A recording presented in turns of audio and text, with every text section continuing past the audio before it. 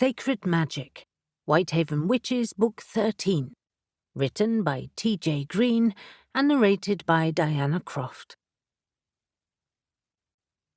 1. A light spring breeze tugged at Elspeth Robinson's hair as she stood around the garden fire with her two best female friends and fellow witches, Briar Ashworth and Avery Hamilton.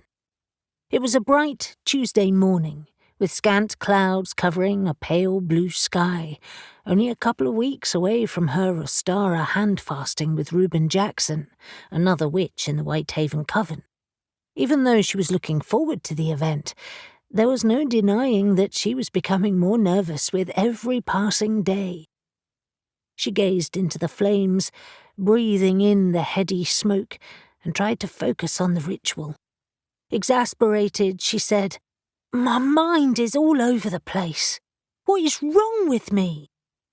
Briar and Avery smiled sympathetically, and Briar said, "You know what's wrong with you, and it isn't wrong. It's natural to be nervous. But I can't focus on anything. This is really unlike me."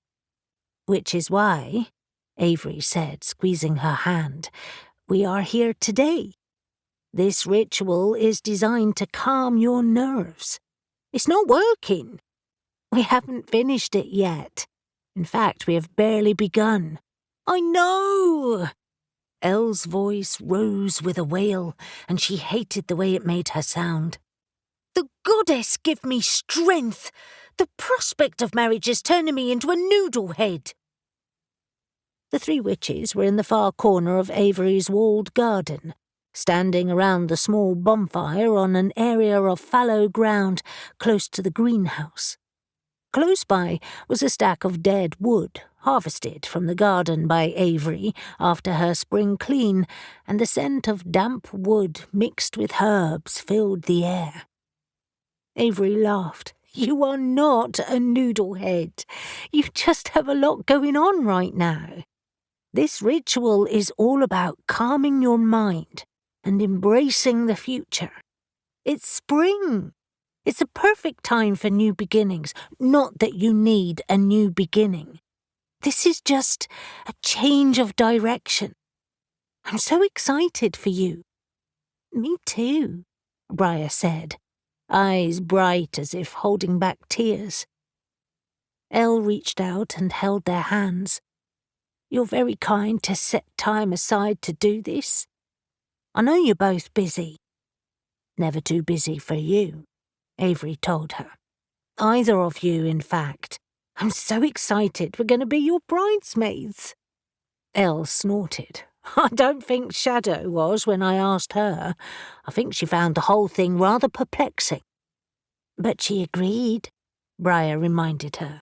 "It's just new to her. I gather that hand-fastings aren't really a thing in the other world." "No.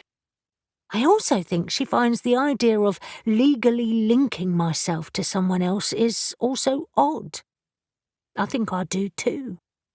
That's probably why I can't focus. It all feels so big." Her heart started pounding again. Briar rolled her eyes in a very uncharacteristic manner. "Elle, you are letting this get away from you. You and Reuben have been together for years, and you still maintain your independence, your flat and your job. There is no reason that will change. He's not old-fashioned, and he's even said that nothing need change about where you live. This ceremony is a demonstration of love and commitment. It's wonderful. I know that logically. I really do. But my chest feels tight." This was nothing new. She had talked about it with Avery and Briar several times, but she couldn't let the feelings go. "And I do really love him, and he's worked so hard for the day. Which is why," Avery said, drawing her focus to the present, "I designed this ritual. It's about letting go of old patterns of thinking more than anything else." She gestured to the pots of dried herbs and the large herb bundle Briar had made. It's time to cleanse and banish those thoughts. You're always so confident, Elle, so self-assured, so strong. You're always an inspiration to me, especially when I'm at my most scatterbrained." Avery frowned as she brushed her red hair back from her face, and she looked at Elle as if peering into her soul. It was one of Avery's things. She was so incredibly perceptive sometimes that her insights always surprised Elle. "I think these thoughts are most likely the dregs left over from your experience with the Winter Queen. That bitch really did a number on you. On all of us, actually." Avery shivered. "I'm horrified that we forgot our magic. It's the core of who we are. But it didn't affect you two the same way. I was stuck in her spell for ages, and imprisoned and alone, and close to despair," Briar added. "So were you?" "In a different way. I wasn't locked in a horrible damp cell, and my magic came back to me quite quickly. Even after Raven told you, you still struggled to recall it. Don't knock yourself. You found your magic again." Elle fell silent as she mulled over Avery's words, and just acknowledging them seemed to make a difference. The sharp croak of Raven, Avery's familiar, drew her attention to where he sat on the top of the stone wall. He cocked his head, his beady eyes seeming to reinforce Avery's suggestion. "I think you're right," Elle said as she turned her attention back to her friends. "I've pushed what happened aside and tried to be logical, but I think, deep down, that doubt about myself has got stuck. So, let's do something about it," Avery said, her eyes brightening. "Let's tweak the ritual and cast a new spell. The Winter Queen cast a long shadow over all of us. Although we celebrated at Yule when we banished her, it's taken a while for the town to shake it off. I see people looking up at the castle sometimes, still confused as if they're trying to reconcile the events with reality. Not everyone has forgotten it or thinks it was one of Stan's crazy events. It marked the town more than Weird did. I feel it's cast a shadow over us some days." "I agree," Briar said, reaching for the special bundle packed with herbs that she'd brought with her. "I considered doing this after Yule, but then was swept up with Christmas. Like all of us, I just wanted to forget the Queen and Jack Frost. I think it was a mistake. Avery is right. Let's cleanse ourselves of her influence now, and then extend it. We can use the elements to carry the spell across the town, especially using air, Avery." Elle could already feel her spirits lifting, and the knot deep inside her started to loosen. "I need paper. I must write it all down, all the things she did, how it made me feel, everything. Then I'll burn it." "Write them in fire," Avery suggested, rolling up her sleeves as if going into battle. "It's your element. It's a type of curse, really, that she's left behind. Even the snow that she and Jack brought with them lingered here long after the rest of the country warmed up. We should have done something sooner."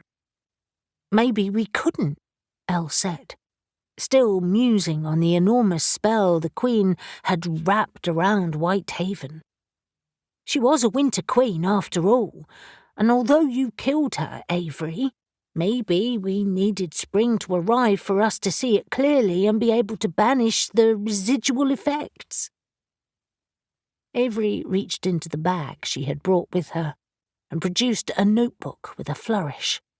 "Let's all write a few things down, then we'll burn the paper and cast a banishing spell, pulling in the power of the goddess Bridget.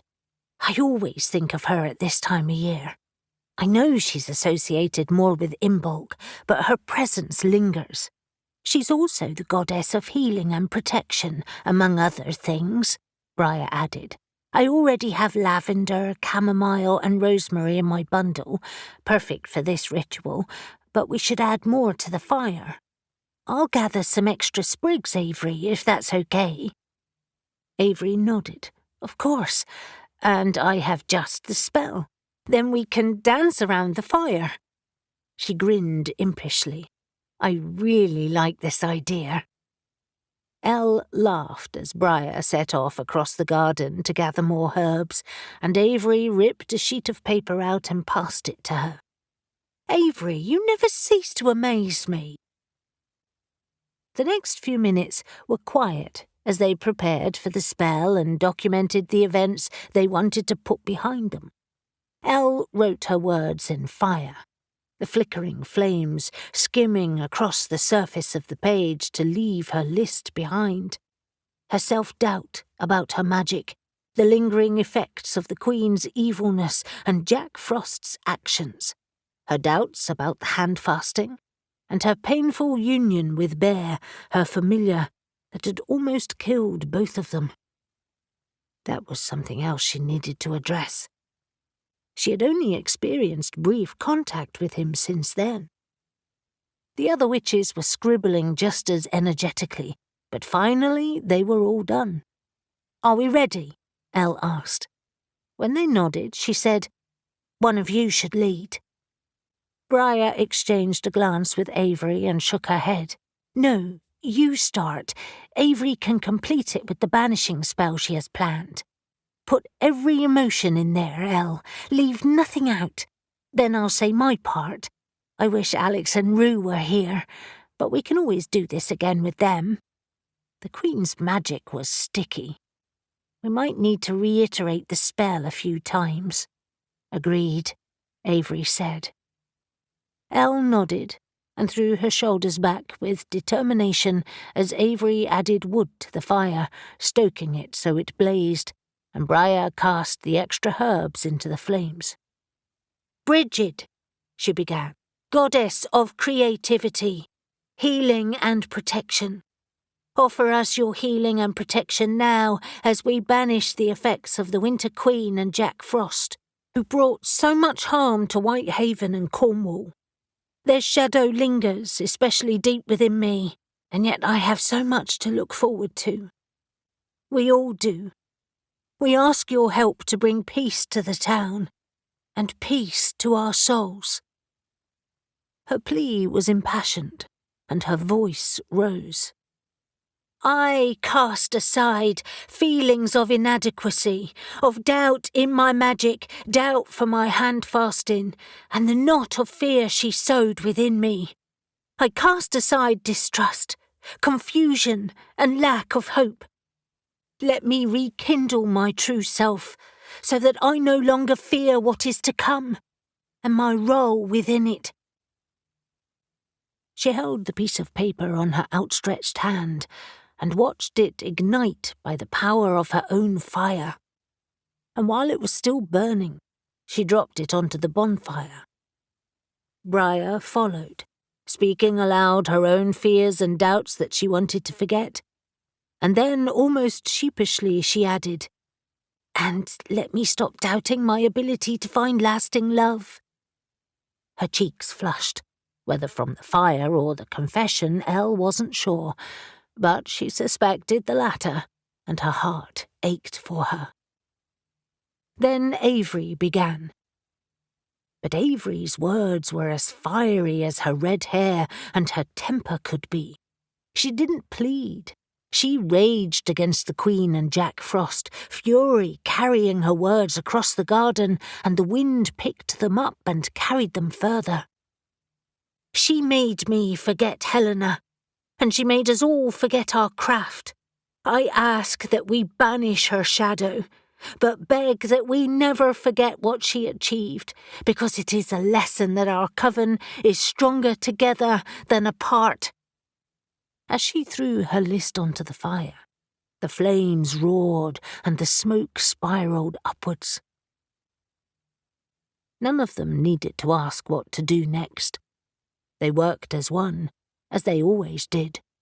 Elle fed the flames with the fire element. Briar paced around the flames with her smudge bundle, wafting the smoke into the centre, and Avery raised her arms, catching the smoke in a vortex of air and sending it whirling over the stone walls of her garden and across Whitehaven. There was a moment of brooding silence, and then Elle felt a sweep of wind across her cheek that was like the gentle caress of fingers, and her spirits soared.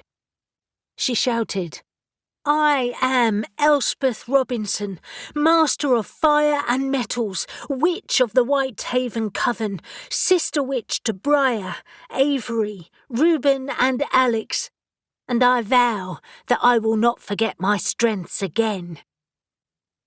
Avery threw her head back and laughed, her voice rising in a whoop, and she grabbed Briar and Elle's hand.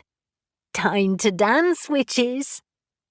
With a wild tug and stamping feet, she led them in a merry dance around the bonfire, and in seconds Elle and Briar were giggling and cavorting too, as Raven wheeled around them squawking loudly. This was life. This was witchcraft and magic. Whatever was to happen over the coming weeks as the hand-fasting grew closer, Elle wouldn't forget it. And if anything or anyone tried to ruin their day or interfere with the lives of the inhabitants of the town, they would rue whatever brought them to Whitehaven. 2. Alex Bonneville poured Reuben Jackson a pint of skullduggery ale and placed it in front of him, noting his friend's pensive expression. "Is the pressure finally getting to you?" Alex asked, amused. 2 weeks, mate. Any last-minute doubts? Are you gonna reject Elle forever and break her heart? It was a quiet Tuesday afternoon in Alex's pub, the Wayward Sun. Reuben was marrying Elle at Ostara and had been planning it for weeks, and although Alex knew he'd never cancel it, he liked to tease him. Frankly, he was counting down until it was over, as he was exhausted by the whole thing. Alex was Reuben's best man, and it came with far too many responsibilities for his liking. Plus, Reuben phoned him at all hours to consult him on mystifying details. Fortunately, his pub was keeping him busy, so he couldn't dwell on it. Reuben, however, was hardly ever at work, as he had a manager who ran Green Lane Nurseries, so he had plenty of time to regale Alex with his lists over the bar, as he was doing now. "No, of course not. I'm on top of everything." Reuben shuffled on his bar stool as if he couldn't get comfortable. "It's just very close now, isn't it? My sleep is patchy. Even though I know I've done everything, I still have niggling doubts. Is the cake ordered? Did I book the starters? Have we got enough chairs? Will I remember my vows? Will Stan remember the order of events? Will I mess my suit up?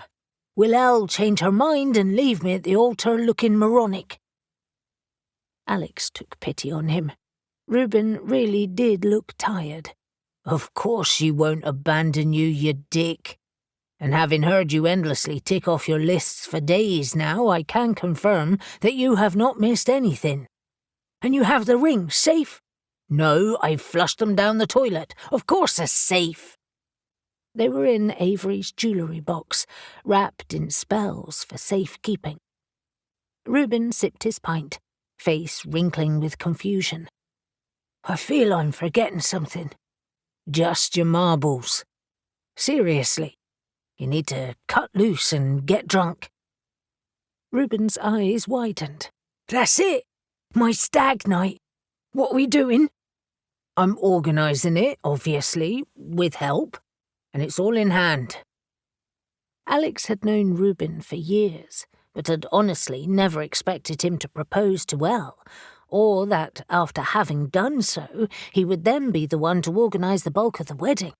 It was like an alien entity had inhabited his friend's skin.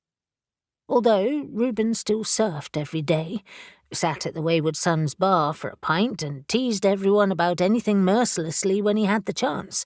So some things remained reassuringly the same. Reuben leaned forward. Give me a clue. I don't want a stripper. It's tacky. Good, because you're not getting one. Instead, there will be drinks, a good old pub crawl and a party on the beach. Unless it's pissing it down, and then it's a party up at Z's farmhouse. Nothing naff and nothing fancy. Sound okay? Alex hoped so. Flashy weekends in Prague sounded nightmarish to organise. Reuben slumped on the bar. Perfect. And a curry in there somewhere? Yes, curry. The gods forbid I starve you. And where is Z on this fine afternoon? He'll be out in a minute. He's organising rosters. Alex grinned at having handed over that particular nightmare. Z, one of the 7 Nephilim who lived in the farmhouse on the hill with Shadow, the Fey warrior, was now the bar manager and was proving brilliant at it. He'd also partly moved into Alex's old flat above the bar with Kendall, one of D.I. Newton's sergeants, a friends-only arrangement. Gabe assures me, Reuben said, looking hopeful, that all the Nephilim will be at the wedding, so there better not be any crap between now and then. No vengeful fallen angels or destructive Black Kronos soldiers, or anything else. Well, Avery has to go to the Cornwall Coven meeting tonight, which was a bit unexpected, so I'm hoping there are no problems there. Avery, his girlfriend, and the witch who represented the Whitehaven Coven at the meetings, had received a phone call the night before from their high priestess, Genevieve Byrne. The entire coven was attending the wedding, and their Ostara celebrations had been cancelled because of it, so the meeting was unexpected. Jen hadn't revealed the reason for it, so it was all a little worrying. After the events at Yule, when the entire town had been bewitched by a Fey Queen and Jack Frost, Whitehaven had been quiet, magically speaking, and the entire coven was hoping it stayed that way. Alex looked up as the door to the pub opened and groaned as 2 familiar figures entered. Bloody hell. It's those hunters from last year. What were their names? Reuben looked around, confused. Oh, Sam and Ruby. Bollocks. This could be trouble. The previous year, the hunters had arrived in Whitehaven to hunt the banshee housed at Stormcrossed Manor. Unfortunately, another 3 hunters had arrived at the same time, drawn to Whitehaven's paranormal activity. Those 3 were now dead after hunting in Raven's Wood and capturing some of the woodland fey creatures, Nephilim and Shadow. Sam and Ruby, however, had proved themselves allies. Sam grinned as he arrived at the bar. It's good to see you 2, although a smile might be more welcoming than those scowls. He cocked an eyebrow at Ruby. Have we done something wrong we don't know about? Alex smiled and shook Sam's hand. Sorry, just wondering what kind of crap you're bringing to Whitehaven. Who says I'm bringing crap? Could be your crap that's calling me. Sam was a 40-something man with a grizzled, scarred face and a long grey beard. It didn't matter what the weather was like, he always wore a heavy coat over a t-shirt and old jeans that were stuffed in his biker boots. His business partner, Ruby, was in her 30s and sported dark crimson hair that had been pink the year before. 2 pints of doom, please. So, just a social call? Reuben asked as Alex prepared the drinks. Straight to the point, then, Ruby said, sliding onto the next bar stool. Yes, we're great, thanks. Lovely journey, booked into a B&B at the top of town. Reuben smirked. Sorry. How are you, Ruby? Killed any creatures lately? We're fine and dandy. Slayed a couple of vicious vampires in Wales, banished a poltergeist, slaughtered a few hellhounds up north, investigated a very haunted house, a possessed mirror. So many things. You? We wrestled with a mad winter queen and Jack Frost, and Weird and a crazy wizard at Samhain. Not much, really. Alex slid their pints across the bar.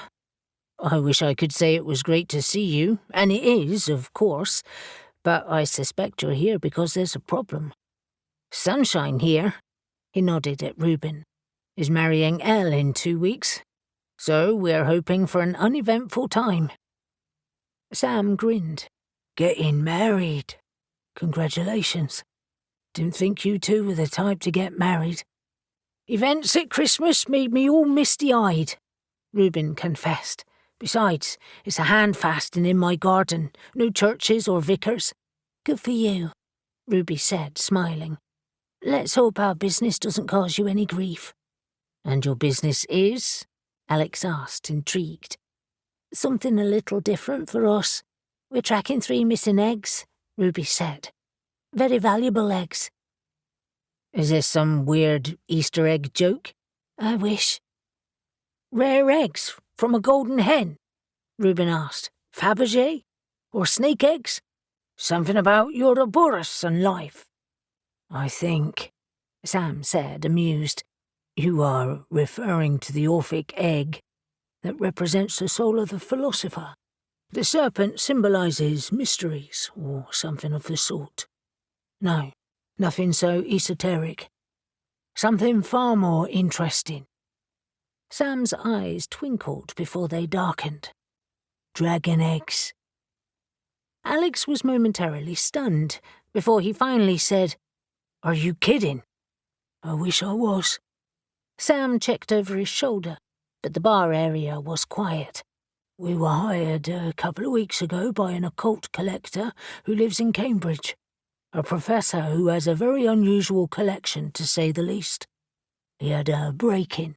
They got through a pretty good alarm system, but the only thing they stole was the dragon eggs. It's taken us ages to get a lead. A series of convoluted interviews with some very dodgy black market connections. What we heard led us here. Reuben had also been stunned into a very uncharacteristic silence, his mouth gaping open. But now he rallied. They're in Whitehaven, in Cornwall. We came here because we know you. We are yet to narrow it down, but we think it's south coast. Reuben exchanged a puzzled glance with Alex. For a start, who would steal them, and secondly, why? And more importantly, where the fuck do dragon eggs come from? Well, the last question is easy, Ruby said. They are from the other world. The prof has had them for years. He bought them from a dealer in Europe, paid a fortune for them. He loves mythical creatures. His entire collection is based around them. Apparently, the European dealer said the eggs had crossed from the other world centuries ago and have changed hands a few times. They're kept cold for safety reasons. But, she shrugged, if they're out of cold storage, that might be hazardous. Alex had so many questions, he didn't know where to start. Are you suggesting they might hatch? Surely if they're so old, they won't be able to, no matter how long you try to incubate them. Well, that's another reason we're here, Sam said, after sipping his pint. We figure your Fae, madam, Shadow, could tell us more about them than anyone. Is she around? Alex nodded. Yes, up at the farmhouse. They've just got back from a big job. Excellent. You have her number? Despite the fact that there was a wedding in 2 weeks, Alex knew this wasn't something they could just sit out. From his recollection of dragons at Yule, when the Winter Queen had snow dragons patrolling the wall around Whitehaven, he knew them to be huge, violent and dangerous creatures. To have even just one egg hatch could be a disaster. Would the thief try to train them? Keep them until full grown, breed them? Or was there something else you could do with dragon eggs?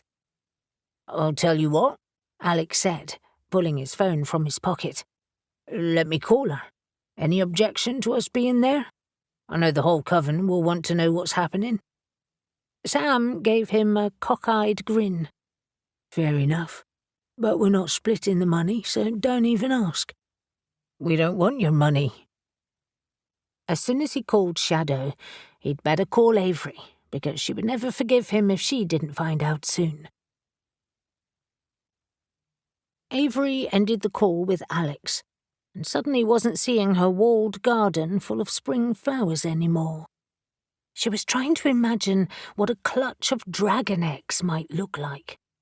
Briar and Elle had left a while ago, and filled with the spirit of spring and invigorated after their spell, Avery couldn't bear to go inside and work in the shop. Instead, she had decided to work in the garden, continuing to stoke the fire and burn off her garden debris. Now she leaned on the wooden table, silvery with age, elbows in the compost that had spilled from the pots she'd been planting, and mused on Alex's message. Would they be large, like ostrich eggs, or even bigger? Plain or pretty? Smooth or rough? Would they be eggs from snow dragons or regular ones? And what the hell were regular dragons like? There were so many representations of them, and yet the ones they saw by the wall around Whitehaven were as white as the snow they were named after, and the fire they breathed was blue. With the hand fasting only 2 weeks away, Avery couldn't bear to think that could all be ruined by a new problem. But that wouldn't happen. She wouldn't allow it, especially after their morning spell that had seemed to restore Elle to her normal, vibrant self. They would help Sam and Ruby deal with this weird situation, and then enjoy the wedding. In fact, with the Cornwall Coven meeting that night, it was perfect timing. She could discuss the issue there and then join her friends. Shadow had already set up a meeting at the farmhouse that evening too. Avery could chat to Dan, her friend and shop assistant, about the situation as well. Avery turned her attention back to the garden. The pots were now mostly finished, full of spring bulbs and violas that would fill her garden with colour over the coming weeks. It already looked wonderful in the brisk spring sunshine, and Bridget, who they had appealed to in their morning ritual, still felt close by. Green shoots were emerging, and bright green leaves were unfurling. As always at this time of year, she felt full of energy and itched to get her fingers in the soil. It was a gardening compulsion, and she knew that Briar, the dark-haired earth witch, felt the same. She had spent the past few hours weeding as well, so her beds looked immaculate. Later in the week, she would gather herbs and replenish her witchcraft supplies while the moon was waxing. She would also complete her besom broom. She loved to craft the herb bunches that hung in her shop and over the door, but creating a besom broom was new to her. They sold a couple in her shop, but other businesses supplied them. This one, however, was for her, and she would keep it in her attic spell room. Now, however, she quickly cleaned up her gardening supplies, put the compost back in the shed and watered the plants, then picked up the bunch of daffodils and carried them to the small kitchen at the rear of her shop, Happenstance Books. As she'd expected, because it was mid-afternoon, Dan was already there putting coffee on and rummaging in a cupboard for biscuits. "I have an interesting question for you," Avery said, reaching for a vase under the cupboard. "What do you know about dragon eggs?" Dan, slim and dark-haired with a scholarly air about him, laughed. "They're great with bacon on a sandwich. Such a lovely runny yolk." "Idiot, I'm serious." He poured milk in his mug before turning to her. "I know you ask me strange questions sometimes, but this is weirder than most. Not much, obviously. Why?" "Sam and Ruby, the hunters we met last year, are back and looking for 3 of them." She quickly updated him on the issue. "That's about as much as I know until later. I mean, do you think they could really hatch? Surely they're just valuable as something completely rare and unusual?" Dan sniggered. "Honestly, what do you like? Rare and unusual? I would say completely unheard of in this world. outside of the paranormal world, of course. Therefore, I don't know much about dragon eggs at all. Before all of the weirdness we've experienced, I'd have said they are completely mythical, but that won't really wash now, will it? Have they any value in witchcraft? As a spell ingredient, I mean? I haven't seen them listed in modern spells, but that's not surprising. But in the really old spells? She considered the vast number of old spells she'd read, not just in Helena's grimoire, but in other old grimoires that she had bought over the years and added to her small collection. I might have seen them listed and just dismissed it as an oddity. I'll look again later. It's a shame Helena isn't around right now. She might be able to help. Helena was Avery's ghostly ancestor who'd been burned at the stake.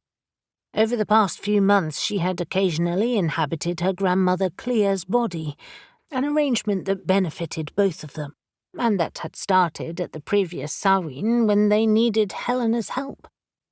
Clea was unfortunately senile and had lived in a residential home for years, but she could still cast spells when guided. Helena had leapt at the chance to be in a real body and perform magic again, and Clea benefited from Helena's presence and magic. They talked, apparently, after Clea had given her permission for Helena to possess her. Avery wasn't entirely sure that Clea really understood, but she seemed none the worse for Helena possessing her for a few days. And on a completely selfish front, Avery was able to see her grandmother a lot and speak to Helena, who was a powerful and very knowledgeable witch. "When is Helena back?" Dan asked. "About a week's time. She'll be around for the wedding. If necessary, I can bring it forward, but I don't want the residential home to ask awkward questions. Or I can try to communicate with Helena's ghost, but that's hard. Her spirit will be around soon, I'm sure." Dan shook his head, perplexed. "Let's hope Sam and Ruby end up only passing through, and that their issue has nothing to do with us. However, I'll consult a few tales and see if there is anything interesting that can help us. I presume you'll ask Shadow. We are meeting her later at the farmhouse." "Well, there you go then. She'll know lots about them." "But not of our myths." "Avery, if they're really dragon eggs, our myths will have little weight. It's otherworld knowledge you'll need. Plus, if someone has stolen them, they must have a buyer already, or else they have a use for them. Perhaps they just want very large eggs to decorate for Easter." "You're so funny." "Or maybe you should be talking to Harlan Beckett at the Orphic Guild, too. In fact, I'm wondering why someone has employed Sam and Ruby over someone like Harlan. He's an occult hunter who hunts objects, not creatures." His eyes widened as he considered the implications. Maybe the original owner suspects a paranormal creature has stolen them.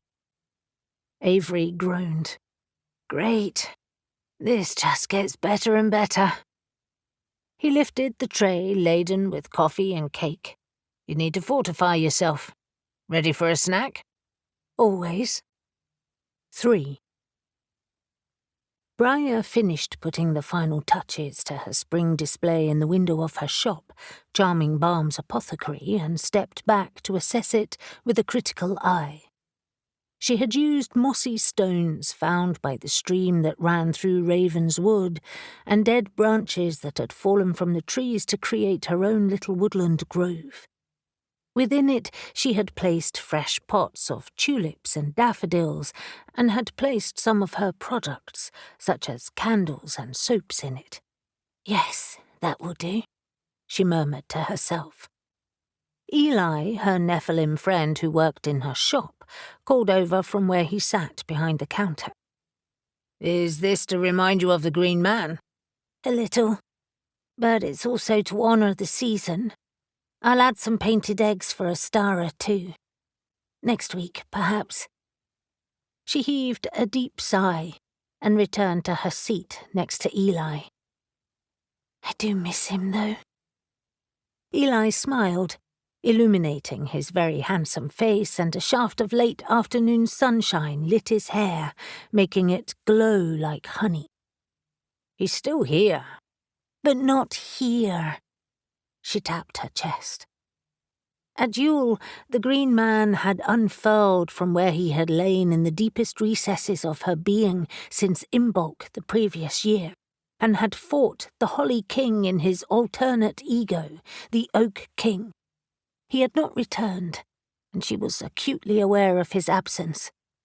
She missed him. "It's not like you had long and meaningful conversations," Eli pointed out, trying to cheer her up. "Although he was a kick-ass being to have on your side." "I know. But still, I thought the feeling of loss would lessen after so many weeks. But I think it's strengthening because it's spring." She shrugged and picked up her cup of tea. "I'm just being silly. I thought I saw the Dryads when I was in Ravenswood over the weekend.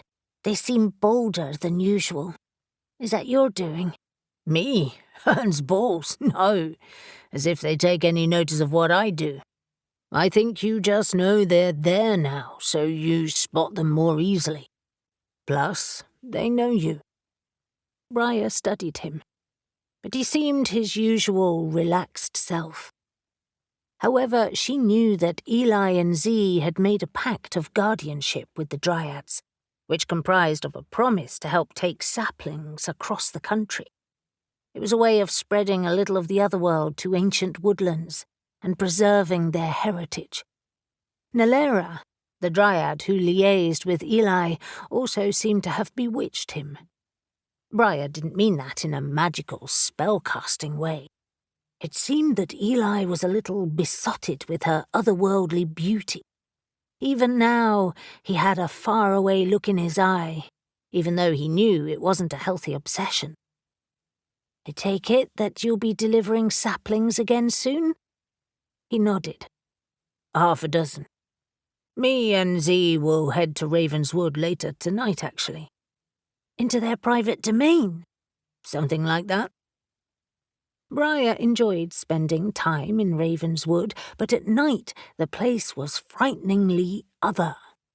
The witches had vowed not to go in there after dark unless they really had to, especially after their experiences at Beltane. "Are you taken to a place where humans can't reach?" "Pretty much. We're led down paths not even I or Z could find alone, although I guess Shadow could find them." There weren't any customers in the shop, so Briar pressed him for details.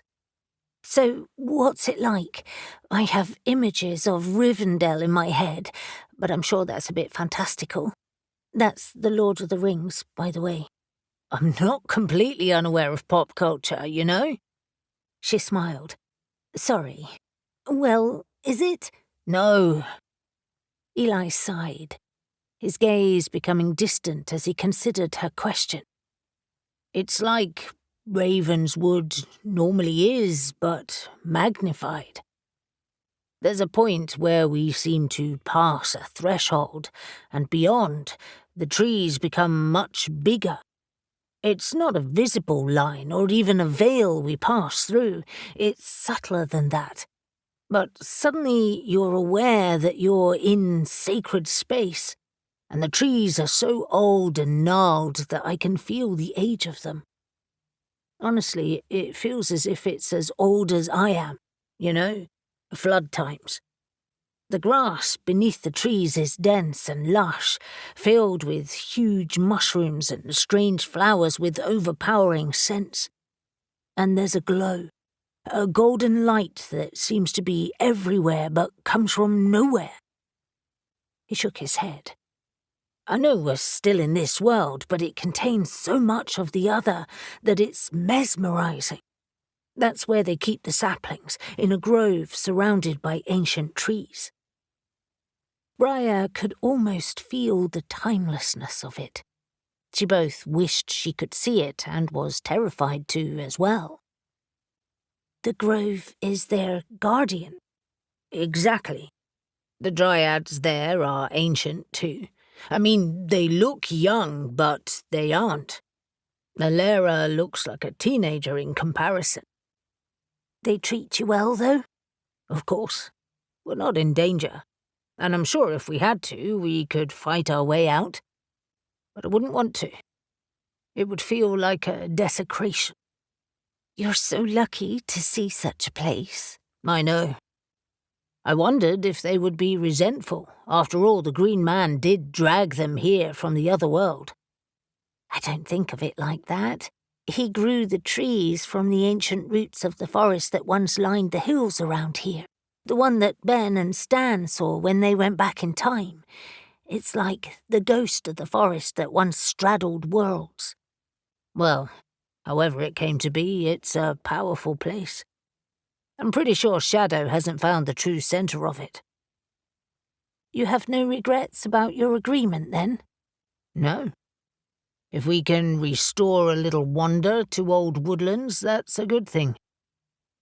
I feel it gives me a purpose. Briar regarded him over the rim of her mug. You don't think you have one here? He shrugged. Yes and no. I help you, which is great, but it's good to do something more. It's not like I chase after occult objects like my brothers and Shadows. I love that you work here. You've taught me about combining herbs I wouldn't have considered before, and have shared old knowledge that isn't written down. That's been invaluable. I couldn't run this place without you now. And, of course, the charms you offer your harem. She smirked, teasing him. Well, when you have multiple skill sets, Briar, it's rude not to share them. And Nalera? He'd confided in her about his fear of being bewitched. He gave a dry laugh. She's a Dryad. We are very different. Too different. Briar nodded, relieved, but Eli had an expression that suggested that his feelings did not truly echo his words. She wasn't prone to fits of fancy, nor had startling insights into the future like her grandmother, Tamsin, and second cousin Beth. But she had a feeling that should Eli try to pursue anything with the Dryad, things would unravel very quickly. Where are you taking the saplings? Tregargus Wood. We've narrowed down an area that should work. That place is already magical with all the ruined buildings.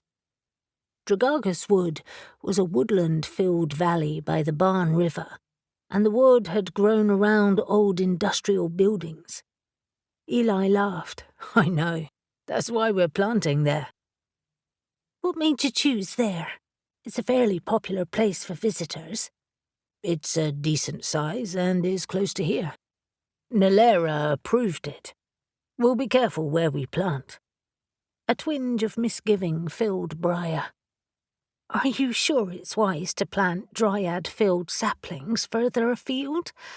I would hate for the place to become dangerous. They're not axe-wielding maniacs, but even a little of the other world could be hazardous for humans. We'll plant well off the main track. We have wings. Okay, sorry for doubting you. Ha! He sniggered. I know how tits-up things can go here, but we don't want repercussions for not keeping up our end of the agreement either. Are you coming tonight? He asked, changing the subject. The meeting at your place? I guess so. Gabe had phoned Eli with the news, seeming keen to help the witches. Briar reasoned it was because they were resting after their fight with Belial, the fallen angel. It seemed Gabe couldn't stay quiet for long and was rallying everyone to help. I can't ignore the hunt for dragon eggs.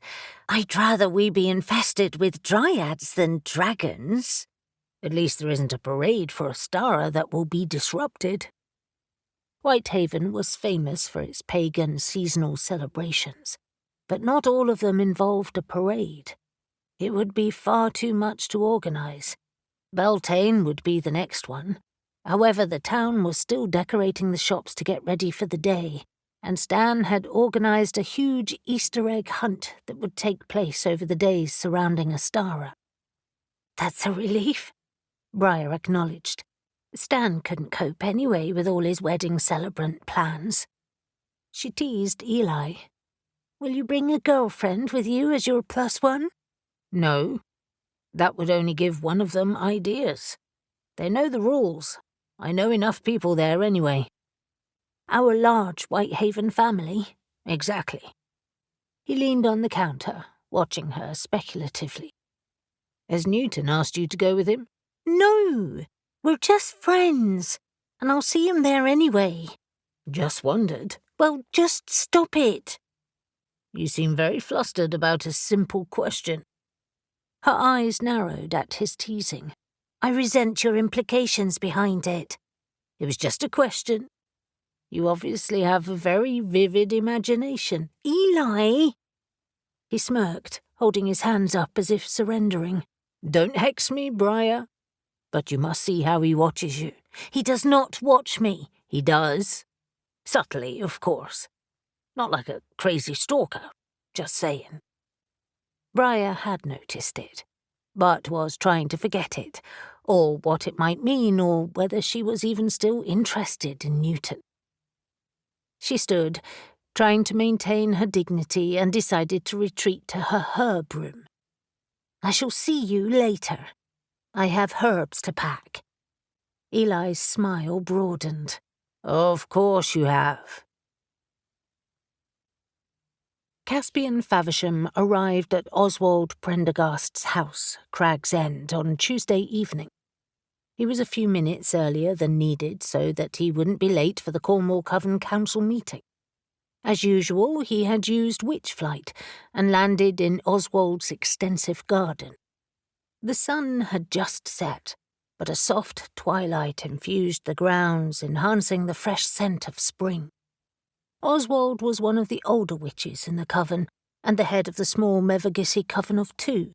The other member was Ulysses, the half-mermaid witch who was a huge, hulking but gentle man. In comparison, Oswald, although tall, was half his size. He lived in the large house that was more castle, but certainly wasn't officially called one. It was private, set off the road with a long drive, and mature trees dotted the boundary. Oswald was a gardener, and was particularly fond of roses, but only a variety of spring flowers currently lined the driveway around the entrance. Already, several cars were parked at the edge of the circular space at the top of the drive, and Caspian crossed to the front door, wondering what the meeting could be about, when a sweep of lights illuminated the deep-set porch and a car parked in the remaining space. It wasn't one he recognized, and he watched a woman emerge, wrapped in a wool coat and scarf. It was hard to see her features in the darkness, and her coat masked her build. But she was of average height, and already he could feel her magic. She was another witch, one he didn't know. Instinctively his power rose, even though there was no reason to fear her approach. She took a moment to survey the house, and then hurried to the front door. Caspian realized he was outside the circle of light cast by the porch, and he stepped forward, not wanting to alarm her. Even so, she drew a sharp intake of breath and paused. Sorry, he said quickly. I didn't mean to shock you. I've only just arrived too. He extended his hand. I'm Caspian Faversham. I presume you're here for the meeting? Yes, I am. I think I am the reason for the meeting, actually. She smiled as she shook his hand, her touch cool and dry and slightly calloused as if she worked outside. I'm the newest member of the coven. I'm Morwenna Benjamin. Morwenna was an attractive woman who looked to be in her late 30s, with bright blue eyes that seemed to fix on him with a peculiar intensity. A heart-shaped face that still held a faint tan and dark hair. Beneath the harsh electric light, though, she looked tired, almost preoccupied, as if she had much on her mind. But he felt an undeniable spark between them from a connection he couldn't explain, and he had an urge to smooth his hair down and brush non-existent dust off his jacket. Welcome to the Cornwall Coven. Are you here to be introduced to everyone? Something like that. Before he could respond to that enigmatic line, the door swung open behind him, and Oswald, white hair blooming like a halo around his head, said, "Ah, good. The final two members. We're all upstairs. Come in, out of the cold. I thought I'd heard a car. Good to see you, Caspian. Morwenna, my dear, welcome to Crag's End, my whimsically named home." As usual, Oswald looked eccentrically dapper. He wore a velvet smoking jacket in a rich purple over a light pink shirt, paired with a deep green cravat and black trousers. If he had stood in the garden, he'd have blended in with a summer border. The large hall behind him framed him as if in a portrait, but oblivious to Caspian's thoughts, he helped Morwenna out of her coat, hung it next to the others in a discreetly placed cupboard, and ushered the new coven member up the stairs. After shutting the front door, Caspian followed them. When they arrived in Oswald's elegant first-floor drawing room, the fire was blazing, and the conversation was loud, an air of excitement filling the room. It seemed Morwenna's arrival was already known to the other 9 witches who comprised the coven leaders. He fixed himself a glass of gin and tonic. Oswald had an extensive gin collection that he kept in the corner of the room, and joined Jasper and Rasmus. Jasper was the head of the Penzance Coven, and a good friend who loved researching more than Avery did. Rasmus was older than everyone, and was the gruff-voiced high priest of the Nuki Coven. Rasmus nodded. "Caspian, I see you've arrived with Morwenna." "Barely. I met her at the door. I seem to be the last to find out about our new member." "Not at all," Jasper reassured him. "We found out only moments before you. Genevieve mentioned it to Claudia, and it spread in seconds. It's quite sudden, from what I can gather."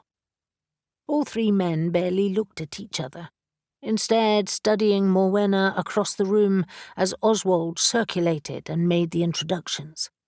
She was already clutching a glass of red wine, but she smiled and chatted, although Caspian couldn't hear about what. She seemed oddly out of place in the richly decorated room, like a caged animal longing to break free. Her dress was a simple but elegant woolen shift dress in black, and it served to enhance her bright blue eyes and dark hair. "What do we know about her?" Caspian asked. "That she'll be in Oswald's coven," Jasper answered. "She's living close to Mevagissey, and that, I'm afraid, is the extent of my knowledge." "Mine too," Rasmus said, rubbing his fingers through his long, luxurious beard. "Genevieve seems to be keeping things close to her chest, as if," he cocked a bushy eyebrow, "there will be a big reveal." Caspian smiled. Rasmus was not known for drama. "I'm sure it's nothing ominous." But even as he said it, he doubted his words. She was closer now, being introduced to Avery and Eve, the dreadlocked witch from St. Ives, and within moments she was in front of him again.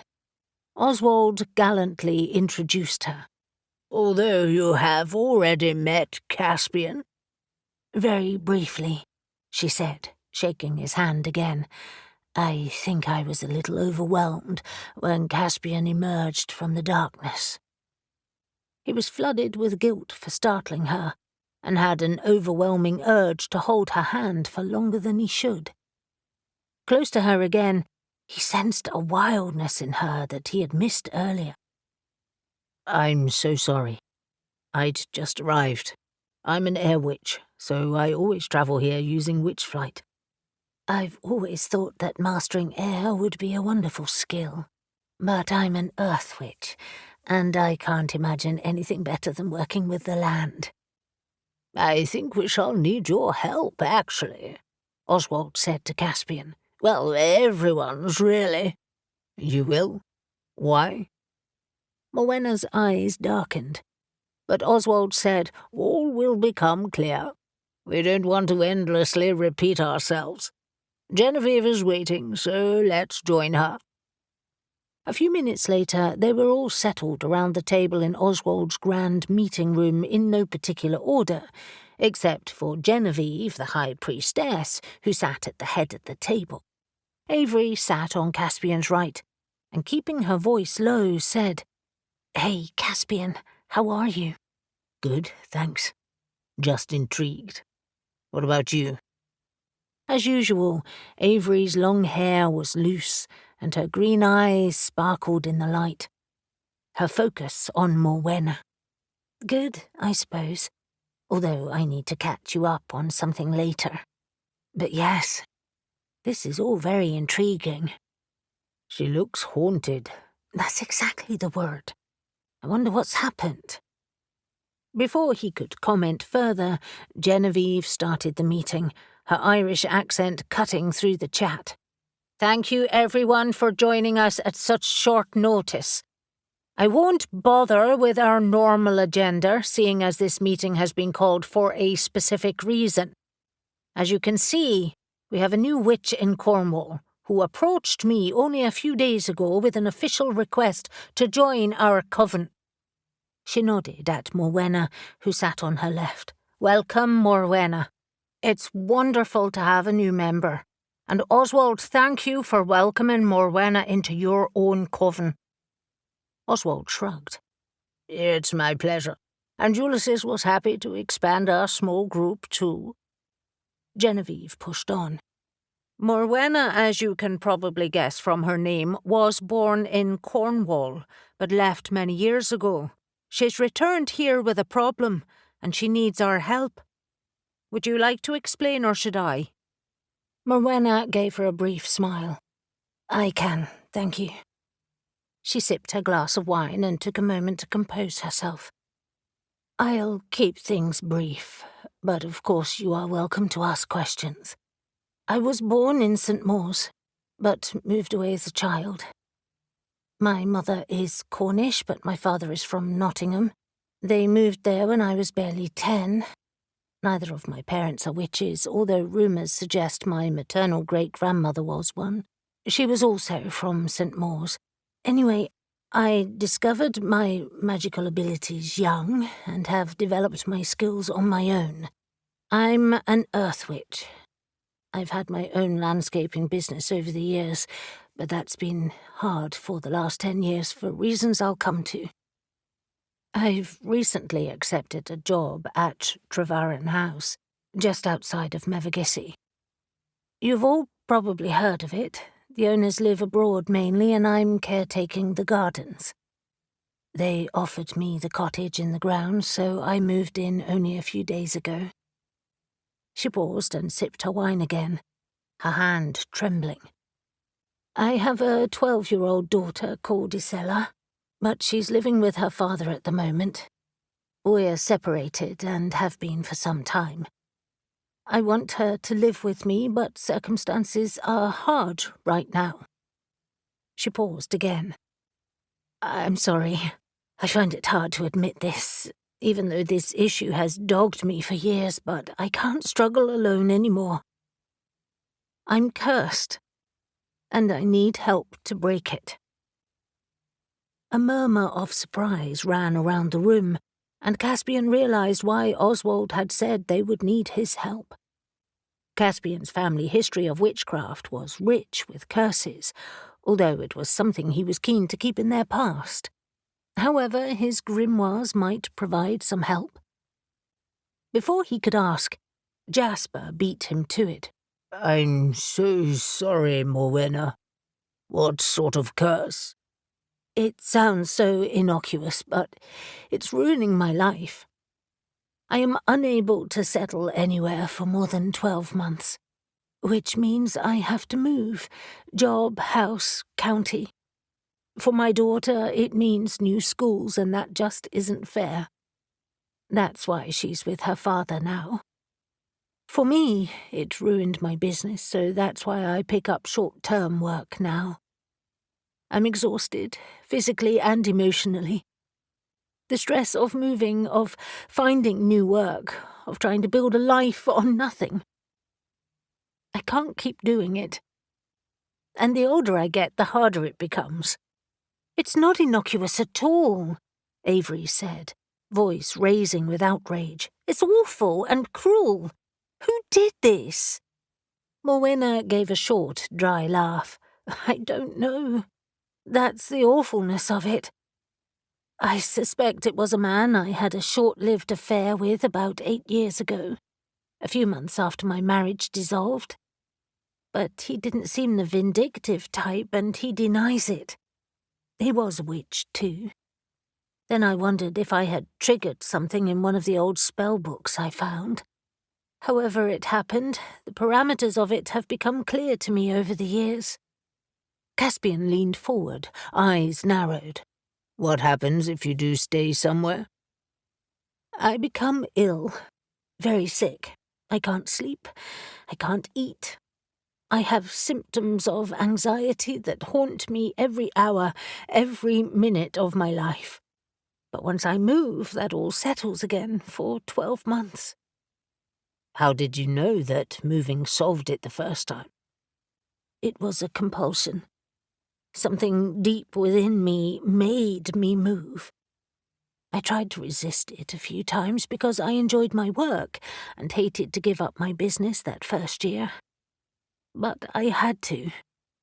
The compulsion haunted my dreams in the few hours' sleep that I was able to snatch.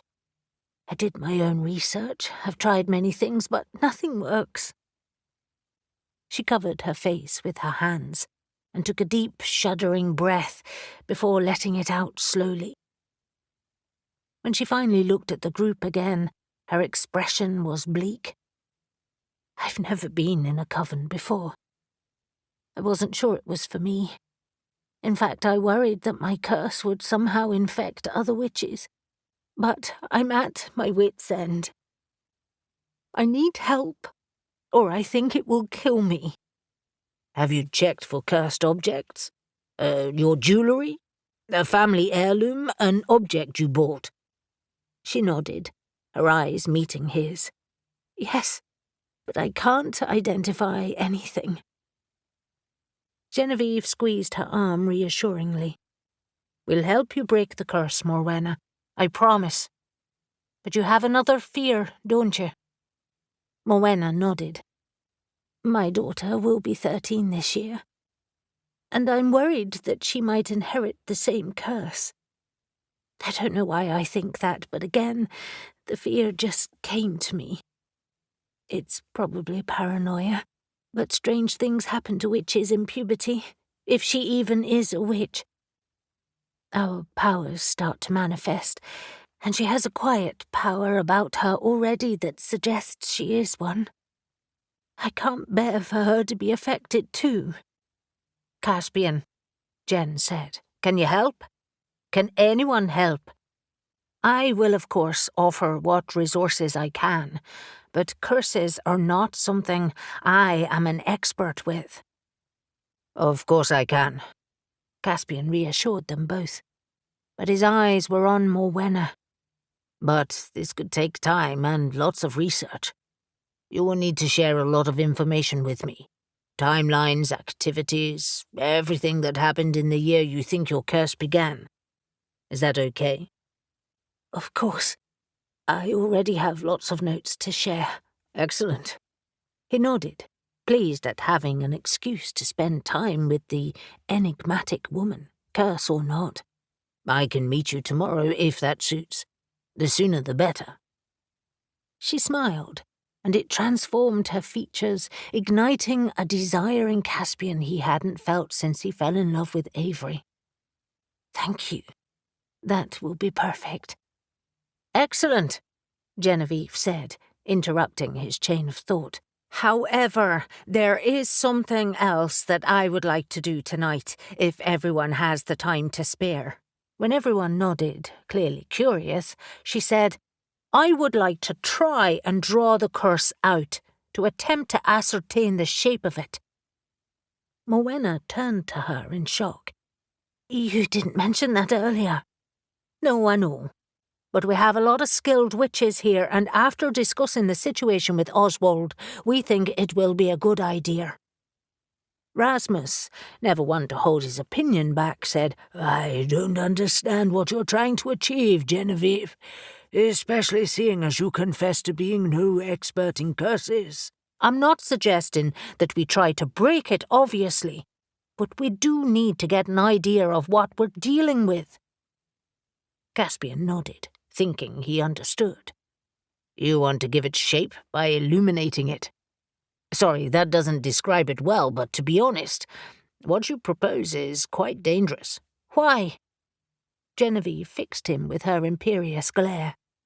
"Because the curse is coiled within Morwenna like a snake, flexing itself as required.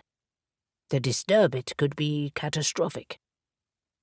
"You talk of it as if it's a living thing," Jasper said, confused. "That's because it is. This curse has been with Morwenna for years by her estimation, and it exerts itself at certain times, affecting her thoughts and moods. That's complex, and suggests that it's a curse of the mind more than body, although of course they are linked." He stared at Morwenna, assessing her ability to withstand what Jen proposed. "All curses are dangerous, obviously, designed to hurt or maim. And yours sounds particularly insidious. Jen is correct in suggesting that we try to see it more clearly, but you should understand the consequences." "Which are?" Jen asked. Her voice clipped as if annoyed Caspian should question her decision. "We will be, metaphorically speaking, prodding a cobra. It could make Morwenna sick. She might have to move again to make the effect stop. It could even kill her." The room was deathly silent, but Caspian was only interested in Morwenna's opinion. "There is no doubt it will be helpful to try to ascertain the nature of it, but the risks to you are great." Morwenna's eyes locked on his. "Will it give us, you, a better chance of breaking it?" "Potentially, yes. But I have to stress my uncertainty with this." "It's enough for me." 4. Reuben settled himself in an armchair by the fire in the Nephilim's farmhouse living room, trying to cast aside thoughts of his wedding plans and focus on the problem of missing dragon eggs. Shadow and the Nephilim had returned to Whitehaven only days earlier after fighting Belial, the fallen angel. They seemed buoyed by their success, as well as their huge payout, but, to Reuben's mind at least, they all seemed exhausted by the events too. Reuben knew that feeling. It was satisfying to be the victor, but the fight always took a toll, mentally and physically. It was kind of them to want to help, though, and Shadow had offered their own house as a venue for the meeting. Everyone was now gathered in the living room. The 3 members of Ghost Ops, 5 of the Nephilim, as Barak was out with Estelle, and Nahum was with Olivia in London, and 4 of the witches, since Avery was at the Coven meeting. And Ruby and Sam, of course, who had looked fully at ease as they joined the established group of friends. "All right, then," Shadow said after everyone had exchanged pleasantries and recent news. "You'd better tell us what's going on, Sam." Sam grinned, revealing a gold tooth nestled amongst many nicotine-stained ones. "Dragon eggs. That's what." "Yes, so I gather. How in Hern's stinking horns are dragon eggs here?" He spread his hands wide. "Collectors, as I'm sure you know in your line of work, like unusual objects. These are slightly more unusual than most." "Come on, Sam. I'm sure you have more to offer than that." "The professor was very reluctant to divulge details, and said how he obtained them wasn't pertinent to finding them. I didn't agree, but he didn't budge. However, if you give me enough of a good argument, I'll go back to him with it." Ruby intervened. "The thing is, We're happy to continue the hunt without your help, but really need to know why they could have been stolen. Shadow, you are the best person we know who can tell us about dragons. We're hoping we can work out what the thief might want them for." Neil, the sarcastic blonde-haired Nephilim who looked like a Viking and who always liked to goad Shadow, much to Reuben's amusement, smirked. "At least you're useful for something, Shadow." "Piss off, you blunt instrument, before my knife finds your throat." "Blunt instrument? Well, that's new and surprisingly apt." Gabe just rolled his eyes. "Pack it in, you two. Sam, having met dragons only too recently, I can happily say I will do anything to help you find them. The thought of them being unleashed in Cornwall is terrifying." Shadow, never one for niceties, was scathing. "They are only eggs. They won't hatch and suddenly become enormous creatures overnight, if these eggs can hatch at all. They're probably utterly inert by now."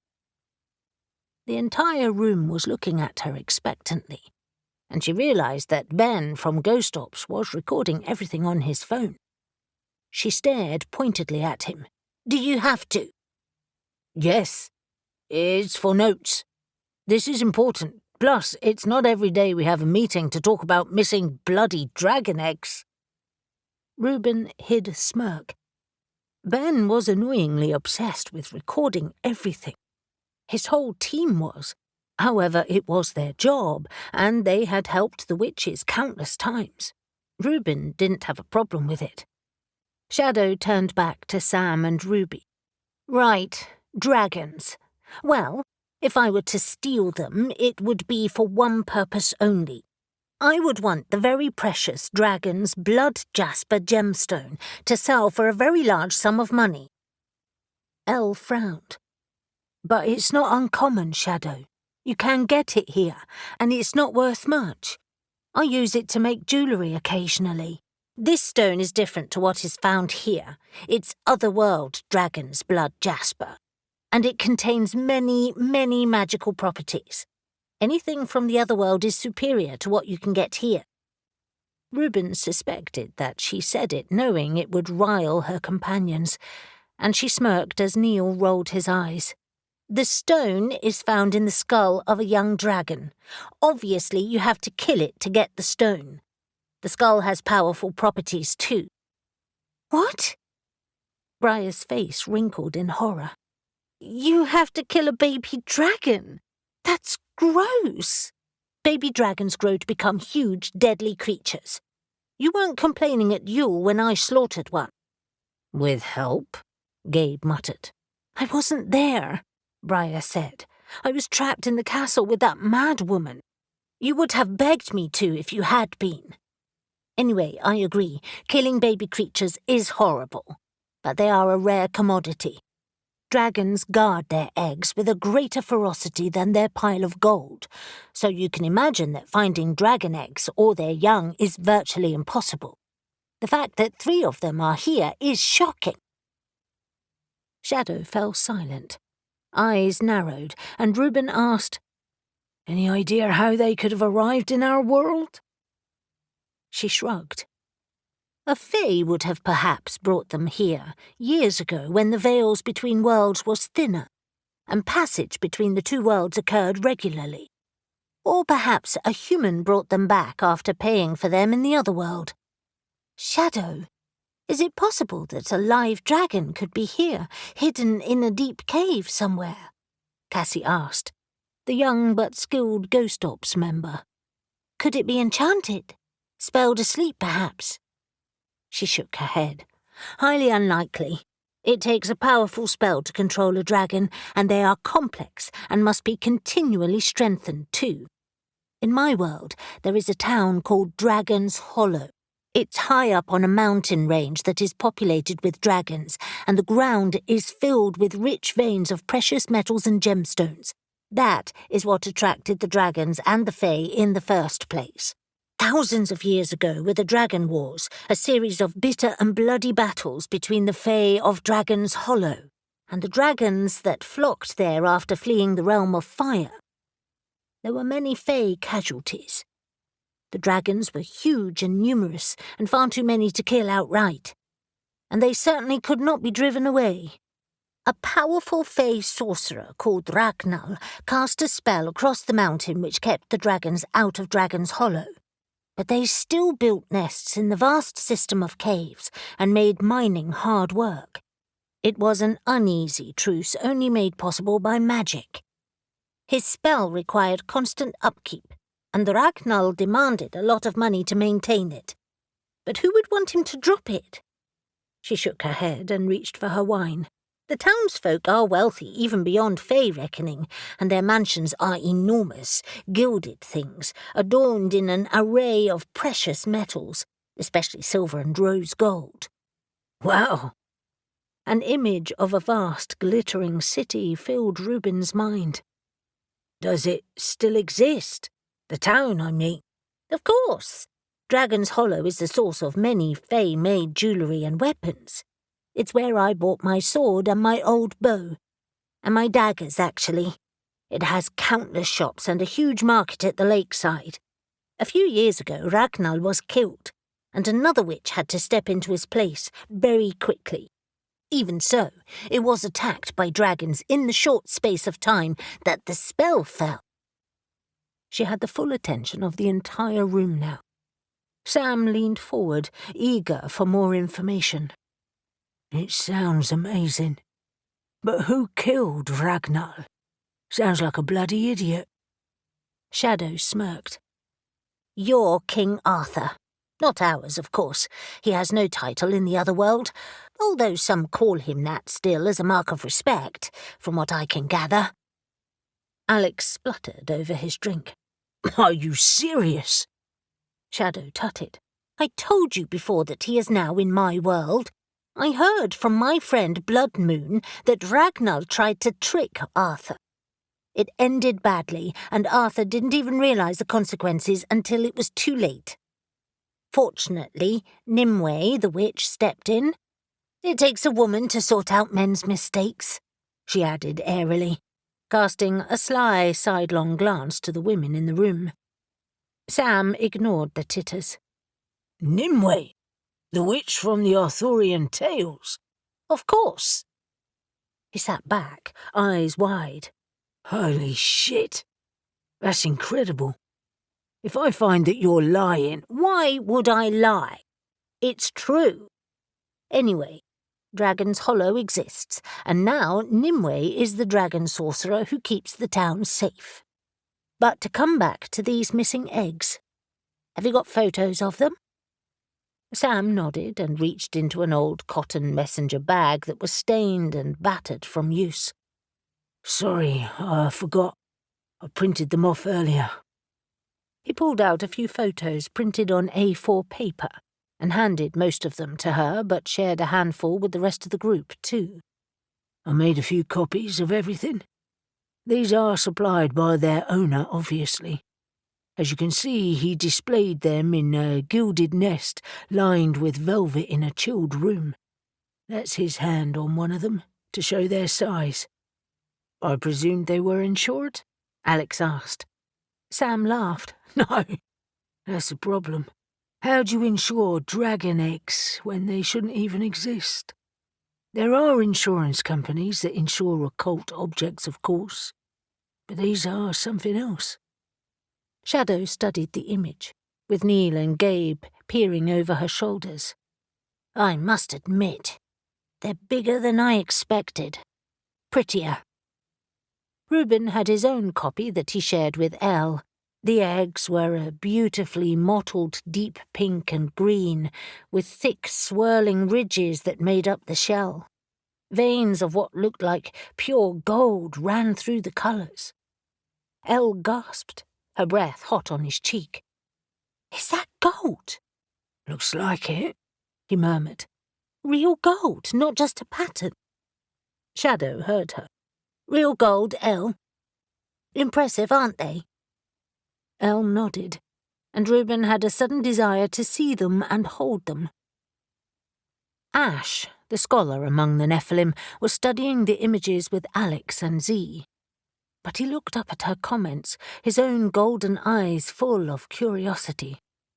How can it be real gold? I don't understand. I thought I'd told you. Dragons themselves are valued very highly because after their death their bodies are transformed by completely natural processes into precious metals. My dragonium sword? She cocked her head. I must have told you. He smacked his forehead with his hand. Of course you did. So that applies to their eggs too. It depends on the dragon. They could have different precious metals as part of the shell. The dragons are different colours, breeds and sizes, although I must stress that I am no expert. Obviously, at Yule, we encountered snow dragons, smaller, slimmer in size, and white. Smaller? Ben said, alarmed. Holy shit! They were huge! How big are the rest? Shadow laughed at his expression. Significantly larger. Dylan, the young black Ghost Ops member who organised all their camera equipment and filming, held his hand up in a stop motion. Whoa! Slow down. What are you talking about? What do you mean, transformed? After death, a dragon's body starts to change. It's a rapid process. Their organs become precious metals and gold, and their heart, which is huge, is particularly valued as it becomes dragonics. In your monetary terms, people pay millions of pounds for it. There is a whole industry in Dragon's Hollow that will strip a dead dragon's body and melt down its metals. They effectively mine its body. Reuben wasn't sure whether he was revolted by the news or impressed, and silence fell for the briefest period before the room erupted with comments and questions. He knew the other world was different, but every time Shadow revealed more information, he realised how vastly different it was. Briar's voice rose above the din. "That's horrific!" "Is it, though?" Shadow asked, a resigned expression on her face as if expecting that response. "They are already dead. Everything else decomposes and rots back into the earth, but dragons become something more after death. Something even more magnificent. They live on forever as precious objects. Even their skin is harvested. It's tough, scaly and beautiful. Many have iridescent colours. It's polished to make sword hilts or bags or anything else. You use animal skins after death." "True," Gabe agreed. "You could argue that it's better than wasting it or being eaten." "And," Shadow added, "very few dragons are killed now. Even they find them hard to slay. I only managed it at Yule because Gabe and the others helped. We don't hunt them like a blood sport. We leave them alone if they leave us alone. They live for hundreds of years, some for thousands. I gather they find dead dragons in the caves around the hollow on rare occasions."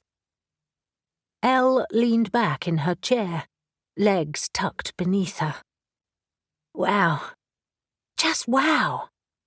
I know you've talked to me about it before, Shadow, but I hadn't fully taken all of it in.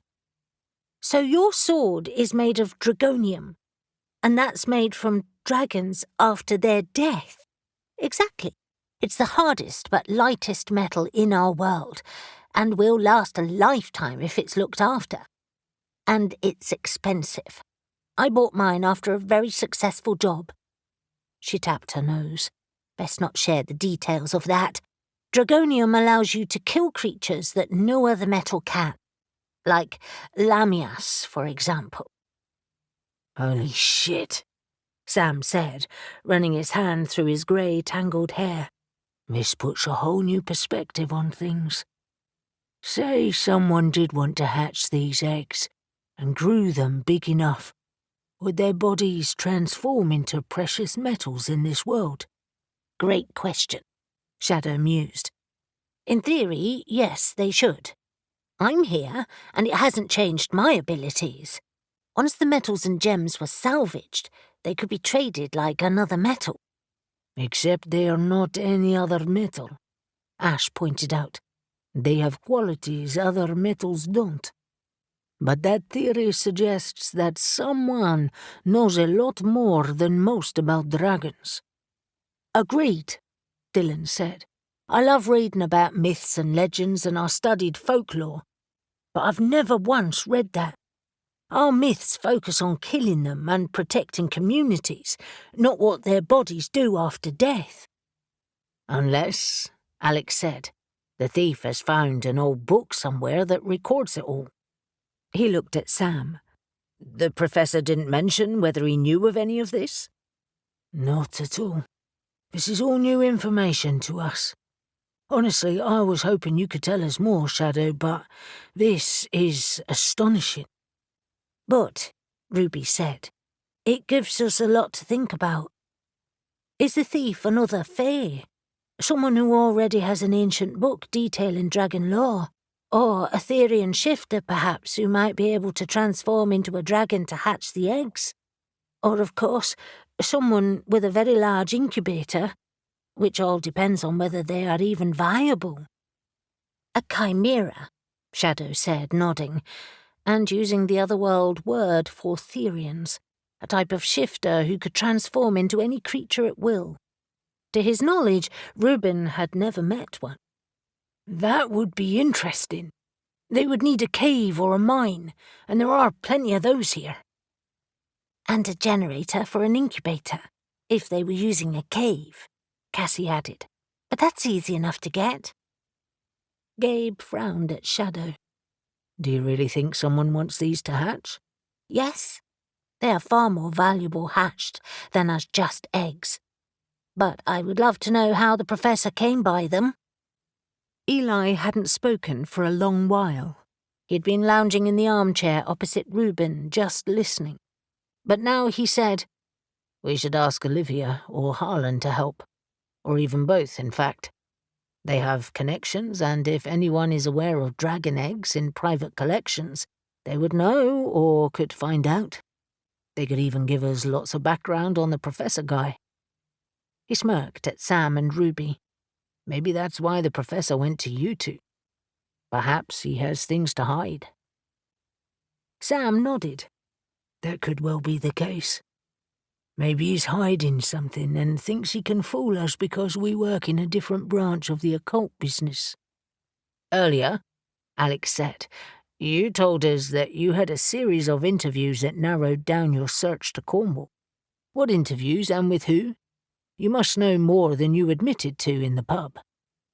A shifty look crossed Sam's face and he shrugged. You wouldn't know them? But they're other hunters we cross paths with from time to time. We asked them if they'd heard whispers about stolen items that were particularly valuable, or that had been stolen to order. That happens a lot because thieves already have a confirmed buyer. No one had heard anything. We stumbled on something else. Shadow was clearly annoyed at his obtuseness, and released some of her fey glamour, knowing full well the effect it would have on the others in the room. Reuben, dazzled, looked away for a moment. You're holding back, Sam. It's written all over your face. You're in Cornwall based on more than a few dodgy-sounding leads. Did the professor have cameras? Had he received threats? Were the eggs originally from Cornwall somehow? He growled at her. That's unfair, Shadow. You're trying to obtain information by otherworldly means. Unfair? You're trying to hide things from us. If dangerous people have brought dragon eggs to Cornwall, and you know more than you're letting on, I'll cut your balls off and sacrifice them to Hearn on a bonfire. He jerked back, eyes wide. There's no need for that. We need the money, Shadow. I can't afford to split the finder's fee with all of you. Bollocks to the money. We have plenty of it. You can keep every penny. Do us all a favour and share what you know, and give us names. We're involving Harlan and Olivia with this. Sam and Ruby exchanged concerned looks, but she gave a slight nod. Sam sighed. Fine. But cover up your fairness, please. It's dazzling me." Shadow immediately concealed her otherworldliness with glamour again, and Sam continued. "The eggs belong to Professor Oberon. As I said, he's a Cambridge scholar. He bought them years ago from an Eastern European dealer, but the dealer said the eggs were originally from Cornwall, like hundreds of years ago. Oberon had cameras and a security system, and someone bypassed all of them. The cameras were shut off, and the alarm system disabled for 1 hour. Then the cheeky fucker turned everything back on again. The only thing they stole was the eggs. It gave us nothing to go on as far as the theft went.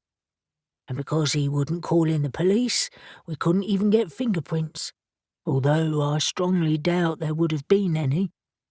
Consequently, clues were hard to come by." He eyed the room, looking resigned. "Bear with me because this gets really weird. Apparently, according to the dealer that Oberon bought the eggs from, the eggs were originally stolen from the giant who lived on St. Michael's Mount." "You have to be fucking kidding me," Ben said, voice rising above everyone else in the room. Sam laughed and spread his hands wide. "I wish I was." Reuben exchanged an impatient glance with Alex and knew Alex was as frustrated as he was. Sam and Ruby had held back a lot of information that afternoon in the pub, twisted it too, and Reuben felt like he'd been played. He tried to shake it off. Sam and Ruby worked in different ways and in a different world. Subterfuge was part of their business. "Wait," Shadow commanded. "Where is St. Michael's Mount?" Alex answered first. "It's a few miles away, an island just off the south coast. But it is accessible by foot at low tide. A causeway runs out to it." "And a giant lives on it?" she asked incredulously. "It's a myth," Dylan told her. "A well-known one, actually. It's the basis of the fairy tale called Jack the Giant Killer, but I'm pretty sure it doesn't mention dragons." A chorus of exclamations ran around the room, interrupted by Gabe. "Before we descend into fairy tales, what are your concrete leads, Sam?" "Very few, unfortunately. We have zero idea of who the thief could be, and only this cock and bull idea of what the thief might do with the eggs. They could have been stolen to order and have already vanished. But there was one thing that Oberon told us, and you won't like this either. Apparently, if the eggs are blessed with early morning light at the highest point on St. Michael's Mount, at Ostara, the eggs will hatch. Seems like an unusual version of a fertility myth. After all, eggs are associated with Ostara. As I'd rather not stake out the island for 2 weeks and risk that happening, I'd like to act sooner. That's why we're in Cornwall." Reuben exploded with laughter. "That's the craziest thing I've heard for a long time. Do you actually believe that?" "I have to investigate the possibility," Sam said, remaining calm. "Besides, you have a nerve considering what happened here at Yule." "Then we attack this from several angles," Shadow said decisively, thinking like the thief she was.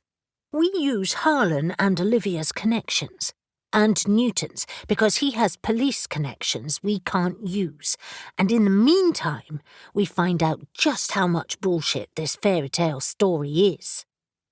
"Maybe we involve Maggie Milne, too," Ash suggested, referring to the detective inspector of the paranormal unit based in London.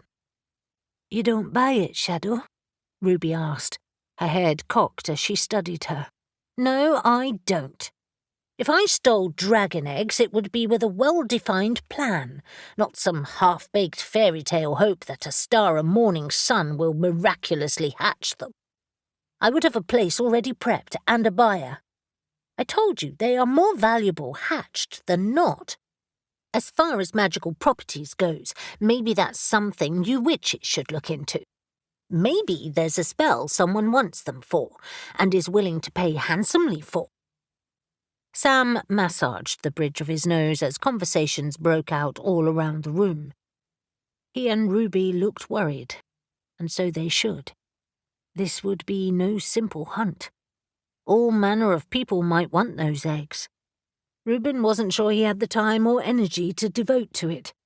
In fact, the more he thought about it, the more he worried that the whole thing could disrupt his wedding that he had spent so much time and money on. But that was a terrible way to think. Shadow turned to Neil. "Are you sure Mouse is relaxing at home in France?" He scowled. "Are you suggesting she is behind this?" "She steals to order, and she's very good at it. And she wanted some time alone," she reminded him. Reuben winced, expecting that Neil might explode at the suggestion. Mouse, the petite thief of Asian ethnicity that fancied and had successfully reconciled with in Istanbul, was now alone, supposedly in her house in Provence. The witches had heard all about it. Neil had spent a few days with her after a train ride across Europe. Sex-filled, hedonistic days, apparently, that Reuben thought sounded like an amazing trip. However, Neil had returned to Cornwall, and Mouse was at home. "She wouldn't steal dragon eggs," Neil insisted. "She would steal anything she was paid to do. I did. She might not have known the end game." "There are lots of thieves around, Shadow. It's not her." "I hope it is, actually. It would solve many of our problems. Phone her." His icy blue eyes burned into hers, reminding Reuben how much of a formidable adversary he could be. "I will. But you should stop presuming and phone Harlan as well." "I will." "Why don't you wait, Shadow?" Gabe said, interrupting their spat. "I will call Nahum, who can speak to Olivia, and we'll go from there." Reuben suddenly couldn't hold it in any longer, worrying that the issue seemed to be becoming bigger by the moment. "I don't care what this takes, but our wedding is in less than 2 weeks, so this had better not get in the way. Understood?" Every head swiveled in his direction, and Elle flashed him a look of annoyance. "Reuben, this is important." "As is our wedding." He may as well capitalize on it now that he had their attention. "Seriously, everyone better be there. Either solve the egg thing first, or finding them just..." 5. Avery was far from convinced that this next course of action was wise. The Cornwall Coven had reconvened in another room in Oswald's house, one that was inscribed with magical sigils and had a huge pentacle marked on the floor. The long windows were sealed with shutters, and a fire blazed in the fireplace at one end of the room. The animated chatter that marked the start of the meeting had vanished, and now the gathered witches were pensive. Eve leaned close to Avery as Genevieve, Caspian, Morwenna, and Oswald discussed their plans. "Do you not want a say in this, Avery?" "Me? No. I trust that Caspian will control this. He helped us break Elle's curse and the centuries-old curse that he and Reuben's family had cast on the pirates. He absolutely knows what he's doing. We couldn't have done it without him. I have nothing to offer to this other than my magic." Eve laughed. "Your attitude towards Caspian has changed dramatically since your first meeting with us." Avery watched him arguing animatedly with Genevieve, gesturing around the room. "I know. He has worked hard to make amends for his father's actions. And his own, of course. You don't trust him?" "Of course I do. He helped me immensely when I cast the weather spell to break the Winter Queen's magic. Like many here, though, I hate curses, so I have little to do with them." Her lips tightened. "I'm a bit worried by what may happen."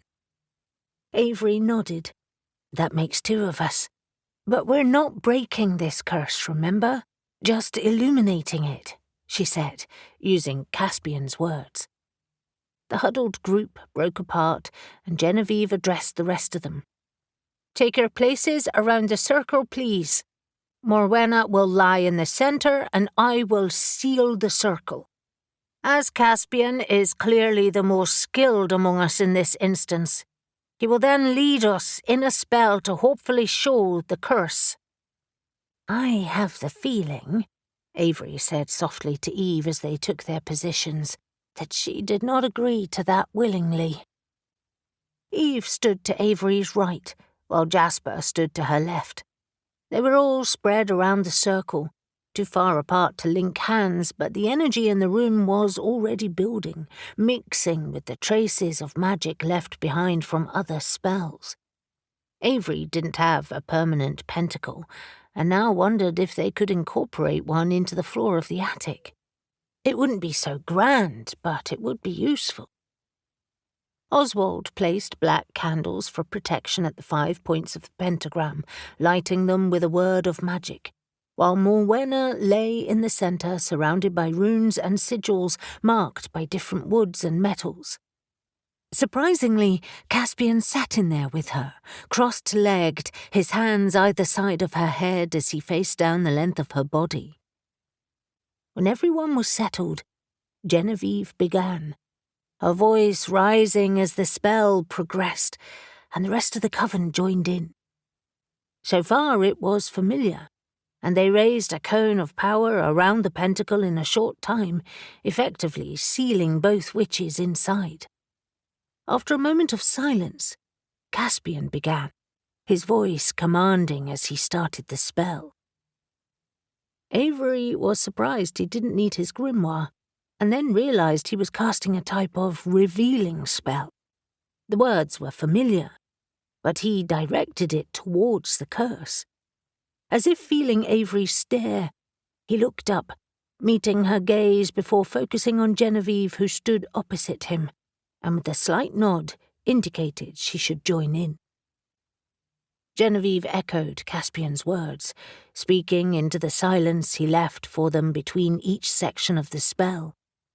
The spell was, as usual, repetitive, the words curling back on each other and strengthening the intent with every repetition. The fine hairs on Avery's arms rose, and her skin tingled as the power built. Caspian ignored them all now, but Avery felt his magic, as familiar to her now as her own coven's, despite the fact that he sat within the protective circle. He weaved the coven's power with his own, and the sinewy strength of it almost made her stagger. And then he straightened up, his face hardening with resolve as his booming voice commanded the curse to reveal itself. Morwenna had been lying motionless, draped in flickering shadows and candlelight, but now she flinched as a tremor rocked through her body. Caspian grasped her head firmly within his hands. Darkened veil, now lift and part. Reveal the curse in our sister's heart. Show your shape, your form, your will, for that is where we find our skill. Morwenna writhed and screamed, and a crash like a breaking thunder resounded around the room. Caspian, however, didn't hesitate. He repeated his command, and the witches repeated it with him. Slowly, inch by inch, a dark form was dragged from Morwenna's body. It was coiled and sinuous, and as the image solidified, barbs appeared along its length, so long and sharp they looked like fangs. For a second, Avery thought that Caspian's analogy was right, and that it was an unusual snake. And then she realized it was something else altogether. A thorny crown that was denser at Morwenna's head, but that still twisted along the length of her body. Morwenna was thrashing now, her screams turning to low moans, and it was more frightening, as if she were slipping away. Caspian stared into the centre of the curse, a look of fierce concentration on his face, then suddenly shouted, "Enough!" He cut his connection to them, almost creating a vacuum of power within the circle, and as the curse vanished, Morwenna collapsed like a rag doll on the ground. Genevieve, however, held the coven's power tightly within her own, and she released the concentrated magic slowly. Avery hadn't realized the room had become so dark.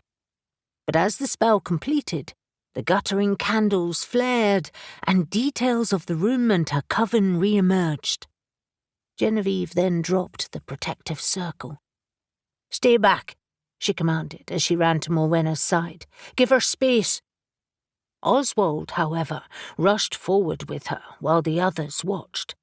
It was impossible to see Caspian's face. His head was dipped, but his hand still cradled Morwenna's head, and his low, soothing voice, far different to his earlier one, seemed to be reassuring Morwenna. "A healing spell," Eve said quietly back at Avery's side. "That was shocking.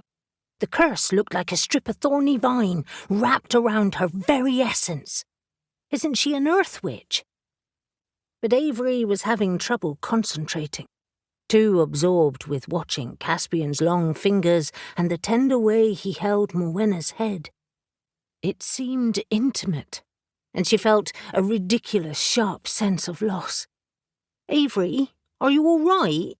Eve asked. "Sorry, yes, I'm fine."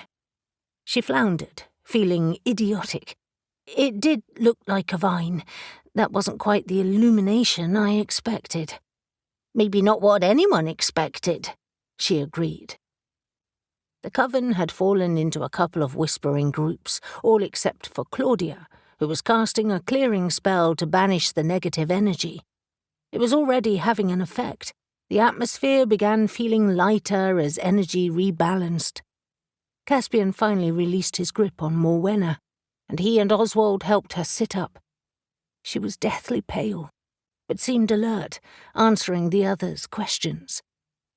Avery, however, struggled to concentrate. What was going on with Caspian?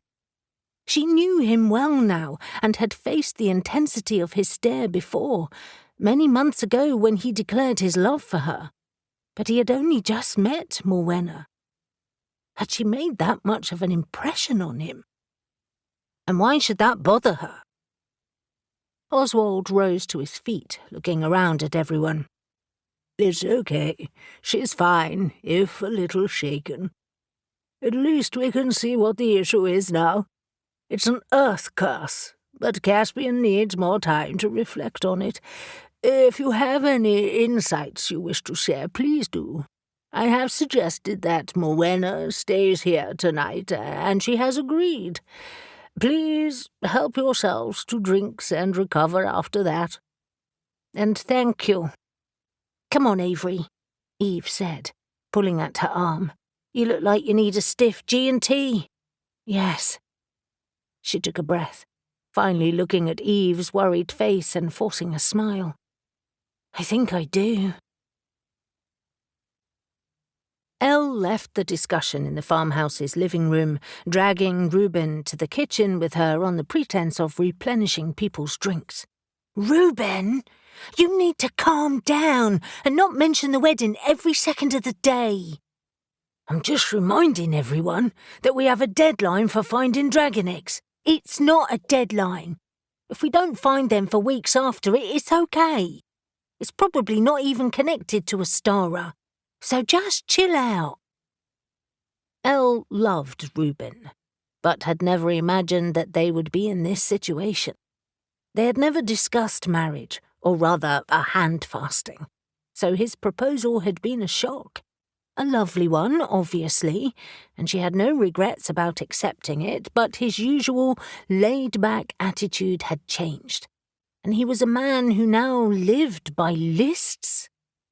Thank the gods they had only weeks of planning to put up with instead of months. At least after the spell earlier today, she had regained her equilibrium.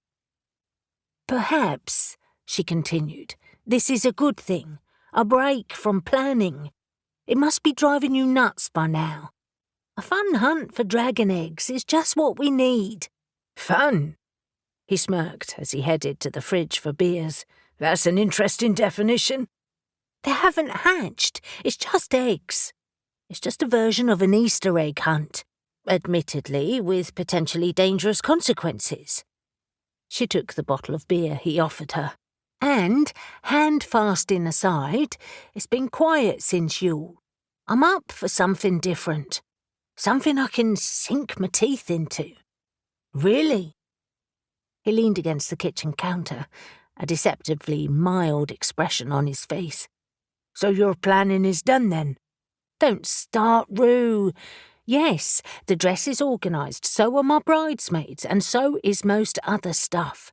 Stan seems to have become, for some insane reason, our assistant wedding planner, so you need to chill out. This will be good for you. Yeah, I don't know how that happened. Stan was so excited about becoming our celebrant, he just took on a few extras. I think the fact that we're witches helps. It's sort of added to his excitement. It's great, though. Free help. And he's really organised. Well, planning several pagan celebrations a year will do that. I hope you'll pay him. Of course. He asked me to provide funding for the Beltane celebration, so I agreed, obviously. He has grand plans. Really? Oh, well, fair enough then. She sipped her beer, watching him as he pulled more bottles of beer from the fridge. Reuben still looked full of energy despite his endless planning, and he still surfed regularly. He looked lean and fit, and in a short time they would be tied together forever. A wave of love washed over her. You should bottle and sell your energy. But then I'd have none left from me. Idiot. You promise, though? You'll have a breather from wedding planning? I promise to stop mentioning it so much. Will that do? No, you need to relax, step back and do something else. I guess a dragon egg hunt will be sort of fun. Who knows, it may turn out that Cornwall is a false lead if it has nothing to do with St. Michael's Mount. A whoosh of swirling air disturbed their conversation, and in seconds, Avery and Caspian arrived in the kitchen, both looking preoccupied. Caspian was dressed casually in jeans and a lightweight jumper, clothes that he had worn more frequently lately. It was good to see him ditch his suits.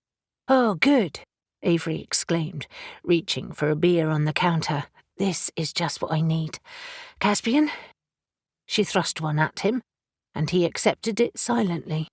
You're later than I expected. Bad meeting? Elle asked. Yes and no. Avery's eyes slid to Caspian. We have a new coven member we need to help. Caspian in particular. Yes, it seems my family history with curses will come in handy. We have a new coven member? Reuben asked, horrified. That's another place at the wedding. Rue? Elle could feel her magic rising, fire tingling at her fingertips. Seriously? Just saying. Caspian patted his shoulder. Just take a breath, Rue. Yes, we have a new coven member, who is cursed. We need to break it. Elle had been cursed once, and it nearly killed her. What kind of curse? And, sorry, who's our new member? Her name is Morwenna Benjamin, Caspian said. She's originally from St. Mawes, but is now living just outside Mevagissey. She's managing the grounds at Trevarren House, so she's joined Oswald's coven. Reuben nodded. I know that place. Lovely old house with the most fantastic gardens. I vaguely know the owners, but they're away a lot. Hence her position, Caspian added. Morwenna's curse compels her to move every 12 months, or else she becomes very sick. It means she can't keep jobs or run her own business like she used to. It's an unusual curse, but very effective. We have just cast a spell to reveal its nature, which admittedly was risky but was also useful. It seems to be rooted in earth magic, which is excellent for curses due to its deep-rooted nature. Avery huffed. It's hideous, cruel and spiteful. She is condemned to life, constantly moving on from friends and family. Whoever cast the curse has a real mean streak. Whoever casts any curse has a real mean streak, Elle pointed out. Have you any ideas of where to start, Caspian? No, but I'm meeting her tomorrow to get more details. Jasper will help research, as will Oswald, of course. He ran his fingers through his thick, dark hair, his gaze still preoccupied, and it was clear he was already considering his options. I've asked her to look again for potentially cursed objects. She's already checked her jewellery, but I would have thought she would have suspected something by now. As we know, they're not exactly subtle. That is rough, Reuben agreed. If we can help, just ask. I presume that she has just moved here? Does that mean the curse is tied to Ostara, or at least spring? Avery's eyes widened. That's an interesting suggestion. I guess it must be, unless she's resisted it for a while and the original date was earlier. That's something to check. Caspian nodded. Yes, absolutely. If it's a seasonally based curse, that's a component that needs working into a counterspell. That might impact on her daughter, too. She has a daughter? Elle asked. How old? 12. That's another of Morwenna's worries, that the curse will be passed on to her. She's living with her father right now. They're either separated or divorced. She didn't say exactly. How sad. She's alone in dealing with this. Elle slumped into a chair, considering how much she would miss her friends and whether Reuben would follow her anywhere if she was in a similar position, or if she would even want him to. It would be as if he were cursed too. Her experience at Yule, trapped alone beneath the Winter Queen's castle, had shown her how much she needed her friends. How terrible. The curse already has massive repercussions. It has isolated her. She must be so scared. Avery's eyes blazed with anger. I'm furious at whoever did this. Sounds like a jealous friend or a jilted lover. We will break this curse for her. Then she groaned. What about the missing dragon eggs? I didn't say anything to the Coven about them in the end, not after we heard about the curse. Also complicated, Elle informed her. Take a seat, enjoy your beer, and we'll tell you all about it. Nahum ended the call with Gabe, wondering how he was going to break the news about stolen dragon eggs, and returned to the table in the upmarket restaurant in Chelsea, not far from Olivia's flat.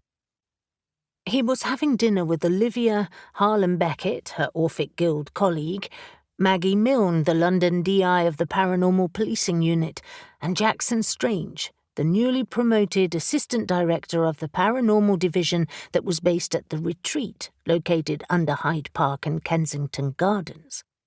The London-based group now considered themselves a pack, and Maggie Milne was their alpha, which Nahum found very amusing.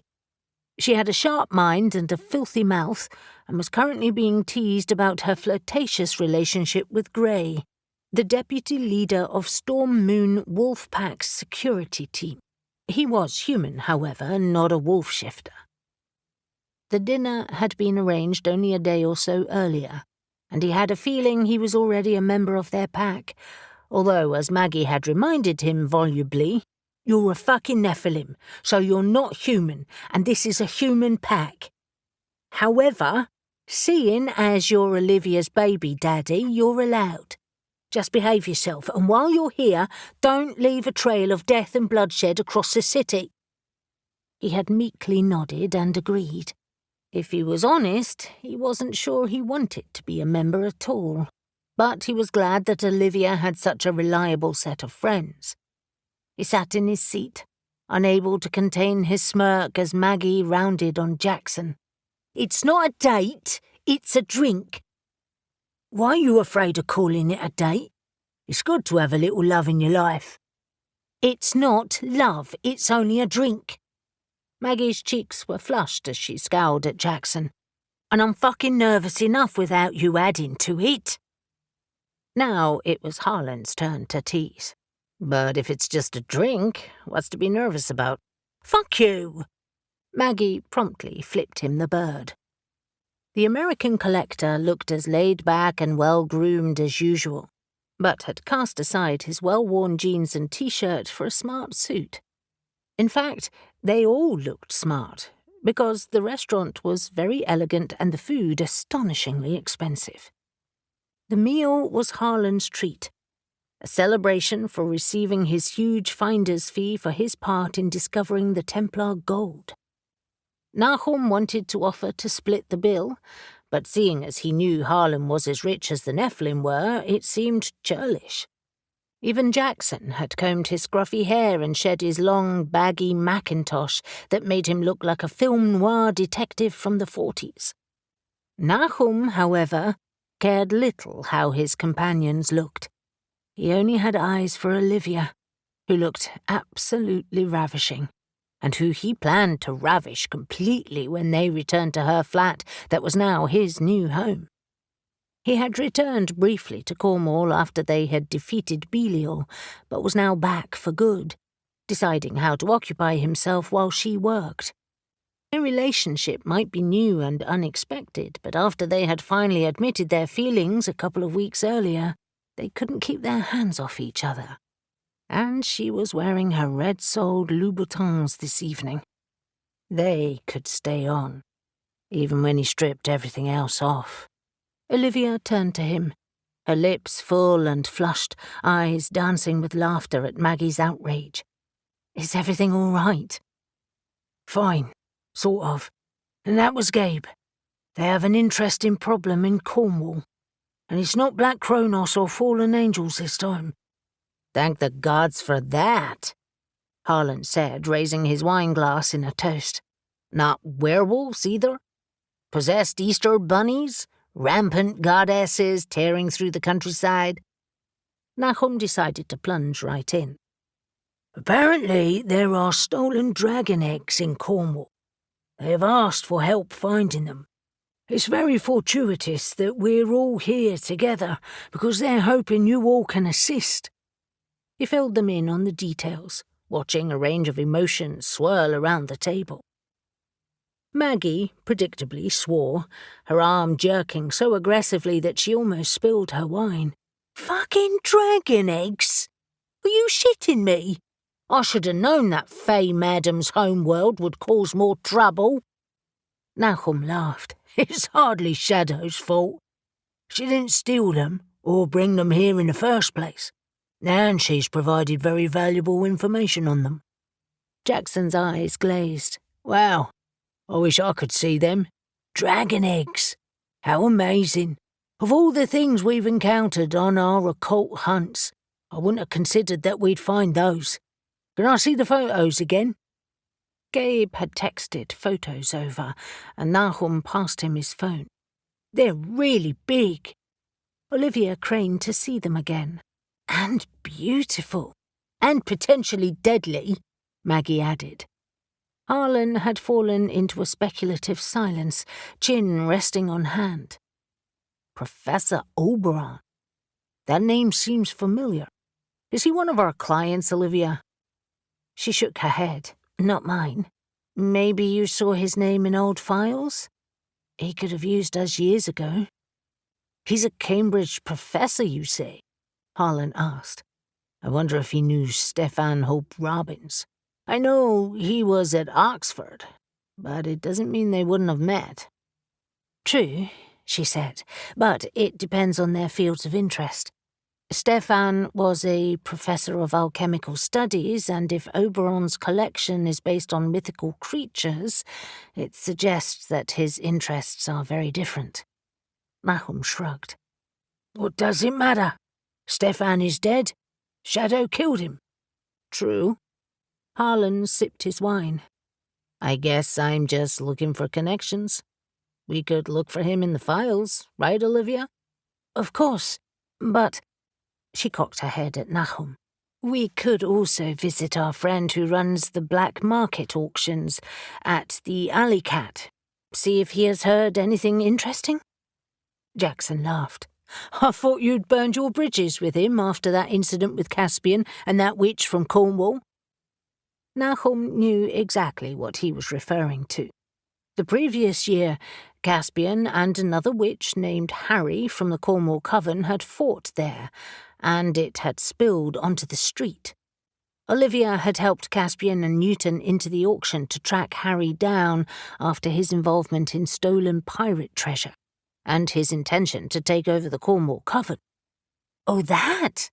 Olivia waved her hand airily. That's all forgotten now. Why don't we all head there after we're done here and ask him what he's heard? The bar has great cocktails and mocktails for me, she added with a grimace. Nahum squeezed her hand. Only 5 more months, and then you can have wine again. Of course, then there'll be nappies and sleepless nights. She leaned against him, lips close to his ear.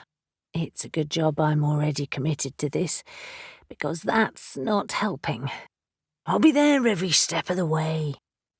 He looked around to find Harlan frowning at him. The American seemed to think he was going to leave Olivia as a single mother, when actually nothing could be further from the truth. Nahum had never wanted anything more. A Nephilim baby again after years without one felt like fate. And he had faith that Morgana, one of the Moonfell witches, would use her considerable magic to help his daughter survive. He brushed those concerns aside for now. You coming to the bar too, Harlan? Sure, why the hell not? Let's make a night of it. Are you two in? Jackson shook his head. I've got a big day tomorrow, so I'll leave you to it, but let me know how you get on. I can ask the analysts if anything has cropped up in the chatter from around the country. Well, count me in, Maggie said, topping up her wine glass. An impromptu visit to that den of iniquity will make for an even more entertaining night. This was a fantastic meal. Thanks, Harlan. My pleasure. If you can enjoy your money with friends, what's the point of it, right? So, strategies? Nahum asked. Olivia patted his knee.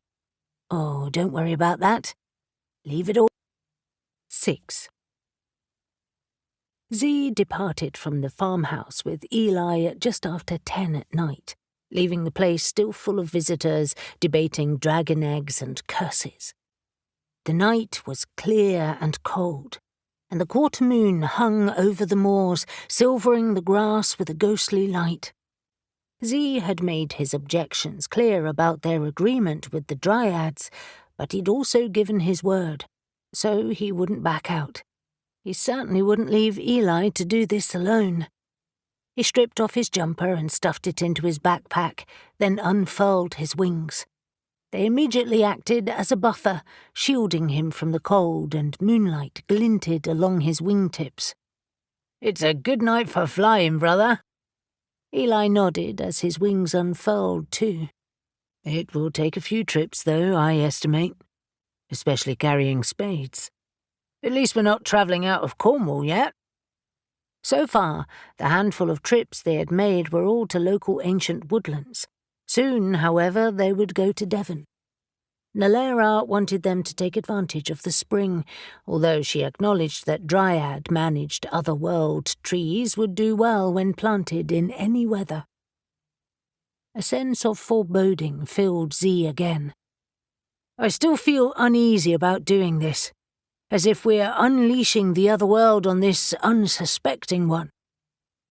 Eli's eyes, normally so seductive, were hard.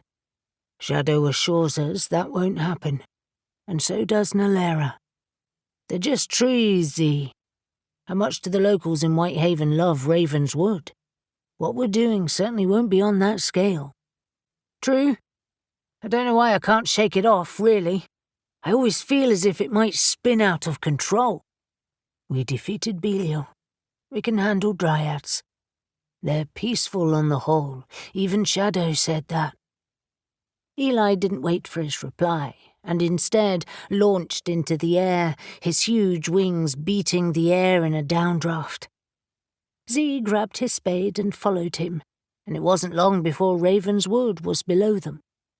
They landed in a clearing made especially for them, and once they had sat down, the trees closed around them again with a whisper of leaves and shifting roots. Nalera was already waiting, draped in shadows and the scent of rich earth. Her eyes gleamed with a verdant spring green as she spoke in her soft, breathy voice, her gaze more on Eli than Z. I would like to come with you tonight, to see where you will plant our saplings. You've never asked before, Z said suspiciously before Eli could speak. Why now? Why not? I am interested in this world, and I feel spring calling me. I want to see if it is the same in other woods. The breeze shifted the dappled light, revealing another dozen dryads close by, and a tingle of wild magic ran over Z's skin like 1,000 caresses. It's not the same as here, but you must know that. They are wild places, but there are no dryads, no traces of otherworldly magic. Nalera turned to Eli. I know, and yet you will take me. I will see more of this world. Is that even possible? Eli asked, frowning. You would be far from your tree. Nalera was a silver birch dryad, her skin flashing silver like the tree's bark on occasions. It is possible for a short while, Eli. Eli had an undeniable attraction to Nalera that he was trying to resist, but Z knew how hard he was finding it. Nalera clearly knew it too, and was playing on it. Full credit to Eli, he said, If Z will carry you, yes. He swallowed hard and turned to Z, a plea in his eyes. Fine, I'll take you, but no messing about, Nalera, or this deal is over. Messing about? She asked, puzzled. She was hard to read. She was so serious, only smiling occasionally, but seductive when she needed to be. And Z could never tell what was going on behind her carefully schooled expression. He had to constantly remind himself that despite her human shape, she was actually a tree spirit, and therefore a tree-made human form.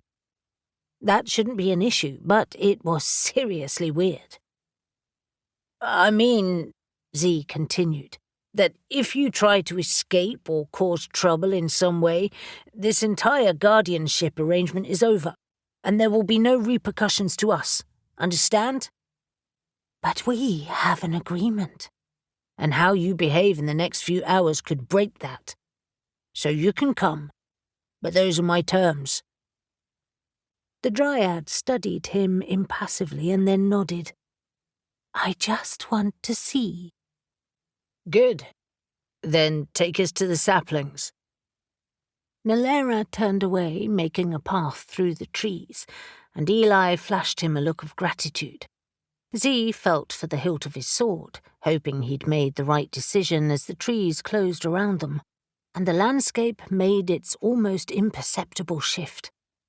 Suddenly, they were amongst giant trees, their trunks as wide as houses, their crowns lost to a drifting mist, and the strange but now familiar golden and silvery light hung around them. Z clutched his sword hilt even tighter. A few more paces brought them to the edge of the huge grove ringed with ancient trees, and within it were hundreds of saplings. 6 had been uprooted, their roots wrapped in moss, and young, lithe dryads, a mix of male and female, stood next to them. Eli frowned. They're bigger than usual. Stronger, Nalera answered, as are the dryads. You have found a place? In Tregargus Wood, Eli said. It's a wild place, like here. Are you sure they won't be lonely? Eli always asked this, worried that 6 dryads would miss the wider group, but as usual, Nalera shook her head and patted her heart, if dryads even had one. They will feel us here. and we are connected always. Z, sick of being here already, said, "Let's take the first two, then." "One. Take me first." Nalera cast one long look at Eli, her diaphanous gauzy clothes slipping across her slender body before she pressed herself against Z. She was featherlight in his arms, as insubstantial as a dandelion seed head, but her earthy, fresh sap scent was all too real.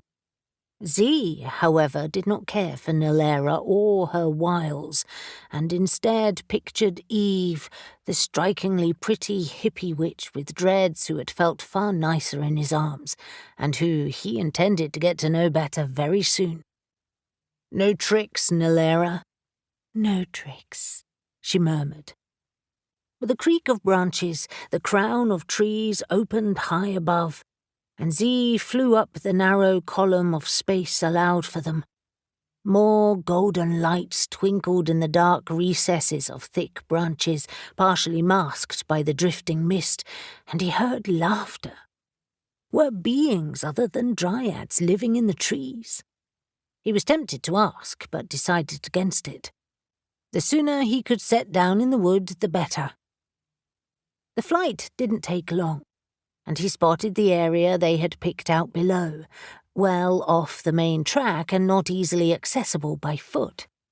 When he landed, Nalera slid down his body with featherlight softness, her feet barely making an impression on the mossy, damp ground. They were in another clearing, the trees a mix of young and old. Within moments, Eli landed next to them with the first sapling. "Are you happy with this place?" Z asked her as she walked around, silently assessing the area. She smiled, arms spreading wide. "It is an excellent choice. The trees are old here and carry much wisdom." She laid her hands upon the closest tree, and it shivered beneath her touch. "What are you doing?" he asked, voice sharper than he intended. "Just sending my greetings." She faced him, smiling again, and when she raised her outspread arms, a flush of tiny white flowers sprang up and filled the grove, and then spilled into the surrounding woods. Eli exchanged a quick glance with Z and placed the sapling on the ground. "Nalera, what are you doing?" "Just sharing a little magic from Ravenswood. It will help our children settle." "You haven't done this anywhere else. Why here?" "The elders decided that it should be so." "Will it cause problems here?" "Why should it? Humans walk in Ravenswood, and they come to no harm. This place already has magic. It just needs—" She paused, searching for words as the air thickened with her power. "Awakening." And it was awakening. Z could feel a type of knowingness spread around him. The air felt lighter, brighter even, and the faintest perfume seemed to spring up before dissipating again. "There." She took a deep breath and smiled again. "It is done. I will wait while you finish planting." Z hefted the spade and turned to Eli. "You fetch, I'll dig and plant, and I'll stay with Nalera." He wasn't leaving her here alone, or with Eli. He didn't trust her. Eli didn't need to speak. His thankful gaze said everything. Ben rubbed his hands together, relishing the challenge ahead as he addressed his team. "So, we need to calibrate our instruments for Shadow's energy field. That should give us something to go on." Dylan snorted. "You're comparing Shadow to a dragon egg. She won't like that." Even Cassie scoffed. "I doubt their energies are anything alike, and besides, what are we supposed to do? Comb the entirety of Cornwall for eggs? It would take forever." "It's in preparation for when we find something. anything," he floundered. "Oh, come on, we have to try something." Making a list of caves is practical. Let's do that. Anyone could do that. We're paranormal investigators. I know, we'll scan St. Michael's Mount. Also large, Cassie pointed out. But not, Ben qualified, enormous. We could do it in a day. I like St. Michael's Mount. It will be a nice day out. And come on, dragons! The 3 Ghost Ops members were sitting together in the farmhouse's living room, trying to block out the other discussions, all of them desperate to help in some way. The problem was that with so little to go on, no one knew what to do. Dylan finally nodded. OK, why the hell not? We'll have to check the island's opening times, but I think it's free to get there at this time of year. The only place off limits is the garden, but we have ways around that. The Nephilim can fly us there at night if needed. True, Cassie agreed. But people do live there, and in the castle, so we'll have to be careful. We're going to look odd wandering around the harbour and the village with our equipment. But we're used to that. It will be fine. And, Dylan added, looking excited, I could set up some discreet cameras around the place. We could see if anyone is acting suspiciously.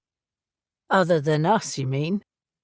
Ben was already on his phone, searching for information about St. Michael's Mount. It had been months since he had last been there. The place has a live webcam.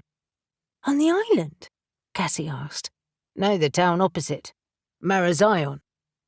He sighed as he watched the footage. It's too far to see any details, even in daylight. The highest point is the castle roof, too. So, if Oberon is right, then the dragon eggs would have to be taken there on Ostara morning. That doesn't sound right at all. I know it's hundreds of years old, but it's new in comparison to the giant myth. Dylan shrugged. We shouldn't get wedded to any single idea at the moment. It's just one amongst many. He frowned and turned away, calling over to Sam, who was talking to the witches. Hey, Sam! I have a question. Well, 2, actually. Sam broke away from his conversation. Go on. First, do you have something that was close to the eggs? Something that might hold some of their energy? Magical or otherwise? We can see if our instruments can detect an energy field. I think dragon eggs must have an otherworldly magic. If not, we'll use Shadow's fey magical energy. As Ben expected, Shadow looked outraged. I am nothing like a bloody dragon. You have otherworld energy, Dylan said, which is more than we have. Sam just winked. I actually have a little bit of the velvet cloth they were resting on. That do? It just might. That might help us too, Briar said. We could try a finding spell. Whatever you want to try is fine by me, Sam said. Question number 2. The professor, Dylan said, must have given you a list of people who knew about his collection, right? Or was it super top secret? Well, he said a few close collector friends knew, and I asked if he had argued or fallen out with any of them. He said no. Ben saw what Dylan was driving at and said, But that's our best lead. If only a few people knew about the eggs, then one of them must have betrayed him or mentioned it to someone else. We need to know who knows, even if he has a cleaner who polishes the damn things. You don't think I know that? Sam asked, impatient. These collectors stick together and don't like to share anything. He's handicapping you, then. You need those names. The witches had fallen silent as they listened, and Alex nodded. He's right, Sam. If Newton was sitting here, that's exactly what he'd say. In fact, it's weird Oberon is holding out. He wants you to find the eggs, but won't give you details that would help. He swears, Ruby said, that his friends would never betray him. Well, it's likely that someone has. Better to eliminate them than not check at all. Ben had the feeling that Sam and Ruby were wishing they hadn't involved them, but it was tough. They had virtually zero leads and needed something to go on. Fine, Sam said with a huff. I'll speak to him again tomorrow and push my case. We're getting nowhere fast here. And Newton? Dylan asked. I'll call him tomorrow, Alex said, breaking into a smile. He's going to love this as much as a flat pint of beer. Nahum entered the alley cat with Olivia at his side, and immediately his gaze swept across the room, alert for any dangerous or potential threats. Olivia smiled and squeezed his arm. Relax. This place is safe. It's full of the usual London revellers, as well as the paranormal type. It's hard to relax knowing that black market auctions are run from here. He looked down at her. I don't want you harmed by anyone. I won't be. The owner, Sam, is a regular guy with an irregular job. He's not in the mafia, so chill out. Besides, I told you that the auction isn't run from here. She lifted her chin, gesturing towards the back. The entrance to one of the passages that leads there is at the back. The auctions were held underground, in the centre of a web of tunnels that led to a series of rooms underneath the embankment next to the Thames. Apparently, Olivia and Harlan had been to many auctions there. We're amongst friends, then? He asked, just to make sure. Sort of. Sam knows us well, and he's forgiven me for the problem with Caspian and Harry. Squabbles happen, he knows that, even though it's a slick operation. Generally, there's no violence or dirty tricks. He wouldn't stay active long if there were. This is the underground version of Burton and Knight. Except for the stolen goods they sell, of course. Not even that. Some are just occult objects, sold to a discerning customer base with certain needs that Burton and Knight wouldn't touch. Surely you don't disapprove, knowing what you get up to. No, just need to know how things are. Nahum threaded through the crowded room, Olivia close to his side with Harlan and Maggie just a short distance behind. He reached the bar and placed their order while Maggie and Olivia looked for a table. He turned to Harlan. You recognize anyone? There are a few familiar faces, but no one I knew well, apart from Jeremiah the auctioneer and Sam himself, of course. Harlan pointed out the two men.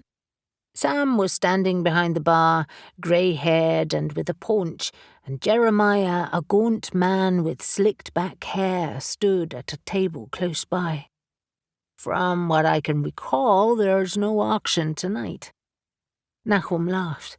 You have the auction schedules imprinted on your brain. Not exactly, but I keep track. Suddenly Harlan's expression changed. Oh, fuck. I just realized why I know Oberon's name. He reached for two of the drinks the barman put on the bar. I'll tell you at the table. Nahum hurriedly paid the bill and followed Harlan to a cosy, cavern-like room at the rear of the bar, which was bigger than Nahum first realized, comprising of a series of interconnected rooms spreading around the central one. In places, the ceiling was curved and bricked, making Nahum duck. The floor a mix of polished wooden floorboards and stone slabs.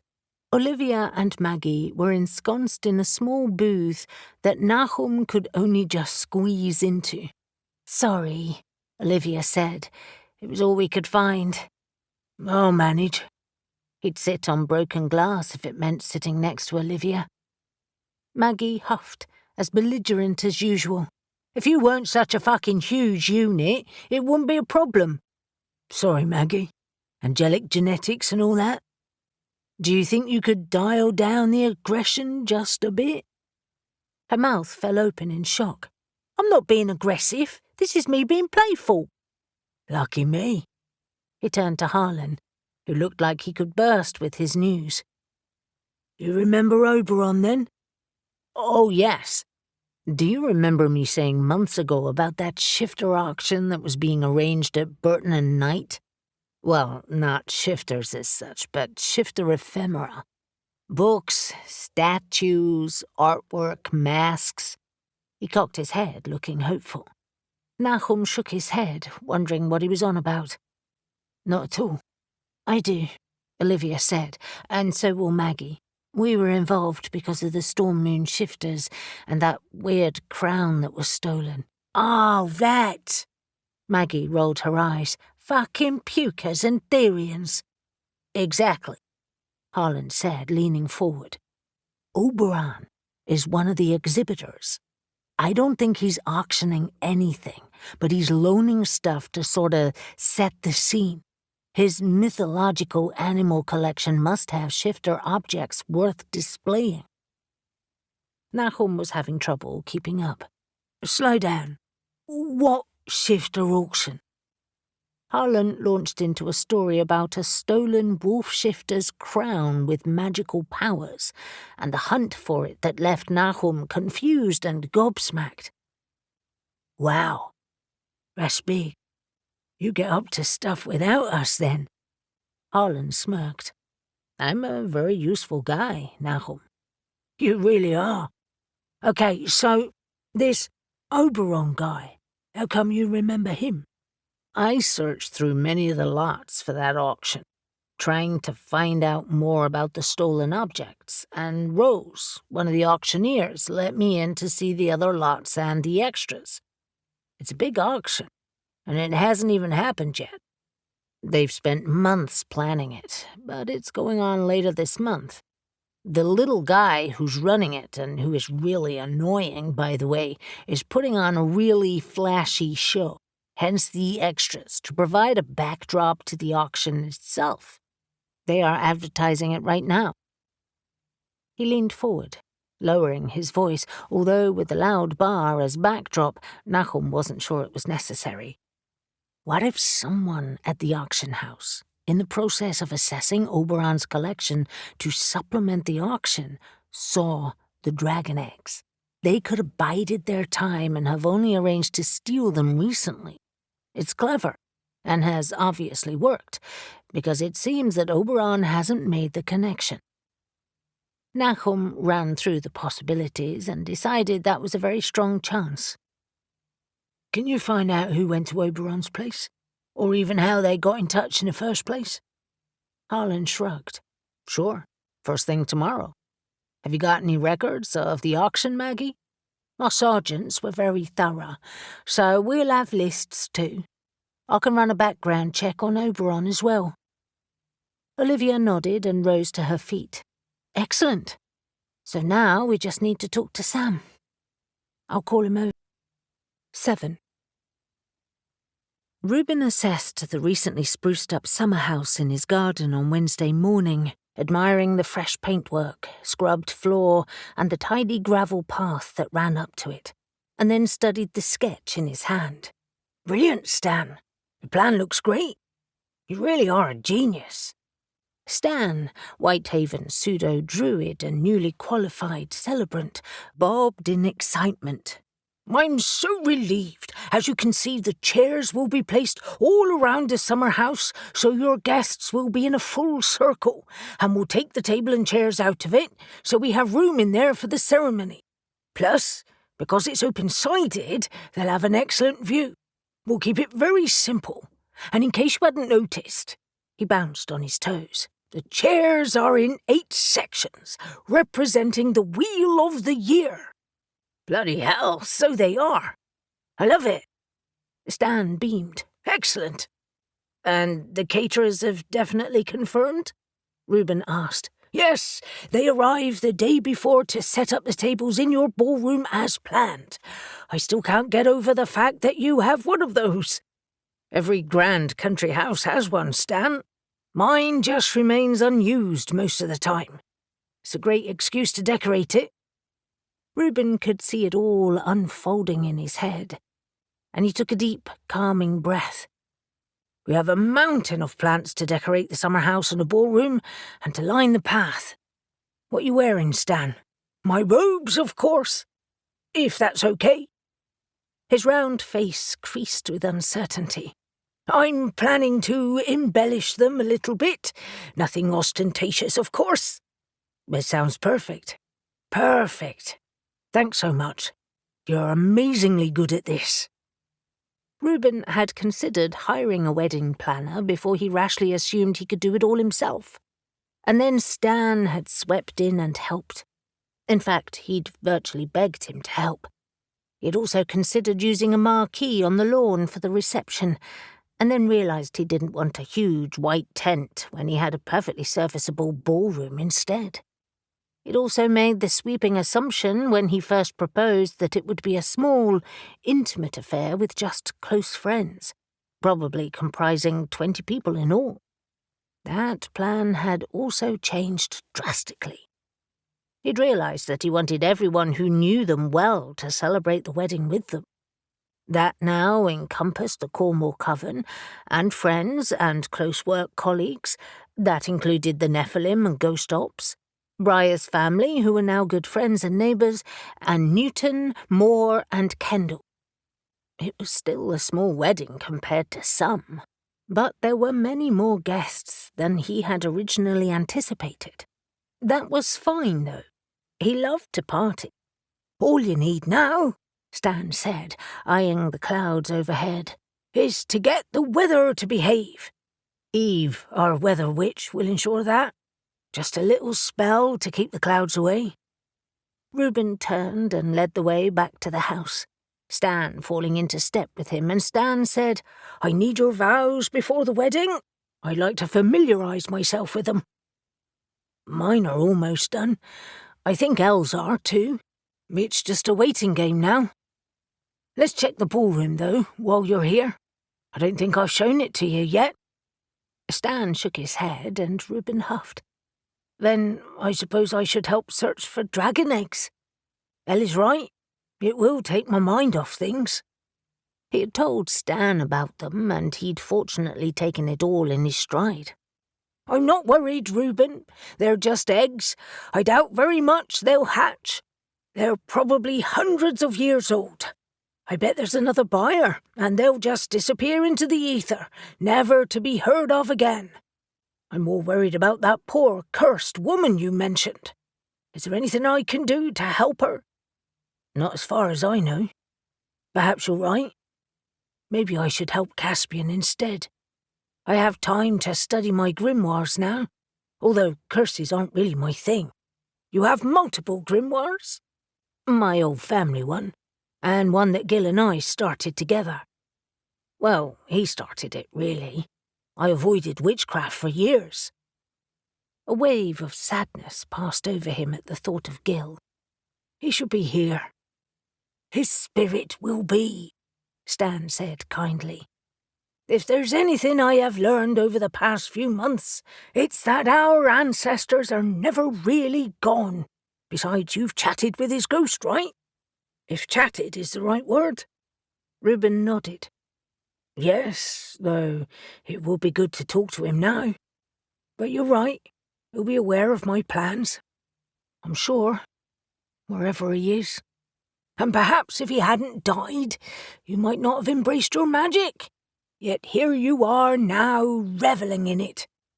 It's in my blood, Stan. It was stupid to ever deny it." He cast aside the thoughts of lost years and led Stan down the twisting hallways to the ballroom that sat at one end of the house, looking over the gardens and a sweep of lawn to the west. "Here it is, looking suitably dramatic. Gil's wife, Alicia, decorated it, as she did much of the house. She did a good job." He laughed. "I think she was hoping we'd have a ball one day, or at least an ostentatious party. But it wasn't Gil's way. Maybe I should use it more often. The thing is, the snug and the living room are far more comfortable, and there's not really much furniture in here." Stan didn't speak as he took in the surroundings. He was too transfixed by the room. It was a huge, light-filled space, with almost ceiling-high French doors that took up one long wall overlooking the terrace, ornate mouldings, fixtures and fittings, and 3 chandeliers that ran down the centre of the room. A huge stone fireplace dominated one wall, and a decadent chaise longue was positioned in front of it. However, it was very modern, and the panels situated between the matte black paintwork were wallpapered with huge racemes of purple wisteria that cascaded against a dark blue background embellished in green leaves. The design matched the real wisteria that grew along the outside wall, filling the room with its rich scent.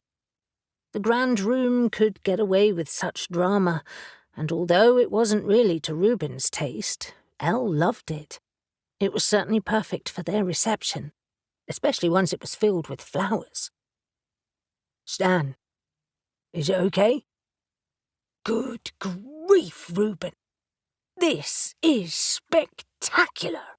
You absolutely should use this more often. For balls? No, to paint in or something. Take it up as a hobby. The light is fantastic. He walked across the polished parquet flooring to stand at the windows. You can see a little bit of Whitehaven from here, and Ravenswood. There is a good view of the sunset as well, Reuben admitted. And it's very dramatic when the mizzle rolls in. I would make this my sitting room. I think I'd sleep in here too. Stan was really very unexpected sometimes. I had no idea that you liked such dramatic surroundings. Well, I haven't really got room in my humble house, but if I had... His gaze took on a dreamy expression. Maybe I should do it anyway. And bollocks to convention. Why live alone? Reuben suddenly realised his lack of space was why Stan loved to dress in his robes and conduct the town's pagan ceremonies. His house couldn't encompass his needs or his expansive personality. Or at least he thought it couldn't. Stan, you can decorate your house however you want. You can make it look like a Bedouin tent if you need. Just do it. Perhaps I will. You know, he confided, I've always been interested in witchcraft and magic, the weird and wonderful, and I'd love my house to reflect that. But now that I know, well, that makes me want to do it all better. Everything, I mean, including the ceremonies I lead. Reuben studied Stan's earnest face, thinking that Stan needed to belong to their little group of paranormal friends for many reasons, particularly because he fitted in completely. You couldn't do it any better than you already do. It's all perfect. Maybe you'll put a little more intent behind it all in future, but honestly, Stan, you're already great. And I'm really pleased you're our celebrant. So is Elle. It feels like we're keeping it in the family. Stan blushed. Thank you. So, would you like a little help, perhaps, arranging things in here? He smiled, looking hopeful. I already have some wonderful ideas, if perhaps you or Elle haven't fully decided on how you'd like things set up. As you can imagine, Elle has millions of ideas, but I know she'd love your input, as would I. Actually, she might not. But Stan had been so helpful, how could Reuben refuse him now? D.I. Matthias Newton was very worried about missing dragon eggs that might turn up in Cornwall, but it seemed his sergeants were not. They were discussing the latest case in his office at the Truro police station. D.S. Moore, a fan of the liminal boundaries that Ravenswood represented, and that he often waxed lyrical about, was perched on the edge of his chair, as if he'd been electrified. Are you serious? That's fantastic. D.S. Kendall looked as wide-eyed as a newly qualified police officer. I hope we get to see them. It would be amazing. Are you both out of your Fruit Loopy minds? Newton looked at their unexpectedly excited faces. You do remember the snow dragons at Whitehaven's perimeter wall, right? They were terrifying. They had certainly haunted his dreams for weeks.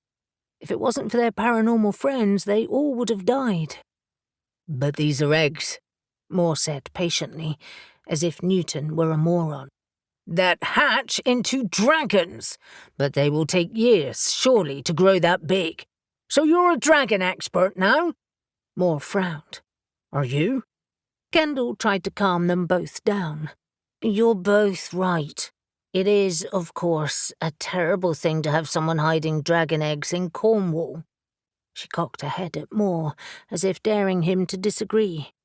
If they are hidden and nurtured for years, then the Gov will be completely right about having huge dragons in Cornwall. If they hatch, even small dragons would be a nightmare. Can you imagine the amount of cattle they would eat? And humans, Newton added. Equally, she continued. If we can find them quickly, then no harm done, hopefully. Although I really would love to see a baby dragon. Newton rolled his eyes. What was it about baby anythings? It won't be furry and cuddle in your lap. It will still probably breathe fire and burn your eyebrows off. Whatever your bloody opinion, we need to find them. I chatted to Maggie Milne this morning. She and her team, including Harlan Beckett, that pilferer of occult goods, are looking into the auction house staff.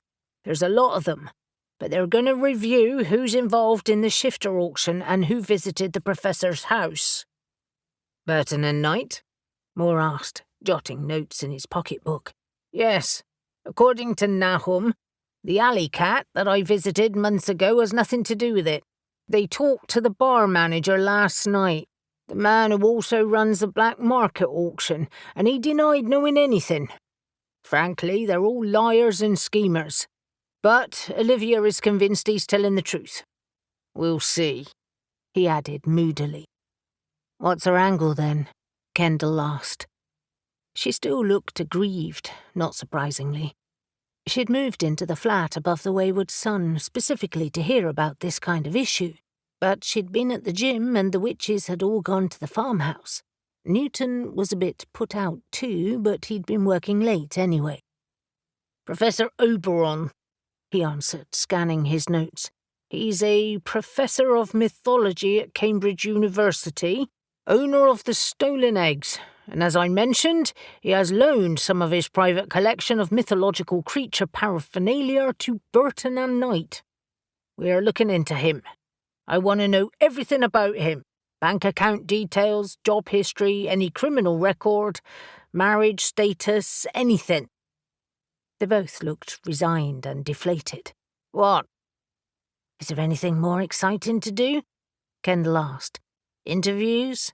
Sites to explore? Not yet. What about, Moore asked, this supposed connection to St. Michael's Mount? Newton shrugged. It's a tenuous connection right now, and seeing as the castle there is owned by a very influential family, there's not much we can do. Is it worth looking into them? Kendall asked. What if they have dodgy connections? We don't go near them yet. Even if the eggs are destined to end up there, it doesn't mean they have anything to do with it. Let's start with Oberon and see where it takes us. I know, he added, trying to be sympathetic, that it's not very exciting, but it beats hunting down murderers and chasing vengeful ghosts around. I actually quite like the change of pace. Moore ran his hand through his red hair. Of course, you're right. What are the witches doing? They are looking into magical means of finding the eggs. Caspian, however, has another problem. A cursed witch has joined the Cornwall Coven, and he's helping her find a way to break the curse. He rubbed his chin as another idea struck him. Let's check her out, too. Her name is Morwenna Benjamin. Strikes me as a very convenient time to move to Cornwall, just when rumoured dragon eggs are here. Let's make sure that she's not connected to the theft. 8. By the time Caspian arrived at Travarin House, the sky had clouded over, and a biting wind was buffeting hedgerows and trees as it swept across the moors and fields around Mevagissey. Trevarin House was a typical country manor, although smaller than some, which added to its charm. It didn't impose on the natural surroundings, especially because the grounds were so beautifully landscaped. Deep beds filled with a mix of shrubs, perennials and annual flowers lined stone-slabbed paths, and only small areas were lawn. Not that Caspian could see it in great detail. He drove along the driveway, following it as it became narrower behind the main house, leading eventually to a cottage situated in the back of the grounds, and was relieved to find Morwenna weeding the borders that edged it. He had worried about her all night after their spell to unveil the curse had hurt her. He could still remember clearly how her silky hair felt in his hands. She straightened as she heard the car, and pulling her gardening gloves off, she approached him. Morwenna wore old jeans tucked into Wellington boots and a jumper that had seen better days. But Caspian liked her in them. They suited her, as did her hair pulled high in a messy ponytail. He smiled as he exited the car. "Sorry, am I too early? And are you all right?" He stepped closer, examining her expression for signs of last night's spell. "No, you're not early, and I'm fine. Well, more or less, I won't lie. Your spell was strong. It felt like my insides were being sucked out, and my mind was scrambled." "Morwenna, I'm so sorry. It had much bigger effects than I anticipated."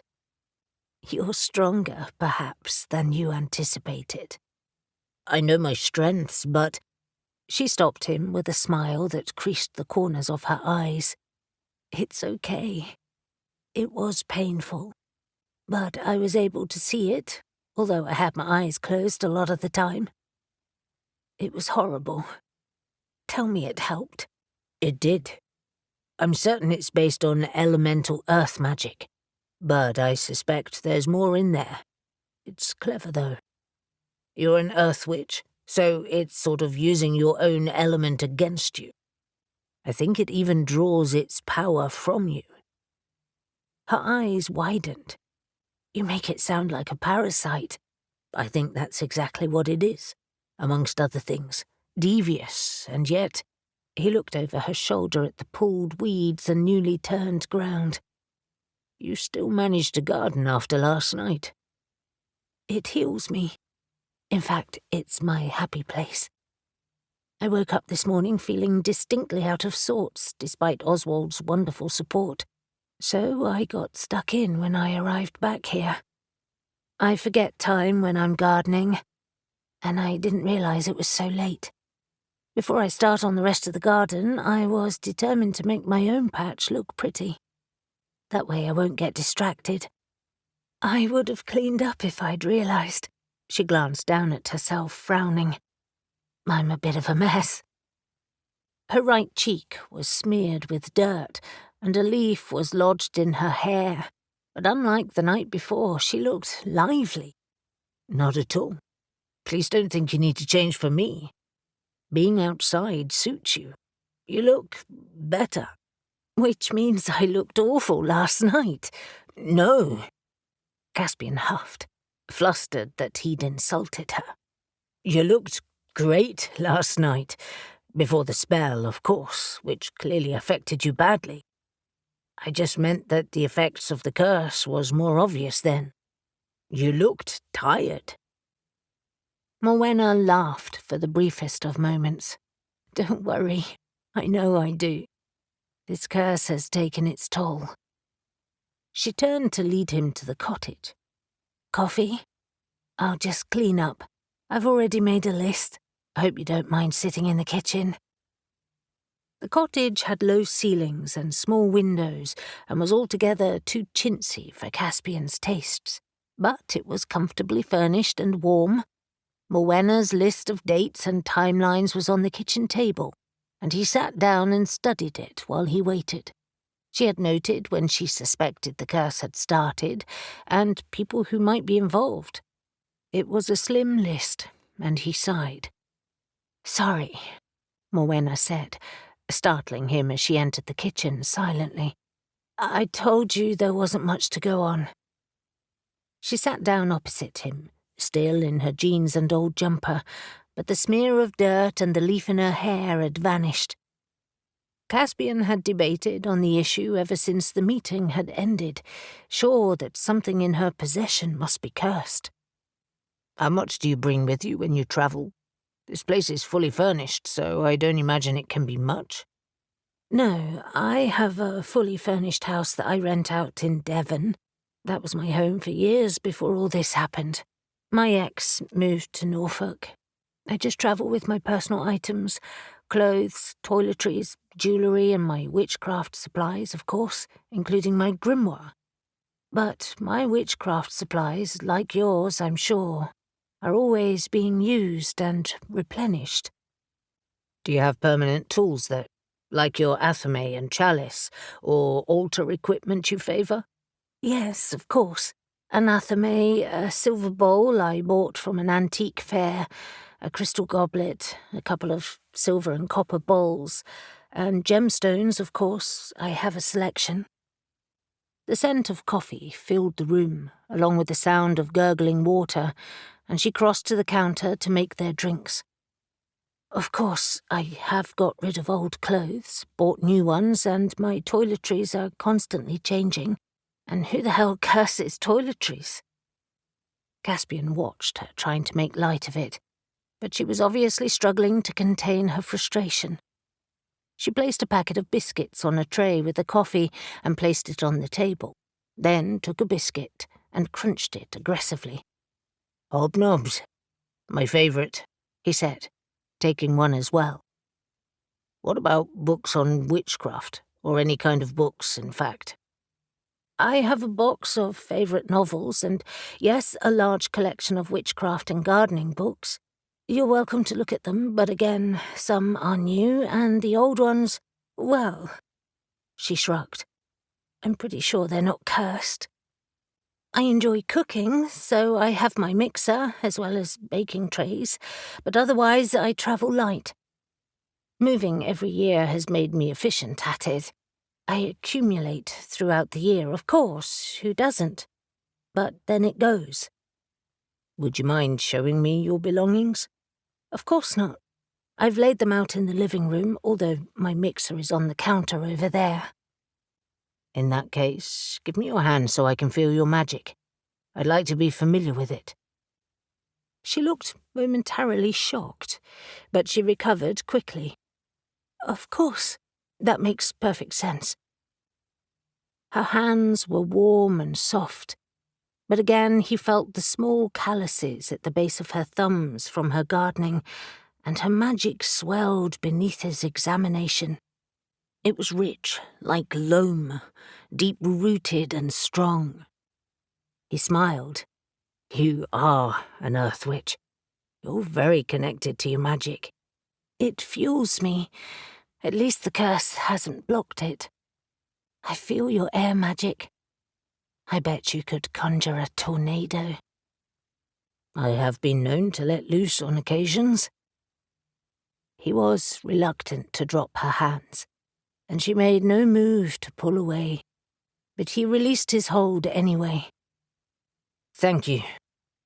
He stood to mask his nerves, feeling his heart fluttering like a caged bird at his connection to her. A strange thought struck him. Perhaps it was Eagle, his familiar, who recognized a kindred spirit. Ignoring the urge to pursue those feelings, he turned to examine Morwenna's kitchen equipment, hands hovering over each item to detect traces of magic.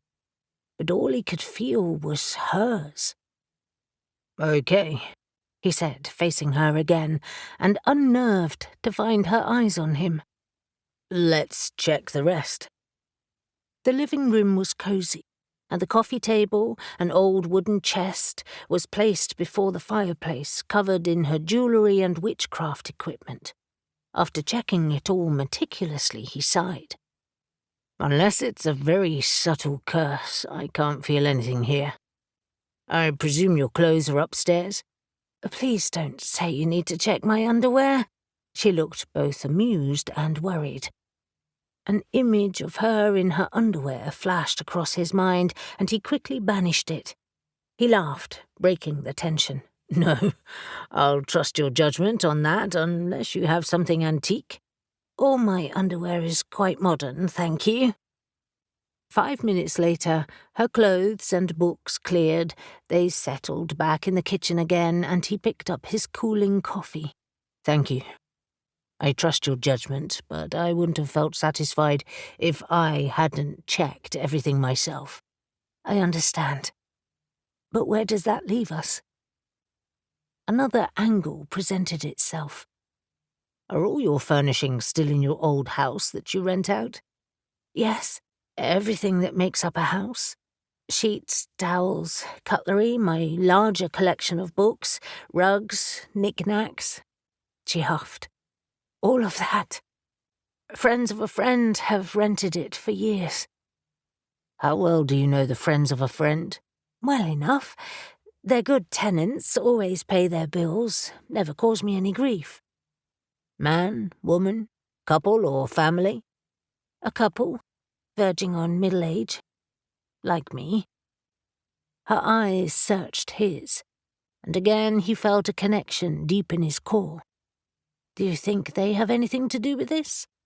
"They're in your house, surrounded by your belongings. It's very possible." Morwenna was suddenly alert, and she leaned forward so quickly that her coffee sloshed onto the table. "But it started before I moved." "Did you struggle to find someone to rent to?" "No. Their names came up immediately." "Suspicious, no?" "Are you for real?" "Completely. You travel with so little. Someone must be doing this from afar. I think we should consider that it's the people renting your house. They could have started it before and then continued it when they moved in. Your friend could be in on it." He frowned at her confusion. "Haven't you considered it before?" "No. I've been focusing on my ex and old boyfriends, or friends, of course. And then there are times when I try not to think about it all. I don't think I've pissed anyone off. I'm pretty affable." "You've pissed someone off. Or maybe—" Caspian mused over the problem as he sipped his coffee. "Maybe you haven't pissed anyone off and you were just in the way." "I have considered that. But what am I in the way of? My ex and I had separated before this started." She shook her head. "This is horrible, diving back into this, questioning friendships that I took for granted." "Sorry. I didn't really leave time for pleasantries when I arrived, did I?" Caspian was comfortable in this cosy kitchen and felt he could sit there for hours, especially when he heard the splatter of rain on the windows. He wanted to know more about Morwenna, and it wasn't just to do with the curse. "Let's have a proper introduction. Tell me about yourself. I think it's important we take everything into consideration. You know, your background. I don't know you at all. I'm making assumptions. Good ones, though, I think." "All right," she smiled. "But if I'm to share my background, then I think you should share yours. Genevieve clearly trusts you, as does Oswald. But I'd like to know more about the man who's helping me." "Me?" Caspian wasn't one for sharing. But this was important, and it felt right. "All right. Although I'm not very exciting. But after that, I seriously think we need to talk about the couple renting your house." 9. Avery huffed with annoyance as the finding spell she cast using the small piece of velvet that had nestled under the dragon eggs did absolutely nothing. "Bollocks!" she yelled loudly, her voice resounding around her attic spell room. "That's the 5th one I've tried, and they're all bloody useless." "Did you really expect that it would work?" Raven asked from where he sat perched on the top shelf next to a pile of books. It's not like the dragon eggs wore it like a scarf. They were resting on it for a long time. I had to try. Have you a better suggestion? No, not yet. She sat on the stool next to the table, vacantly staring at the array of grimoires. So now I need to search for spells featuring dragons or dragon eggs, but surely that must be a waste of time. It's hardly like dragons would be marching around the medieval English countryside. Raven flew down to the table, his wings scattering ash that had settled in the metal bowl. You're thinking about this all wrong, he croaked. So now you have an opinion. How unusual. Raven ignored her sarcasm. You're thinking too literally. Think laterally instead. Like how? How old are your grimoires, the family ones? According to the dates on the inside cover, they go back to late medieval times. Mine and Alex's, I mean. The ones that were hidden. And preserved with magic? Raven asked. Yes, certainly, or their condition would be far worse. The language in the early spells is archaic, too, and very hard to read. She settled on the stool, warming to her subject. Alex and I have often wondered how the books could be so large. Did our ancestors really believe that hundreds of generations would use the same book? Is that why they're so big? I mean, she huffed, studying the huge, thick tomes with their worn leather covers more appreciatively. There must be well over 1,000 pages in them. But we found, after a little spellcasting, that the books themselves have had other magic used on them over the years. Spells to make the spine larger and extra pages added. That's why the paper towards the later end is slightly different. We don't do that, obviously. We have decided to preserve them as they are. Raven's claws pattered across the table as he examined the grimoires. Yes. The magic they exude is subtle but powerful. The early spells might be medieval, but potentially some will have older roots, such as more ancient oral spells. You mean that they're really old spells? I suppose that's possible. But I feel if that's the case, this grimoire should belong in a museum. She gazed apprehensively at the ancient volumes. They probably should be studied properly by an expert. Neither I nor Alex have barely scratched the surface of them, really. It's your family grimoire, and you are an expert. I mean in ancient documents. I'm a witch, not a rare books dealer. The book is full of spells designed by your ancestors. No one is better placed to understand them. As you said, you have barely scratched the surface of discovering what's in there. She nodded, conceding that he was right. I've put off reading most of the early spells because they're so hard to fathom, but...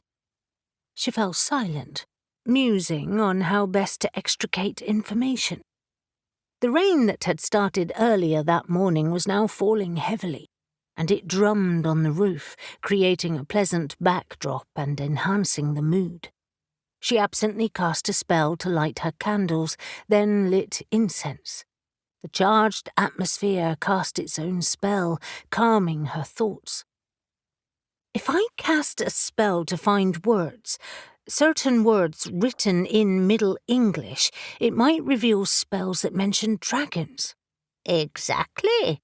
Words such as worm, drake, or wyvern. Wyvern? Yes, believed to be smaller than dragons, but no less deadly. Avery's imagination fired. You're right. I am being far too literal. I can do an internet search for terms, and I must have some books in the shop that would list them too. And also old terms for eggs. Thank you, Raven. Did our ancient ancestors who helped us at Samhain last year have dealings with dragons? The veil was thin then, and Ravenswood existed in its original form. Ben and Stan met Fey hunters. Could they have crossed over? Not to my knowledge, and my path back to them is now closed anyway. She shrugged, rising to her feet. It was just a thought. I'll head downstairs and see what's happening in the shop while I'm there. Rather than use the stairs, Avery used witch flight, and within seconds she arrived in the small kitchen behind the shop. She put the coffee machine on, then headed into the shop, pleased to find it pleasantly full. No doubt some customers were sheltering from the rain, but much like her attic room, the shop invited lingering. A spell helped customers find the books they never knew they needed, and the soft lighting and incense was calming. Blues music was playing low in the background, and as usual, the shop soothed her soul. It was a part of her. For years she had put heart and soul into this place, and it combined well with her grandmother's intentions too. Chatter at the front of the shop drew her attention, and she found Sally talking to one of the regulars, a woman called Mary. Mary gave Avery one of her knowing smiles. "Here you are. I was just asking about you." "You were?" Avery asked, vaguely alarmed, and exchanged a worried glance with Sally. "Yes, I was wondering if you'd be joining in the hunt for the eggs." Eggs? Shit. How the hell did she know about the missing eggs? "Easter eggs," Sally added quickly. "You know, the hunt that Stan has organised." "Oh, those eggs." "Well, what other eggs are there?" Mary narrowed her eyes. Mary was a pagan who followed the old ways, and although she had never voiced her suspicions, she knew all about the witches in Whitehaven and saw through their pretenses about the odd events in the town. "Is something else going on around here?" "No, there is nothing to worry about. Whitehaven is quite safe." Which wasn't a lie, because there were no eggs in the town. Hopefully. "And yes, if I have time, I'd love to take part in the Ostara egg hunt. Reuben's wedding, though, is keeping me busy." Mary looked as if she might say more, but Sally rushed in. "Of course. All of the planning, dress fittings and organising the hen night." She beamed. "I'm really looking forward to that." The subject changed easily, and for the next few minutes they talked about Reuben's extensive wedding plans. When Mary finally left, Avery heaved a sigh of relief. "Honestly, Sally," she said as she sat behind the counter, "after all this kerfuffle, as lovely as it is, I don't think I'll ever get married." "Good grief. It's a wonderful thing to get married. Well, to have a hand fasting. I loved my wedding. It was so beautiful. Honestly, the happiest day of my life." Avery tried not to roll her eyes. "Yes, but it's insane. All this fuss for one day. I mean, I'm excited, obviously, and I've been swept up in it all, but blimey." She swiped a biscuit from the open packet and bit into it, speaking through crumbs. "I'm exhausted, and I'm not even that involved." Sally reached to the shelf underneath and thumped half a dozen bridal magazines on the counter. "You call this not that involved?" "Well, I had to help choose a dress." Sally smirked. "I knew it would never end up being low-key, and why should it be? It's a big, wonderful day." "Yes, that ship sailed weeks ago when Reuben decided to invite the entire Cornwall Coven, all of our friends and all of his staff. I guess compared to some weddings, though, it is modest." "Well, I'm very pleased that we're invited and that you're happy to close the shop for the afternoon." "Well, they're the first of us to get married, so we must celebrate, in style. And with luck. And magic." Avery eyed the steady rain through the large picture windows at the front of the shop. "It will be lovely. A nice spring day. And your dress is all organised now? Yes, mine is fine. It's just Elle who needs a final fitting. That's tomorrow. Will you and Briar go with her? Yes, and Shadow. We'll have lunch too in Truro.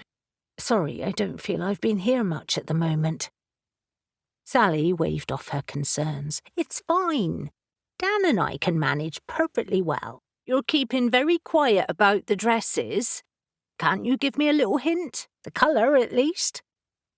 As long as you keep it a secret. Avery glanced around, making sure no one was close. You won't be surprised, but Elle has chosen a black dress. Well, black and grey colours, sort of gothic peasant, made of lace and just divine. Sally squealed. Really? But why not? It's not a traditional wedding. Will it show her tattoos? Yes, and it's slim-fitting because, well, she has a killer figure. She sighed at the memory. She looks amazing. And your dress? We're in dark forest green. Slim fit again. Oh, lovely. The colour works for all three of us. Wait until you see Shadow. She looks like one of those killer assassins in a Bond film. She is a killer assassin, but she wasn't the one who killed the Winter Queen. Avery flinched. That was an accident. A really stupid one. I almost trapped all of us in the other world. I only meant to incapacitate her. You certainly did that. Avery had suffered nightmares about that for weeks. Elle has been struggling to throw all that off, you know. Her imprisonment and loss of magic. We did a ritual yesterday. Hopefully it will help all of us. I feel better already. Has Mary said anything about that chaos? Sally lifted her chin, a finger brushing her blonde hair behind her ear. She did at the time. Said, immersive experience my arse, bloody otherworld nonsense. She knows the truth of it. She always does. Perhaps I should ask her about dragons. She probably has some weird local knowledge that might help us. And what about that poor cursed woman? Avery had told Sally and Dan all about Morwenna over their morning coffee before they opened. Have you heard from Caspian? No, I've been focusing on dragon eggs, although I hope he's having success. More than I am, anyway. Avery stood up. That's why I'm here, actually. I need to find books on dragons and their old names, or general mythology at least. Old names, medieval literature or older, for a spell. Sally's eyes widened and she slipped around Avery. Follow me. You need a bestiary. We have a few that could help. They weaved through the stacks to reach the section on mythology and folklore. The books were a mixture of second-hand and new ones, all placed by subject rather than the quality, which gave the shop a nice mix of old and new. Avery didn't think they should have a separate second-hand section, and Sally and Dan agreed. Their customers liked it too. Sally reached for a large new book with a richly coloured cover.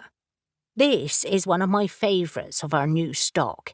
It has beautiful full-colour illustrations and chapters devoted to all sorts of mythological creatures.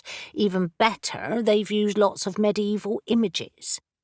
She handed it to Avery while searching for more. The book was what was commonly called a coffee table book and had a beautiful gilded cover and thick white pages that were just as richly decorated. Sally, this is stunning. I know. I think I should treat myself. Have we got more? Yes, a couple more in stock. And then there's this one.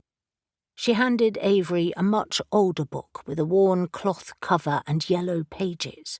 Another one on mythological creatures, and this one. This time she produced a slim volume. This was in one of our house clearances, a treatise on dragons and their magical abilities, a passion project, I suspect. The books were heavy in Avery's arms, and the scent of old and new paper mixed together pleasantly, wrapping Avery in their own spell. "Sally, you are, as usual, a superstar." Sally smiled. "I presume I will lose you for hours." "No, I can wait for tonight." "Don't you dare. But if we're busy over lunch, I'll call you." She lifted her nose and inhaled. "And Jan is back with pastries. You couldn't have timed that better." Avery sighed with happiness. Coffee, cake, rain, a fire, and hours of reading on the sofa in her spell room. She was well and truly in her happy place. 10. Cassie swept her hand towards St. Michael's Mount's harbour, visible through the window of the cafe. "So here we are, in all its glory." It feels a bit bloody remote to me," Sam said, scowling. "Hardly. It's only a short walk from the mainland. Admittedly, a wet one." "I don't like the idea of being stuck here." Ruby rolled her eyes. "Ignore him. He always likes an escape route. I think it's lovely, even more so because of the rain. It's romantic." Ghost Ops had met Sam and Ruby at Marazion after arranging it the night before, and from there they had walked across the causeway at low tide. They might have delayed had they realised it was going to rain so heavily, but then again they couldn't really afford to wait. "At least the coffee is good," Sam grudgingly admitted. "So, what do you propose?" "Well," Dylan said, "it's too wet for me to set up cameras, but we could walk through the town, then up to the castle. That's open all year. It will give us a feel for the place." Ben nodded. "And the rain keeps people off the streets, so we can scan for the egg's magical energy. I can keep the unit under my coat." Ruby pursed her lips. "Now I'm here, I'm finding it very hard to believe that this place could have anything to do with dragon eggs. It's too touristy, too twee." Cassie tried to conceal her annoyance. "The entire of Cornwall is touristy, and yet weird shit happens here with alarming frequency. We at least should rule it out." "I also," Ruby added with a frown, "can't see this place as a source of Jack the Giant Killer." "It's hardly like he'd leave a calling card," Ben said, exchanging an impatient glance with his colleagues. "You two have been in the frozen north for too long." Now it was Sam's turn to complain again. "It is not the frozen north, and it's still picturesque. It's just quieter, more forbidding sometimes, although I will concede that you're right about weird shit happening here in general. There's something in the Cornish air. And with the rain and rising mist, I concede that this place could hide secrets." Cassie hated having one of her favourite places openly criticised. "I love it here. It is romantic, but darkly so. When the rain and mist sweeps in, like now, I can imagine pirates on the sea and the smugglers walking the lanes with their booty. I even imagine a giant on the mount above us. And just to remind you, we saw the ghosts of giants last year when we fought Spriggans." Dylan nodded. "Right on the cliff tops." "We hunt and fight paranormal creatures, so I know many weird things exist," Ruby said. "I don't doubt you. This place, though, seems so sleepy." "Maybe that's its superpower," she said, laughing. "It's lulling us into a false sense of security." Dylan, however, was not finished with giants. "You do know that Jack, the Giant Killer, is an Arthurian tale." "King Arthur again?" Sam laughed. "He appears everywhere, including in Shadow's tales." "Well, as you can imagine, the original story is long and convoluted, and it's believed to be Celtic in origin. The giant was actually roasting children on this very island until Jack laid a trap for him. Did you know that they found a dungeon hidden beneath the church in the 1900s? Apparently, it had the skeleton of a 7-foot man in it. Not exactly a giant, but big enough. Sam nodded. I have done some reading on this place, but I gather the church is closed today, until the end of March when the spring season begins. Shame. I'd like to know more about that dungeon. Are there caves here, though? Sam asked. That's a great question, Dylan conceded, glancing at his team. I'm not entirely sure. I tried to find out, but couldn't confirm it. It is fair to say there are many caves in the area, though. From what I've read years ago, there was tin mining here. So maybe there is an old entrance to mine shafts somewhere. Ruby interrupted.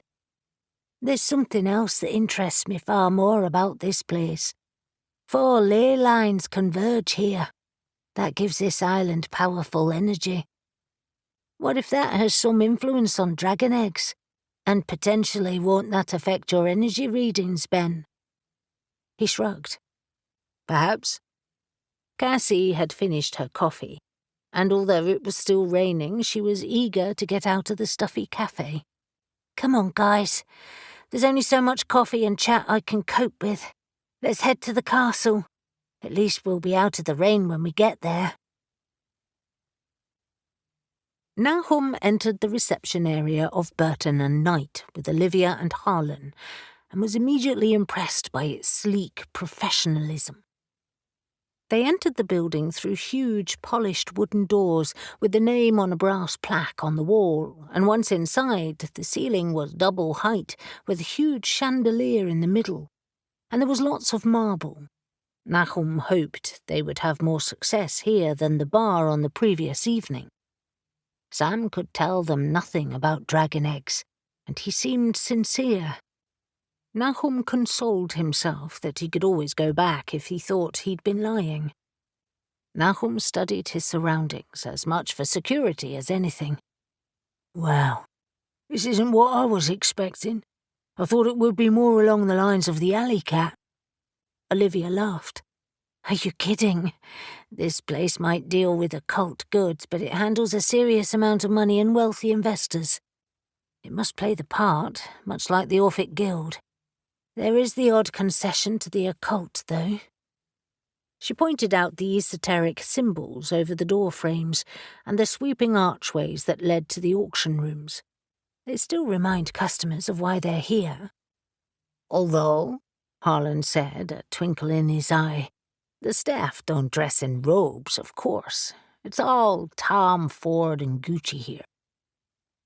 The reception area had an expectant, hushed atmosphere, and their voices disturbed the well-dressed man behind the counter at the side of the room. Harlan and Olivia, good to see you two. His eyes swept across Nahum. And you've brought a colleague. Of sorts, Harlan said, strolling over to shake his hand. This is Nahum Nadir. He's working with us on a special project. Nahum, this is Roger Monroe, a great source of information. Ah, Roger said, nodding. He was of average height, with a slight build, clad in an impeccable charcoal grey suit. His pale brown eyes were alight with curiosity when he shook Nahum's hand. And what special project is that? The shifter auction, Nahum said smoothly. Harlan has arranged an early inspection. Through Rose, Olivia added quickly. She's expecting us. You look well, Roger. I take it things here are going well? Of course. He straightened his tie. The usual behind-the-scenes little dramas, but nothing exceptional. So you're not here for the medieval reliquaries auction this morning? He nodded behind them, and Nahum turned to see a glimpse of an auction room down the corridor, sealed with glass doors through which he saw half the seats already occupied with customers. Olivia smiled. We have no clients interested in that particular subject at the moment. Thank the gods after their last encounter with one. In that case, Roger said, let me buzz Rose. After a speedy, hushed phone conversation, he exited from behind the long, polished wooden counter. She's in her office. I'll let you through the door. Roger led them partway down the corridor to where it branched in several directions, and several more auction rooms became visible, then stopped at a door marked Private. Roger swiped a security card through the pad next to it and pushed it open. Continue straight on, take the first left, and her office is the 4th or 5th on the right. I can't abandon my post, sorry. Harlan nodded. Thanks, Roger. Roger headed back to the counter without another word, and the door swung shut behind them. The corridor ahead looked far different to the marble and wood-clad corridors in the public area, but it was still smart and anonymous and reeked of business and privilege, much like the Orphic Guild. I came in here a few months ago, Harlan said as he led the way. They were storing the lots and exhibits for the auction downstairs. I'll see if Rose will let us see them again. I have a gift. He held up his bag and then smirked. And I'll offer dinner. Olivia smirked as well. Is that all? You and Rose have always got on well. A gentleman never tells. Nahum had always wondered how many women, or even men perhaps, that Harlan might have relationships with. He rarely discussed his love life, but Nahum reasoned he must have one. And then he considered the fact that he hadn't had a relationship for months, even years, if he counted his old life. Although Nahum also believed Harlan had a soft spot for Olivia, but the door was firmly closed to that relationship now. They passed a series of offices, many with doors open and several were large and open plan, the hum of voices carrying from phone calls and meetings. Busy place. But in a short while they stood outside a closed door, and when Harlan knocked, a woman called them inside. Hey, Rose, I come bearing gifts. Rose's office was small and compact, much like the red-headed Rose herself, and scented with what Nahum presumed was expensive perfume. After exchanging pleasantries, Rose gestured them to seats by her desk and inspected the wine Harlan gave her. Excellent vintage, Harlan. Thank you. You must be preparing to ask me something naughty. Not at all. Well, maybe. It's about the shifter auction. Sort of. He wiggled his hands. Her pale skin became even paler, and her eyes sharpened. You never returned that damn bone crown, Harlan, or that book you borrowed. Don't tell me you want something else now. I paid a lot of money for that book in recompense. As far as the crown goes, that was toxic. The thief did you a favor. All we want today is information. Rose studied all of them, eyes finally resting on Harlan again. Go on, but I'm promising nothing. He leaned forward. When you allowed me to see the lots last time, you said there were exhibits too, because little Lord Fauntleroy, Rose interrupted him, an amused glint in her eye. His name is Arbuthnot. Yeah, I know. He wanted a big, grand display, right? He still does. It's going to be an amazing auction. We even pushed the date back. Well, I had to, more like, after that damn theft. It's going to be in the main hall, and it's already got a lot of buzz around it. Nahum had seen the leaflets on the reception counter, and a large framed glossy poster featuring a couple of the exhibits. He was intrigued by it, and by Harlan and Rose's relationship. Well, Harlan continued, I remember reading that a Professor Oberon has donated items for display purposes. We just need to know who went to his house and assessed his collection for the exhibit. I mean, I assume someone did. You wouldn't make the decision on photos alone. Rose leaned back in her chair, arms crossed and eyes narrowed. Where's this going? I just need to know who went to his house and assessed his collection. That's it. Why? Because we're investigating an unusual theft from his house. Harlan sounded bright and breezy, as if it was the most reasonable request in the world. Rose's expression darkened. And you're accusing one of our staff? Fucking hell, Harlan. You have one hell of a nerve. Better we exclude you, don't you think? Better that you don't involve us at all. Olivia leapt in. Sorry, Rose. We know how this looks, but this is a big, potentially dangerous theft, and we're low on leads. Rose leaned forward so that she was almost across the desk, and her voice lowered to a threatening whisper. I thought you were occult collectors, not investigators. She glared at Nahum. Is this your doing? Who are you really? Because you sure don't look like a collector. Nahum smiled, deciding to cut to the chase. I'm a hunter, and I hunt lots of things. Right now, I'm hunting stolen dragon eggs. Do you want to be even the slightest bit connected to that? She jerked back in her chair in shock. Dragon eggs? If this is your idea of a joke. No joke. Real dragon eggs that might hatch at any moment. Would you rather Maggie Milne come in here flashing her police badge? She's already going through her sergeant's notes on the last investigation here. This place is a direct link to the professor's house. And right now, anyone who even knows those eggs exist is under suspicion. And to make it clear, Harlan said with a small shrug of apology, it's a small group. Olivia leapt in again. We came to you, Rose, rather than the managing director of this place. We're trying to keep things low-key, that's all. Fucking fuck! Rose exploded.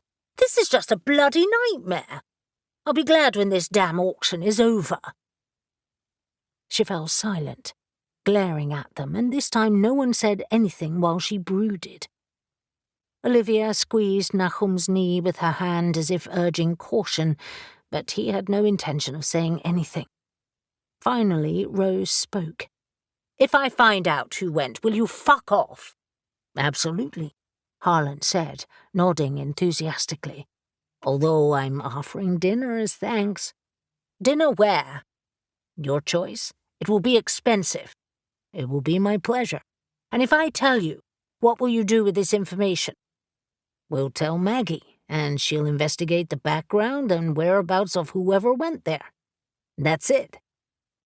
After another long look at them all, she turned to her computer. We keep all records electronically, so bear with me. After a few moments of searching files, she said, Arbuthnot went, not surprisingly. He's micromanaged this whole thing and... oh shit. 2 of our new interns, Felicity Anderson and Julian Hargreaves. Maybe that's a good thing, she muttered. Please, God, let Arbuthnot not be involved. Why, oh shit? Nahum asked. Because Julian Hargreaves is a tricky little wanker. Uppity. Harlan smirked. I bet he gets on well with little Lord Fauntleroy.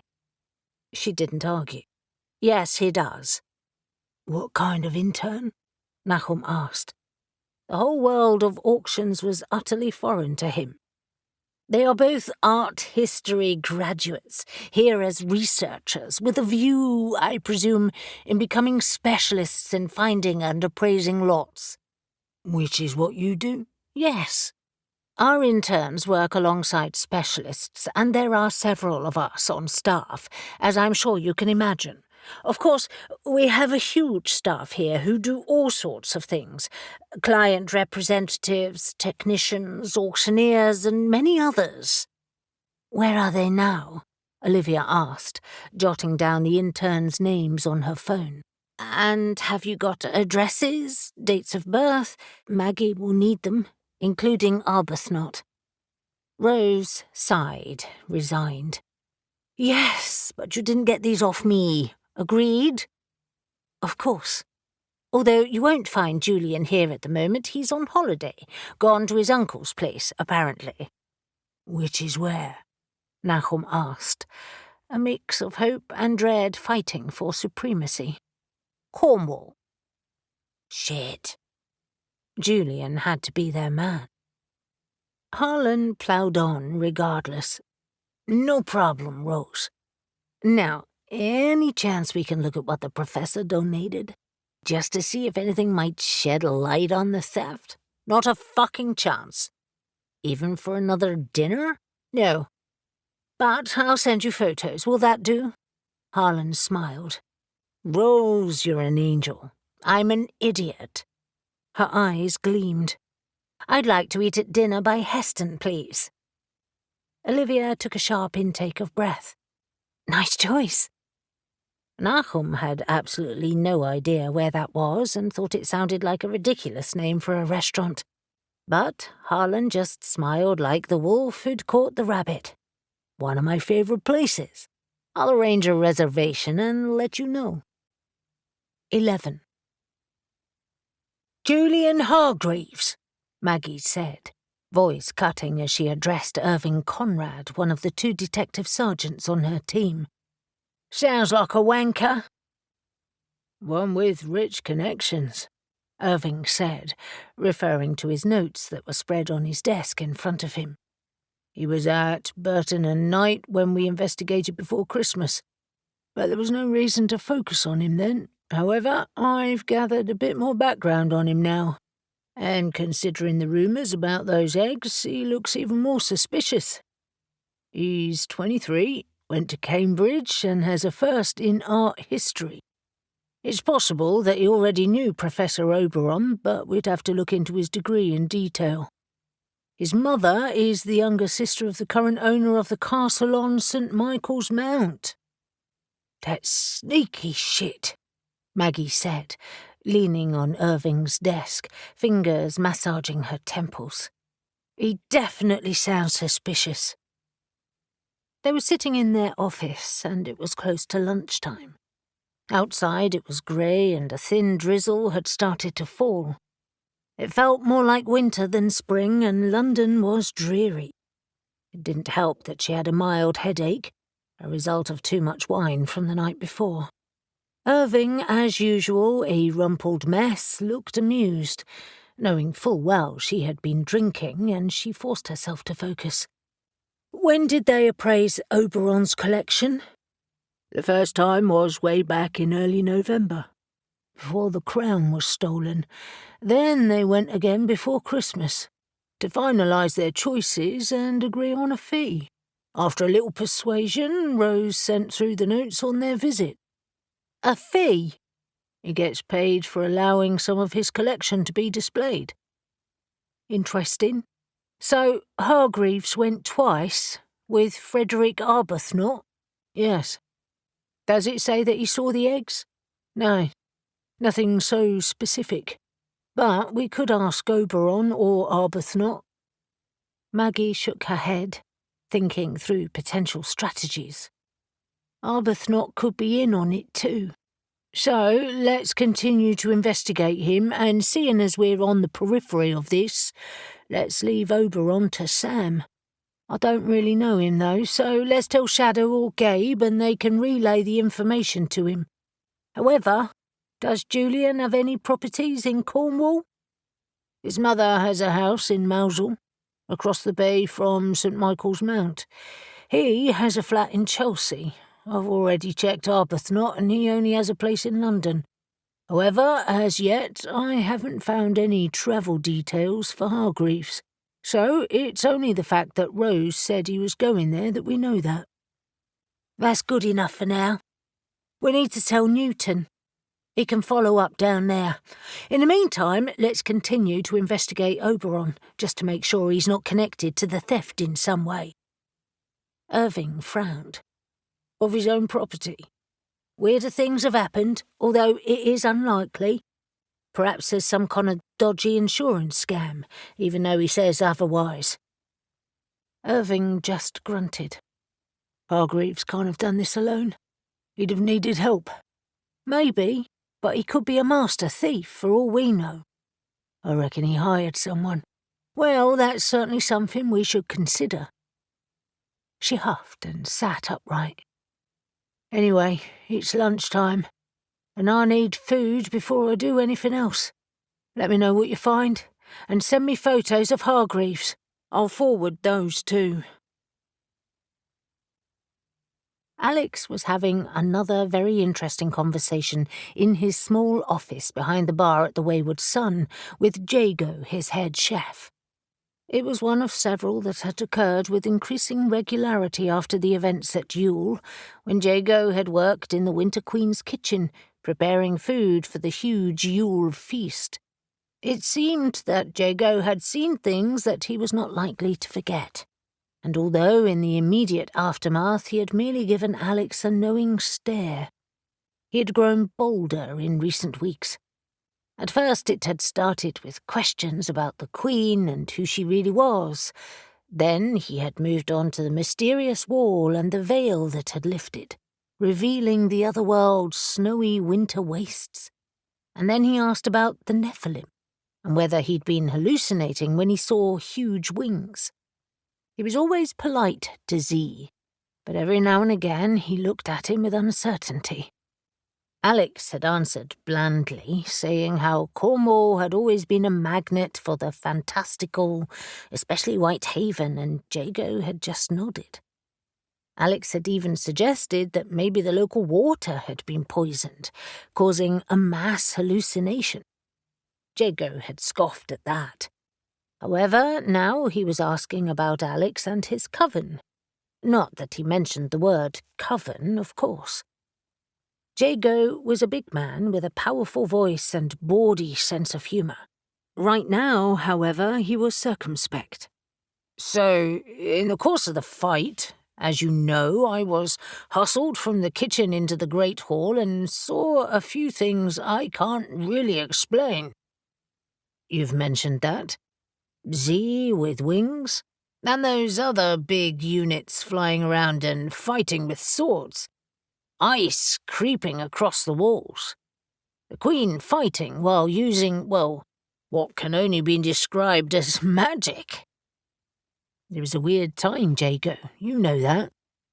I think we were all a bit... Jago cut him off. Yes, you keep saying. But whereas most people seem to be forgetting it, like it was some crazy dream, I can't. And you keep offering really lame excuses, Alex, and Simon, the old manager, well, he used to say really odd things, and I just thought you had it in for you. But, well, you made things happen that day, too. He leaned forward, not taking his eyes off Alex.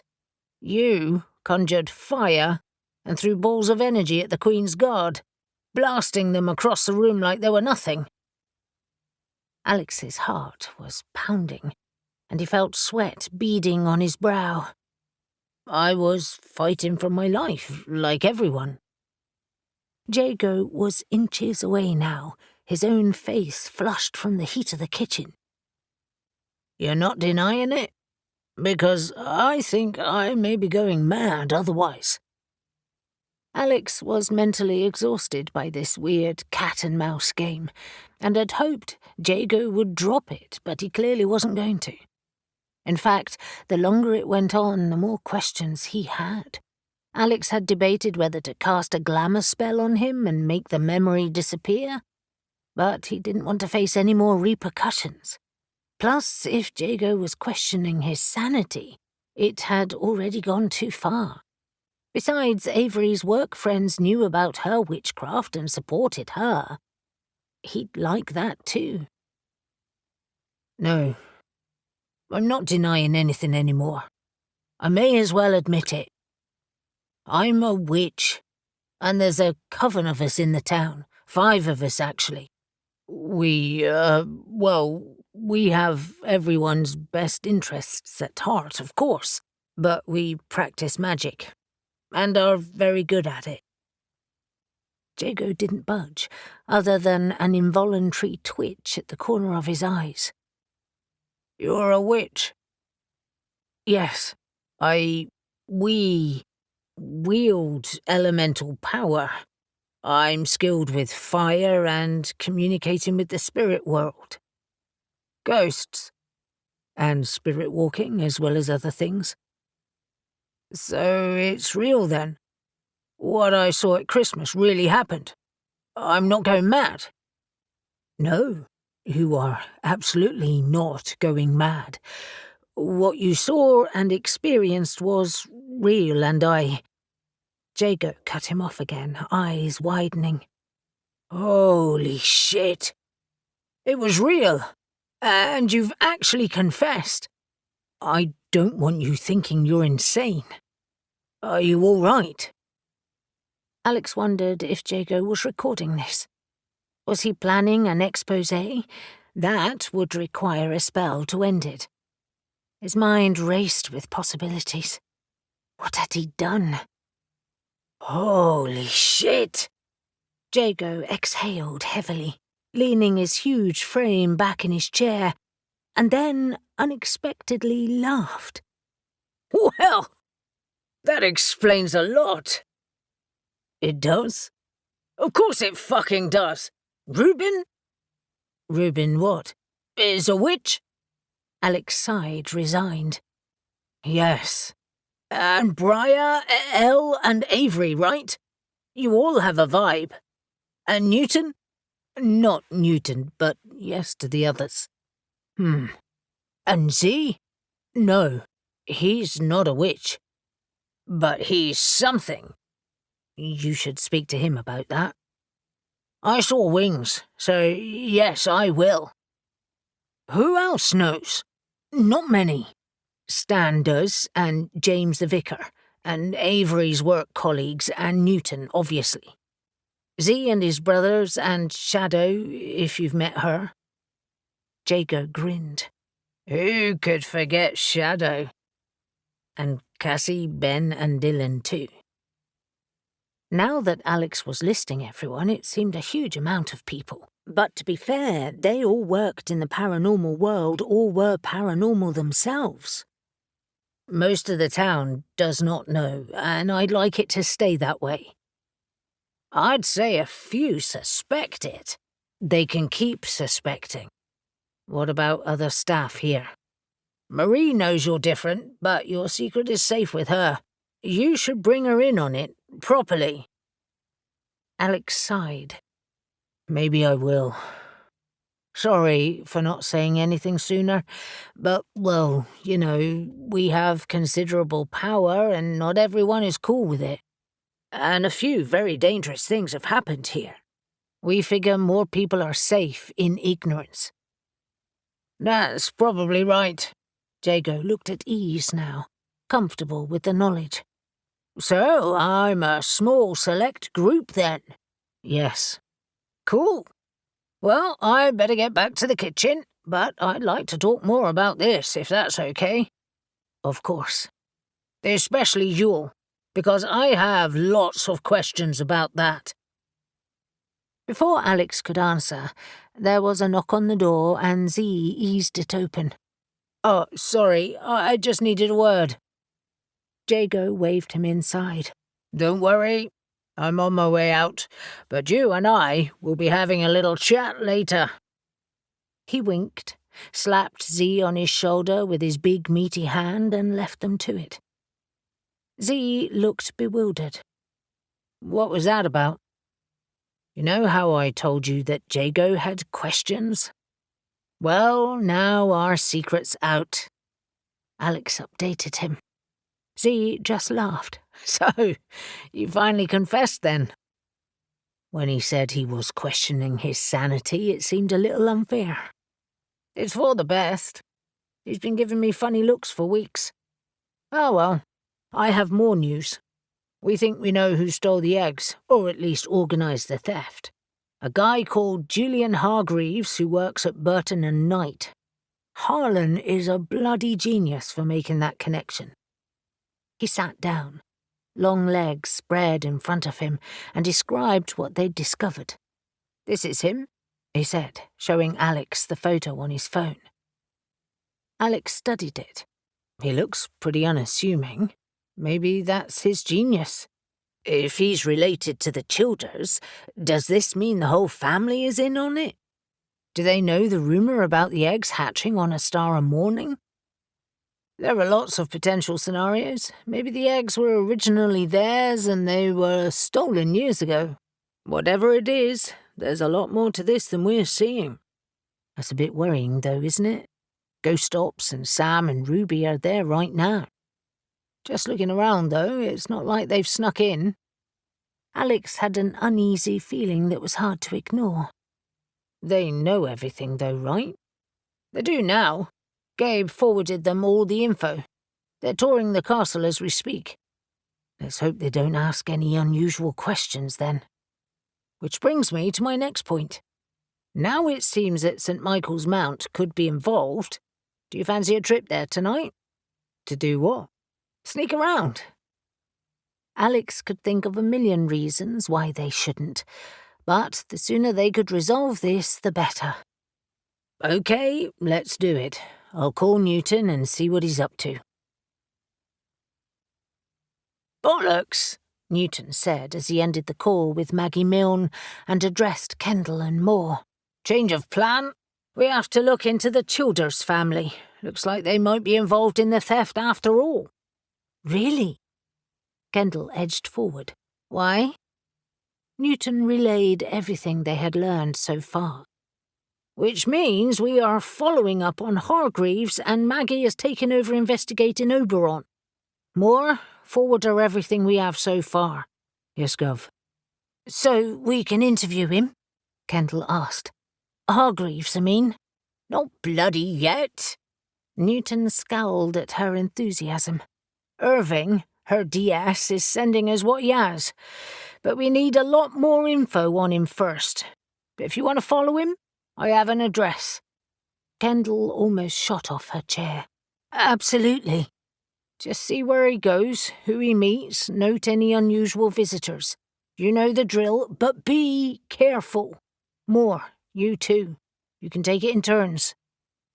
The more he thought it through, the more Newton liked the idea, and his instincts told him they were on the right track. I have his phone number so we can start tracing his calls too. I don't like to leap to conclusions, but already there's too much pointing to him to ignore. I can feel it.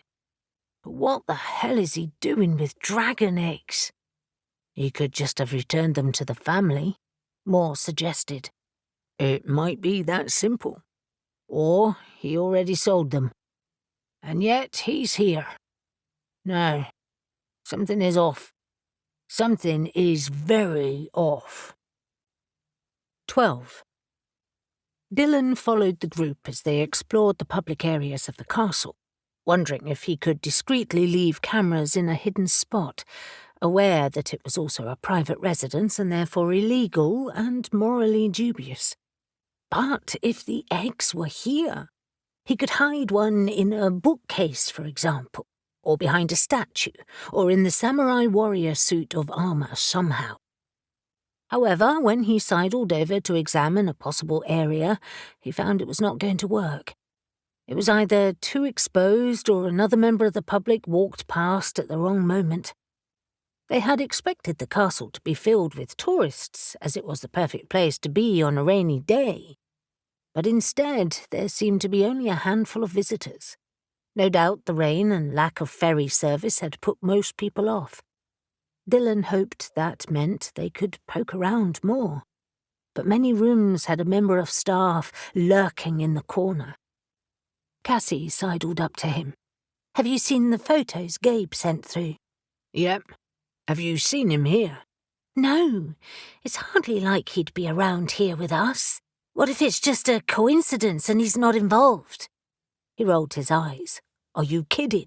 After those connections, it must be him. Which means, potentially, the eggs are being stored here.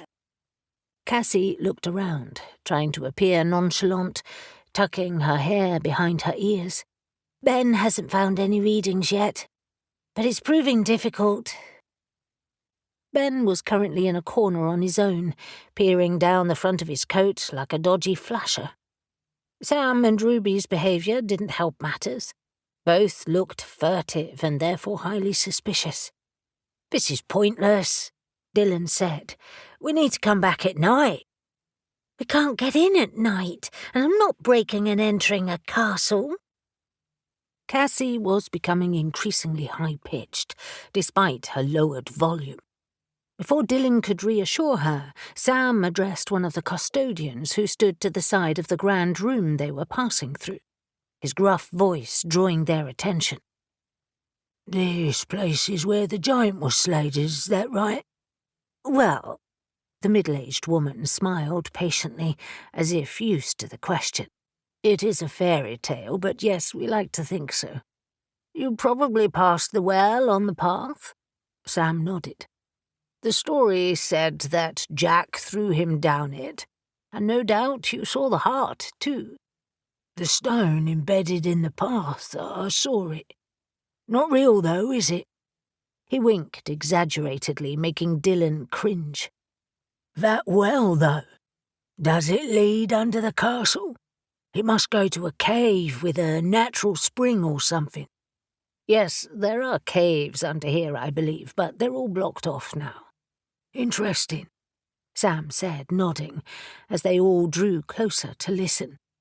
"And were there any rumours of dragons with this giant?" "Dragons? Heavens, no." Sam shrugged. "Well, dragons and fairy tales go hand in hand, don't they?" "I suppose they do, but dragons have never been associated with St. Michael's Mount." "Not slayed by the angel himself?" Dylan knew that St. Michael's Mount was named after the archangel, who was said to have appeared on the rocks to guide sailors to safety, and the church had been built in 1135. The island, though small, had a rich history. "I don't think so." The woman looked to be running out of patience. "He rescued sailors." "What about the mermaids, rumoured to lure sailors to their deaths? If there are mermaids, there could be dragons." Dylan bit back his impatience. Sam was not being very subtle, but perhaps he had the right idea. "Well, mermaids are a popular myth in this area," the guide said, "but not dragons." Sam didn't care. "What about dragon eggs?" "Dragon eggs?" A deep voice from behind them made everyone turn around. "What a very active imagination you have." "Oh, Lord Wentworth," the woman exclaimed, breaking into a broad smile. "I didn't see you arrive. This gentleman was wondering if dragons were ever associated with the Mount. Everyone, Lord Wentworth owns the castle and the St. Michael's Mount estate." Dylan nodded in greeting, wondering if he was supposed to bow to a lord. Bollocks to that. Of course, he remembered, annoyed with himself, Lord Wentworth was the official title, but Childers was the legal family name. He was tall, spare of build and aristocratic, and appeared to be in his 50s. He looked at Sam benevolently, as if he were afflicted with a mental illness. "So I heard. No dragons or their eggs have ever been associated with this island, or my family, in fact." Sam smiled. "I'm a fan of old tales, and I could have sworn I heard one about dragons' eggs having been found here. Something about them hatching on Ostara. Easter, of course." "Really? How wildly romantic and dangerous, I would imagine." Childers shrugged it off, but his sharp eyes lingered on Sam's for a moment. "It must have been mixed up in other tales. I hope you're enjoying your tour." He extended the question to the group, and everyone nodded enthusiastically. Cassie said, "It's a beautiful place. Do you live here all the year?" "Of course. We make it our job to maintain it, and who wouldn't want to live here? Anyway, I won't keep you." "What about the well?" Sam asked, as Childers turned away. "Does it lead to a cave?" "As I'm sure you know, there are hundreds of caves and mines in Cornwall, but our well was closed years ago. If it leads to a cave, I don't know about it. Now, you must excuse me. We have a family event this evening, and I'm rather looking forward to it. I must admit, I didn't realize we had any visitors at all today.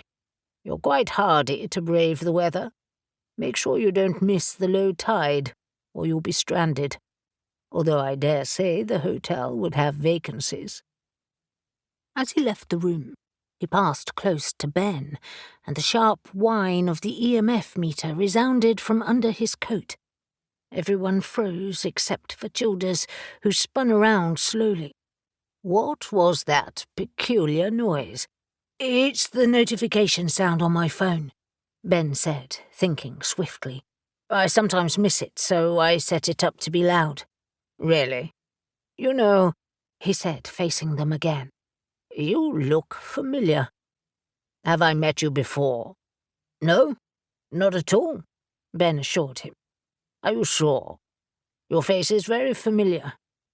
And then his eyes widened. "I've seen you on the news." Dylan held his breath, wondering what Ben would say. Pretend he was mistaken or just confess? Would it look more suspicious to deny it? Childers might not even remember exactly who they were. No doubt Ben was asking himself the same questions, and after a moment's hesitation he said, "Of course, that would be it. I forget that some people will have seen me being interviewed." "You're that paranormal investigator. I presume this is your team." He studied the rest of them. "Yes, actually, well, 2 of them." Ben introduced Cassie and Dylan. "Sam and Ruby are friends, but obviously as interested as you in the paranormal. Well, this changes everything. I had no idea we had such famous people in our midst. Are you planning a program on us?" "Oh, we don't do programs," Cassie rushed in. "We post on our blog about all sorts of things. We thought we'd talk about Jack the Giant Killer and, of course, mermaids. You know, that kind of thing," Cassie added lamely. "And dragons, too, by the sound of it," he said, addressing Sam and Ruby. "So what do you 2 do?" Sam gave his crooked smile. "We hunt things. It's an unusual job, but it has its rewards." "Hunting? Yes, I'm sure it does." Childers studied them all again and then nodded. "Well, seeing as you have such a wealth of knowledge and are local celebrities, we should open the church up for you, if you want to see it, of course." Ben nodded enthusiastically. "That would be fantastic. Thank you." Childers smiled. "Excellent. I'll have one of the staff unlock it. It will be open when you have finished your tour here. Have a good day." He didn't wait for any more comments, and instead left the room swiftly, leaving the others staring at each other with a mix of victory and worry. Dylan shivered, pretty sure that his friends, like him, suspected they were walking into a trap. However, perhaps they had to if they wanted to find out more about the eggs. Briar's thoughts were varied as she pottered around her herb room in Charming Balm's apothecary, making candles, printing labels, and preparing herbs for teas. She was worried about Eli and Z after hearing about their night with Nalera. The Dryad was tricky, and like the Nephilim, Briar didn't fully trust her, even though she trusted that Eli and Z would make the right decisions. Plus, they were right. The locals loved Ravenswood, and no harm had ever come to them because of it. Admittedly, they might have been scared sometimes, as had the witches, but it didn't stop anyone from going there. And in fact, thrill-seekers went at twilight when the shadows concealed and revealed all manner of things. It was a magical place, and it comforted Briar every time she went there foraging for plants. However, she was worried about Eli. He had been preoccupied when he arrived that morning, confessing that Nalera seemed intent on seducing him, and yet he couldn't, or wouldn't, do anything about it except keep his distance. He admitted that if he slept with her, he thought he would be forever lost, his will subjugated to hers. The thought terrified Briar as much as it did Eli. Equally, she was reassured, even flattered, that Eli was willing to confess so much to her, and that he had so much insight into the situation. It made her wonder if she could help in some way. Make him an amulet, perhaps, that would dampen the effect of Nalera's seductive wiles. Briar knew little about dryads, other than that they had their own powerful magic, but surely an amulet would work. She had been reluctant to interfere until now, but with Eli becoming increasingly perturbed and Nalera increasingly seductive, she felt it was necessary. The other thing that worried Briar was that Eli's vulnerability was having an odd effect on her, too. Up until now, he'd been nothing but a very good-looking work colleague. But recently, she reluctantly admitted to herself that she had an overwhelming urge to comfort him with more than just amulets and herbal teas. She'd had to stop herself from reaching out to touch him, to run her hands through his hair, to place a reassuring hand in the center of his broad chest and lean into him. Oh, shit.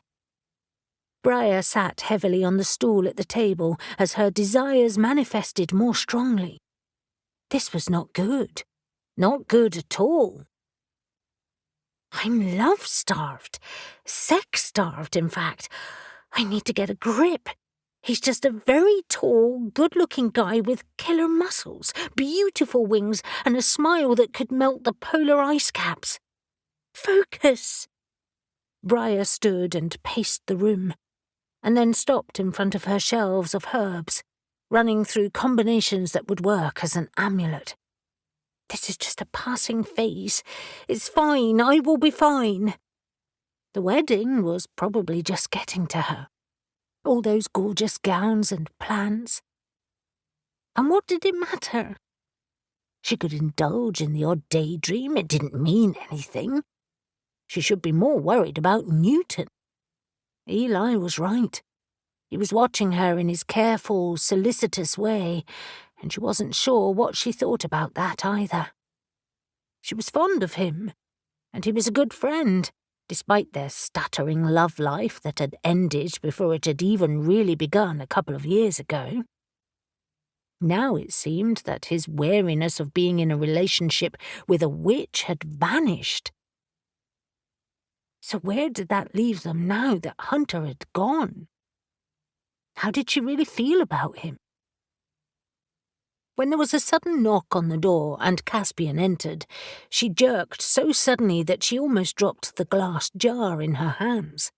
Is this a good time to chat? Caspian asked, quickly becoming alarmed at her reaction. Sorry, I didn't mean to make you jump. She forced a smile on her face. Of course, I was just miles away, worried about dragons and dryads of all things. Life here is certainly interesting. Come in and I'll put the kettle on. This room, Caspian said, peering up at her shop's stock and supplies, smells wonderful as always. I always find it such a soothing place. Normally. Caspian looked tired, but also different in a way she couldn't put her finger on. Are you okay? Fine. Just worried about Morwenna. I've been at her house today, and to be honest, I'm very concerned about her. It seems it's the theme of the day. I'm worried about Eli. Briar put her jar aside and turned to face him. Is the curse worse than you thought? It's certainly complicated. From what we revealed last night at the meeting, it's embedded deep within her. It's using her own elemental earth magic against her. So you said. That's clever. And devious. Any idea how yet? Well, it isn't caused by anything in her immediate possession. He sat at the table as if suddenly weary, and she headed to the sink to fill the kettle. I think the source might be at her old house. She's renting it out to friends of friends. I want to check the place out. Briar thought through his suggestion while she prepared their drinks. I see your reasoning, but someone could have several of her belongings elsewhere. That's true. Seeing as you're a healer and an earth witch, I'd like to get your opinion on her. On the whole situation, actually. We're going to visit her old house, and I would love it if you'd come. Have you got the time?" A wave of relief washed through her. Something else to focus on. Of course, Eli can manage alone for a few hours. Her house is in Princetown, Devon, in Dartmoor National Park, so it's an hour or so's drive, and we're leaving, well, he checked his watch, very soon. Today? She asked, surprised. I don't want to give them a lot of time to hide anything, and I think it's sensible to take support, just in case. Briar wasn't sure she was ready for a long trip, but Caspian needed help, and he'd helped them enough in the past. Of course. I'm sure he can cope for the rest of the day. I have the dress fitting tomorrow, though. We're making a day of it and having lunch afterwards. Ah, ours are all done. Our suits, obviously, not our dresses. She giggled. I'm glad to hear that. Don't worry, you'll be back for that. Morwenna is letting her tenants know that she'll be visiting. Not ideal, really, but she feels obliged to. And as yet, we have no proof they're involved at all. Best to eliminate them, if nothing else. Briar pulled a sticky orange cake from the cupboard and cut 3 slices. I presume you want cake first? Have we enough time? Yes, please. You made it? Last night, when I arrived home, it helped me unwind. That bad? She sighed. We'll deal with all this, I'm sure, like we always do. But I've been worried about the guardianship arrangement of Eli and Z's for a while. Not that I should. They're more than capable of looking after themselves. But we can't help worrying about our friends, can we? You, in particular. Me? It's in your nature, Briar. Partly because you're a healer, I think, and very gentle. Well, sometimes you're gentle, he qualified. Sometimes you scare the shit out of me. Well, it's always good to keep you on your toes. I'd better take Eli his cake. Let me. You finish making the tea, and I'll also let him know that he's on his own today. Briar used the few minutes afforded her to calm her nerves. She felt raw and exposed, but she could push aside these weird feelings about Eli. She had to. When Caspian reappeared, she had gathered herself, made the tea and sat composed at the table. So, she started brightly, tell me about Morwenna. It will give me a feel for what's happening. She's interesting. Calm, grounded in many ways. She reminds me of you, a slightly older you. I think you'll get on with her, especially because you're such a good gardener. Caspian visibly relaxed as he talked about Morwenna, letting his all-too-familiar guard down, and she saw yet another side of him that she hadn't witnessed before. A mellower and yet perhaps more excitable Caspian. Then she realized what was so different about him. He liked Morwenna. Really liked her. She wondered whether to ask him, or point it out, but in the end decided against it. She liked him in this expansive mood, and didn't want to be the one putting a stop to it. In fact, depending on what she saw in Morwenna, she might even encourage it. Then Caspian said, I think, seeing as we have room in the car, we should take another witch along. Avery? Briar always thought of Avery because she was always so quick with ideas and suggestions. But Caspian looked apologetic. I'd rather not, just in this instance. He hesitated and then said, I think you know why. Despite their many conversations, Caspian had never really talked about his feelings for Avery, although she knew all about them, and the fact that he seemed to have moved on. Did he really not want Avery and Morwenna in close proximity? But you're good friends now. That's behind you. Yes, it is. But I guess I'm just uncomfortable about it right now. His eyes met hers. I'm not sure I can explain it. Okay. She would leave that conversation for another time. What about Reuben? He's not working, and I think he needs distracting from the wedding. My thoughts exactly. I'll call him and hopefully pick him up on the way. After cake, of course. 13. Kendall sat in her car a short distance down the road from the home of Julian Hargreaves's mother. She lived on the hills above what was commonly referred to as one of the prettiest places in Cornwall, Mousehole, a quaint fishing village that was now exorbitantly expensive to live in. Fortunately, the family's wealth clearly enabled them to own a large house with views of the bay, with St. Michael's Mount shrouded in mist looming out of the water on the other side. From where she'd parked, Kendall only had a view of the end of the drive and the side of the house, which wasn't ideal. At least she knew the make and model of Hargreaves's car. A late model Audi in sleek charcoal grey. And from the slow drive-by she made past the house, she knew his car was parked there.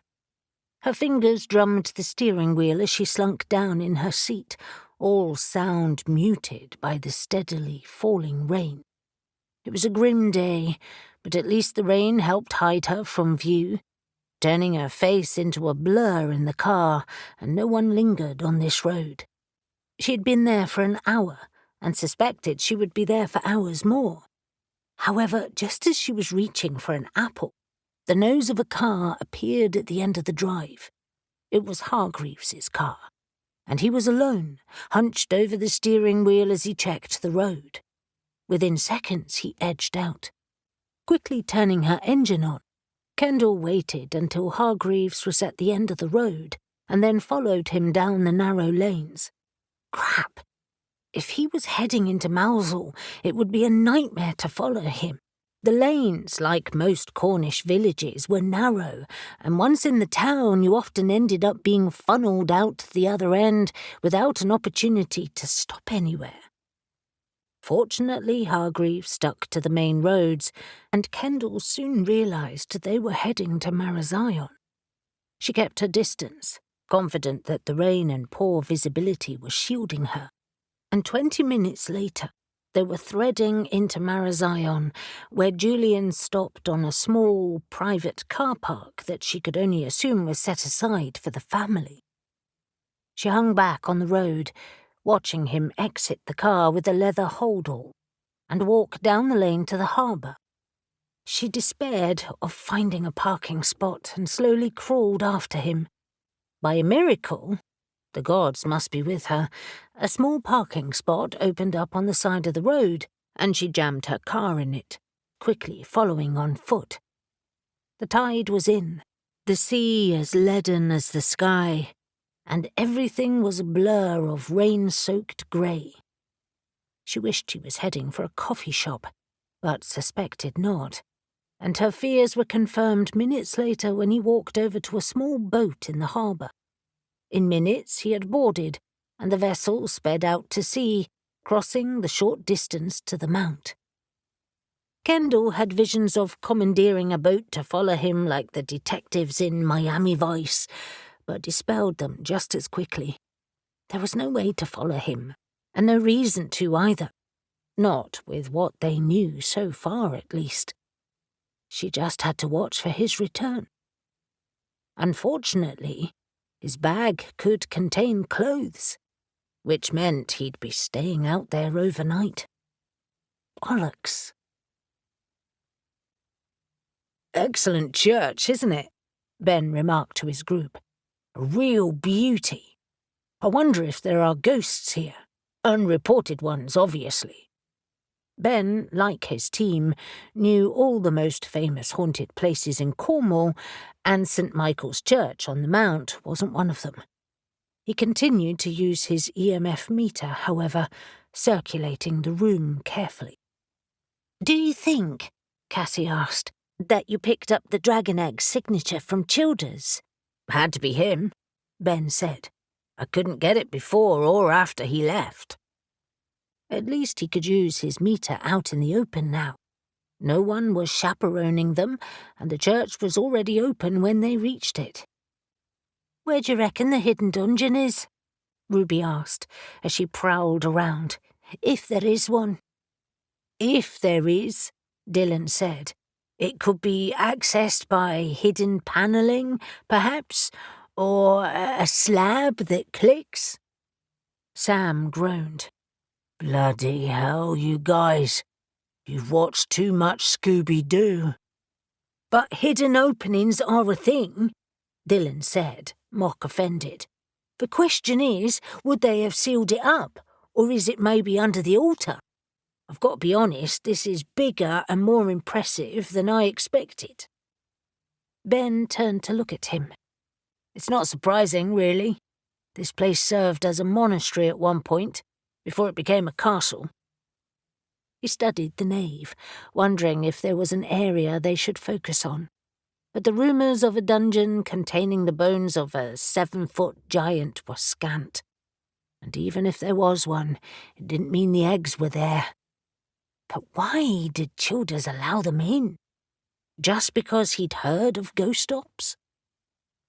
Ben voiced his thoughts aloud. "I guess we need to decide why Childers let us in. Was it because you mentioned dragon eggs, Sam, and he wanted to trap us? Or is it just that he knows ghost ops and wants a favourable report? I mean, this place is hugely popular and doesn't need us. But I guess all publicity is good publicity, right?" Sam shrugged. "Depends on what we find, doesn't it? And he might genuinely think I'm a nutjob for mentioning dragons." "Except," Ruby said from across the far side of the church, "there are dragon carvings in these stones. Rudimentary, perhaps, but nevertheless." Ruby was standing beside one of the columns that connected to the vaulted roof overhead, and Ben headed towards her. "The Green Man is here, too," Cassie called over from another column. "But that's pretty typical."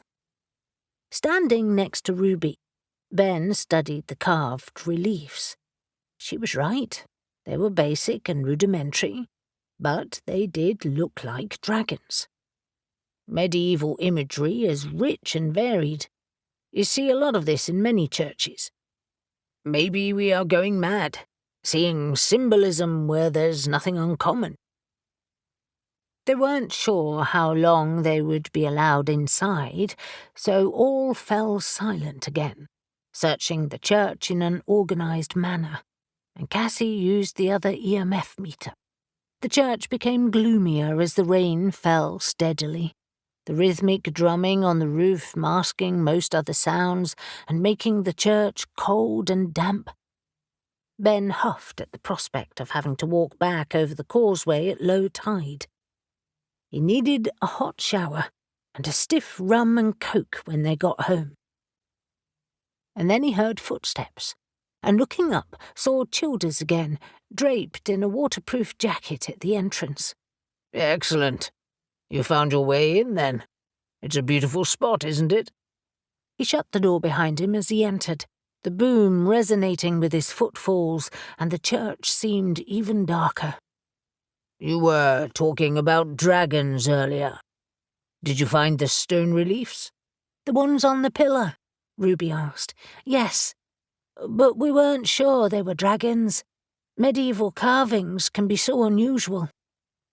Childers nodded, pacing to the pillar with his hands behind his back, very much the lord of the manor.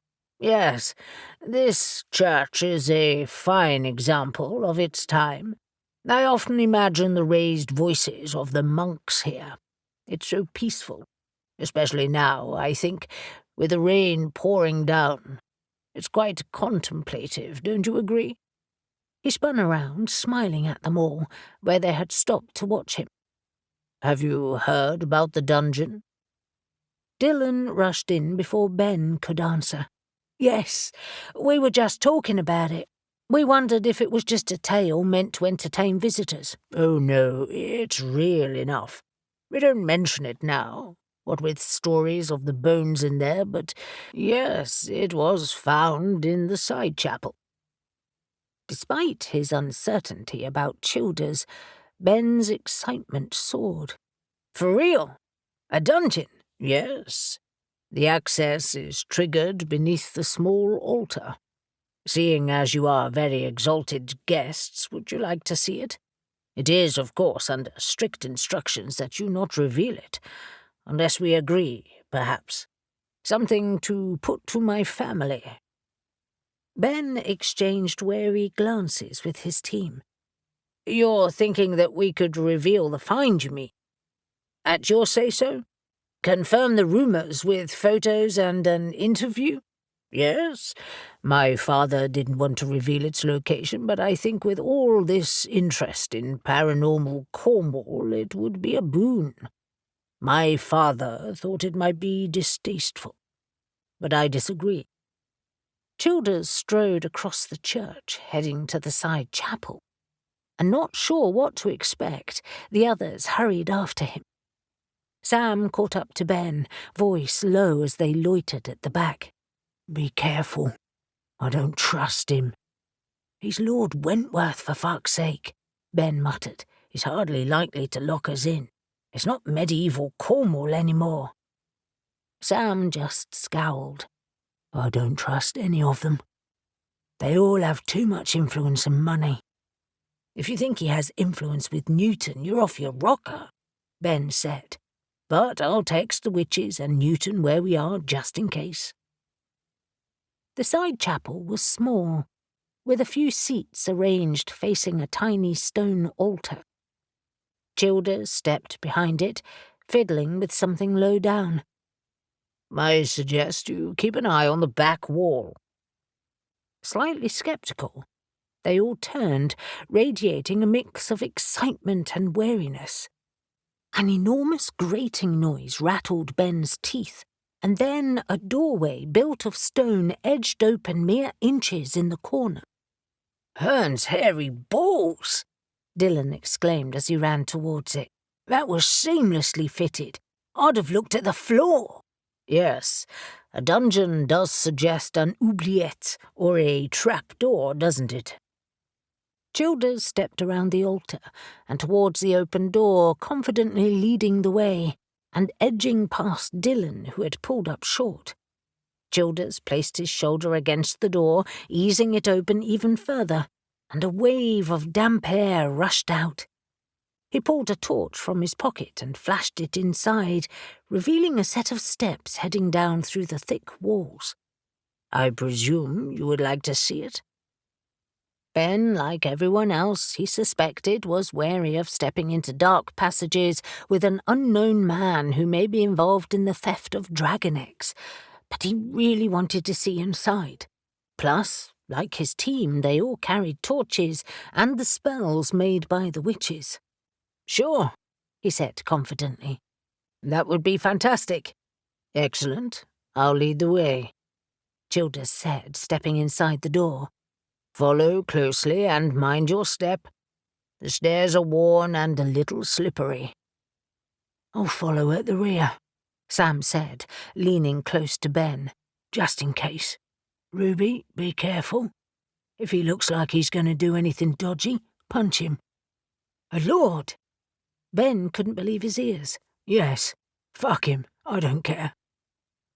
Ben followed Dylan and Cassie, who were already descending the steps, talking to Childers, who continued to act as tour guide. Their lights bobbing below and showing dusty stone walls tight to either side. Childers's presence reassured Ben. He would hardly be with them if he was planning to lock them in. Then he huffed at himself. He was as paranoid as Sam.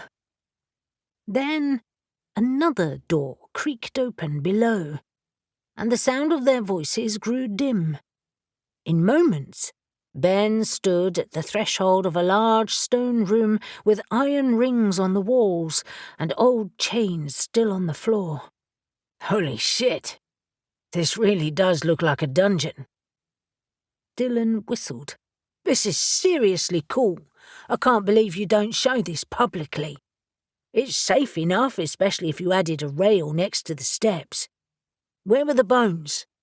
Right there, in the middle of the floor. The slightly sunken area. Childers crossed the room to stand on it. I hate to say this, but I think this collected blood. Ben saw what he meant and played his torch around the room. Small channels for blood and tiny grates in the floor. Gross. They tortured people here. Sam and Ruby had now entered the room, but Sam stayed close to the door. Childers paced the room, admiring it. It's certainly disturbing, but I think we have to admit our ancestors were a bloodthirsty bunch. It might not have been yours, Ruby pointed out. The church owned this at one point. I find it even more disturbing to think they would have used it. The church can be as brutal as anyone, Sam pointed out, stepping closer inside. This would certainly put them in a bad light. His curiosity finally got the better of him, and he joined them in the middle of the room, looking up at the ceiling, reassured perhaps by the fact that Childers had returned to stand by the far wall. However, now Childers faced them with an oily smile. I think you'll find that what lies below is far more interesting. Before anyone could respond, he pushed a section of the wall and the entire centre of the floor dropped away, plunging the group into darkness, with only Cassie's scream to accompany them. 14. Wow, Avery said to Alex as she bookmarked another spell in her grimoire. I've found more spells mentioning dragons than I anticipated. Have you? That's great news, I think. He'd arrived home mid-afternoon and had just stepped out of the shower wearing nothing except a towel slung around his waist. He towel-dried his hair as he walked over to the table, and her gaze slid over his muscled chest. Well, you're very distracting. Good. He bent down and kissed her, sending a thrill of desire through her. You're working too hard again. Not really. I'm just spellcasting and investigating. You know I love all that, but it has made my neck ache. She sat back in her chair, stretching to ease out the kink in her shoulders after being hunched over for what felt like hours. Let me. He placed his warm hands on her shoulders, kneading the tight muscles beneath his warm, strong hands. Hans horns, Ave. They're in one big knot. She groaned and melted into the chair. I know, but it was worth it. Go on then. How many spells have you found and how? Raven suggested that I look for alternate names for dragons that were older, from the medieval period. I feel such an idiot that I didn't think of that before. Where is Raven? Out somewhere. You know what he's like. I'm hoping he's trying to find our missing eggs. I think he got bored watching me cast endless spells. She groaned again as his hands moved to her neck muscles. By the goddess, you are so good at this. I know. Alex kissed her neck and sat down next to her. Does that feel better? Yes, but you may need to do it again later. He smiled seductively. I can manage that. But back to dragons. What names did you try? Wyverns, worms, serpents, Draca. Draca? He pulled Helena's grimoire towards him, turning the pages carefully. I've not heard of that before. It's Anglo-Saxon, but it persisted for a while. Drake is another one. Anyway, I looked for those names rather than just dragon, and the spell found all sorts of spells. I've yet to look through most of them. They might be all useless. And the purpose of this is what? He asked, looking confused. To see if our ancestors used dragons or dragon eggs or dragon-related something, and what they used them for. But there are other words associated with the name dragon that have nothing to do with dragons, like tarragon. Alex cocked his head and looked at her. Really? The root is twisted, apparently resembling twisted serpents. I've harvested them and never thought that. But the Latin name is Dracunculus and means little dragon. How cool is that? She shrugged. Anyway, I'm not sure how that will help us find dragon eggs, but it's interesting. I'll look at the spells properly later. Well, Z has suggested that we visit St. Michael's Mount tonight. Interested? He grinned. A little bit of exploration? Do we need to? Ghost Ops went with Sam and Ruby today. She checked the time. In fact, they should be on their way back by now. She sat up straighter as she saw a message on her phone. Damn it, I missed this. Ben texted earlier. They were going to see the dungeon in the church. I didn't even know St. Michael's Mount had a dungeon. Have you ever been there? She shrugged. Well, not for years, to be honest, so maybe I've forgotten. I'll call him. I'll get dressed. I'm going with Z anyway. I'd like to see it. Avery stood and walked to the window while she called Ben. It was late afternoon and the rain was finally easing, although the sky remained gloomy and heavy with clouds. She was interested in visiting the mount that evening, but she was not keen on flying there in this weather, even in the arms of a Nephilim. She wondered if she could use witch flight, but had to admit she didn't know it well enough to arrive safely. Ben's phone kept ringing, and a slight niggle of worry coursed through her.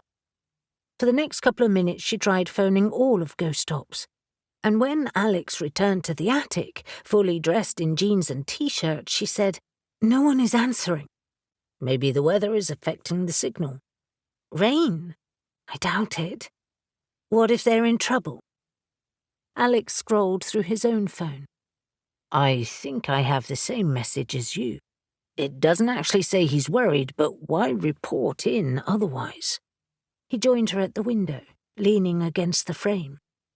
We'll give it an hour. Hopefully one of them will contact us. And if they don't? Maybe tonight will be a rescue mission. Or we call Newton. Let's call him anyway. It was only when Avery searched for his number that she saw another message, and she quickly scanned it. An odd, unsettled feeling fluttered in her stomach. Briar also texted that she's with Caspian and Reuben, helping with Morwenna's curse. How? She doesn't say much, just that they're visiting Morwenna's house in Princetown in Dartmoor. I suppose that makes sense.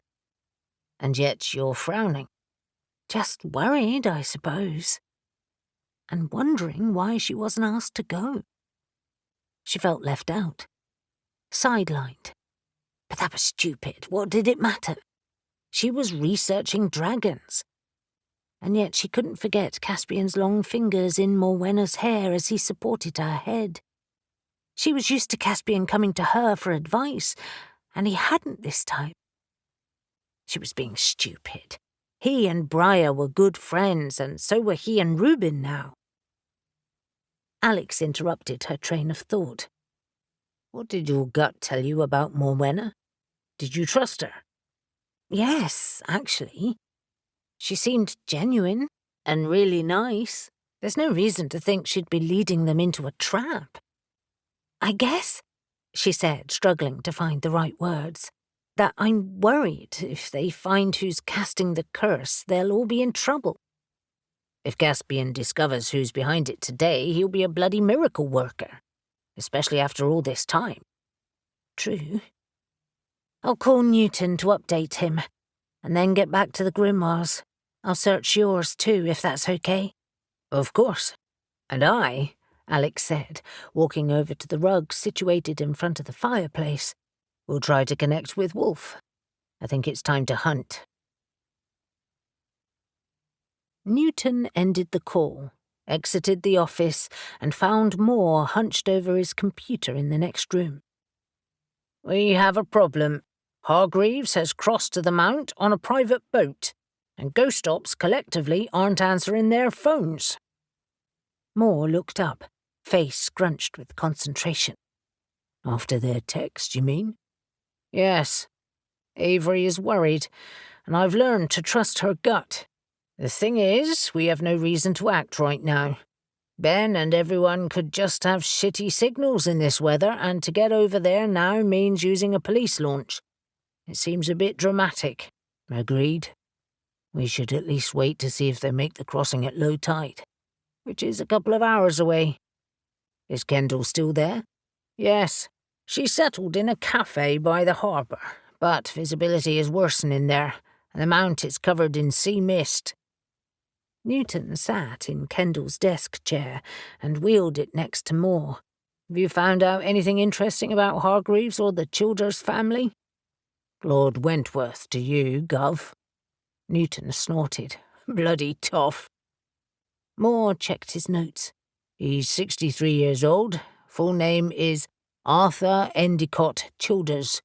Married to Marjorie, Lady Wentworth. They all serve on various boards, particularly for the arts, and donate money to various charities. Nothing that sounds suspicious. They've lived on the Mount for nearly 20 years. Hargreaves' mother is Joanna Hargreaves, who married Absalom Hargreaves 30 years ago. Julian is the youngest of 3 children. The older siblings are in banking. Interesting. And Julian's accounts? Look all above board. No suspicious activity or recent large payments in or out. Bollocks. That's annoying. I haven't checked Childers' accounts. Thought we might get in trouble for that at this stage. Newton hated being restricted in his investigations, but when it came to influential people who had a lot of money, they had to tread carefully. No, we shouldn't. Not yet. What about Hargreaves' connections? Any dodgy friends? Not that I can tell so far. But I'm about to search on the socials. Newton had spent all morning catching up with paperwork and tedious reports, especially on the events at Yule. The events had sparked incredulity with his superiors, but that was tough. They employed him to do a job that nobody else wanted to do, and he wasn't about to lie about it. If the detective superintendent lied to his higher-ups, that was up to him. Writing the name Jack Frost in his reports had made Newton feel like an idiot. But having seen him and witnessed how destructive he could be, he couldn't lie about that either. And, as he pointed out to the DS, when Newton left the job, someone else would take over. Writing down a pack of lies wasn't going to help the next DI, although that could be Moore or Kendall. However, he was sick of reports. I'll search the socials. You stick to the other stuff, he suggested, although toiling through endless wittering on social media was his idea of hell. And then give it an hour and see if Kendall wants to swap with you. It will make a late night, though. Potentially. Are you needed at home? Moore had young kids and was a good father, but equally wanted to pull his weight in their investigations. Don't worry, it's fine. It's not every day we get to chase down dragon eggs. Thank fuck for that. 15. Cassie's scream had been cut off abruptly when she hit a hard stone floor a few feet below the dungeon, and then skidded down a steep, rough path, the small stones flying up and hitting her in the face. She tumbled on twisting limbs, surrounded by the shouts and grunts of her friends, their torches flickering wildly. She tasted blood as she bit the inside of her mouth, but that was as much as she noted as they kept falling, and the scent of the sea and the sound of the surf grew more intense. She was going to drown in darkness and churning water, her body lost forever. She couldn't shout or scream. She was too breathless, too scared.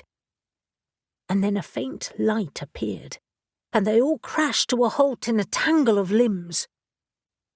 For a moment there was only groaning, and Cassie tried to work out where her body ended and others began. Her leg was twisted beneath her, and someone's boot was wedged in her back. But at least she was still on land and not drowning. "Is everyone okay?" she asked, her words sounding awkward. She'd bitten her tongue, too. "No," Sam grunted. "I want to kill that fucker. I knew I shouldn't have bloody trusted him. Bastard!" The others, however, slowly groaned their responses as they sought to gently untangle themselves. "I've lost my light," Ruby said. "Shit, where is it?" "I think it's up my arse," Ben said savagely. "Forget your arse," Dylan said. "What the hell is that light? Are we alone?" A narrow corridor stretched ahead of them, and a faint light glowed at the end of it, yellow and warm, but not at all welcoming. Cassie twisted to look at the steep ramp that they had fallen down. It was like a chute, and potentially they might be able to claw their way back up, but there would be no way out if the dungeon had been sealed. "I suggest," Sam whispered, "that we keep our voices down. Any broken bones or injuries of any kind?" "I bit my tongue and my ankle is sore," Cassie said, testing her weight as she stood up. "But I'm okay." "Just my pride," Dylan said. "I thought you was suspicious back in the castle. Should have trusted my gut." "Me too." Sam pulled a long blade in a leather scabbard from his bag. "Too late for that. I'll take my revenge later. If there is a later. We're alive, aren't we? Now, let's take it slow." "Wait! Spells!" Ben hissed to his team. "What have we got?" "The usual," Dylan said. "Power balls, light, fire, and the shadow spell. I don't think we need the last one right now, though." He passed out the fireballs sealed in glass jars, and then they edged down the corridor, warily testing every slab as they progressed. It wasn't long, however, until the stone slabs ended and packed earth and uneven natural stone took over. The walls were rough-hewn and damp, and the strong scent of brine and, unexpectedly, wood smoke filled their nostrils. The closer they got to the narrow opening, the brighter it became, and the dancing light threw long flickering shadows on the walls. The group kept their torches trained on the floor, and they hugged the wall as they reached the end of the passage. A large cave opened beyond, but it wasn't a normal cave. It was high-roofed and long, and huge images of dragons were carved into the walls, fierce and dramatic. Almost muscular they were depicted so well. Some stood proud of the wall as if they were struggling to break free of the rock. At the far end was an enormous bronze bowl that contained a roaring fire. But beyond that was darkness. The smoke curled upwards, and Cassie realized that there must be natural ventilation, taking the smoke out to sea, perhaps. "What the fuck is this?" Sam growled, stepping into the cave warily. "It's like a bloody great temple. And why is there a fire here?" Cassie was desperately trying to hold on to her reason. She had visions of bloody sacrifices, and she gripped her spell bottle even tighter. "It is a temple, you moron! What the hell have we stumbled into?" They fanned out to either side, and Dylan started filming again. "The important question is whether there's a way out." "No," Ben said, turning on his EMF meter again. "The question is, are there dragon eggs here? This place is very warm."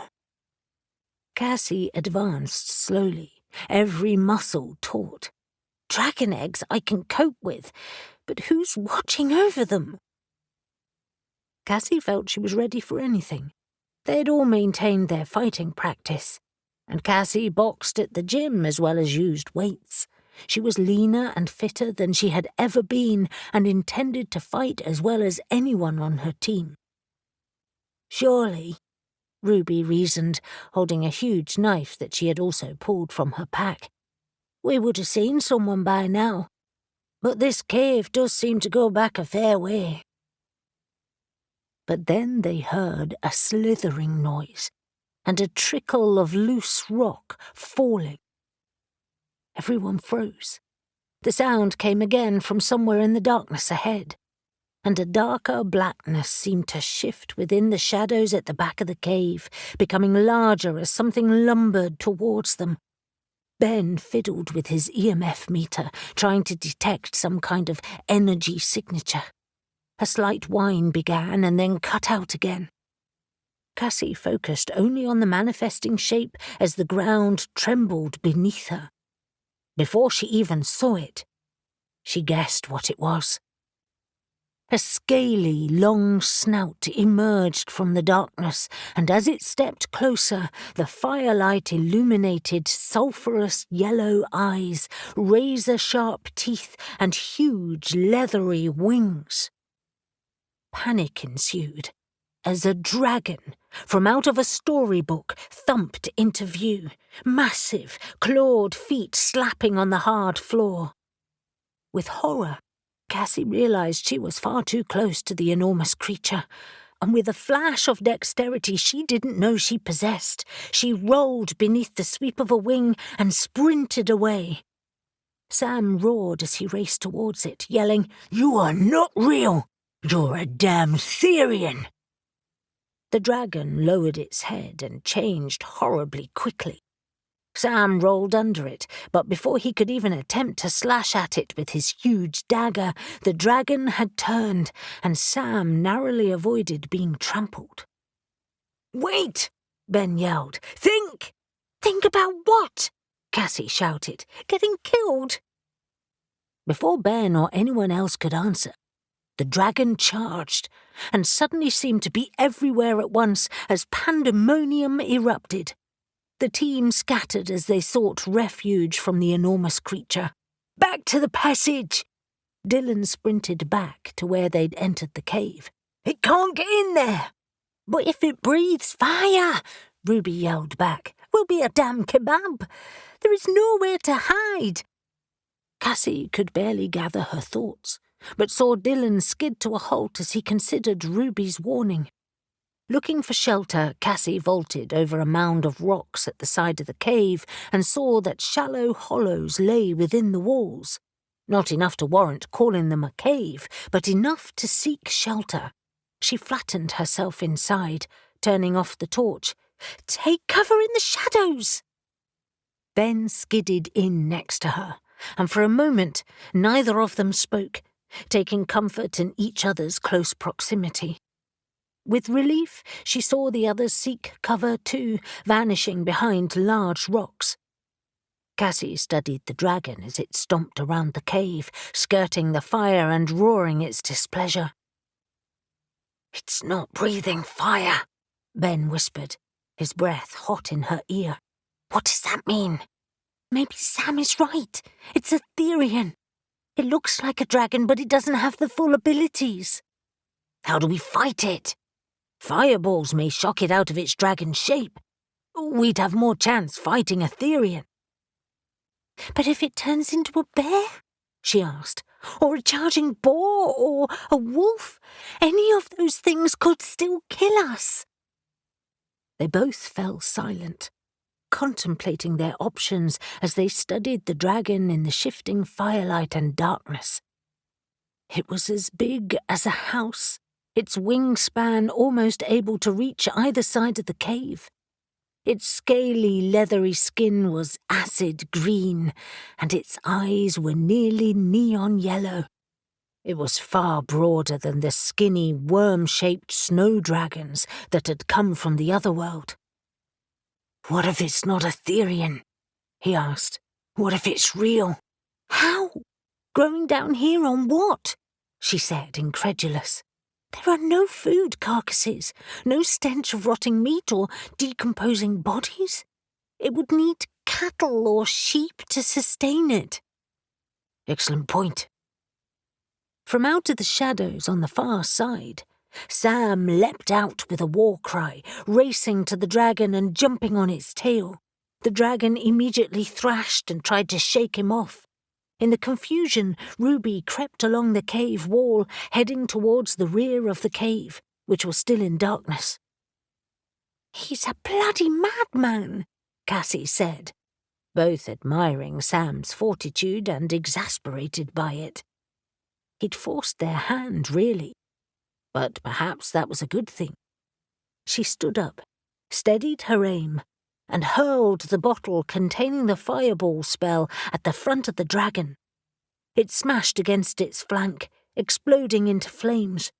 It screamed in pain and anger, a horrific sound that was truly terrifying. She fumbled for another jar, but Ben was already throwing his, and so was Dylan across the other side. The dragon thrashed wildly, throwing Sam off his tail, and then it expanded its huge wings. Once again, everyone was forced to dive for cover. "What the hell are we trying to do?" Cassie asked Ben. "We can't kill it. It's too big.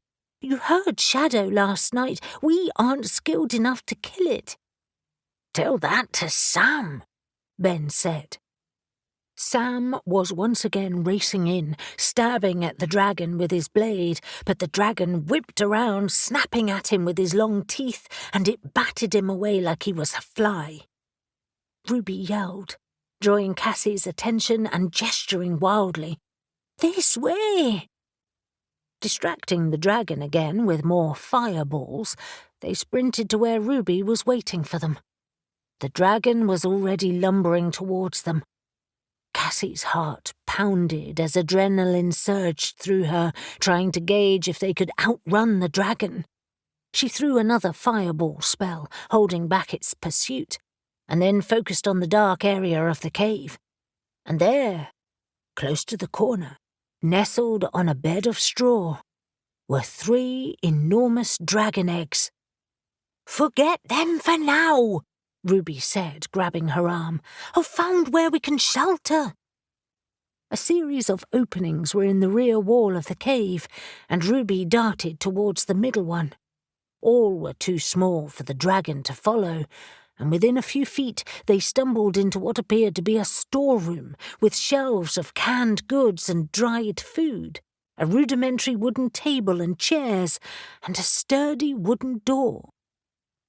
Once they were all piled inside, Ruby faced them, hands on hips. "This will give us somewhere to hide while we plan our strategy." "Will it?" Sam asked, scowling again. "Or have we just imprisoned ourselves?" "It can't follow us, you ungrateful pig." "It can if it shifts. We have nowhere to go. It's a dead end." "So you were going to stab it to death with your knife?" Ruby was seething. "Yes, that looked to be going so well." "At least," Cassie said, angry on Ruby's behalf, "she has found this place. Thanks, Ruby. It's better than running around out there and risking getting trampled and killed." "We need to explore the other passages, though. There must be a way out, because that is not a dragon. That Therian walked in here somehow, and it's unlikely to be through the dungeon. And someone put the eggs here too. Bloody Childers and his nephew, perhaps." "The question is, will the Therian maintain his dragon body or change into something else?" Ben asked, standing at the door and peering down the short passage. "Perhaps we can bargain with it?" "And offer what?" Dylan asked. Ben shrugged, deflated. "I don't know, but I'm sure we can think of something." "At least our friends will know that we're missing, right?" Cassie said, glad they had left so many messages everywhere. Sam shook his head. "It's not that simple, Cass. They can't barge in here and demand to be shown around, even Newton. Not without firm proof. And that dungeon and this cave are well hidden." "No," he said, gripping his dagger again. We need to find our way out of here. They all fell into a discussion about tactics and diversions, but Cassie's thoughts were elsewhere. They had found the eggs, safely settled in a nest. But what did that mean? Were they really trying to hatch them? And if they did, then what? 16. This place is high up, Reuben noted, as Caspian approached Princetown in Dartmoor National Park. They were in his Mercedes, a change from his Audi back when Reuben had first met him. The scenery is dramatic. It's what first drew me to the place, Morwenna confessed. It's so beautiful and such a historic area. The weather is so unpredictable, though. Thick mist can roll in without warning. That's probably what influenced Arthur Conan Doyle. Really? Briar asked, twisting in the back seat to look squarely at Morwenna. Yes. The National Park Visitor Centre here used to be a hotel, and the author stayed there whilst writing Hound of the Baskervilles. Awesome. It's wild, Reuben said approvingly. Like Bodmin. He looked over his shoulder, but Morwenna's eyes were fixed firmly back on her surroundings. Do you miss it? Sort of. It was my first home after my divorce, and it felt like a fresh start. I suppose it was, but not how I intended. It's also where the curse started, or seemed to, at least. When we break it, Caspian said. Will you move back here? Reuben smiled. I like your confidence, Caspian. When, not if. But Caspian didn't acknowledge him, except for a brief smile. His attention was on Morwenna, his gaze flicking to hers in the rear-view mirror. I don't think I will, actually, Morwenna said, after a brief hesitation. That will require another fresh start, because it's been so long since I've lived here now. And I think it will feel like taking a step back rather than forwards. It might even hold bad memories. Although I guess it depends on what we find, doesn't it? A fresh start in Cornwall, perhaps? Briar suggested, smiling at her. Sell your house and have done with it, whether the people who rent it are involved or not. For most of the car journey, the conversation had been a mix of talking about witchcraft and their various skills, their recent issues in Whitehaven and curses, as well as learning information about each other. Briar had chatted to her the most, though, both sharing the back seat of the car. Briar, as usual, had been kind and thoughtful, and Morwenna relaxed further as their journey progressed. Now, however, she was visibly tense again. Briar squeezed her hand, always affectionate. We need to prepare for anything, but don't worry. We have dealt with many things before. Where should I go now? Caspian asked. He hadn't bothered using his GPS as he knew the way to Dartmoor, and it was an easy road out of Cornwall. My house is on the outskirts. Morwenna directed them along narrow lanes until they reached a row of houses built in the 19th century. The moors stretched around them, and the rain that had stopped for a brief period was now back. However, bright patches of spring flowers attempted to brighten the moor, and right now, Reuben thought, they were mostly failing. It was almost 5 in the afternoon, and the sun would be setting within another hour or two. He was glad to be out of his house and Whitehaven, though. He had needed a distraction from the wedding.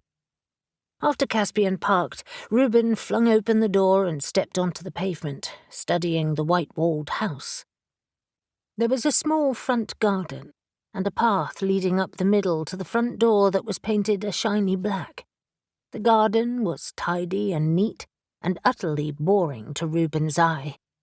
The whole place looked unassuming and non-threatening, but Morwenna looked up at it, eyes wide with, what, fear, worry, sadness? He couldn't decide which. Maybe it was all three. Caspian stood next to her. Are you all right? She nodded and smiled. I'm fine. Let's do this.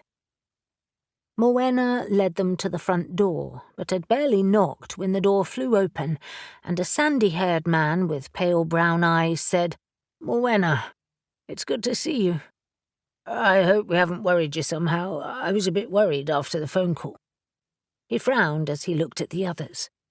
Is everything all right? Hi, Aidan. Good to see you again. No, nothing's wrong. I just need to inspect the house. I haven't done it for ages, and it's one of those things I should really do. For insurance purposes, really. Just as I mentioned on the phone. He stepped back, looking slightly awkward as he allowed them inside. Of course. Are these people an inspection team? Something like that, Reuben answered, shaking the man's hand as he entered last and deciding he really didn't need to explain it further. How are you both?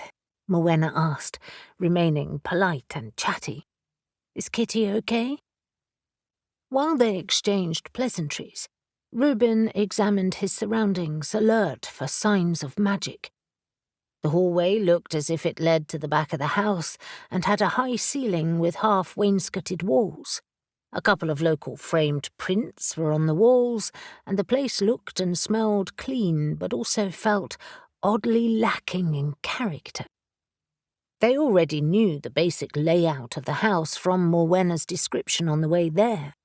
The stairs leading to the first floor were at the end of the hall. Well, Aidan said, polite exchanges finished. I'll put the kettle on. Would you like tea or coffee? You know your way around, so you don't need me. Neither, thanks, Morwenna said, answering for all of them. They had decided not to linger, but had agreed someone should distract Aidan and his wife. We'll just get on with it, but you carry on with your business. We'll shout if I need you. Reuben butted in as planned. I'd love a cuppa, actually. I'll come with you if that's okay, Aidan. Aidan looked as if he might protest, but then nodded. Yes, of course.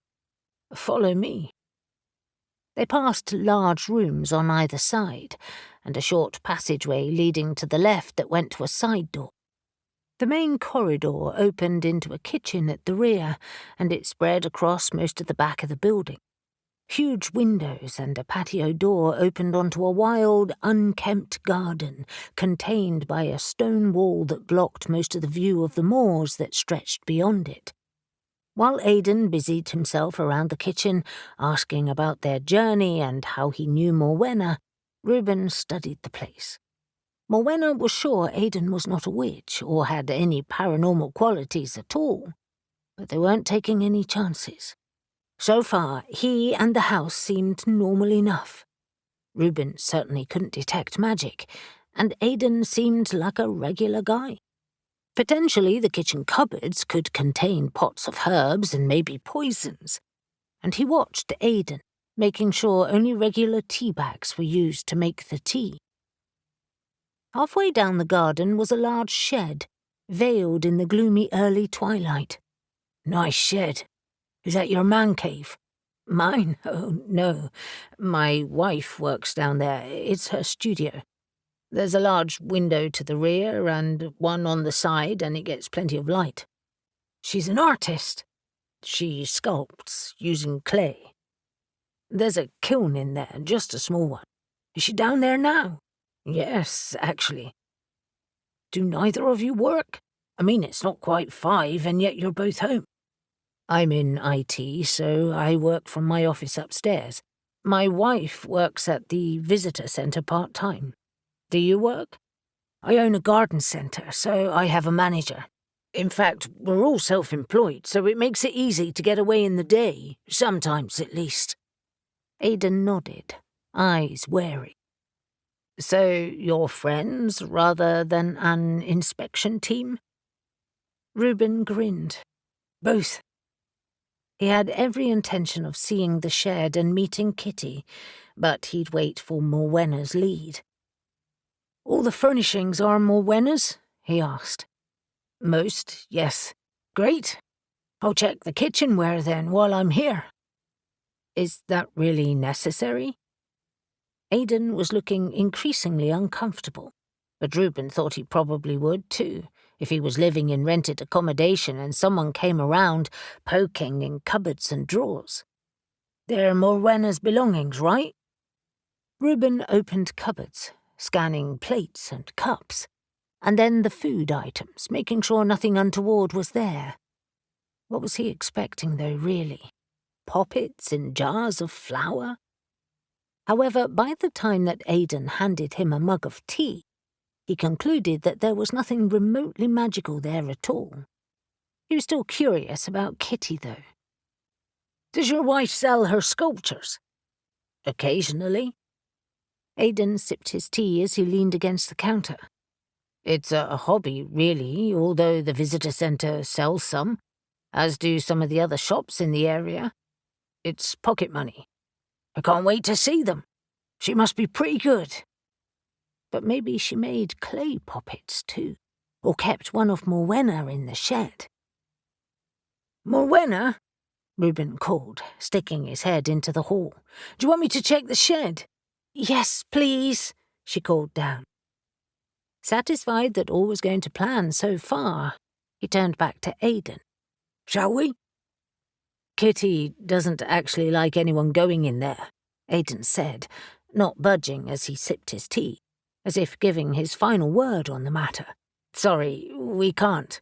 Well, I'm sorry, but we have to. Reuben strode to the patio doors and opened them, leaving his tea on the counter. It's part of the property, so it has to be inspected. Aidan stuck his hand out as if to stop him.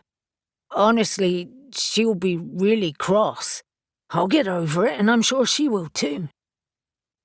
He was bemused rather than worried about Aidan's response, wondering whether he was genuinely scared of his wife, or scared of what Reuben would find.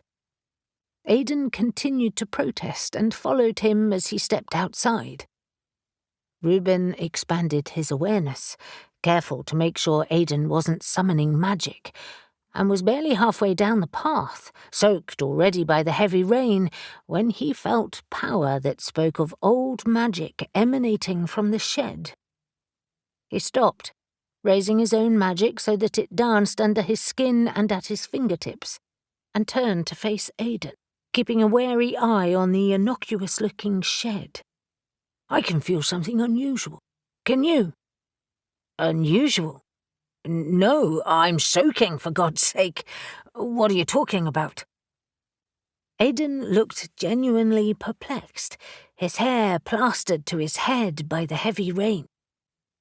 A flicker of movement at the window made Reuben look up, and he saw Briar. He pointed to the shed, and she nodded. Turning his attention back to Aidan, he said, Your wife is up to something in there. Care to share? She makes pottery. I've told you. No. There's more than just pottery making going on. Does she know we're coming? She should do. I texted her, but haven't seen her. She's been in there all afternoon, but I never disturb her by visiting. Interesting. Sometimes strong magic temporarily disabled phones. Was she oblivious to their presence or planning to attack? You really can't feel anything? No, except... He shrugged, almost regretfully. I don't like being around the shed, and I can't explain it. It's my wife's space. I respect that. She makes you stay away, you mean? Did he trust Aidan, or was this subterfuge? Aidan looked genuinely worried, though. Is there anything else you want to tell me? Anything unusual you might have noticed? Visitors you don't know? Suspicious behaviour? No. He shook his head. I don't understand what's happening. Reuben was a good judge of character, and unless Aidan was an excellent actor, he was genuinely baffled. Go back to the house, Aidan. What? You heard me. Go back and stay inside. Reuben continued up the path, casting a spell to unveil other spells. Immediately, a web of magic was revealed across the shed walls, silvery lines connected by sigils that vibrated with power. He kept his distance, crossing the lawn to circle around to where the door was positioned, facing the rear wall of the garden. Sigils glowed over the doorway too, but the windows were utterly black, and it was impossible to see inside. Just as he was debating how best to proceed, the other witches arrived. Mowena's face was tight with fury as she studied the shed. "Kitty has done this." "It seems so. Aidan genuinely knows nothing. Is he okay in the kitchen?" Caspian gave a dry laugh. "He's befuddled by glamour right now. I decided I didn't trust leaving him unattended. You sent him back? I wanted him out of the way." Briar was already barefoot, drawing her power from the earth. "How do you want to deal with this, Morwenna?" "Head on." Although she was an earth witch like Briar, she didn't dig her bare feet into the soil. Instead, she drew a slender, twisted and gnarled branch from her bag, embellished with small carvings and feathers. She directed it at the shed. "A wand," Reuben noted with surprise. Not many witches he knew used one. "Wait." Caspian's hand shot out and he clasped her wrist. "Do you feel any different? Do you think she's the source?" "No, but she has to be." She shook his hand off and yelled, "Kitty! It's Morwenna! I suggest you open your door. We need to talk." Nothing happened. Frustrated, Morwenna uttered a spell, directing its force through her wand so that it blasted the door. Unfortunately, the seals and protection spells held strong, and the door remained closed. "We have to get in there." It was as if the shed were empty. The dark blinds that sealed the windows didn't budge, and there was no sign from within. All 4 witches, however, remained alert. "You had no idea about this, I presume?" Reuben asked Morwenna. "No idea she was a witch, I mean." "If she is one," Briar pointed out. "Someone else could have set up the protection, like we did at the farmhouse." "But to hide what?" Morwenna's face was white and pinched. "And Kitty has to know about it." And then, before anyone could say or do anything more, a magical explosion ripped through the shed and a blast of power struck them and threw them across the garden. 17. When Elle arrived at Avery and Alex's house, feeling worried and uptight, she found that an equally worried Newton was also there, clutching a pint of beer. Reuben had texted her about his impromptu trip to Dartmoor, and she hadn't heard anything since. She knew he was skilled and resourceful, and she absolutely trusted Caspian and Briar. But what about Morwenna? Who was this strange new arrival with her odd curse? Was she setting them up for some reason, or genuinely in need?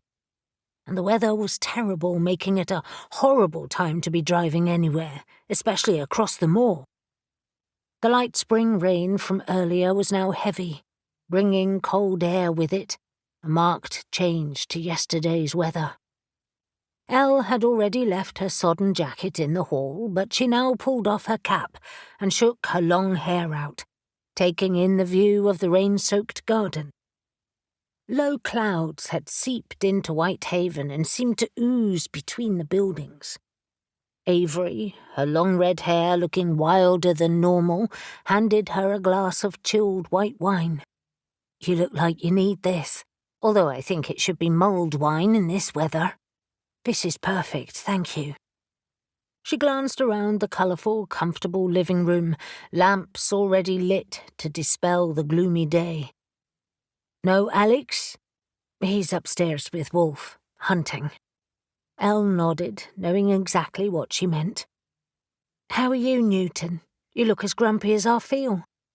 "I am, after finding out about that bastard Hargreaves. At least we know he's probably behind the theft.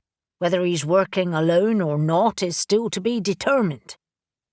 He ran his finger under the knot of his tie to loosen it, and then pulled it off and opened his top button. "I am over today. In fact, you two look like you are too. Hargreaves is holed up on the mount, and we can't get an answer from the team who are there. I'm hoping it's the weather, but that's just lame. I'm worried about everyone. Our friends who've gone to Devon, the guys on the mount, and I feel particularly useless right now." Elle dropped into an armchair, curling one leg beneath her. "I need to do something to help. I bet you've been busy, Avery." Her friend always seemed to have an angle to work. "I've been researching dragon ingredients in spells. Sounds weird, I know, but it's surprising what I found." Avery sat down and placed her own glass of red wine on the table before pulling her grimoire towards her. "I thought I could analyse spells while Alex is with Wolf, but it's hard going. You have a lot of marked pages there." Quite a few pages at the start of the heavy volume were bookmarked. Then Elle noticed the pile of books on the edge of the coffee table. "You've been in your happy place again, haven't you?" Avery laughed. "Well, yes, but no, too. The language in the earlier spells is so tricky." She outlined her research. "At this stage I feel useless too, Elle. I found spells where dragons and dragon-named herbs are mentioned, but I still can't make much sense of it all. And now I'm wondering if it's even worth it. Most of these surely are so obscure that they can't possibly have any relevance to the stolen eggs. And say the eggs are earmarked for a spell, it won't be any of these. It could be any random spell, even a new one."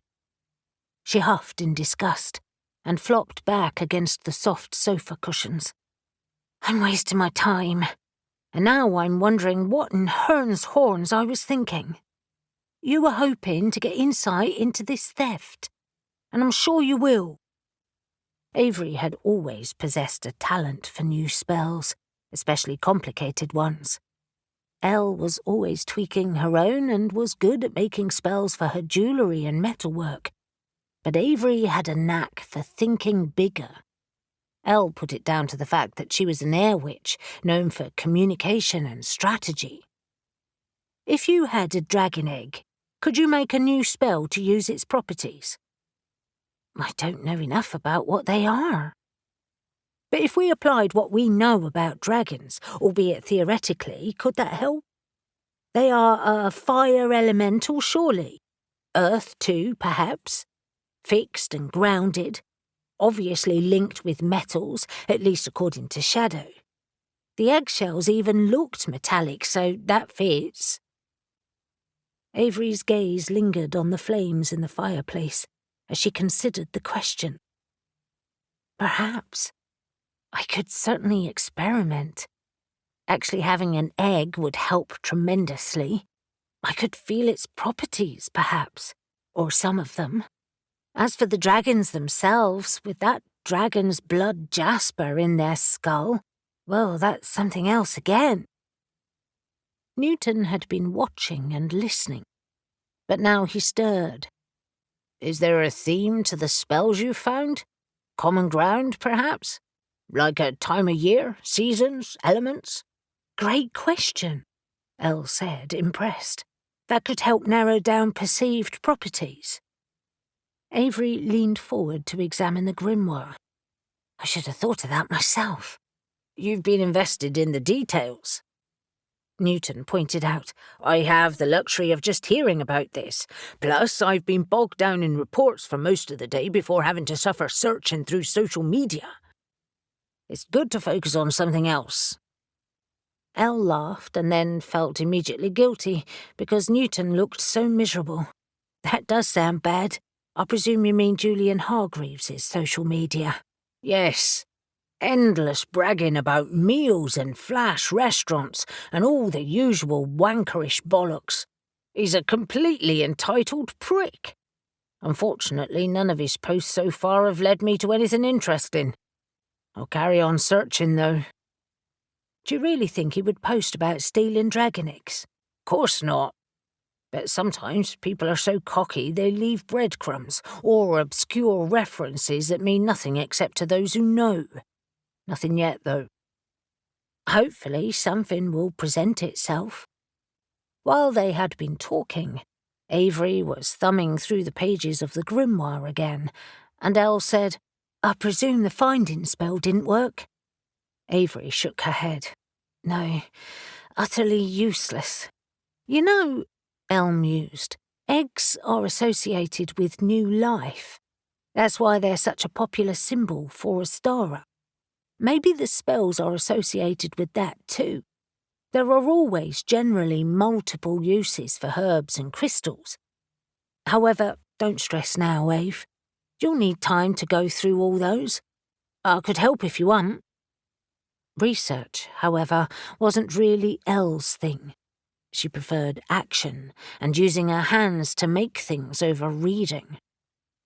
Avery shrugged, eyes still on the grimoire. "Maybe. I need to clear my head. Perhaps we should go to the Mount with Z and Alex later. That would definitely clear my head." Elle smiled as she watched her. She might have said she wanted a break, but she was still searching and had already pulled a notebook towards her. "That's the first I've heard," Newton said, annoyed.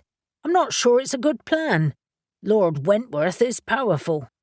"Not witch powerful," Elle said, thinking how she'd love to get on the island in this wild weather. "Nothing a glamour spell to forget can't cure." "If you're going, I'm going." "Newton, we can get away with it. You're the paranormal DI. If you're seen or identified, you could lose your job."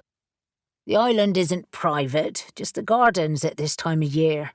I'm prepared to do it." He checked his watch. "The tide should be ebbing now. Let's hope ghost ops make the crossing to Marazion. If they don't, I'm definitely going with you." Worry gripped Elle. "You don't think they will cross?" "No one is answering their phones or texts. It's very unlike them."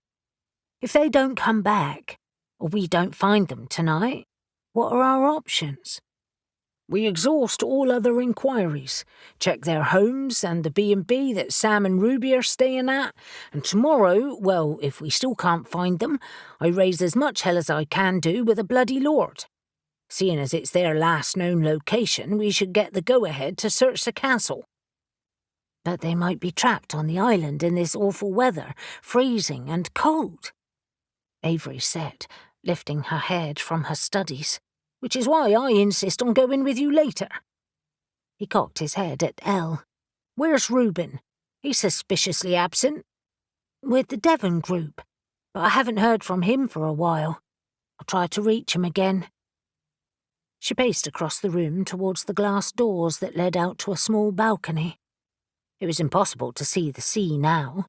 The low clouds had intensified with the rain, now forming a bank of mist across the town, and twilight had fallen early. It played on her mood, exacerbating her worry, especially when Reuben didn't answer and neither did Caspian or Briar. She played with her engagement ring, twisting it on her finger as if it might give her insight into Reuben's whereabouts. Eventually, she turned to the others. "I think we have another problem." Ben gripped the thick steel bars and shook them, but it was very obvious that they weren't going to budge. "Bollocks! We are well and truly stuck in here." "It could be worse," Sam pointed out. "At least we're warm and dry. Out there it's bloody horrible. And in here there's a bloody great dragon. A Therian pretending to be a dragon. We hope. It's far from certain. Oh, come on, Ben. I know you love a good myth, but that is not a damn dragon. No rotting carcasses or crunched bones." Ben nodded, resigned. "True. And it is for the best, of course. Having seen one real-life dragon in the flesh, I don't need to see another. This is bad enough. Of course, it could still kill us." Whoever it is doesn't seem to want to shift its shape, though, do they? Even to get to us. A roar from behind them accentuated the fact, making Ben all too well aware of the relatively small space they were trapped in. They stood partway down a narrow, rocky passage that offered a glimpse of the outside world. The passageway petered out until it was so narrow that neither Ben nor Sam could hope to fit down it, even without the barred gate that was fixed into the rock with concrete. They could, however, hear the wind, the crashing waves, and the insistent rain. In this part of the passage, the walls were dripping with water, and it formed a stream at their feet that trickled outside. At least it wasn't flooding the cave, or they would all be in danger, including the dragon. The rest of the place, however, remained bone dry, for now. They had also found a few smaller caves, all unused, connected by narrow passages, one of which they were in now. Ben inhaled deeply, enjoying the fresh air. It's hard to tell, but I think we're facing out to sea. If I remember correctly, it's very rocky on the far side of the island. Such a narrow cleft wouldn't attract any attention. It might even be partially screened by greenery. There's a lot of that here too. Sam squinted at the opening. I can't tell in this light. Come on, we may as well head back. They continued to shine their torches into dark crevices as they walked back, but didn't find any hidden doors or evidence of other exits. When they reached the opening that led into the huge cave with the fire, they found the dragon curled on the eggs, watching the group through narrow, slitted eyes, their sulphurous gleam magnified by the fire. It made no move to attack them.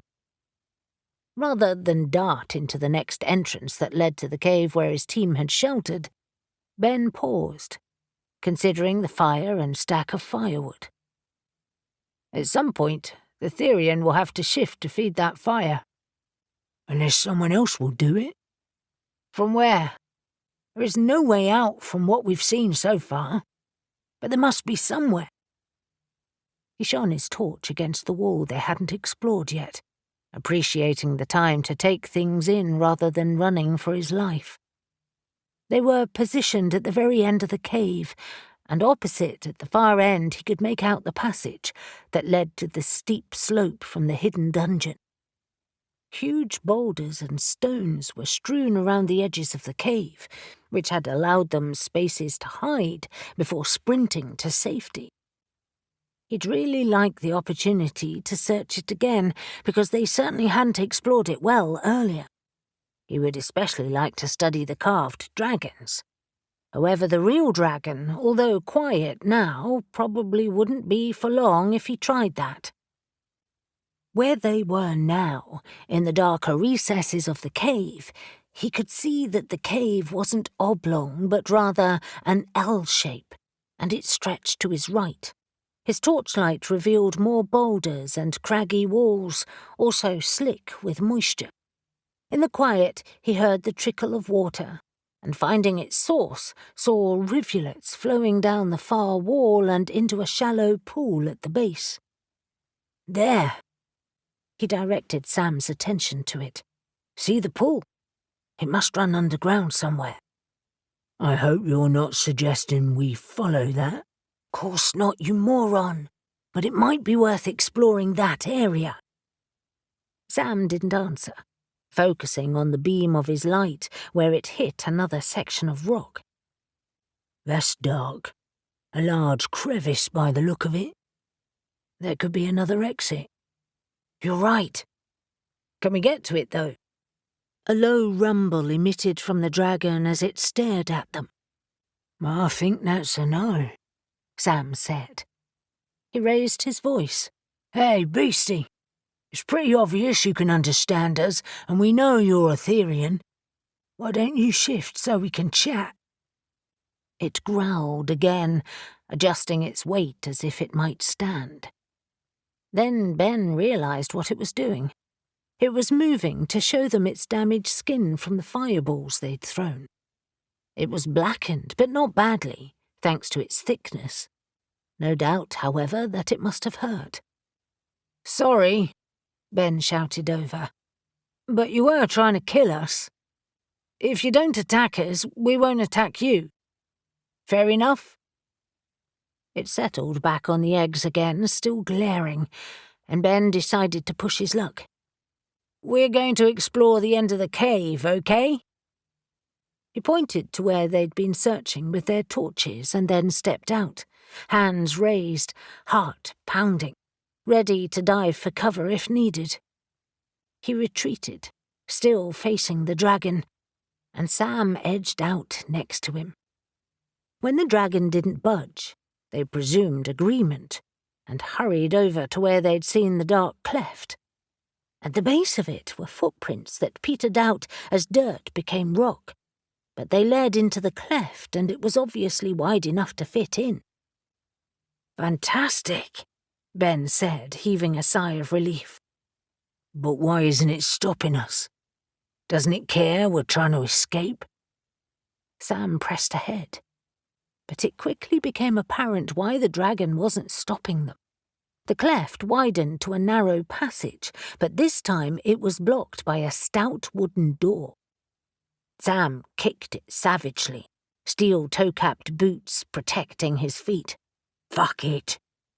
We still have spells to use," Ben said, fingers running over the rough surface. It was old, worn with time, but as sturdy as the day it had been built. "We might be able to blast our way out." "There's no point yet, is there?" Sam said, breaking into his cockeyed grin again. "I'm not leaving without those eggs." "Then we have to find a way to negotiate with the dragon. Come on, let's go chat to the others." 18. Caspian landed in the flower beds in a hail of broken wood. The sodden earth squelched beneath him, and a piece of timber thudded onto his leg. Gathering his wits and furious at being attacked, he batted off the wood with a flick of his wrist and staggered to his feet, ready to fight back. The shed was a wreck, with most of the walls blasted out and the interior exposed to the elements. But no one was in sight. After making sure they weren't about to be attacked again, he searched the garden for his friends. Reuben was slumped against the rear stone wall, blood pouring from a head wound, but he was conscious and swore profusely as he stood up. Briar was on her knees, a raised wall of earth and rock in front of her. She was filthy with soil and soaking wet, but she was already extricating herself. But where was Morwenna? Wild with panic, he spun around, hoping she hadn't been impaled by a shard of wood. A large section of one side of the shed had flown across the garden and become wedged in the ground, slamming hard against the side of a tree. Smaller pieces of wood were next to it, as were broken shards of pottery and metal tools. Behind it all came a groan. "Morwenna!" He ran over, hauling pieces of broken wood away, and found her in a heap, a long beam wedged over her. She was coated in mud and plant debris. He hesitated to use magic to move the wood, fearing he might unwittingly hurt her. "Reuben, I need help. Morwenna, are you okay?" "I'm alive, just." Her face was etched in pain. "My shoulder is squished against a stone, I think." The angle of it looked odd. "I think it's dislocated." As he was kneeling, a whirl of air caught his eye, and he looked up in surprise. In moments, a woman stood only a short distance away, looking as wild as the weather. He tried to stand to defend himself, but his feet slipped in the mud and shattered wood. "You should have stayed away, Morwenna," she shouted to be heard over the wind and the rain. "It would have been better this way." Morwenna gasped, "Kitty!" Caspian didn't wait to hear any more. He struck Kitty with a powerful blast of air, trying to smash her against the wall, but she threw up a strong protection field, standing her ground. "And you've brought friends. You are determined." Her face cracked into an unpleasant sneer. "No matter. You won't find me after this." Briar strode into view, and with a word of command, the earth swallowed Kitty waist-deep. But Caspian knew it wouldn't stop an air witch, and before he could think of another effective spell to use, she had vanished again. "You free Morwenna," Briar said, lips tight. "I'll keep watch." Reuben grabbed the end of the beam. "I'm ready, Cass." After a few moments' work, they untangled Morwenna and lifted her to her feet. Despite her pain, she said, "I want to see the shed. Well, what's left of it." "No, get in the house and let me tend to your shoulder first," Caspian insisted, although he felt out of his depth. "It's definitely dislocated, though. We might need a hospital." Reuben, the only one of them who looked utterly comfortable being soaking wet, slicked his hair off his face and said, "I can do it. I fixed them before. Surfing can be hazardous. Secure the shed, though, Briar?" She nodded. "Leave it with me. I'll rig up a spell to keep the rain out." Caspian expected that Aidan would either have vanished too if he was involved, or be watching, horrified. As it was, his glamour spell was strong and effective, and Aidan still sat at the kitchen table, eyes glazed. Ignoring him for now, Caspian focused on Morwenna. "Reuben, what now?" Reuben took charge, positioning her as he wanted, and in seconds her shoulder was back in place. She gasped in shock, her hand on her shoulder. "That was less traumatic than I expected." "I'm a pro, although, to be honest, it's the only bit of healing I can manage. Briar will help with the rest. If there's ice in the freezer, though..." He headed to the fridge, saying, "You'll need to rest it for a few days. Gentle movements only." Caspian pulled out a chair. "Have a seat, and I'll make tea." He tried to make her smile. "It works for everything, you know." She tried to laugh, but tears came instead, which she hurriedly brushed away. "I'm so angry. I don't know why I'm crying." "Because you're in shock." So was he. When they came here today, he'd really been expecting to find a dead end. Even though he'd asked for support from Briar and Reuben, he had not expected an exploding shed and a diabolical witch. He prided himself on his magic and power, and he felt blindsided. Worse, he'd failed to protect Morwenna.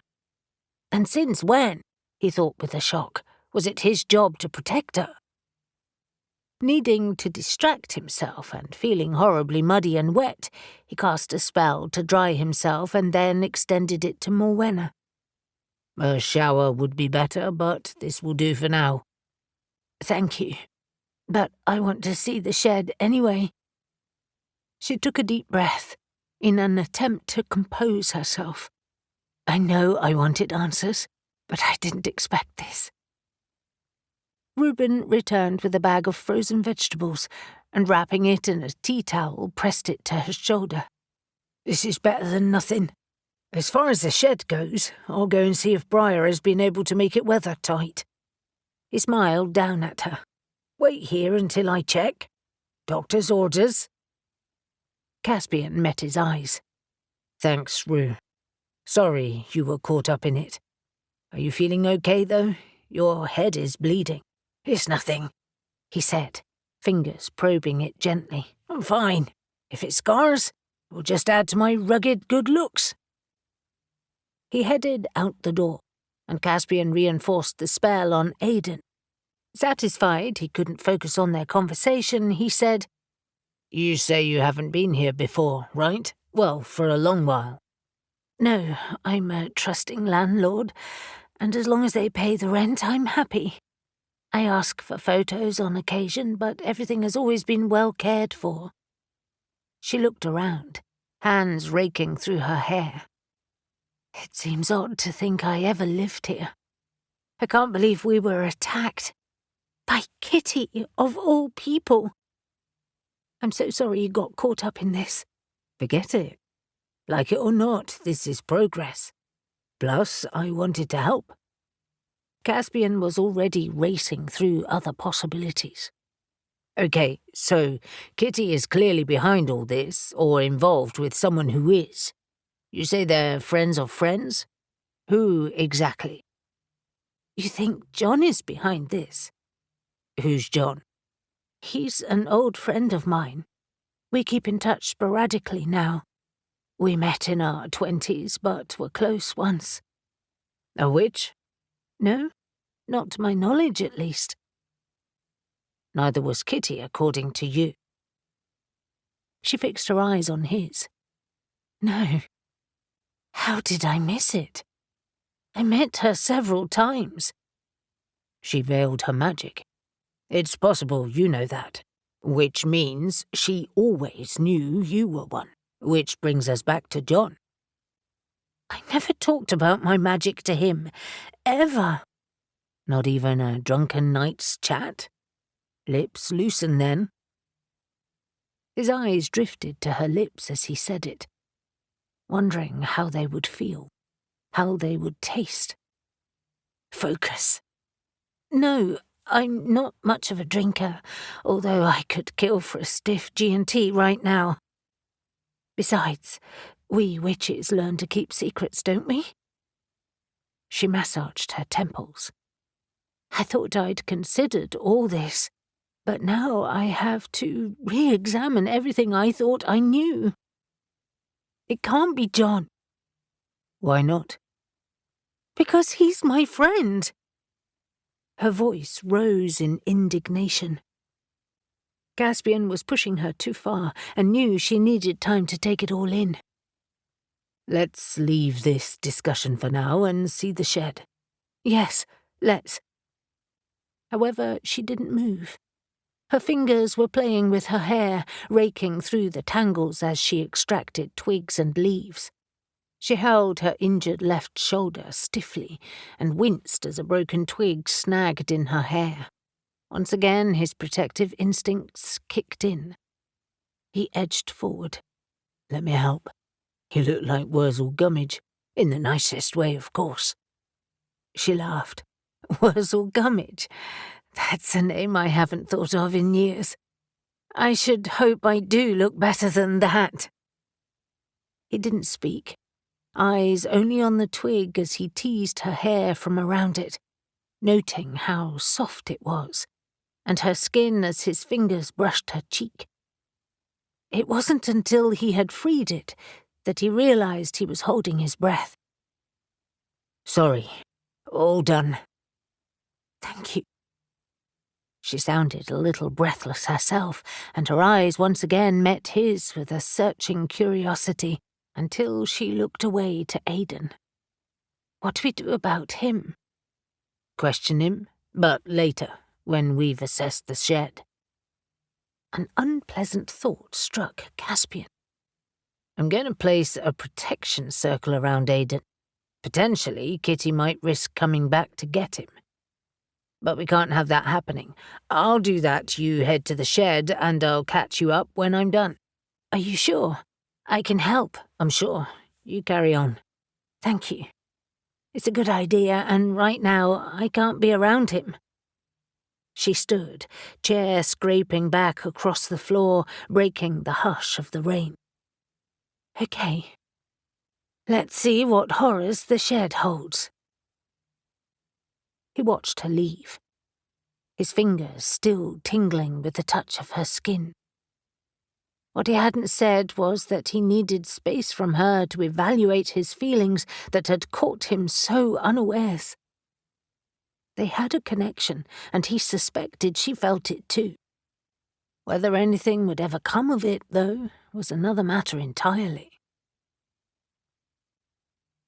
Alex always felt grounded in his spirit state, odd though that may sound. It was comfortable, his connection to his body strong as he lay on the rug in the attic, the fire crackling close by. But his mind free to travel.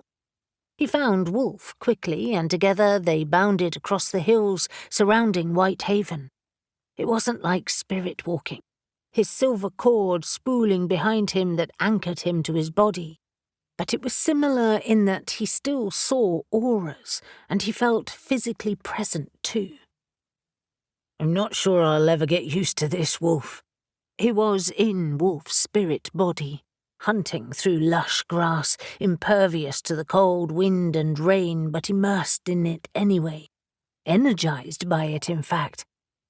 The more we travel together, the more familiar it will be, Wolf said, his deep voice resonant in Alex's head. What still confuses me is that you're with me when I spirit walk, and yet I can be with you this way too.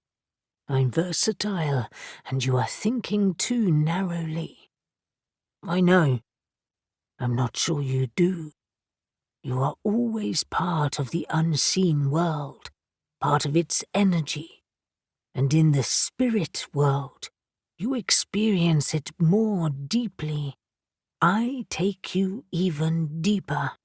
I have connections through time as well as space. But we can't time travel, Alex asked, sure he was right. No, but we feel it stretching around us. But this is not why we are here today. You want to find dragon eggs. A curious need and a curious problem. You're old. Have you ever seen them or interacted with a dragon? Dragons have their own energy, very strong energy. But no, I haven't. Why not? I have never had need to. And besides, they have not been on our plane for many, many lifetimes. They belong to the other world. Does that mean the other world has a spirit world? Alex had never even considered it before, and his shock must have been apparent to Wolf because he sat on a rise, looking over the rippling expanse of Raven's Wood. It was a dark blur of turbulent energy, both inviting and frightening at the same time. Of course it does. They don't overlap or meet in any way. They lie next to each other, like your world. The veils thin occasionally, but we stick to our own planes. Even you? Alex had accepted that there were rules in the spirit world, but he tended to think of spirit guides as transcending those. Even me. The spirits of fae, dryads, dragons, sylphs, satyrs, and all the other myriad creatures have different energies to our own. Even when worlds mixed, the world of spirits remained apart.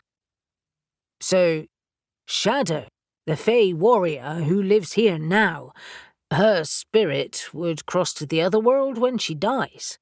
Perhaps. Perhaps. Alex's frustration grew. You don't know. I know many things, but not that. But dragon eggs are our current problem. You need to find them. Our finding spells won't work, and we can't risk them hatching. Can we search for them? We know where they may be, but it's a distance from here. If we get close enough, we may pick up their energy. Distance has little meaning to me. If we follow the coast to the west, we will find the island. Raven is already searching, we think. Then let us try. Before Alex could even register what was happening, Wolf was racing along the coast at astounding speed. His legs ate up the ground for miles, one bound taking them from one village to another. It all passed in such a blur that he barely noticed his surroundings. The faster they ran, the denser the mist and rain became, until the world was one big blur. Wolf stopped once or twice, and Alex urged him onwards, shocked by the ground they had covered. He would never have dared travel this far using spirit walking, and scrying had little success. How far could they go together? he wondered. And then the third time they stopped, there it was. St. Michael's Mount lay shrouded in mist and rain, everything a swirl of riotous energy. The weather, the sea, the wind rising off the land. In Wolf's calm spirit, he felt as if he was in the eye of the storm. But even he felt the pull of an unusual energy. It was faint, but very different to what he had encountered before. A glint of burning fire in a world of muted auras. "I think I feel it," he said to Wolf, focusing on the island.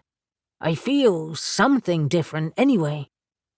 "It is an energy I have not felt in a long time. This does not bode well." "Why not?"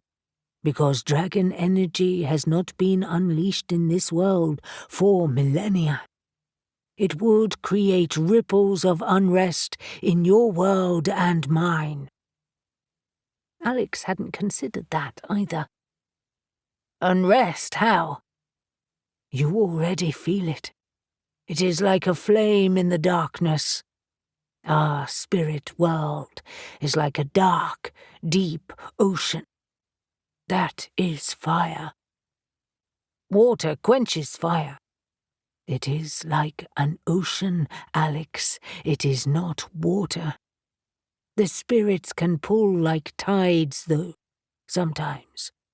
The older the spirits, the deeper they go." "Yes, I realized that when I almost became trapped there. I was deliberately led astray, though. I had travelled too deep. In fact, if Gil hadn't rescued him when he was searching for Helena, he wasn't sure he would have found his way back. Stupid. But there are only 3 eggs. But if they hatch and grow, dragon energy is huge. Destructive, powerful, and magnetic. The consequences would be interesting." "But they're not dead, and not even alive yet. They're just eggs. How can they negatively affect the spirit world if they're not alive? Plus, you said their spirits might cross to their own spirit world if they hatch and we kill them." "I said it is unknown. If they rip open a passage, it might never be sealed again. As I said, destructive." Alex hadn't really been overly worried about the theft. Sure, the eggs would never hatch in the first place, although he had every intention of finding those responsible. Now, however, foreboding filled him. "Can we cross to the mount?" He had no sooner said it than they were across, and Alex felt the pull of wild energy again, but this time deep beneath his feet. Wolf didn't linger. In moments they were back on the hills above Marazion. "That was quick. I dare not stay. It was too unusual. It scared you. Would you rather I be trapped there with you?" "No. You think that could happen?" Wolf didn't answer for a long time, his gaze fixed firmly on the misty mount, the castle lost in swirling mists and driving rain. "I think, my friend, that we should all tread warily." 19. Nahum stretched out on the bed beside Olivia in her Chelsea flat, his fingers running up her naked thigh, across her hips, along her ribs and between her breasts, and then rested his palm on her abdomen. "Well, this is a great way to start the evening. There's still very little sign of our daughter, though. Yet." She lifted his hand and kissed his fingers. "I'll be the size of a whale soon enough. And you'll still look beautiful." He drank her in. Her hair was mussed after sex, her skin flushed and her lips full. "I'm a lucky man." "No regrets?" None. You can stop asking that, too. I hardly ever say it. He smiled. You've said it a couple of times. You don't need to doubt me. I've never felt more certain of anything in my life.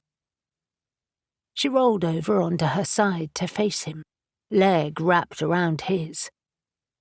I sometimes think I should pinch myself to make sure it's all real. I know what you mean. It's been a whirlwind. The best kind, though. He meant every word, too. He barely missed his brothers, although that felt like a terrible admission. There was too much going on in London at the moment. It was all so new. Do you think Harlan will ever stop glaring at me?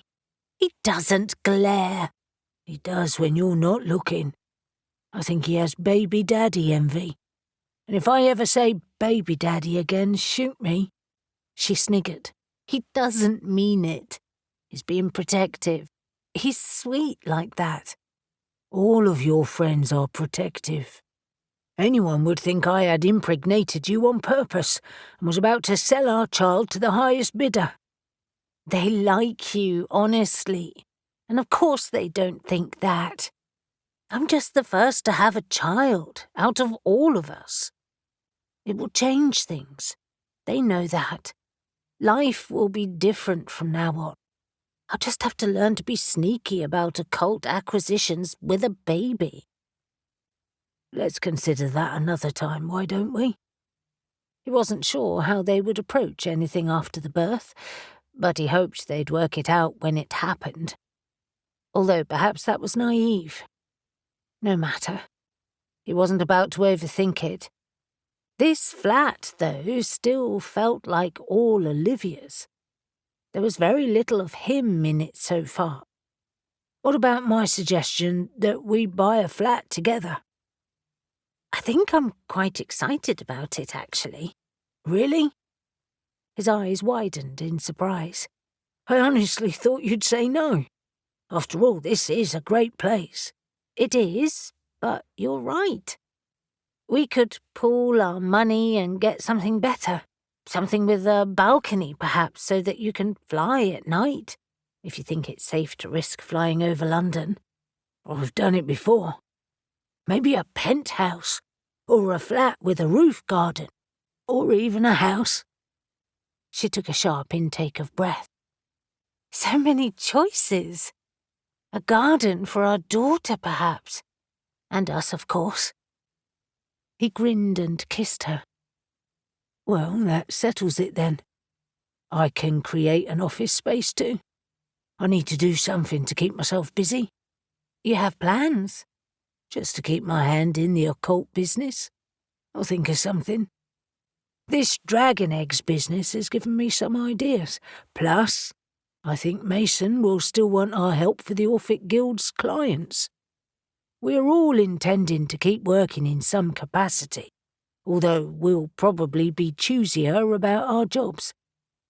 JD might want help deciphering some of the Emerald Cave, too. In fact, I hope he does. I'd love to see more of that. JD, the genius immortal alchemist, spent more time now in the Emerald Cave that had transformed from the Emerald Tablet of Hermes Trismegistus than he did in his house, by all accounts. I wish he could help more with this dragon egg business, though. As he said it, his phone rang, and groaning he rolled over and picked it up. It's Maggie Milne. Has she bugged your room? He answered the call as Olivia giggled. How's it going, Maggie? He winced as she swore profusely in greeting, but when she went on, he sat up, frowning. Really? Okay. Let's do it tonight. She rattled out something barely comprehensible, as if yelling to her sergeants, and then set a time. Okay. See you then. By now, Olivia was also sitting up, the quilt wrapped around her and pouting with annoyance. What's happening? And why the hell didn't she call me? Apparently, she wants my wings. And the rest of me, I hope. She's decided to forego proper police procedure and search Hargreaves's flat. It's a flash place with a rooftop terrace. It seems I'm going there to help." Olivia's frown deepened. "How?" "By flying her to the terrace and breaking in." "I'm much better at doing that than you. Sorry, but it's true. Flying aside, of course." Nahum grinned, knowing that Olivia's abilities were wide and varied. "I know. That's why you're coming too." Dylan returned to the room, containing the supplies and basic furnishings after completing a circuit of the main cave with Ruby. After Ben and Sam's return with news that the dragon had remained settled on the eggs, they had decided to explore the larger area properly, armed with spells just in case the dragon decided to attack again. Fortunately, it didn't. Unfortunately, there was no other way out. He and Ruby had searched together, both methodical, watching out for the dragon as they explored. They moved quietly, afraid to shout for fear of disturbing the brooding creature. Dylan didn't know Ruby well, and their search didn't enlighten him much, but he appreciated her ability to remain calm and unruffled. She had, after all, helped them to safety when they first fell into the cave. Dylan filmed some of his search, fascinated by the enormous carvings and wishing he could date them. They looked as if they were hundreds of years old, and some were damaged, no doubt from the occasional rockfall.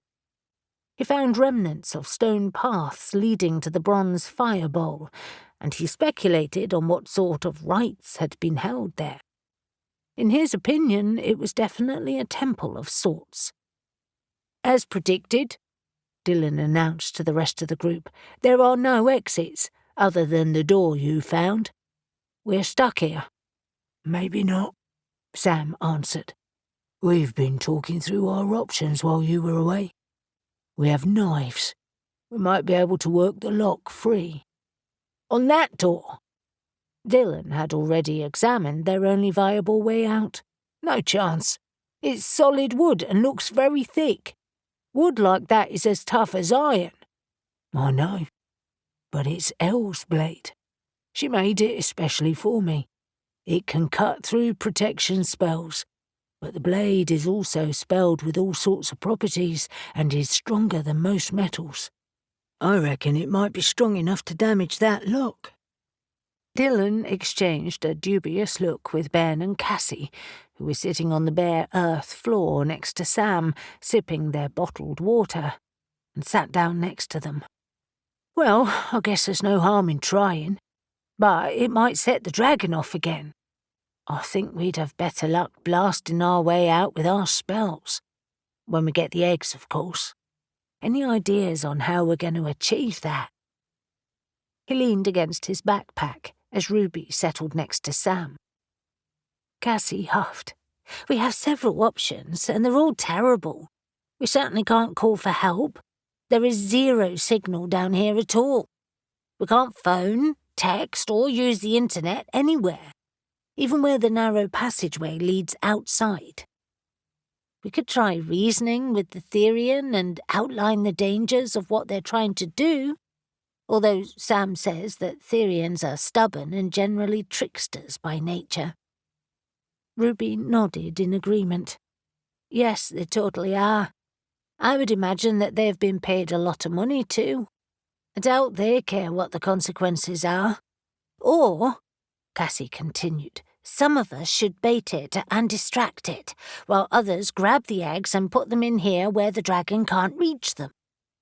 "But that," Ben said, "risks the Therian changing into a smaller animal to attack us." Sam scratched his beard, clearly disgruntled. "And even if it didn't, we'd still be trapped. I should work on that door regardless, to make sure we can get out before we try to get the eggs. There might be another door beyond that one. If I'm quiet enough, it won't work out what I'm doing, and it can't get to that door anyway. The opening is too small." Dylan nodded, considering their suggestions. But we'd still be trapped on the island. The tide would have come in again. We'd have a phone signal, though, and, Sam added, we can steal a boat. True. What if, Dylan said, thinking of another scenario, the Therian is trapped down here, too? It could have been kidnapped and made to help them. A spell might have forced them to stay in a dragon's shape.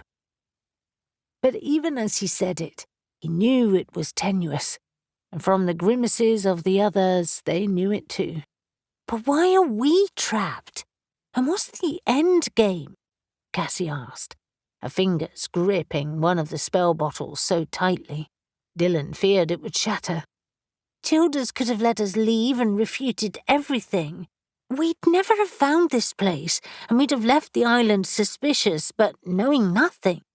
Now we know the eggs are here and that he's involved, and that makes me think he's going to kill us. We know too much. Ruby shrugged. Not necessarily. If the eggs hatch, he can sell the baby dragons or use them for whatever he wants. And once they're gone, then he releases us. Ben was scathing. Not a bloody chance. He might have to keep us for months, which means he has to feed us, and when we got out, we'd tell the police. Seriously, that won't happen. That means we're either dragon food and our disappearance will become another Cornish mystery, Dylan said, facing facts, or he'll kill us, make it look like an accident and dump our bodies far from here. No. I can't see any way that we leave here alive unless we make our own way out. He eyed the small room grimly, taking in the cans of food stacked on the shelves. This food is clearly here for the Therian, and Childers must keep it restocked. Therefore, the Therian will have to change shape to eat eventually and top up the fire. They have all planned this, and they're preparing for the fact that it could take weeks. Cassie nodded. So, they're trying to hatch the eggs, grow the dragons and what? Harvest the precious stones to sell? That potentially means keeping them alive for a while, or if they know about dragons turning into precious metals after death, perhaps they aim to grow them as big as they can manage them, and then harvest them. Shit. We could well be dragon food. Not on my watch, Sam said. Our other option is that we wait for Childers or Hargreaves to come down here, because they will at some point, and we use the shadow spell to hide, attack them, and then escape, locking those bastards down here, or at least one of them. Ruby was polishing her hunting knife, and she ran her finger down the blade to check the sharpness. Perhaps he assumed the Therian would kill us. Childers didn't know we were so well armed. Bastard. Well, Dylan mused, at least the fireballs have subdued it for now. It doesn't seem to want to risk those again. But how long will our shaky truce last? I'm not prepared to wait, Sam said, rising to his feet. I'm going to try to work that lock on the door. Ruby stood too. I'll help. No way am I dying down here. They both exited, and Dylan faced his team, determined that they should at least try to reason their way out. Let's try bargaining with the Therian then. If that fails, we assemble our spells and make a plan. If we have a chance to escape and have to abandon the eggs, so be it. We can always return with the full team. And storm the castle? Cassie asked, half laughing. Exactly. Eli had not been able to stop thinking about Nalera's behaviour, even though he had talked it through with Briar. He knew he had to discuss it with someone who knew more about Dryads than he did. Shadow. That sneaky bitch, Shadow said, leaning her chin on her steepled fingers after hearing about the trip to Tregargus Wood. She is spreading fey magic. So it's bad then, It could have consequences, tricky ones. She adjusted her position, tapping her right fingers on the kitchen table, her chin on her left hand. I use fey magic, of course, but only to glamour myself and, on occasion, others. It's confined to my immediate vicinity. But Dryad magic... She fell silent, the drumming of her fingers mixing with the rain falling on the roof and dashing against the windows. It was early evening, and they were the only ones still sitting in the kitchen after they had eaten dinner. His brothers had returned to their various hobbies, either reading or playing video games, or in Z's case, studying the layout of St. Michael's Mount. He prompted her to continue her explanation. Should I have tried to stop her? It seemed churlish at the time. She made it seem so reasonable. Because she's a sneaky bitch. So you said. When she didn't answer, trying to contain his impatience and growing dread, he asked, Could you give me a little more context? The witches use magic all the time and the world doesn't fall apart. In fact, you said that magic was everywhere, and to pretend it wasn't or could be stopped was foolish. That is completely correct, but the witches' magic belongs here. They draw on the elements and the spirits that belong here. Fey magic is different. It's wilder, stronger, unpredictable. She shot him a tight-lipped look. You know this. Not really. I am of this world, not yours, despite my wings and my angelic father. That's why I'm talking to you. I just need to know if what Nalera has done will have real consequences, bad ones. She didn't accompany you to the other places? He shook his head. And you have planted how many trees before? Just a couple in small woodlands. 2 other places only. I was worried the Dryads would be lonely. He laughed at his presumption. I think I'm giving them far too many human qualities, but perhaps that's why she suggested 6 saplings this time. Bigger ones, too. Show me on the map. Eli wasn't sure where she was going with this, but he pulled his phone out, found a map of Cornwall and pointed out their sites. They're almost equidistant from Raven's Wood, she noted. Trees connect underground, you know. They do so in this world and in mine. They spread nutrients, water, information, and can support a struggling tree. It provides what you call a balanced ecosystem. Essentially, they talk to each other, and in Dryad forests even more so. The tree spirits not only connect through the roots, but through the wind in the leaves. Did you choose where to put the trees, or did she? Well, we suggested a couple of places farther out, but when we showed her the map, she insisted that we use the closest woods. Then we chose where in the woods. We picked the deepest, harder-to-reach places. She wishes to create a network. Over time, a long time, potentially, the Dryad trees will connect. This could mean they multiply. They mate. Sort of. Eli sighed, feeling even more of a fool. I have never given thought to how Dryads are made. Enlighten me.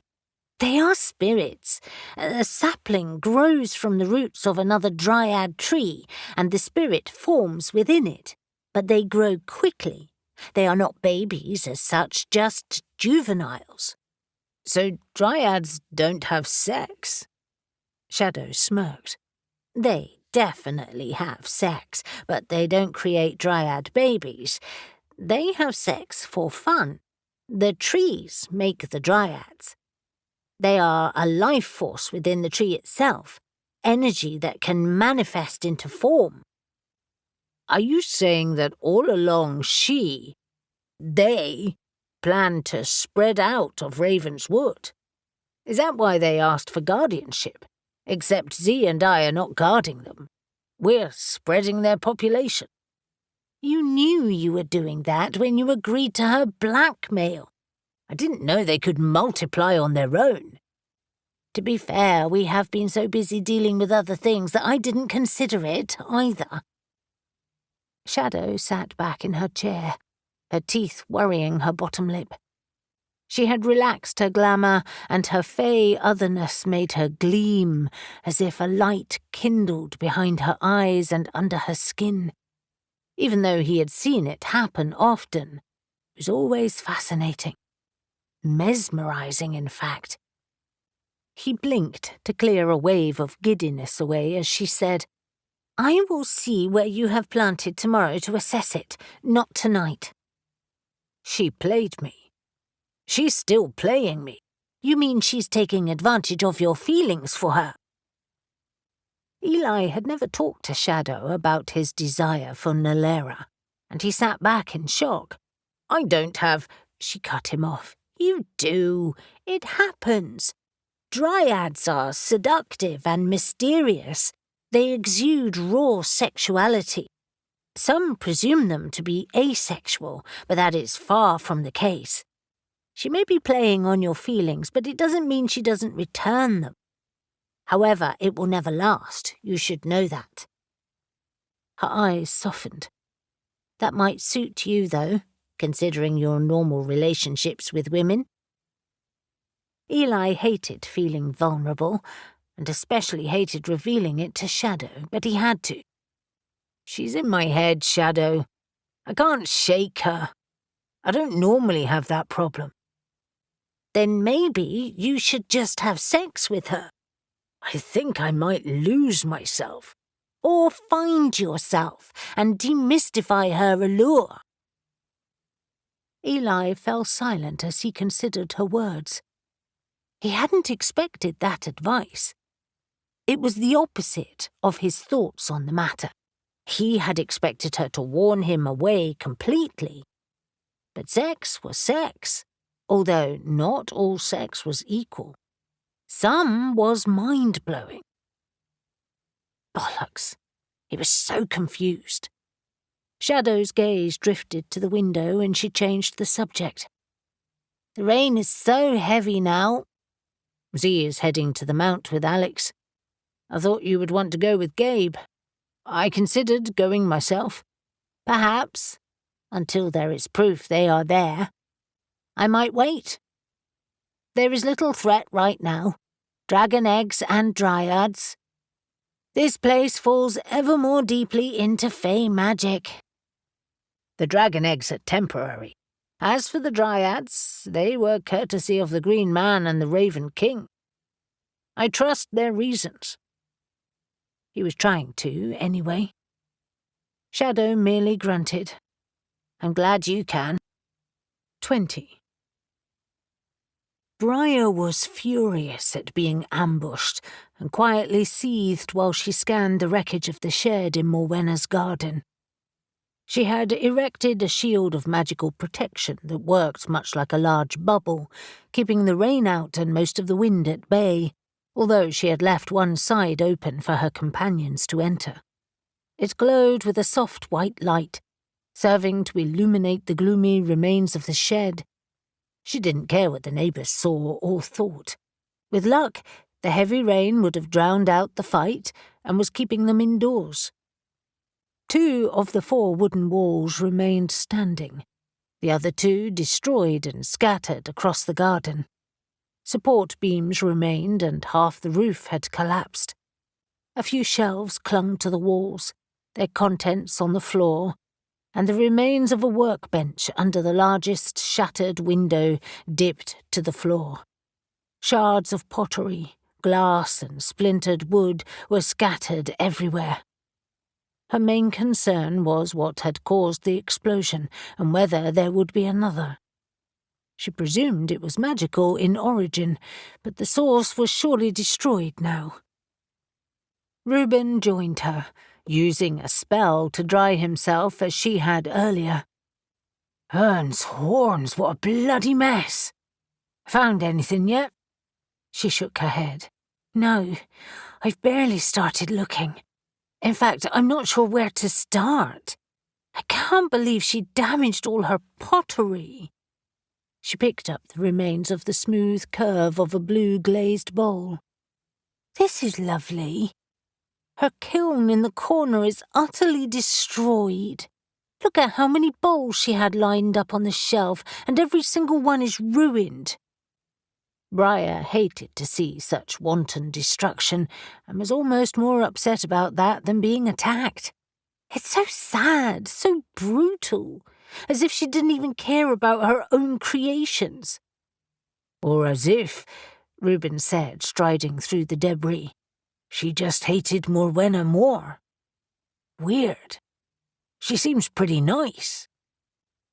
Guilt surged through Briar as she realized she hadn't asked after her. Is she okay? He turned his bright blue eyes to her. So. I fixed her shoulder and left her with Caspian. She's shaken up, understandably. Unlike us, I think we are getting far too used to this kind of thing. I wouldn't say I'm used to it. Reuben laughed. You're as cool as a cucumber, Briar. She shrugged, but felt pride at the truth in his statement. She was taking this in her stride, and it was a measure of how much they'd had to deal with over the previous months. Years, even. At least she wasn't the intended victim of this particular nightmare. It made it easier to maintain a healthy perspective. While Reuben sifted through the detritus, she studied the pattern of the destruction, noting the echoes of it rumbling beneath her, the earth still unsettled from the violence unleashed upon it. She had put her boots back on so she was no longer rooted in it, but she whispered soothing words as she walked across the disrupted ground. The land smoothed beneath her like a sheet settling on a bed. I can feel that, Reuben said, as he searched the shed on his hands and knees. Are you singing a lullaby? No, just easing its annoyance. It feels, you know. He smiled. I'm sure it does. Just like water. They are living things, after all. Exactly. You know, Rue, she pondered, noting the placement of the kiln and its shattered door. I think the kiln was the source of the explosion. Really? The small metal kiln was set upon a sturdy wooden plinth, several inches from the walls to allow for airflow. Look, the door has shattered outwards, not in, and the explosion has taken out the closest wall and the destruction is in front of it. She peered into the dark space, sniffing the air warily. It's completely blackened. All I can detect is a wisp of magic. What do you think? She stood back while Reuben examined it, wondering if Kitty had left anything of the curse behind, or any clue as to how it had been constructed. If she was willing to destroy her shed, something important must have been in there. Why destroy her own shed, Reuben? She could have taken anything that was connected to the curse out of here and hid it. She's an air witch. She could have done it within seconds of our arrival, and yet she chose to set a magical bomb. She could also have denied all knowledge. She trailed off, studying the shed in its entirety. But this is in Morwenna's house, her own grounds. Reuben turned to face her. You think the shed is the source of the curse? But wouldn't destroying it destroy the curse? We're missing something. The sound of running footsteps made her spin around, but it was just Morwenna racing through the downpour. She dipped under the protection bubble, face tight with annoyance and shock, her injured shoulder held stiffly. Have you found anything of use? Reuben pointed at the kiln. The source of the bomb? Maybe it was a gemstone loaded with power? She could have released it with a word of command. We've done that before. I'm no magical bomb expert, though. Morwenna? Briar asked gently, the attractive woman looking close to tears again. You worked this land, this garden, right? For a short time, at least. Yes, I planted new shrubs, weeded and tidied it up. It was so unkempt when I first moved in. I planted the bones of this garden. She sighed as she stared beyond the wreckage. I was happy for the time I was here. It really was a fresh start. I planted that apple tree. Look how it's grown over the years. I picked a good spot for it. And the house? She laughed and dropped her head. I'm afraid I spent more time on this than the house. It's my passion. Because you're an earth witch, which means there is far more of you in this garden than in the house. Yes.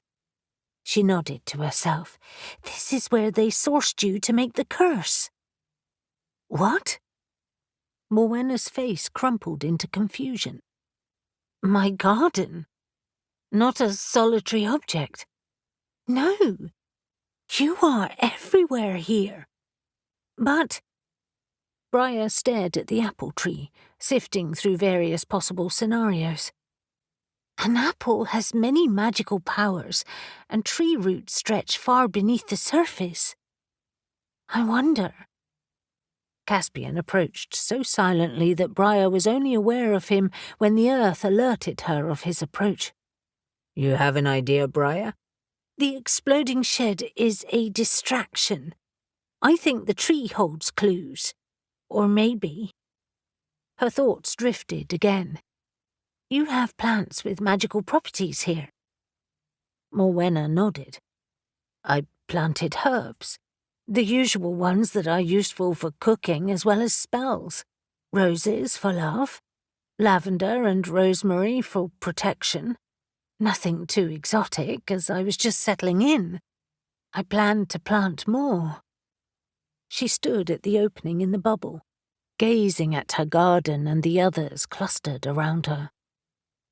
The rain was still heavy, and night was falling. The splash of water that came through the doorway was cold, feeling like needles on Briar's skin. Dartmoor was high, like Bodmin, and the weather raced across it like a wild animal. I also, Morwenna continued, planted foxgloves, spring bulbs, delphiniums, such a mixture. I'm not sure what has survived.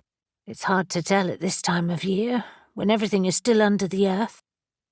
As I said earlier, I have been so distracted by trying to build an existence year after year that I have barely given it thought. Well, Caspian said thoughtfully, they have maintained some of it, at least. I still don't understand what you're driving at, Briar. Nor do I fully, she admitted, but I have an inkling. Wait here. Caspian caught her arm. Are you sure? I don't want you to be hurt. I should come. No, I need to do this alone. Protect Morwenna. Briar walked across the garden. Impervious to the rain and cold, thoughts turned inward as she soaked up the earth magic around her. As usual, it responded quickly to her powers, even in booted feet. But what she sought was not the earth as such, but what could be trapped within it. Something perhaps under roots, where the tree's own magic and life force could disguise it. The apple tree called to her.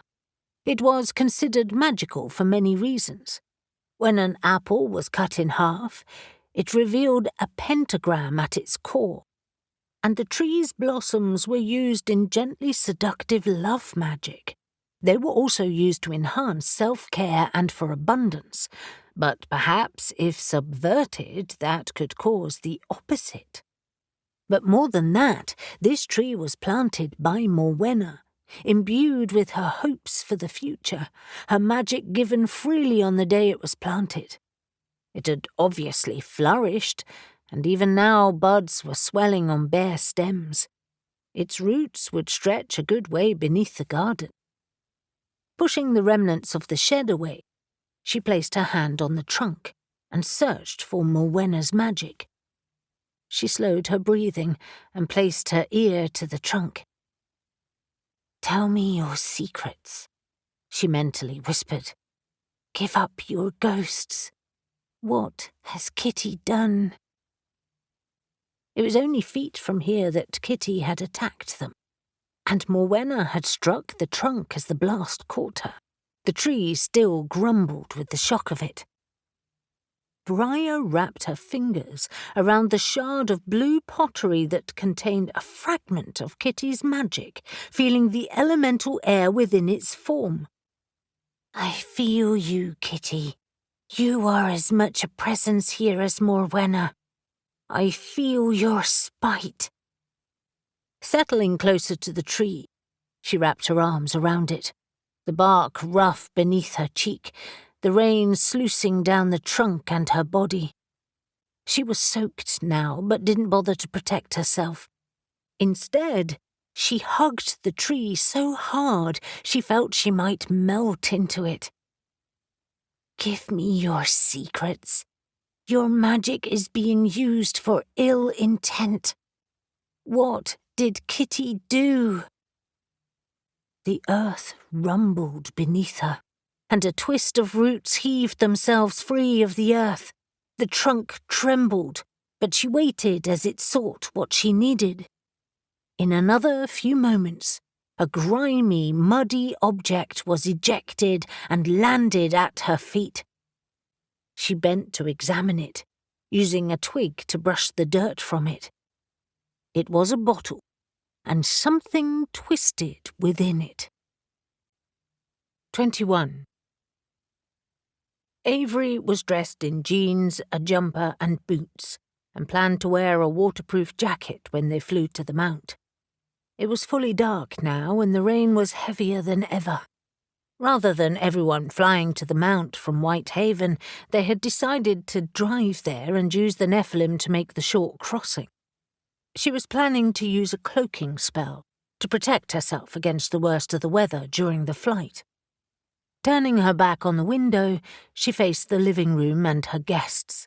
Z, Neil, Ash and Eli had just arrived, and all looked far more excited about their nighttime adventure than the witches and Newton.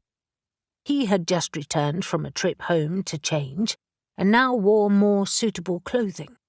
Alex and Elle were already dressed in what Reuben referred to as their ninja witch gear. Newton, Avery asked, any further updates from Moore or Kendall? Well, they're both watching the mount now, and although a few people made the low-tide crossing, they're certain that neither Ghost Ops nor Sam and Ruby were among them. They have also been watching the fishing vessels and private boats come and go, and are pretty sure they weren't on those either. Neil was standing in front of the fire, legs astride, arms crossed over his chest.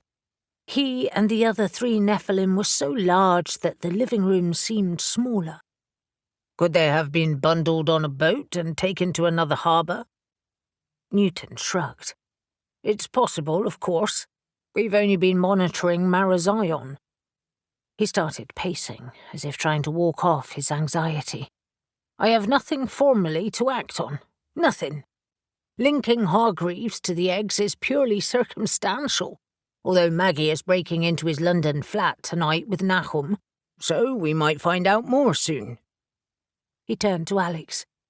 You trust that your wolf detected the dragon egg's energy? Absolutely. He had already updated them on his experiences.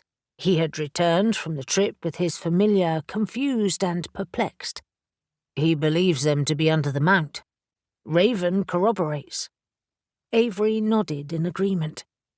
He returned an hour ago and says much the same thing. Both of our familiars are strangely wary of dragons.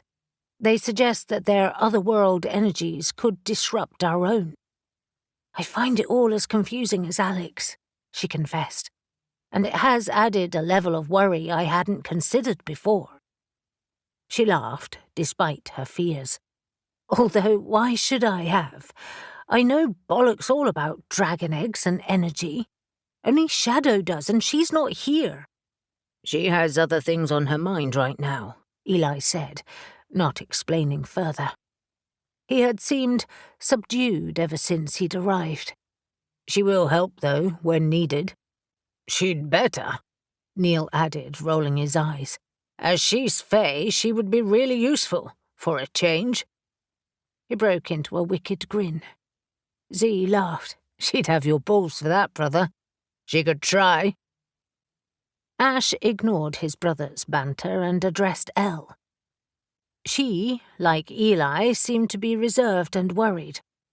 Have you heard from Reuben? Yes, fortunately. He just phoned me. She forced a smile. They were ambushed at Morwenna's house by Kitty, one of the tenants. She blew a shed up, but they're all okay. They're going to stay there overnight, though. They want to follow up on a few things. Stay at her house? Z asked, surprised. No, a hotel in the area. They've been able to get rooms. I'm relieved, actually. I don't want any of them driving in this horrible weather. They also need to question Aidan, Kitty's partner. They're doing that soon. Newton stopped pacing. Hold on. I missed that news. They have found the source of the curse. Already. They've found that Kitty is involved, but that's as much as I know right now. From the brief chat I had, there's a lot more to discover.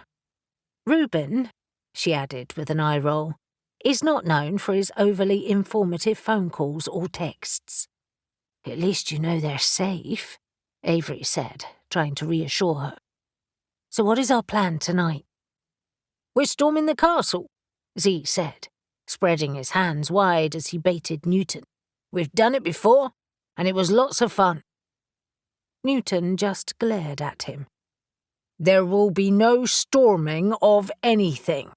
Yet. Wentworth is a bloody lord. He could cause all manner of trouble. So could we, Ash pointed out, if we find he's stealing and dealing in dragon eggs.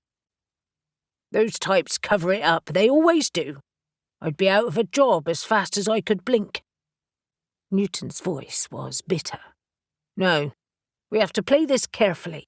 The last place that we know ghost ops went was the church on St. Michael's Mount. We start there. Isn't it closed this time of year? Alex asked.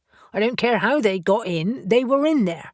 I've tried to locate them using their phones, but there is no signal at all. Their last location was on the Mount, no doubt about it. We storm the church, then, Neil said, picking up his double-headed axe where it leaned against the chair. I'm prepared for anything. Just don't behead Lord Wentworth.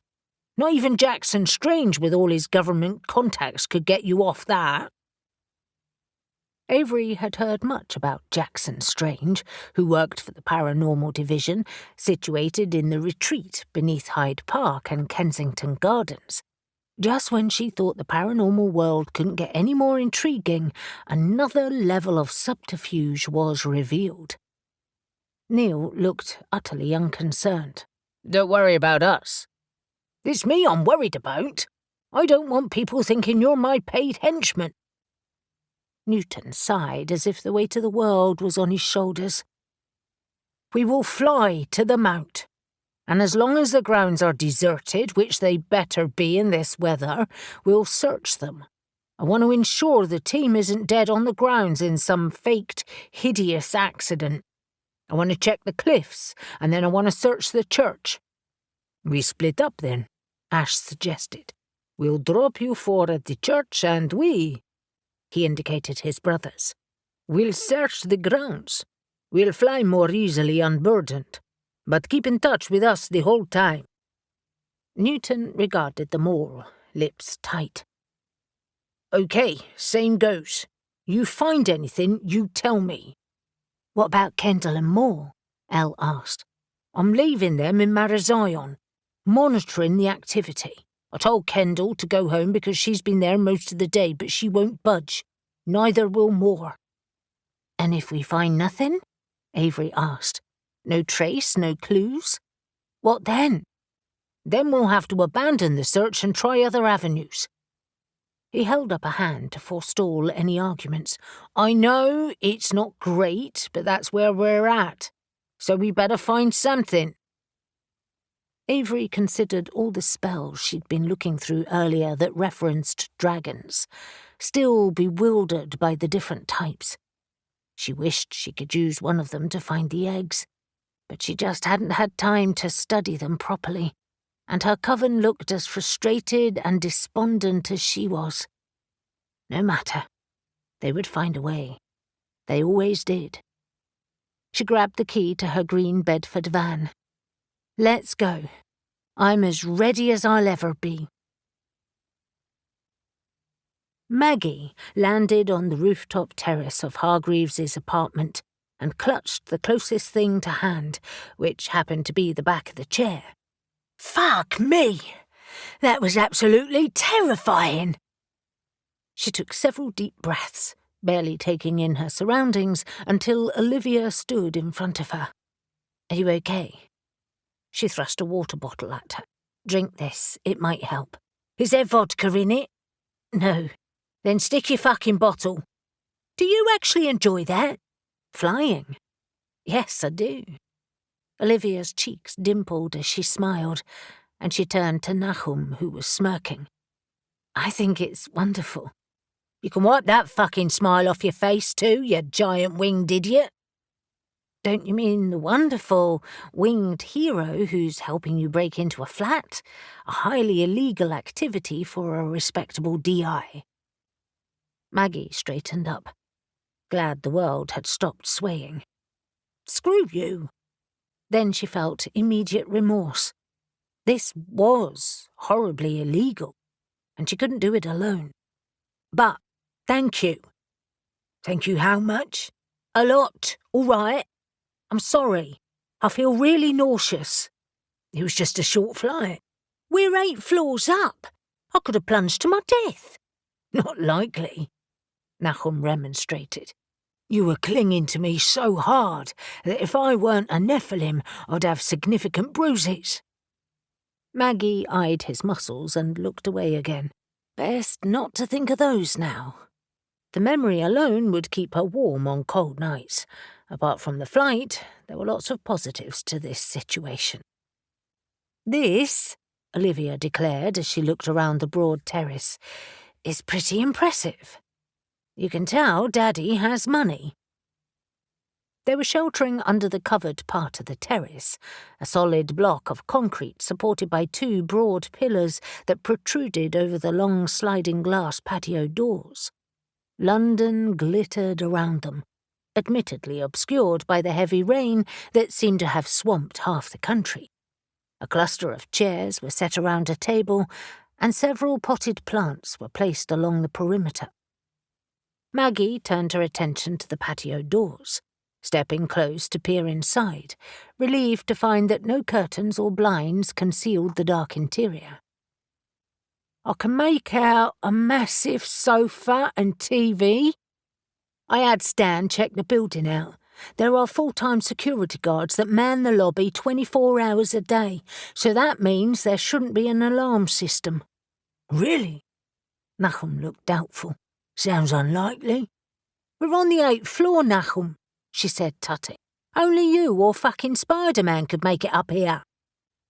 Olivia was already examining the lock. Should be easy enough to get in. Nahum shook his head. I've already seen an open window.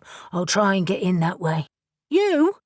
Maggie eyed his broad shoulders and even larger wings.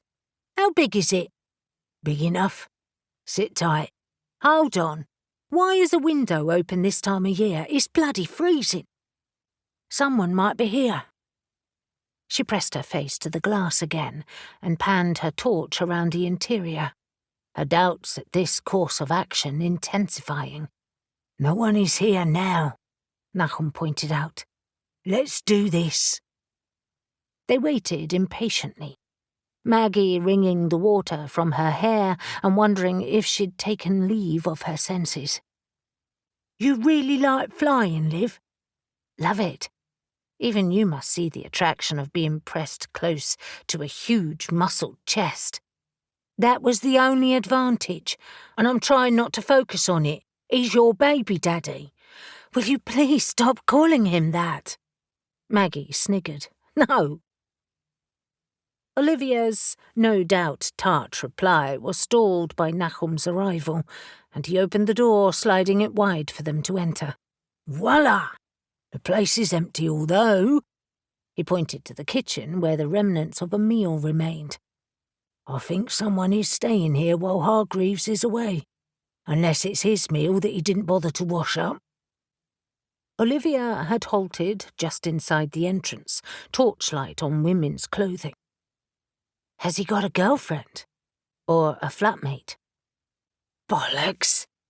Maggie slipped her shoes off. Let's make this quick. Whoever it is could be back at any time. With luck, though, she'll be out all night. She picked up some fancy lingerie strewn across the back of the chair. No one else is listed here. Fuck! We're looking for what exactly? Nahum asked, his wings miraculously vanishing as he paced across the room. Anything to do with dragon eggs, I presume? And links to Therians. They split up, Maggie searching the main room while the other two headed to the bedrooms. The trouble was that nothing was really kept on paper for most people anymore. It was all electronic records, especially for young people. Paper was archaic, a relic of the past. Newton's call had led her to this course of action. She didn't know ghost ops, but she knew Sam and Ruby, and the last thing she wanted was to hear they had died or been injured. She chunted to herself as she searched. They should have waited for more information before charging off to St. Michael's Mount on such scarce evidence of some old rite. Fucking dragon eggs and Ostara. What a load of bollocks. The flat was luxurious. The furnishings were a high quality, and the sound system and TV were expensive brand names. It reminded her of Maverick Hale's flat above Storm Moon, but was nowhere near as stylish. What she wouldn't give to have his shifter nose helping her right now, though. On a table pushed against the wall in an alcove was a sleek Apple laptop. She opened it and turned it on, hoping she wouldn't need a password, but knowing that was highly unlikely. She was so absorbed in her search that she almost missed the slithering sound behind her. She spun around, gripping her torch like a weapon. The room was painted in the dim lights of London, and blanketed in the hush of the steady downpour. Olivia and Nahum's voices carried to her so faintly that she couldn't hear their words. Had she imagined that noise? Maggie remained motionless, only her eyes moving as she scanned the room. Something leapt at her out of the shadows, so close to her feet that she had little time to react. Utterly shocked, she yelled, swinging her arm wide at the same time, and smacked something so heavy that her arm ached with the impact.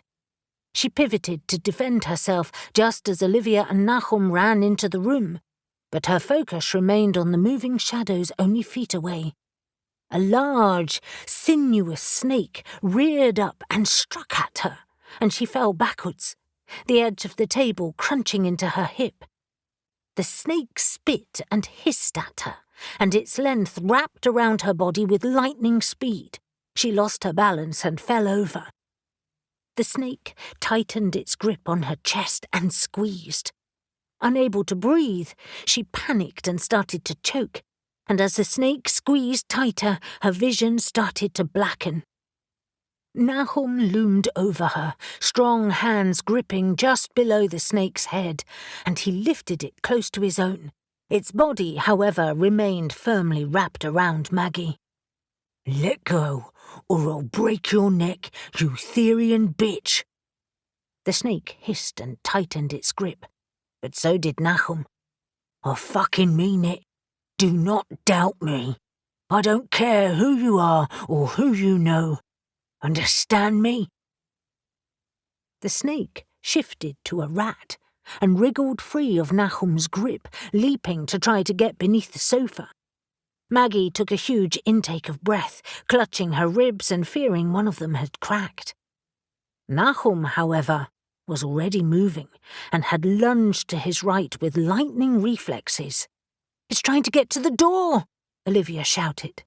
They had left it open partially, but she slammed it shut, trying to seal the exits. No need. I have it.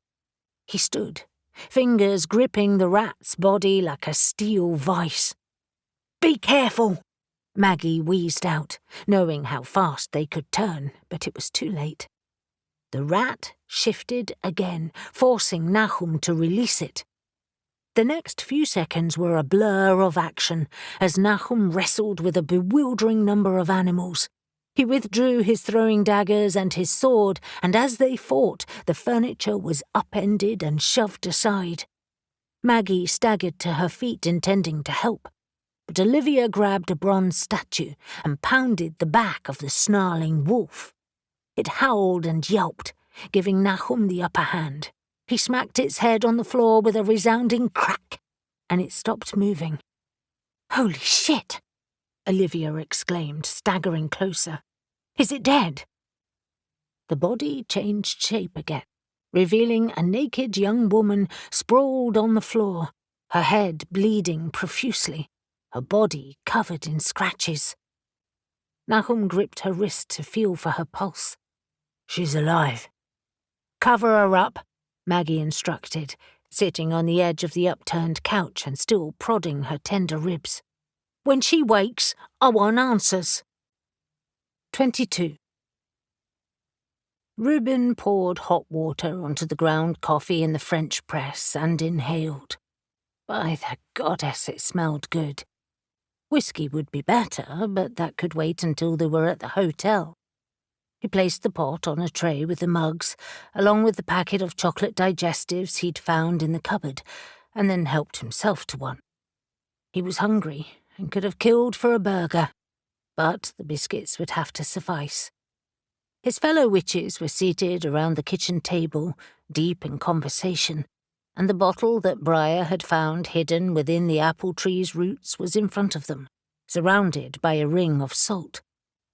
Aidan remained insensible, close by. Only half listening to their debate on how best to investigate it, Reuben instead studied the garden. The remnants of the shed still glowed from the protective bubble that was positioned over it, but they had found nothing of interest in there and no evidence of further magical bombs. They had, however, found a selection of herbs in pots, all now shattered, and the remains of odd figurines. Reuben had cast a few revealing spells, determining that more sigils were painted in the shed's interior. It seemed that, as well as being Kitty's pottery room, it was also a simple spell room. All of them were sure that Kitty had another somewhere else. The apple tree that had revealed its secrets was standing silent again, its roots tucked back into the earth. They had cast spells to see if anything else was buried across the garden, but if there was a key to unlocking its secrets, they hadn't found it yet. He looked over to Briar, memories of her magic still clear in his mind.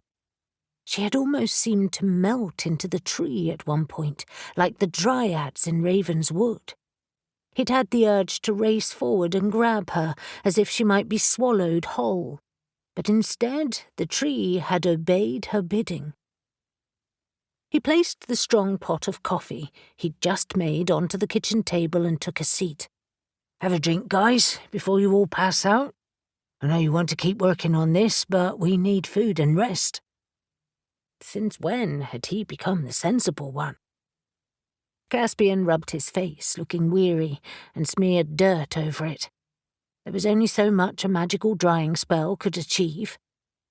They all needed a shower. Thanks, Rue. You're right. We're tired and confused, and I don't think we should open this bottle here. We need to take it home and open it with full protection and the coven around us. Yours or ours? Briar asked. Maybe the entire Cornwall Coven, he answered. He sipped his coffee. Or maybe not. Too many cooks and all that. I want to be there too, Morwenna said. It might be catastrophic for you, Briar warned her. Or it might be the end of the curse. She flexed her injured shoulder and appeared to be in less pain after Briar had cast some healing magic. Reuben leaned forward, attention fixed on the swirling mass in the bottle. It looks like soil. Soil and water, perhaps. It's unceasing. Mesmerizing, actually. Can you feel any power from it, Morwenna? A potent force, perhaps? She shook her head, and he noted her hands trembled slightly around her mug. No, but its constant movement makes me think it's why I can't stop moving. There must be other things in there, though. Something else to link it to me. It's your garden's earth. That's potentially enough. Briar absently broke a biscuit in half and dipped it in her coffee, but her attention was still on the jar. It's moving in a figure of 8. Have you noticed? All three leaned forward, and Caspian said, Well spotted. The symbol of infinity. He met Morwenna's eyes. A never-ending curse. Her hand flew to her throat. You mean until we break it? I'm not sure it can be broken. What? Reuben said, thinking he'd misheard Caspian. Caspian shifted uneasily in his chair. I have read of such curses. They require 2 witches to cast it, and they use the witch's own power against them. I'll need to refresh my memory, of course. I could be wrong. He didn't meet anyone's eyes, and Reuben knew he wasn't mistaken. Caspian wouldn't get that wrong. There must be another way to break a never-ending curse. An external means. Briar frowned. I don't understand. Well, when Cass and I broke the pirate curse, we subverted the original one. But what I mean is, could we use something different entirely to break it? Like what? Morwenna asked. I don't know yet. I'm just trying to think around the problem. Water and earth. That's an interesting combination. Your element, grounded and fixed and mutable water. It will find a way through any obstacle given time. Caspian smiled. Like you mean? It is your element. Well, I may be slow about some things, but I am stubborn. He edged forward, the gleam of the kitchen light catching the glass. And oil is in there too. I can see a residue on the glass. A plant oil, perhaps. Is there any reason why we shouldn't pick it up? Briar shook her head. Contained within the jar. I've run a few tests to check. Maybe Morwenna shouldn't touch it, though. Reuben picked it up, the glass cool and slightly mucky from being long buried in earth, and turned it slowly against the light. Other things revealed themselves. Seeds. Tiny ones. Poppies, perhaps. Leaf debris, but I have no idea what kind. Anything you recognize? When we exposed the curse in Morwenna's body, it was thorny, Caspian said, taking the bottle from him. So I suspect roses, or some kind of bramble. Now that I think about it, it twisted, much like it does in the bottle. Morwenna gave an exasperated laugh. Unbelievable. My own garden used against me. My thoughts are all over the place tonight. I just can't figure out who Kitty is working with and why she has something against me. I keep going over conversations I've had with her and my relationship with my old friend John, and I just can't see what I've done wrong. You must stop thinking like that, Briar told her. For a start, I doubt if you have done anything wrong, and even if you had, this is not an acceptable response. This is mean and vindictive. Sometimes people are just jealous of your achievements or just how you are, your independence, your self-reliance. Jealousy, greed, spite. All of it is twisted, much like this curse. It can backfire, of course, Caspian said. Being eaten up by others' perceived success is destructive over time and warps the person who cast the spell. Knowing who Kitty is working with will help us reason why, but I doubt that will aid us to break it. Unless we can make them break it. That's unlikely. Reuben turned his focus to Aidan. It's time to rouse him and get as many answers as we can. Drop your glamour, Caspian. They adjusted their positions so that all faced Aidan, and Reuben sat the closest to him, prepared for him to fight or flee.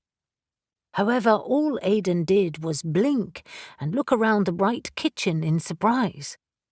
What's going on? Why is it dark outside? He checked the clock on the kitchen wall.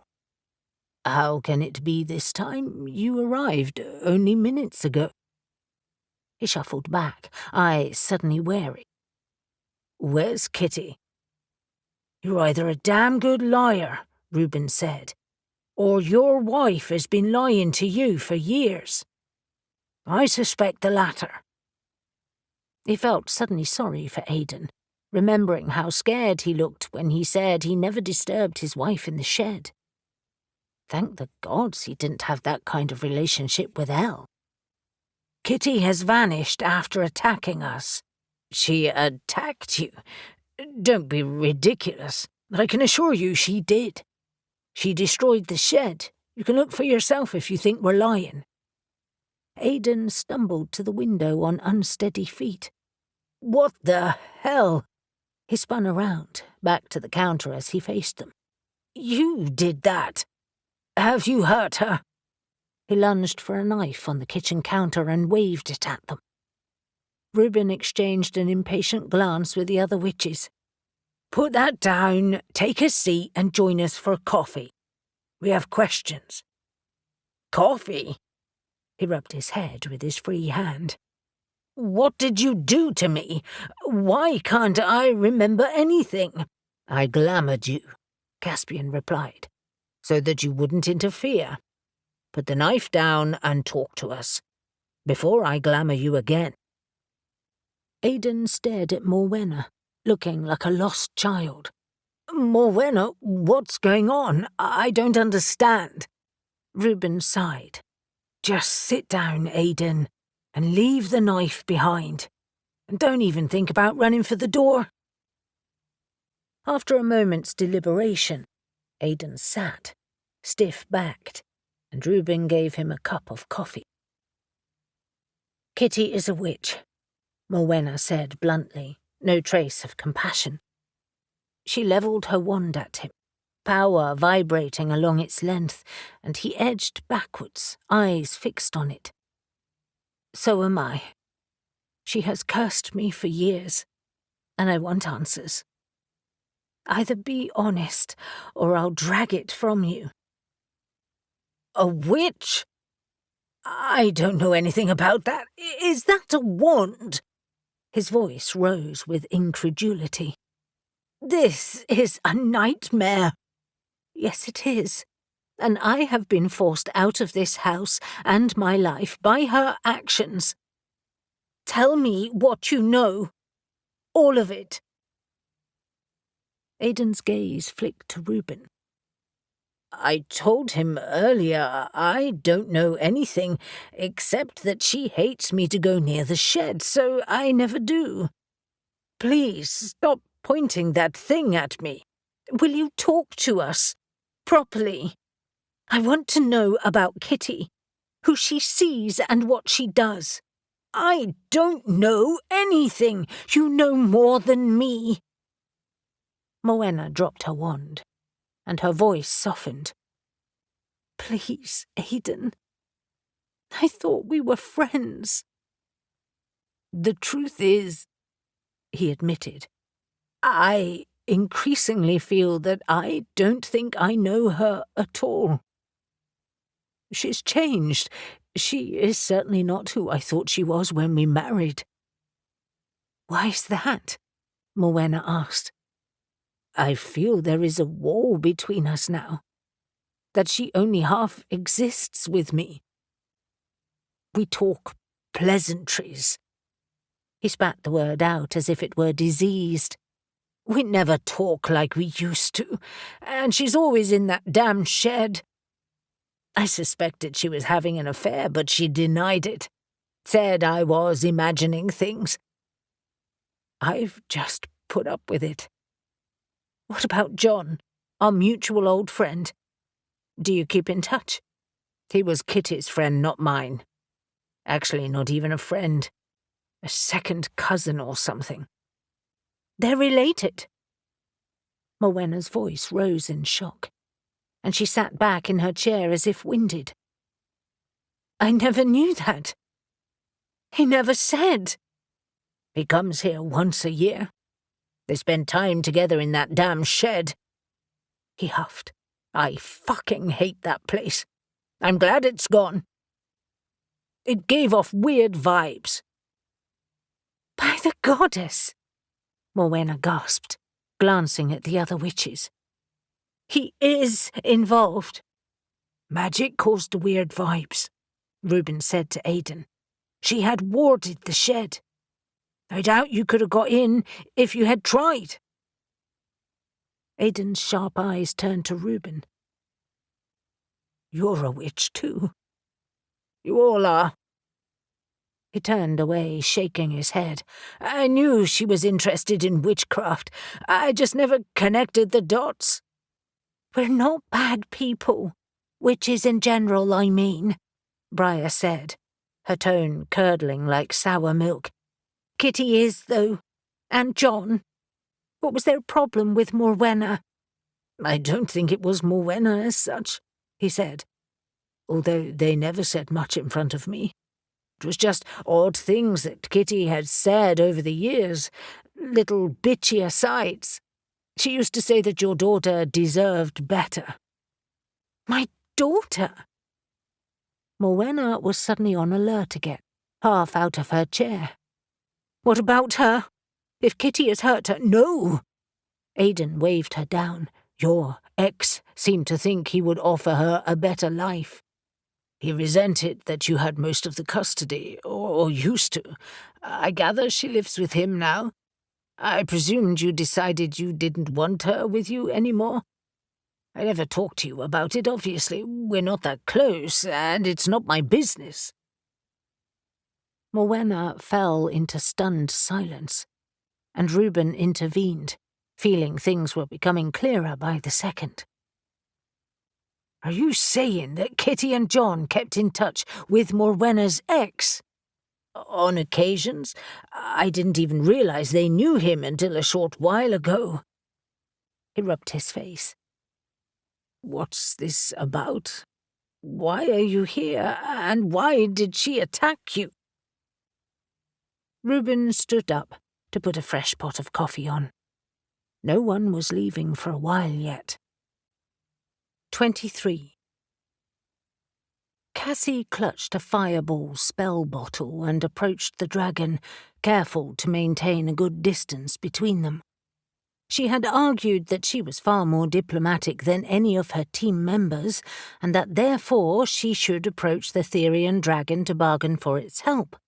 But now, as she marvelled once again at its size, she wondered what had possessed her. Sam and Ruby were busy working on the door, but Dylan flanked her.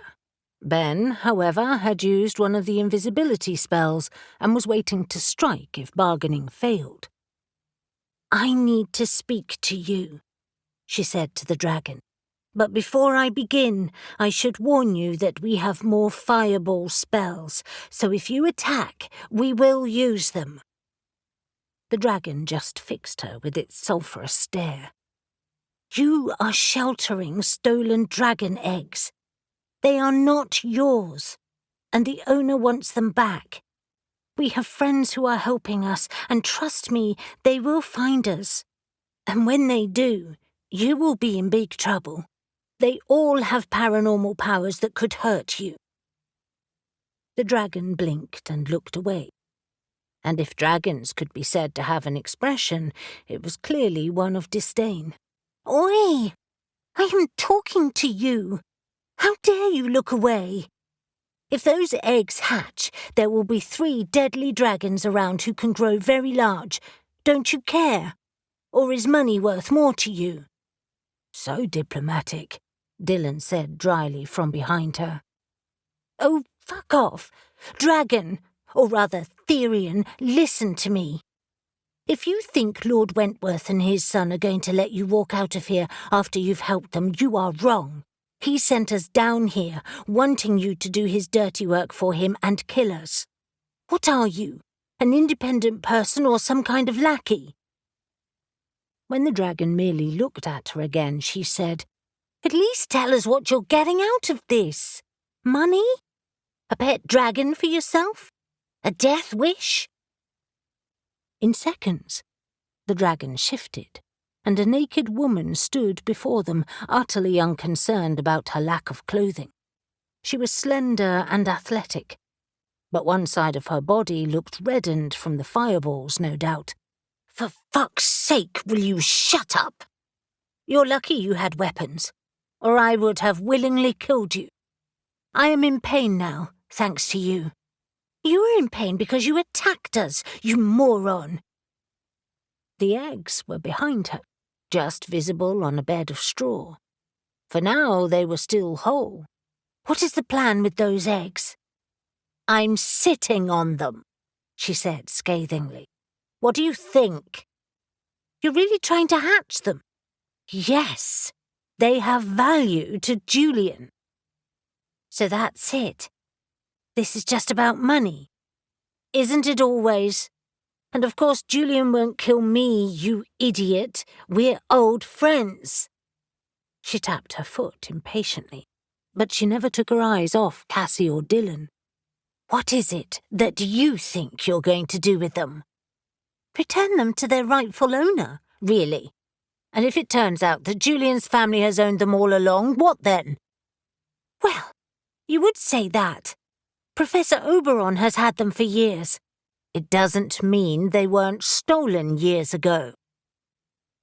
Cassie glanced at Dylan, unsure of herself. "Okay. Say they do own them. It's still not right to hatch them. It's dangerous. They won't live long enough to be dangerous. Dragons have interesting properties, but that's nothing for you to worry about." The shifter's eyes glittered. "Now bugger off and leave me in peace."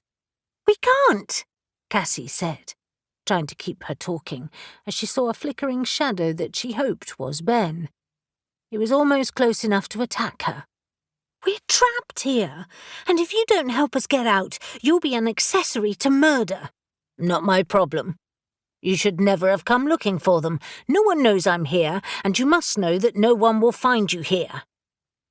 She grabbed some wood from the pile and threw it on the fire so that it blazed before returning to the nest. "Truce over. You won't kill me. You haven't got it in you. So keep your distance, or I will kill you. A horrible mauling by a wild animal will never be investigated." "Actually," she laughed, "you're going to be dragon food.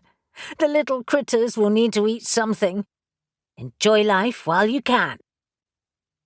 Ben seized his moment and threw a ball of pure magic at her, designed to blast her into the wall and knock her unconscious. Something must have given him away, though, because the woman spun around and shifted with lightning reflexes. She turned into a huge black panther and leapt at Ben's barely there shadow. Fortunately, the spell caught her mid-leap, struck her in the chest, and sent her crashing into the cave wall. Horrified, Cassie realized they had woefully underestimated Therian's speed. Dylan was quicker to react than she was, and followed up Ben's spell with his own. The cat was already limping away, hissing with fury, and the spell narrowly missed her. However, the periphery of the blast was enough to wound it. With a howling yelp, she crouched, powerful back legs ready to spring at Ben, who was much closer than her or Dylan, but Cassie was ready and released her own bottled spell. Yet again, the panther was too quick and leapt with lightning speed. Cassie's blast struck behind it, and the wave of power crashed into the panther and Ben, carrying them forward and onto the nest of eggs where they landed with a thump. "Ben!" Cassie cried out in horror. He was now pinned beneath the panther, her huge paws dead centre of his chest, and he was fully visible since his spell had worn off. In a split second, she would rip his chest to shreds. Heedless of their own danger, they raced to him, both fumbling to grab more spells, Cassie cursing their crap plan.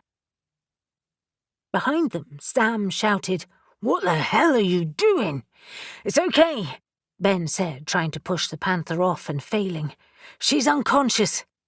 Get her off me." He was prone, back arched over the nest beneath him, and when Sam and Ruby joined them, they managed to roll the big cat to the side. "Are you hurt?" Cassie asked, examining him for claw marks. "No, thankfully.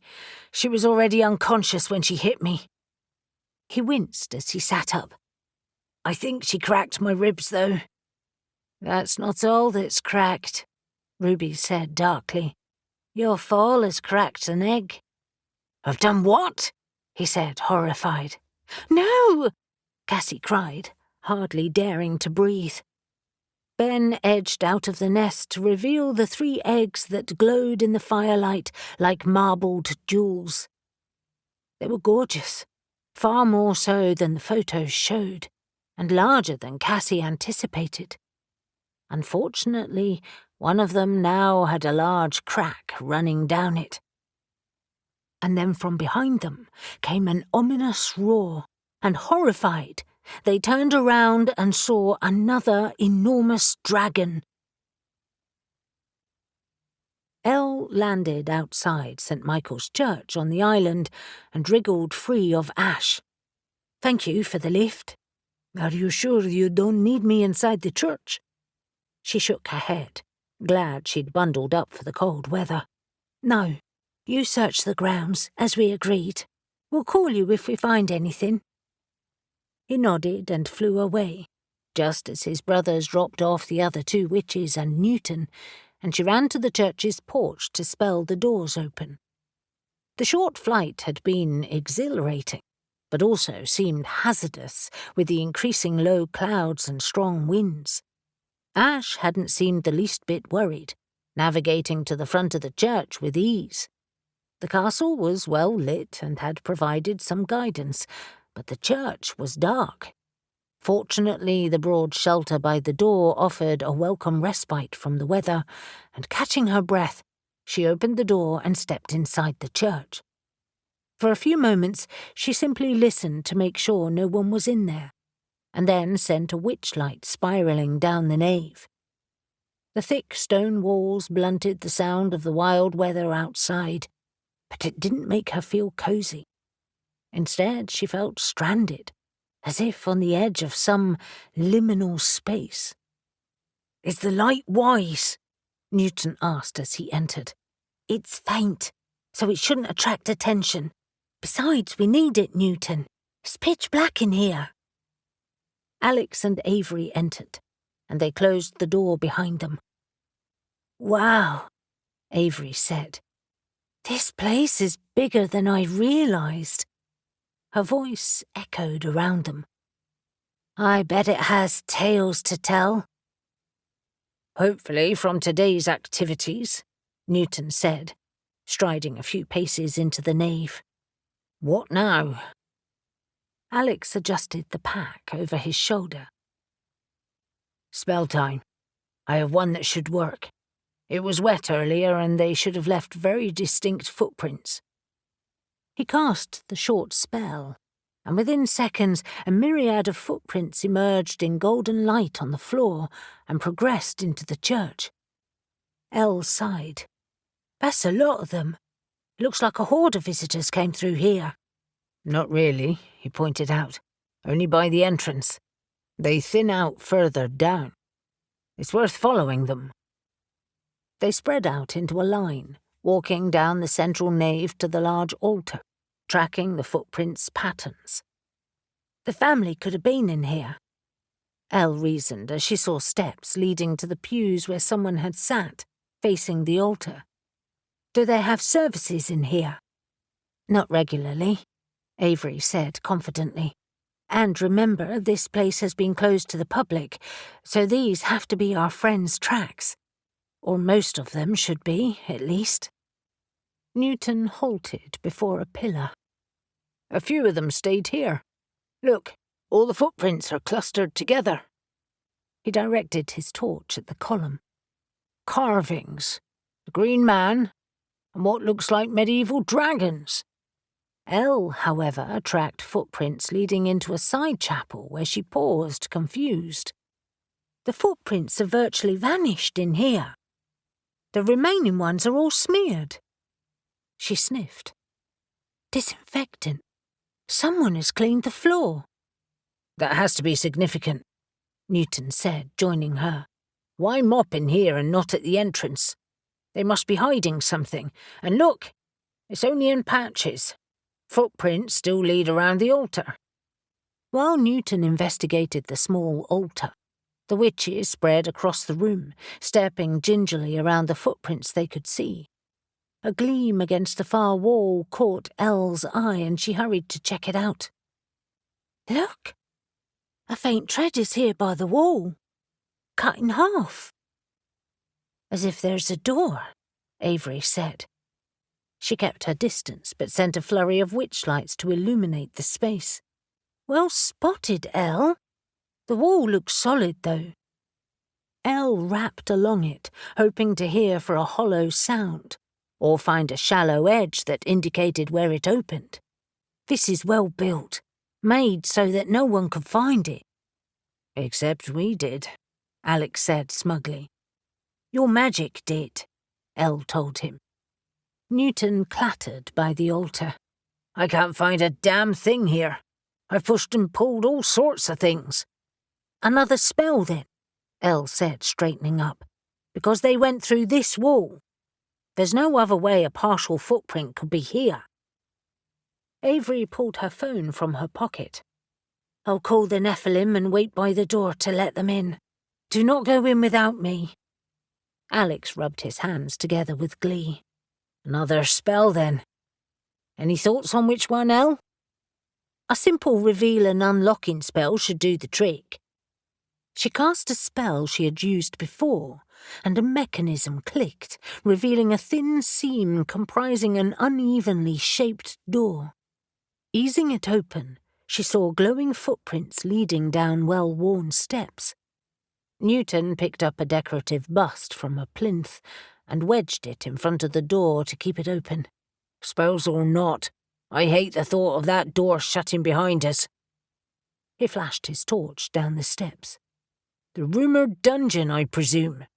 I'll call my sergeants to keep them up to date. Reuben will be gutted that he's missing this, Alex said, voice low while Newton stepped aside. In fact, he'll be furious. I think he's got enough to keep him occupied right now. Elle's thoughts were never far from Reuben, and once again worried for his safe return. I hate curses, and I hate that we've been dragged into breaking one. You don't want Morwenna to suffer, surely? Alex asked, eyebrows raised. No, of course not. I have this stupid fear that they're contagious. Is that weird? It's probably because I was cursed. I get it. And of course, the Winter Queen's magic was toxic too. I think we're all over toxic magic, Elle. I'm glad it's Ostara now. I feel we need a clean slate, especially after this. Well, I do. She was filled with sudden rage that magic had been used so ruthlessly, something that she treated reverently. I hope our handfasting achieves it. Alex hugged her close, kissing the top of her head. I didn't realise you were still feeling the effects of it all. Sorry. I'm okay. I'll take my anger out on whoever is behind this. The sound of footsteps announced the arrival of the 4 rain-drenched Nephilim and Avery. Holy shit, you poor things, Elle said, taking in their appearance. They were all still shirtless, wings tucked away, their wet jeans plastered to their muscular thighs, and water gleamed on their skin. Wow. If she were single, who would she choose? Neil winked. Don't worry about us. We enjoyed it. You'll be pleased to know there are no bodies strewn in the gardens. With luck, then, we'll find them, alive, down here. Let's get on with it, Alex said. After me. They progressed steadily in single file down the narrow steps until they reached the dungeon. Again, the illuminated footprints told the story, and only one set of footprints led to an area of the wall on the far side. Only one set of footprints leads out too, Z noted, pointing out the trail. Large ones. Must be a man. Smooth-soled, no tread, so unlikely to be boots or sturdy outdoor shoes. Nicely spotted, Newton nodded. Fits the landed gentry, work-shy fops. He ran his hand over his face. If bloody Lord Wentworth is involved, this will be a nightmare. The only route they could have taken, Ash said, crouching by the pit, is through there. That's where all the footprints are. The smooth-soled ones don't go in there at all. He identified them all. That will be Cassie and Ruby, smaller than the other three. That's definitely Sam, broad boots by the look of it. His biker boots. He cocked his head at the witches. I doubt they went willingly either. Another spell to get in? No need, Z said. He was standing where the unknown assailant had been, examining the wall. Stand back, everyone. As he depressed an ornate stone with a leering face, the entire pit in the centre dropped away, revealing the steep chute beneath. Elle swore at the precipitous slope that was revealed. That's horribly steep. They could have broken their necks. How the hell... She trailed off, debating how they could follow and if her friends were okay. It's far too narrow for our wings, Eli observed. Although we could slide down, perhaps. It takes a lot to injure us. I'd hate to land on them, though. He didn't say what they were all thinking, that perhaps their friends were already dead at the bottom. We haven't brought rope either, Alex said. Bollocks. Avery lifted her chin, a note of defiance in her tone. I am not turning back now. Our friends are down there. I can use elemental air to slow our descent, especially if I go first. Not a fucking chance, Alex said, horrified. I can hear the sea. You could end up hitting rocks or plunging into a huge pool. Eli shook his head. We're still high up. That will have to go down a long way to hit the sea. But it could. Ash hung over the edge, peering down, his sharp eyesight not needing a light. No, it's quite a long way. But there aren't any rocks at the bottom, or crumpled bodies. He rolled over, looking up at the others. I'm willing to chance it. I also reckon I could climb back up here too, if I had to. Plus, Avery's witch flight could evacuate us.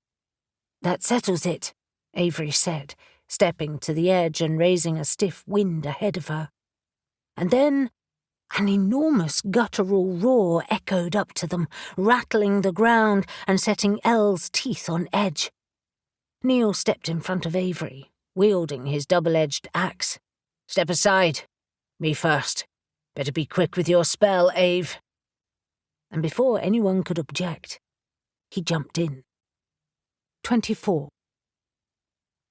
Nahum rested the tip of his sword under the Therian woman's chin, lifting it as she regained consciousness.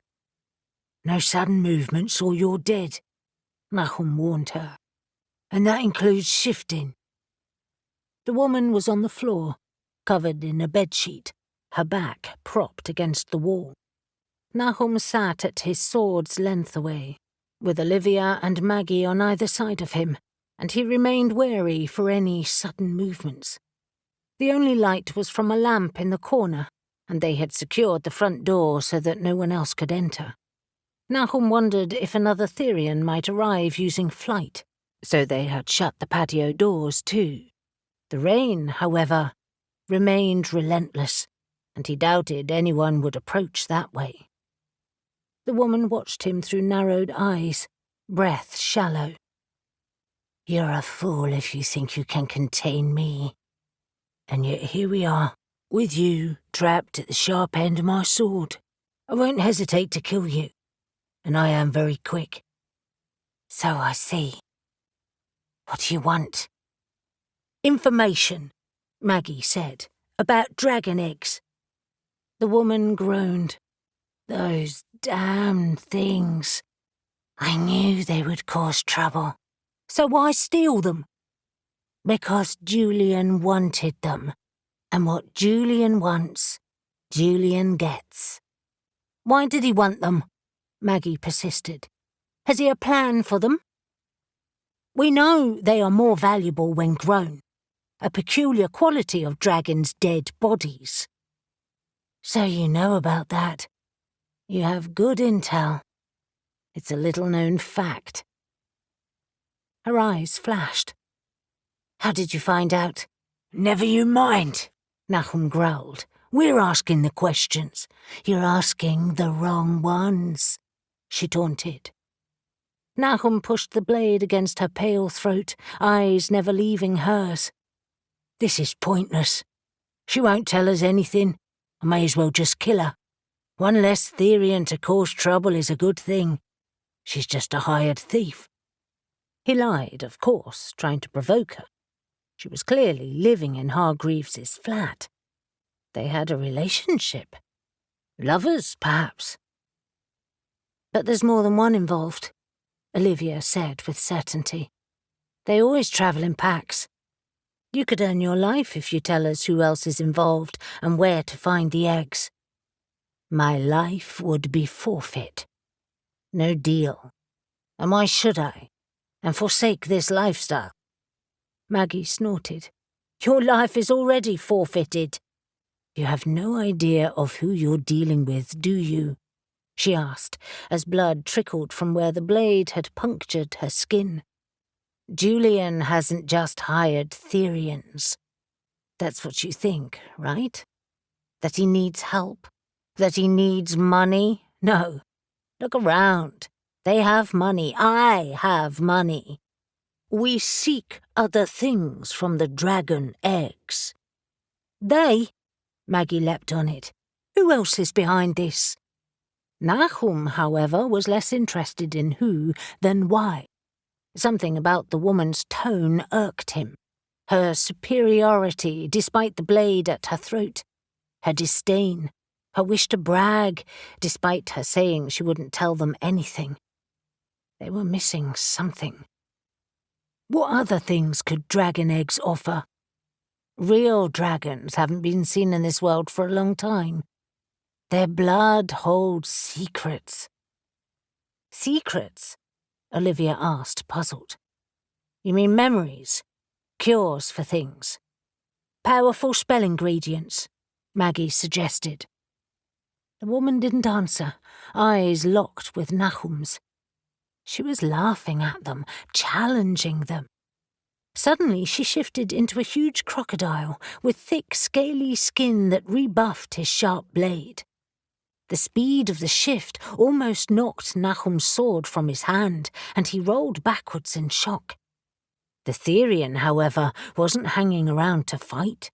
As soon as the sword was dislodged from her throat, she shifted into a sparrow and flitted high out of reach, coursing through the room and into the bedroom. Nahum bounded after her, but saw too late that the bedroom window he had entered through was still partially open, and in seconds she had escaped. "Hearn's flaming balls!" He slammed his hand against the door in anger. "I'm a complete idiot!" "No, you're not," Olivia said, hot on his heels with Maggie next to her. "Trying to contain a Therian was always going to be hard. Any idea what she was talking about?" "No."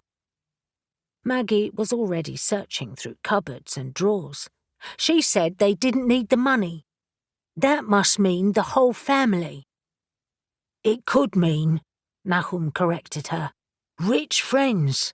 No, she said they have money. Look around. That suggests family wealth to me. Olivia nodded. I agree. So what does dragon's blood offer if they don't need money? Nahum considered her words again. Her taunt. He hasn't just hired Therians. That's what she said. What does that mean? Hasn't hired them because they're friends? They do it willingly? I mean, it does look like she's living here. She must benefit too. In fact, he added, trying to recall the details of the conversation, she said, I have money. Fuck a duck, Maggie said, straightening suddenly, hands on hips. Are they related? You mean the shifter and Julian? Olivia asked. Why do you think that? Her words. We seek other things, not him or they, we. The truth struck Nahum like a blow. I thought she was taunting me. And she was, with the truth. We. Julian is a Therian. Maggie snorted with derision. Fuck off! That's insane! Is it? Why? Just because he has money doesn't mean he's not one. And that means his family are Therians too. Maggie regarded him, mulling over his suggestion. It's possible. Not certain, but yes, possible. His heart pounded as realization dawned. My brothers and friends are investigating a castle of shifters. That changes everything. He fumbled for his phone, panic filling him as he found Gabe's number. Ben had barely recovered from the horror of being attacked by a huge black panther and cracking a dragon's egg when he saw a dragon appear out of seemingly nowhere behind his friends. It was larger than the first, a fiery orange and red instead of green, and had a spiny crest running down its squat neck. Another damn Therian. It must have entered and shifted while they were fighting the panther.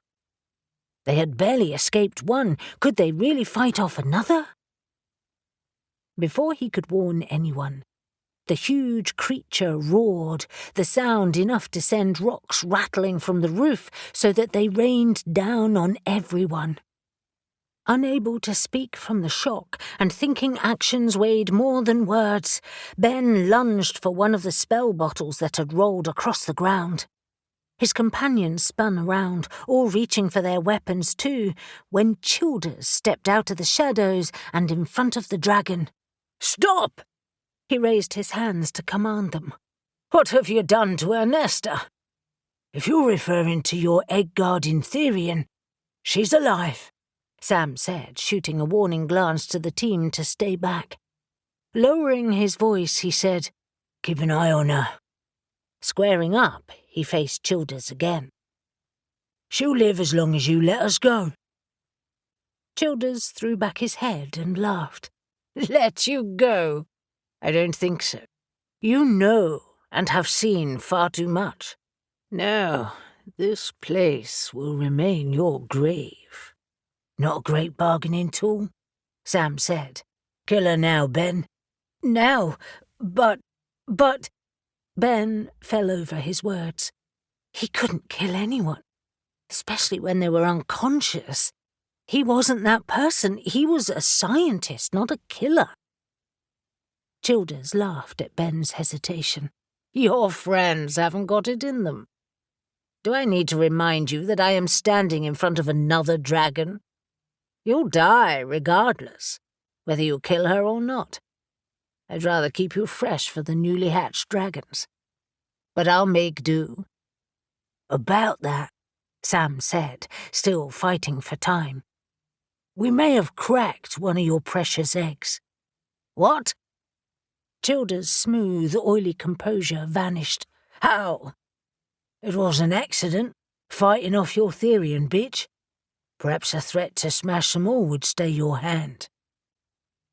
The last thing Ben wanted to do was smash them either, but he could do that easier than kill a woman. He, Dylan and Cassie scooted back to flank the eggs, while Ruby stayed with Sam, ready to fight if needed. "How badly?" Childers said, edging forward with hands raised. "Is it cracked?" He tried to look beyond Sam's bulk. "It's mostly intact," Ben called out, trying to calm him down. "Minor damage, really. I'm sure we can come to an agreement." "Good to know," Childers said, regaining his composure. With stunning speed, his body shifted into an enormous python, and shedding his clothes, he lunged past Sam, slithering across the floor to where ghost-ops gathered. Sam dived for it, arms outstretched, blades slashing. But the python was already past him, and it shifted into a huge eagle and swept at ghost-ops, knocking them off their feet. The dragon roared and charged, heading straight for Ruby and Sam. Newton had loved roller coasters as a kid. He savoured the wild dips and epic climbs as the rides threw him about the sky, safe in the knowledge that he was strapped in and secure. The slide down the steep chute from the dungeon was nothing like that. Avery might have slowed their descent using elemental air, but it was still far too fast, dusty and terrifying. He had no idea where he would emerge, and when he did, whether he would be killed by a dragon or something else within seconds. By the time he hit the bottom and regained his feet, the Nephilim were already racing down the dark passage that stretched ahead. "Move!" Alex yelled from behind him. He scooted out of the way just in time and followed the rest of the team who were trailing the Nephilim. This was not how he liked to approach unknown situations, but it was exactly what the Nephilim did. They were headstrong, confident in their superior speed and agility, and the witches were almost as bad. Thankful he'd left his sergeants behind and out of danger, not that they were pleased with the decision. He raced along, witch lights illuminating the way. By the time he reached the end of the passage, though, Neil had drawn to a halt. "I hear talking from the far end of the cave." "Let's use a shadow spell," Avery said, casting it immediately without anyone's agreement. A strange wave of magic washed over Newton, and blinking in shock, he tried to focus on his hand, only to find he could barely see it or any other part of him. His companions were now only visible as some spectral shade that he could only see because he knew they were there. Neil edged out, and the rest followed, backs to the cavern wall as they surveyed the area ahead. "By the goddess," Avery murmured. They were in some kind of cave temple that had enormous dragon reliefs carved into the walls, and a huge bronze bowl containing a fire blazed at the far end, illuminating a cluster of figures whose voices carried towards them. A wave of relief washed over Newton as he recognized his friends. Unfortunately, however, attracting all their attention was the dragon, standing at the heel of a man like an oversized dog.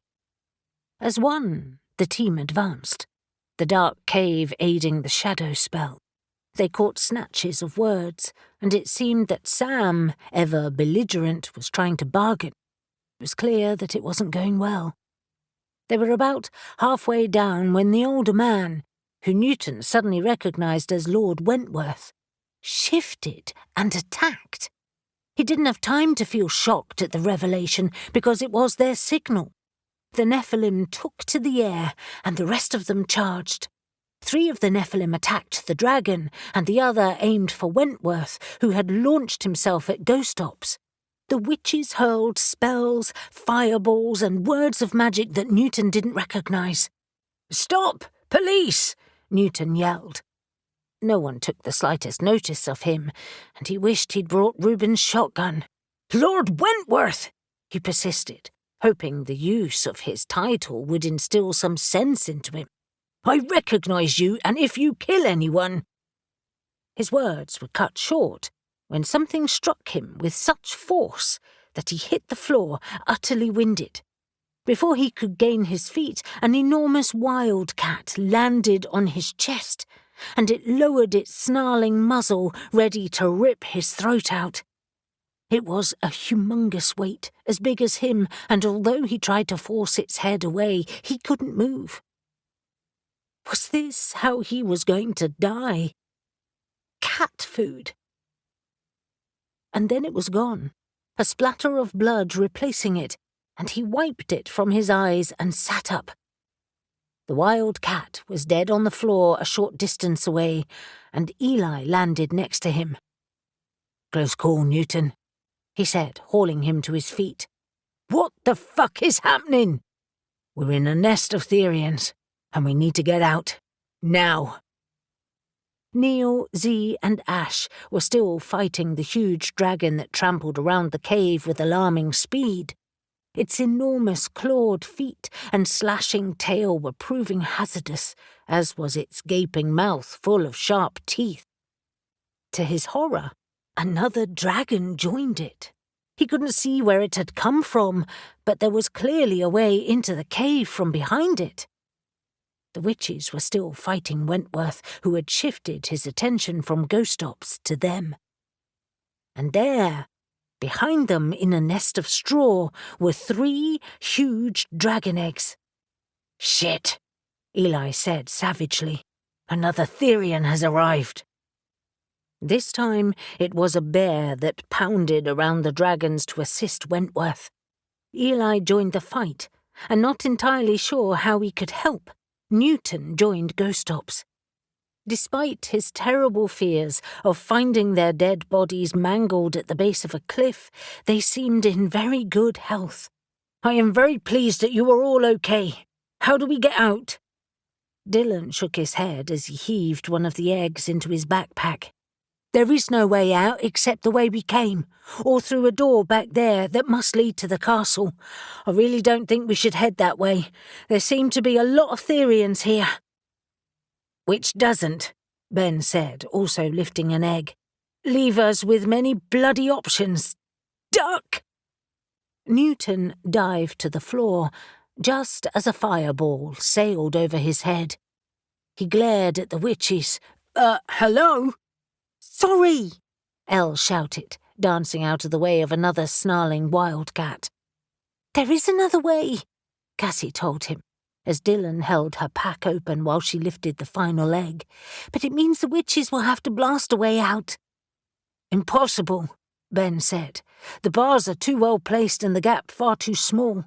They'll collapse the whole passage. No, we have to get out the way we came in. Surely the church will remain unguarded." Newton weighed up their options. The Nephilim were holding their own against the dragons, assisted by Sam and Ruby, but they weren't even close to killing them, even though they were inflicting many injuries. The witches equally were completely focused on the other 2 Therians, who seemed to have their own strong magic, but thankfully the fight kept them well away from the eggs. A woman lay unconscious on the other side of the nest. "Avery!" he shouted to summon her attention. "I need to speak to you." "I'm a little busy, Newton." She blasted one of the Therians with a surge of air, but before it smashed against the cave wall, it shifted to a bat and flitted away. "I know, but it's important." She arrived at his side, breathless, attention more on the fight than on him. "What?" "We will not win this fight. We have to leave the way we arrived. Can you spell them unconscious or something?" "I've tried. Their shifter energy makes it really hard to. Maybe if we tried together, but we're a bit sidetracked." She trailed off, clearly thinking over their options. "Well, erect a bloody big wall between us and them then. What if more of them arrive?" She turned to Ghost Ops and their bulging bags. "You've secured the eggs?" Ben nodded. "Yes, there is no other way out, Avery. Hearn knows how many Therians there could be in the castle. They were having a family gathering, Cassie reminded him, and I presume the entire family are shifters. Alex, Elle, Avery called them to her side. We need to spare a few moments for a sleep spell, even if it only lasts minutes. I can't do it alone, though. Eli shouted over. Do it! I'll keep these at bay. His enormous wings offered protection to all of them as he fought, the speed of his whirling blade beating the Therians back. Make your way back to the exit while we work, she instructed them.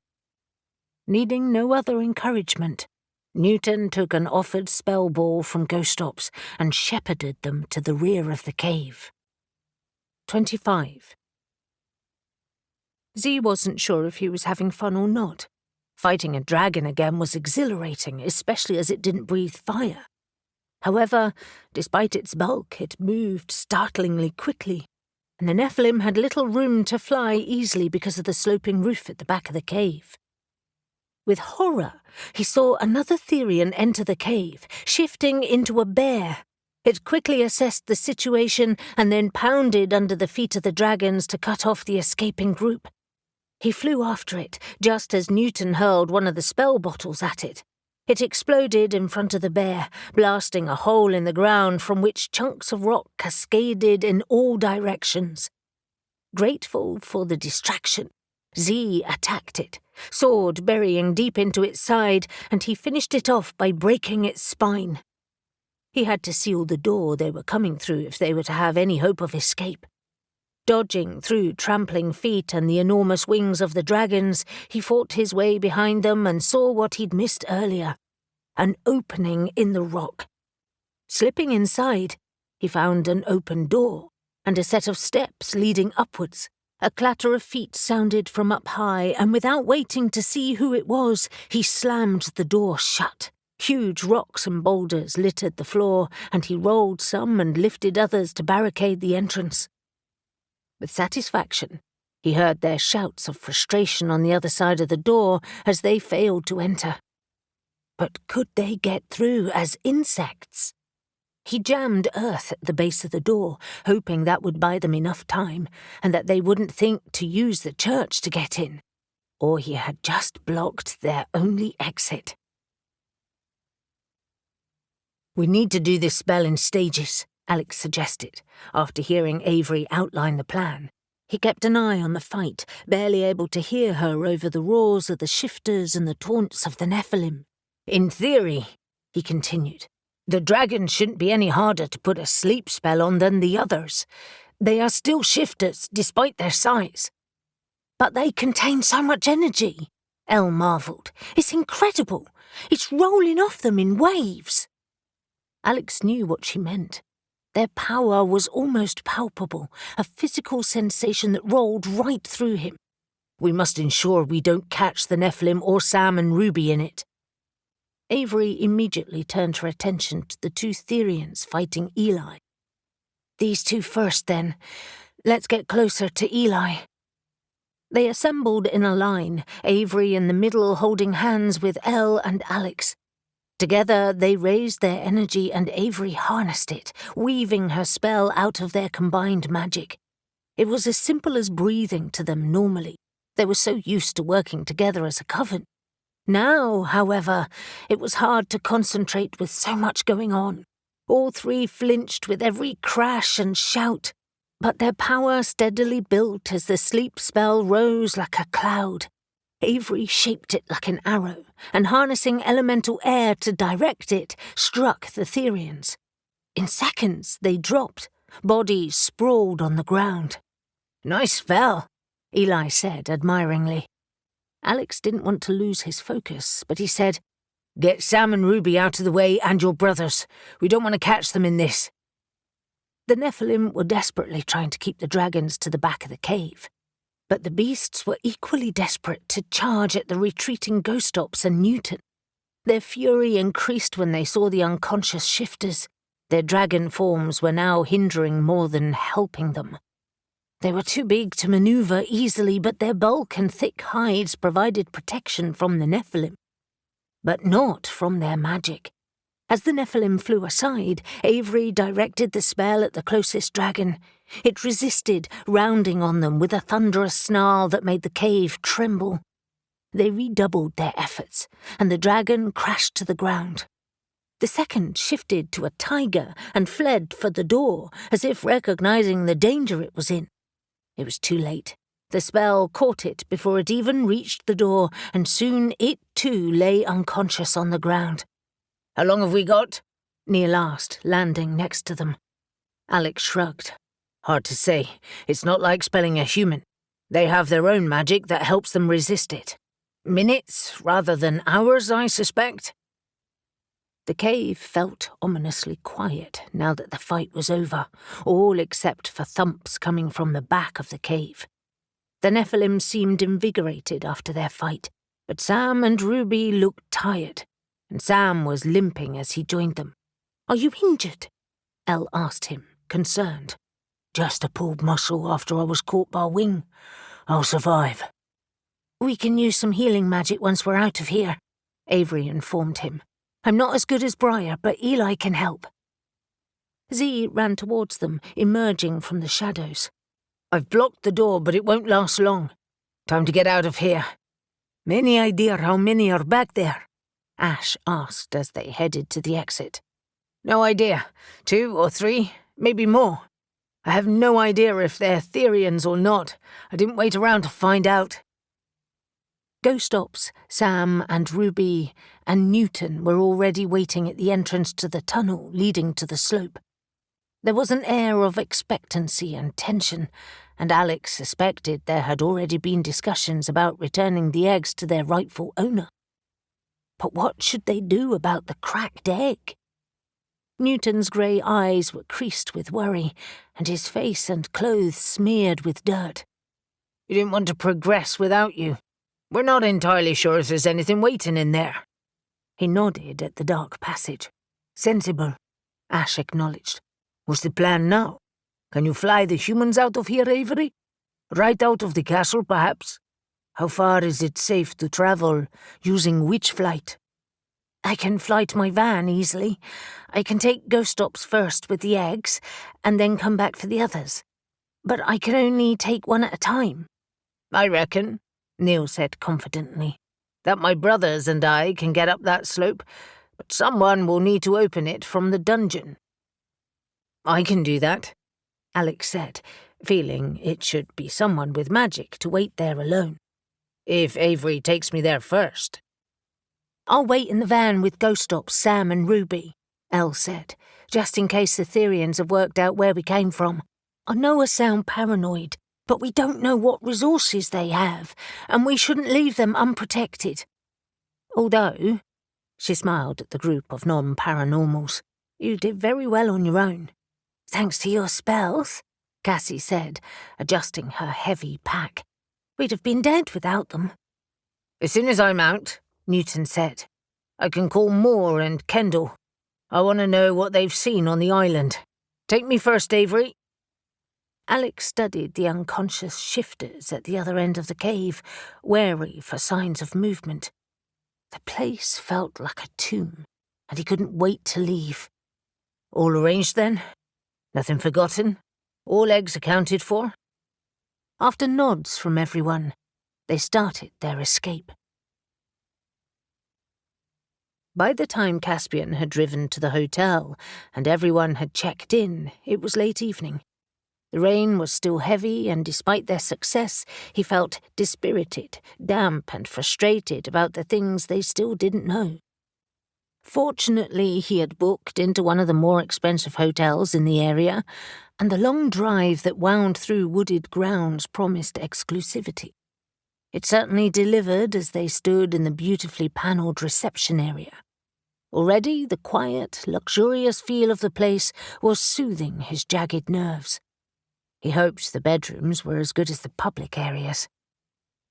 "By the gods," Morwenna said, taking it all in, a mixture of wonder and fear on her face as the staff prepared their keys. "Look at this place. I'm not sure I can afford the room." "Then I'll pay," Caspian said, shrugging it off. "You deserve it, after all you've had to put up with." We all do. I'll pay for everyone, in fact. I can afford it, but thanks for offering, Briar said, waving him off. And we know Reuben can. Morwenna, enjoy it as a treat. Thank you, Caspian, she murmured. Desperate for a shower, Caspian had little else on his mind, but Reuben, always the one to focus on food, first booked them into the restaurant. He gave a thumbs up. We're just squeaking in before they close. Half an hour enough for a shower, everyone? Briar groaned. Does your stomach always dictate everything? Not always, he said, with a wink and wiggle of hips. Reuben? She smacked his arm playfully. Men. Caspian was grateful to him for lifting his mood. How can you be so relentlessly upbeat after everything that has happened? I'm a ray of fucking sunshine. Cass, you know that. The hotel was a grand country house, full of winding stairs, hushed silence and tasteful decor. Caspian enjoyed a long, leisurely shower, grateful for free hotel toiletries, and used a spell to banish the dirt from his clothes. It would have to do. He arrived in the restaurant to find only Reuben had arrived. 2 bottles of wine were already on the table, 1 red and 1 white. Reuben, however, had a pint of beer in front of him. You don't waste much time, Caspian said, pouring himself a glass of white wine. Are we wise to drink? What if Kitty comes looking for us? Here, I doubt she'd want to draw any more attention to herself, or alert us to her comrade in arms. He sipped his beer, settling back in his chair. He may be wearing a hoodie and jeans, but Reuben exuded ease, oblivious to the occasional stares of a few guests. Born into wealth, he wore it well. You did well to get rooms here. Midweek, that's why, Caspian said, trying to look as relaxed as Reuben. He couldn't, though. He peered through the windows into the spotlit garden, hoping there was no one lurking in the bushes. Mate, it's chucking it down. No one is out there watching us.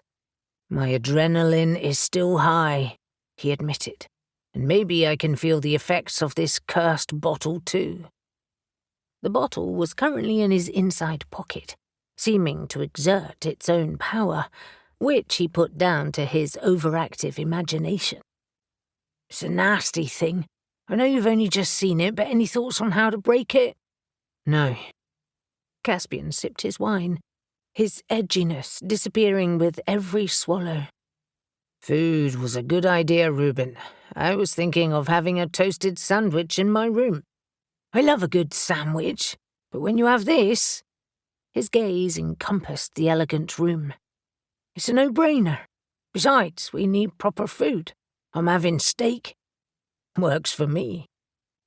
Caspian didn't even look at the menu, seeing only his grimoire in his mind's eye, half musing on ways to break the curse. You know, I might bring Elle here, Reuben said thoughtfully. We haven't got as far as honeymoon plans yet. Maybe in the early summer. It's not far or exotic, but she'd like it. You're lucky that you found someone you can share our secret life with. Don't take it for granted. I won't. And you? If you don't mind me saying, you seem to have taken a liking to Morwenna. Caspian jerked his head up in shock. What makes you say that? The slight flush creeping up your cheeks right now, for one thing. Your attentiveness to her as well. You two have a spark. A light feeling swept over Caspian. A sense of possibility. We do? Reuben smiled. Yes. She likes you too. I know I've only just seen you two together, but when there's a spark, there's a spark. And remember what Tamsin said. I remember. I wondered if she was just spinning me tales. Tamsin wouldn't do that. No, of course not. Tamsin was an intriguing, old, wise woman, as sharp as a tack and uncanny with knowledge. Like Briar, her granddaughter, she had a strong moral code. And yes, I do like Morwenna. but she has a lot going on right now. She might move away from Cornwall when all this is over. Then give her a reason to stay." Caspian didn't have many male friends, not good ones anyway. Reuben had become an unexpected one, and he valued his opinion. "I've just met her. I hardly think—" Reuben cut him off. "Stop second-guessing yourself. I wouldn't tell you she liked you to have you fall on your face. Maybe she's not ready for a relationship when all this is over, but you have to at least tell her. You'll kick yourself if you don't. Better to have regrets about something you've done than something you haven't. I think I'm quoting someone, but it's good advice. Plus, it's great that you're moving on, you know?" "I know. I knew as soon as I met Elle. That was it. I was smitten." Caspian looked at him, surprised. "Really? I didn't know that. It's not something I really talk about, but I'm telling you so that you don't dismiss it. And that's as much advice as I can give. I'm a bloke. I don't really do that kind of thing. One of the girls, on the other hand, your advice is just fine, Rue. Thank you." Caspian sighed. The biggest problem to surmount still needed addressing. "Of course, it all depends on breaking the curse. I think I need to see the garden again tomorrow. Maybe take some of the soil with us. You picked up some of Kitty's belongings? Some jewellery and her toothbrush? Is this for a counter curse? Perhaps. Maybe a rebound curse. I want to keep my options open." Reuben leaned forward, arms on the snowy white tablecloth, his lively blue eyes full of intrigue. "Do you think we need to hunt her down?" "I'd rather not. If we can just break the damn thing, we need never have to see her again. But she's got away with making Morwenna's life a misery for years. We must make her pay. She might even try again. And what about the ex, her daughter's father? It sounds as if he's the real puppet master. Vengeance doesn't sit well with me anymore. What if Morwenna wants retribution? She has every right to. If it were me, I would." Reuben paused, deep in thought, and then said, "Yes, a counter-curse. She needs a warning not to try again. And so does he, the ex, I mean. I don't think he'll stop. He wanted custody. People do extreme things for family." "You don't have to tell me that," Caspian said, thinking of his own complicated relationship with his dead father. "I concede that we will have to deal with him. Let's hope our protection spell on the house works tonight." Aidan was confused and scared at the events of the evening, and it had been easy to persuade him to stay at a friend's house. They had then spelled the house with powerful protection to safeguard its contents. "We'll go back early, make sure we haven't missed anything, and get more of Kitty's belongings. There may be something belonging to Morwenna's ex in there. Then we head home. Briar has a dress fitting and lunch to attend. And if I don't get her there, Elle will kill me. So will Briar, for that matter. And don't worry, we have time. After that, are you still interested in searching for curse solutions?" Reuben nodded. "Always. Although we should involve Avery, you know. She's good at this kind of thing. You know, working out knotty solutions to spells. Or your sister, perhaps. You have a better relationship with her now, right?" "Yes, we do seem to have ironed out the kinks in our relationship. As for Avery..." Caspian knew his reasons for not involving her were churlish, so he nodded. "Yes, all right. Providing, of course, she's not completely absorbed in dragon spells." He looked up as the door to the restaurant swung open and Briar and Morwenna arrived together.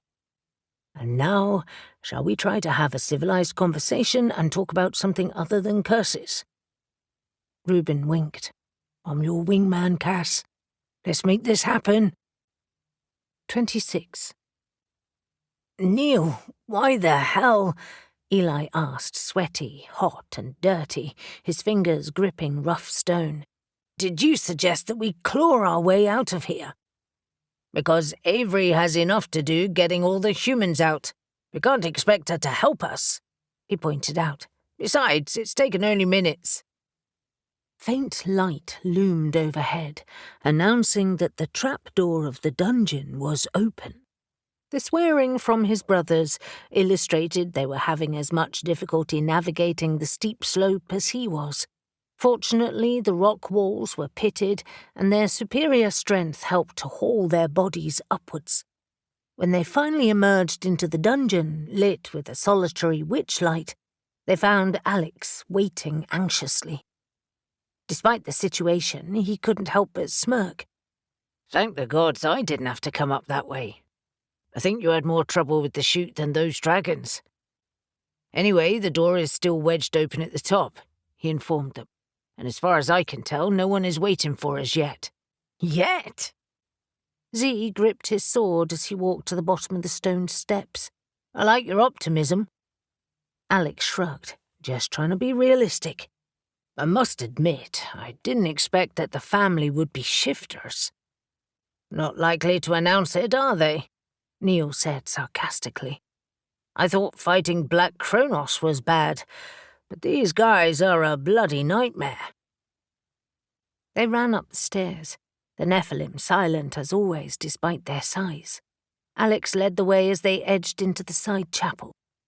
They paused to listen, but the church was as silent as when they'd entered it.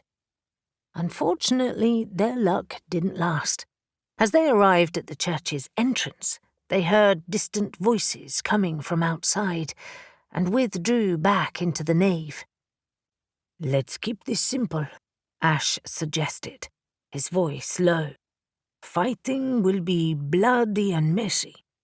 Just how we like it, Neil said, interrupting him with a rakish grin on his face.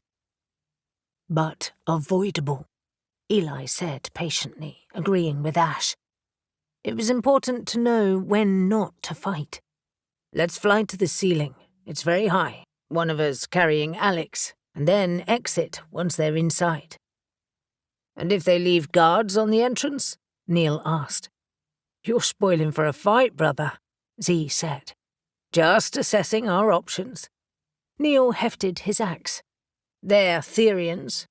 They can fly. We won't necessarily have an easy escape. They might not even come in here. They might be searching the grounds. They're shifters, which means their sense of smell and hearing are very good. And you, Ash, he said, turning to their golden-winged brother, are very bright. Ash grimaced. Thanks for reminding me. What about Avery and the others? Eli asked, fearing that some of them were still downstairs in the cave. How fast can she move them? I'm wondering if we need to delay the Therians if they come in. She's quick, Alex confirmed. It's been at least 10 minutes since we left. They should be clear by now. The sound of voices carried closer, and Eli could hear at least 3 different people. They're coming, Neil said, swinging around to face the entrance. So you better be sure, Alex. I'm sure. We try stealth first, Alex agreed, quickly casting a shadow spell over them all again. To engage is madness. I'll carry you, Z offered. They flew high into the nave, sheltering behind the huge pillars, clinging on to them to save moving their wings. Eli settled silently, eyes fixed on the ground, and watched 4 men enter. They were wary, eyes darting everywhere, but no one looked up, and now they were inside, no one spoke. They progressed into the side chapel, and Eli soon heard the grating sound of the hidden door opening. Eli flew to the still open door. The exit was clear, and he ran outside, eyes raking over their surroundings. The castle was well lit, but shrouded in low cloud cover and driving rain. He heard distant shouts, but so far their immediate surroundings were clear. They won't see us in this weather, he whispered as his brothers and Alex joined him. Time to go.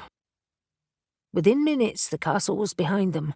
and after crossing the sea to rain-soaked Marazion, they swooped down to Avery's van that was parked on the long-stay car park at the edge of the town where they had found Ghost Ops' van earlier. Now, Kendall and Moore were parked there too. Fortunately, the rest of the place was deserted, and the group had huddled under a magical protective shield that stretched between the vehicles. Raised voices greeted them, and Eli realized they had stumbled into an argument. Newton stood, hands on hips, as he glared at Sam and Ruby. Elle seemed to be trying to placate him. Ghost Ops were chatting animatedly with Kendall and Moore. Avery stood next to Newton, and relief swept over her face at their arrival. "Thank the gods! I was just debating whether I should head back to the castle. You didn't have to fight your way out then." "We thought we might," Alex told her, as their group edged in under the magical umbrella. "But in the end, we evacuated from right under their noses. What's the argument about? Shouldn't we be leaving? If they send scouts, we'll be seen." As if to emphasize his fears, a gull screeched overhead, almost ghostly in the dark. Eli scanned the sky, but it passed swiftly.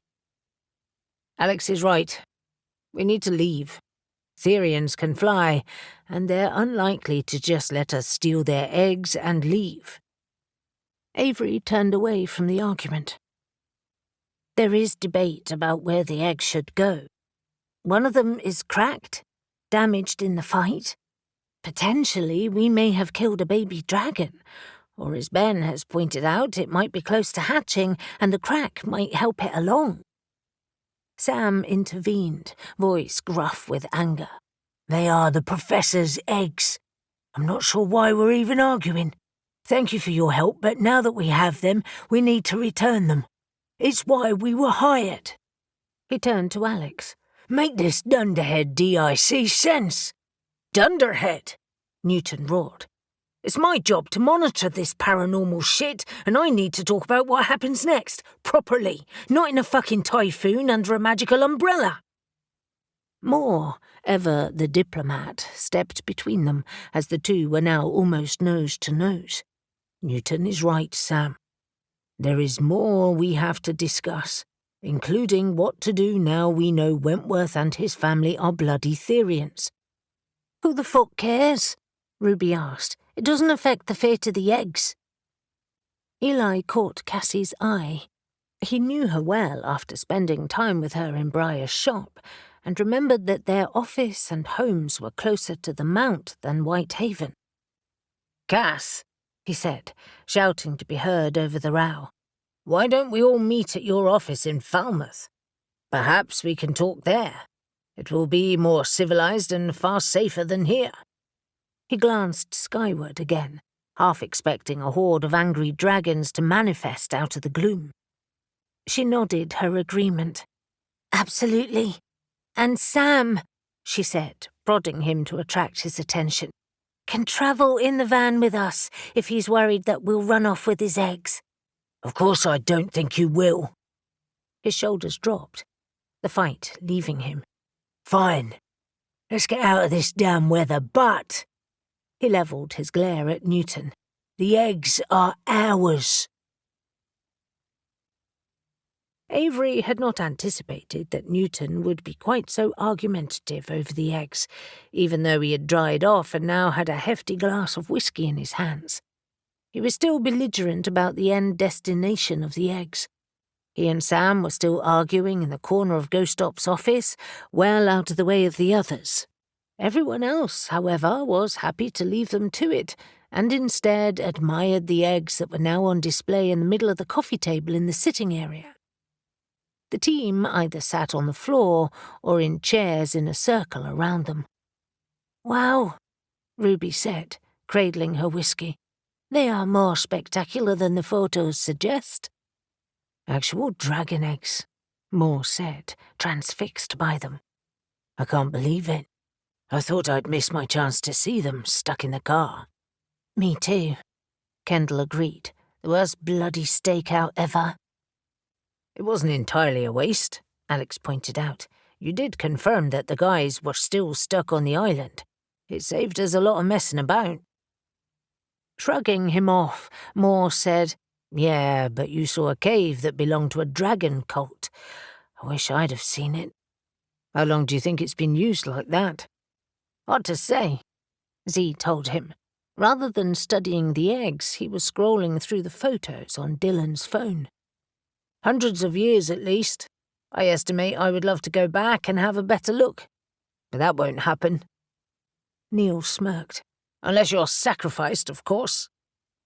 They had already exchanged news on the day's events and everything they had found, and it seemed that everyone was struggling to accept that a temple dedicated to dragons existed in a cave beneath St. Michael's Mount. It was so utterly surreal, beautiful and downright terrifying. Dylan was seated in his desk chair that he'd rolled next to the sofa, and he gently swiveled his seat as he talked. "Moore, you were better off out of it. Enjoy the photos and the video were shot. We can never publish them, not without getting into a shit-ton more trouble than we're already in. We've discovered Wentworth's secret, for fuck's sake." "The good thing is," Kendall pointed out, "there are far too many of us who know now. Perhaps," she cast Moore a sidelong glance, "we should approach him. We could promise to keep his secret if he controls his family." "Excellent suggestion," Eli said, uncapping a second beer. "If he'll accept?" "He has to. We have footage to prove it." Eli laughed. "You want to blackmail a lord?" "I don't want to, but what options do we have? From what you've described tonight and our research has shown us, they have a big family and a nice lifestyle. They'll want to keep it." Moore studied Kendall, eyes creasing at the corners as he considered her suggestion. "Interesting. As we know in this paranormal business, solutions are not always what you'd normally expect. We certainly can't arrest them and make it stick. Not even for kidnapping us," Ben asked, appalled. "It will get messy," Moore assured him. "Our way is better. Plus, members of his family are already dead. You won't want to risk any more of them." "I knew Shadow should have come," Neil complained. "She's quicker than we are, and would have been useful fighting Therians." Ash laughed as he joined them, pocketing his phone. "I must tell Shadow you gave her a compliment." "Please don't. She'll never let me forget it." "Well, I can confirm that she's annoyed to have missed the excitement," Ash said. "However, she's been investigating the saplings that Z and Eli have been planting, so she has a good excuse." Z and Eli exchanged surprised glances, and Eli said, "But she said she'd look into it tomorrow." "Well, she must have changed her mind. Don't ask me what she thinks, though, because I don't know," he said, raising his hand. "Gabe phoned to say he heard from Nahum. They found a Therian at Hargreaves' flat in London. A woman. Unfortunately, she escaped. He was concerned about us." He relayed what Nahum had discovered. Alex huffed out a long, slow breath. "So, more Therians associated with the dragon eggs are in London. That's worrying." "Yes, it is," Avery agreed. The scale of the temple was something she was still mulling on. That cave didn't appear unused, did it? And the artwork on the walls was rich with detail. What if several families are involved, or a lot of friends? Particularly now we know what happened in London tonight. This network could be far bigger than we think. "You mean we may have stumbled on the tip of the iceberg?" Ruby asked, swirling the amber liquid around her glass.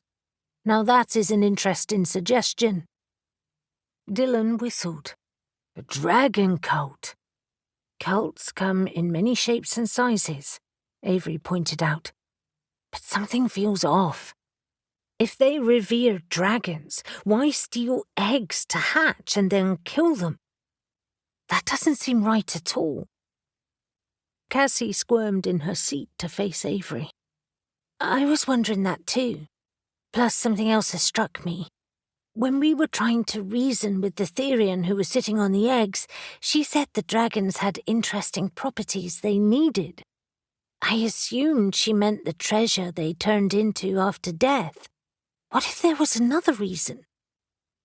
Ben shot upright in the chair. Yes. The dragons don't breathe fire. Thank the gods for that, Neil said, raising his glass. Your point being? Elle asked Ben. Maybe they need dragon DNA or blood, or something to help them shift into dragons that do. After all, Therians can turn into many creatures, but how? Is it like wolves in their genetic makeup? Or does the range of animals they can shift into depend on the creatures they've seen or touched? And who in this world has seen an actual dragon? Apart from us, of course, he said smugly. Moore's eyebrows shot up.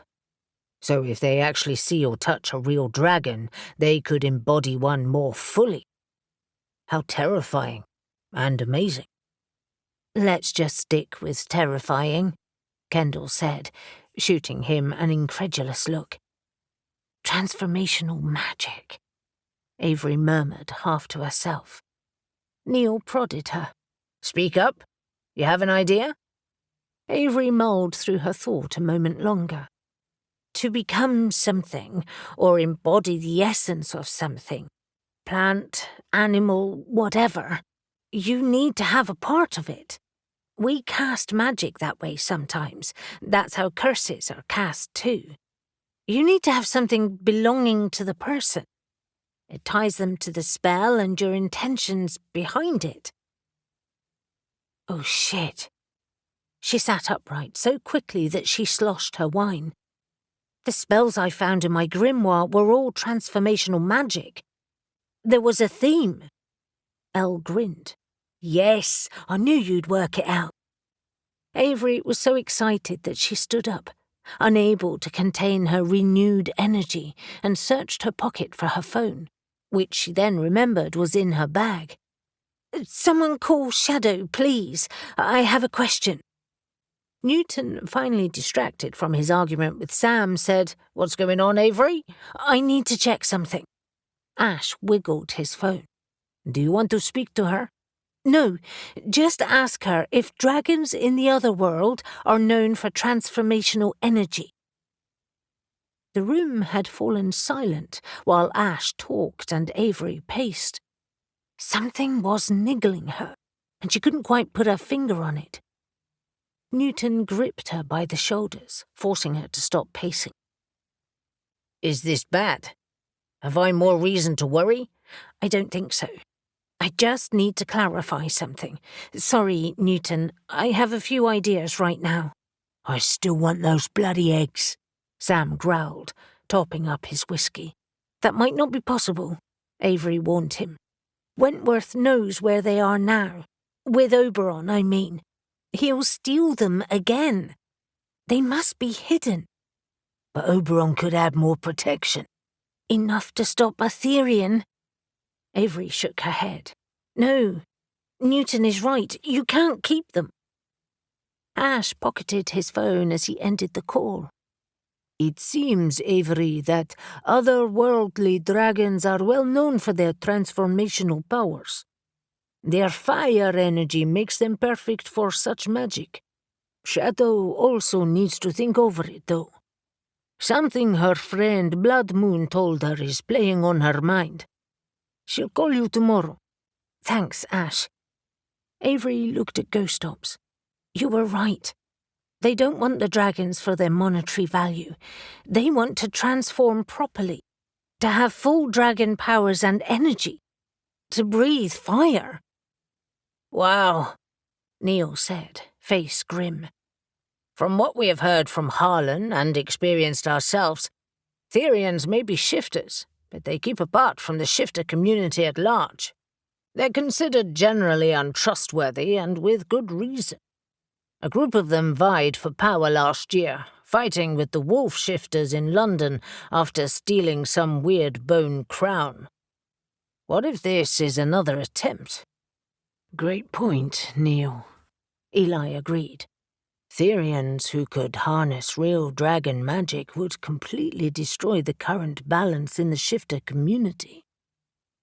I suspect, though, that this power would not be for all Therians, just Wentworth's family and friends.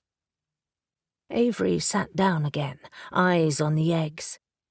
I must look at those spells again tomorrow to see how witches used their energy years ago. This is fascinating. They wouldn't have had access to dragons, though, surely.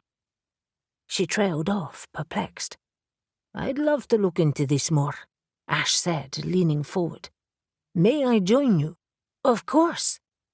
Avery had forgotten how much Ash loved research, too. She studied the eggs again, aware of the tension that had returned to the room. Look at them. They're so beautiful. I can understand why Professor Oberon didn't want to lose them. They give off a faint hum of power. Can anyone feel it? She reached out and tentatively touched the eggs. Herm's horns! They're really warm. Is that good or bad? Neil snorted from where he reclined on the sofa, booted feet on the coffee table. Not sure, Ave. They're not my specialty. Ignoring his tone, she touched the cracked egg, her finger tracing the line that marred its surface. The shell is thick. This crack doesn't go all the way through. It's as warm as the other two. Elle leaned forward, blonde hair cascading over the egg as she gently placed her hands either side of it. Do we have a spell to magnify sound? I want to know if there's a heartbeat inside. That might make a difference as to what we decide to do with them. Storied-wise, I mean. Brilliant idea, Dylan said, putting his camera aside. Or Ben, what about running the EMF meter over them? Ben looked shattered. Okay, in a minute. Everything aches. That bloody woman nearly killed me. Having a massive wildcat sit on my chest was not fun. Avery wished she could do more to help. I feel pretty shattered, too. It must be worse for you. You've been out all day. I still don't understand Wentworth's reasoning. If he hadn't trapped you, we would know nothing. I think, Cassie ventured, that Sam said just enough to make him worried, and we walked right into it. He wanted to feed us to the dragons. Yes, I would imagine dragons need lots of food, and maybe, she said, thinking over their transformational abilities. They would need to be bigger to really develop their full powers. Intriguing. Newton summoned their attention. Okay, enough speculation. This is late, and we need to sleep. Ideas need exploring. Where can we store the eggs tonight? And don't, he glared at Ghost Ops and Sam and Ruby, suggest any of you keep them. They need paranormal protection. He levelled his stare at the Nephilim. You have a safe, right? A big one. Z laughed. We have a big pit, spelled with protection, where we stored fallen angel jewellery. You want us to keep them? I can think of no one better suited to deal with them, or to repel any potential attacks. Your grounds are still warded, right? Absolutely. Z looked at his brothers, who nodded their agreement. I would feel safer for them to be with us than anyone else right now. And, my friend, Alex reminded him, you did say you were going to be big dragons guarding Belial's jewellery. Never were truer words spoken. Z rolled his eyes. I knew I should never have uttered those words. Deal, then? Newton asked. Just until we come up with a better solution? Deal? Sam? Newton turned to him. Happy? No, but I will accept it for now. Good. Home time, everyone. And you, Alex murmured to Avery as everyone started their preparations to leave, are going to leave those grimoires well alone until tomorrow morning. Yes, sir. She kissed his cheek, knowing that her dreams would be filled with dragons and eggs all night long. 27. Briar felt horribly flustered as she arrived at the bridal shop in Truro for Elle's final fitting on Thursday. She had been so worried she would be late that she told Elle, Avery and Shadow to leave without her. Briar had ended up spending another hour at Morwenna's house that morning, and she had questioned Aidan with Reuben while Caspian and Morwenna searched the house again. Unfortunately, Aidan couldn't tell them anything significant, although it seemed as though Kitty had long resented Morwenna, as had her supposed old friend John, and of course both knew her ex-husband Ryan. Morwenna remained angry and upset about their level of deception, and the depth of her ex-husband's willingness to do anything to gain custody of their daughter. As to whether they could break the curse, though, was another matter. Caspian had persuaded her not to contact her ex or her daughter. The plan was to break the curse first, if they could, and then decide their next course of action. Briar had changed into fresh clothes when she arrived home, and thankful that the rain had finally stopped, she checked her reflection in the glass doors of the shop, smoothed down her hair and entered. Bridal shops exuded grace and simplicity. Cool, calm colours enveloped her, and the scent of lemongrass from a diffuser lifted her spirits. Racks of gowns were lined up along one wall, and the luxurious fabrics begged to be stroked and admired. One of the shop assistants directed her to the fitting room at the rear, and as she knocked and entered, she said, "It's only me. So sorry I'm late. I came as quickly as I could." She stopped dead, eyes wide as she took in Elle's appearance. "You look wonderful. You're here, just in time." Elle smiled and twirled. "What do you think?"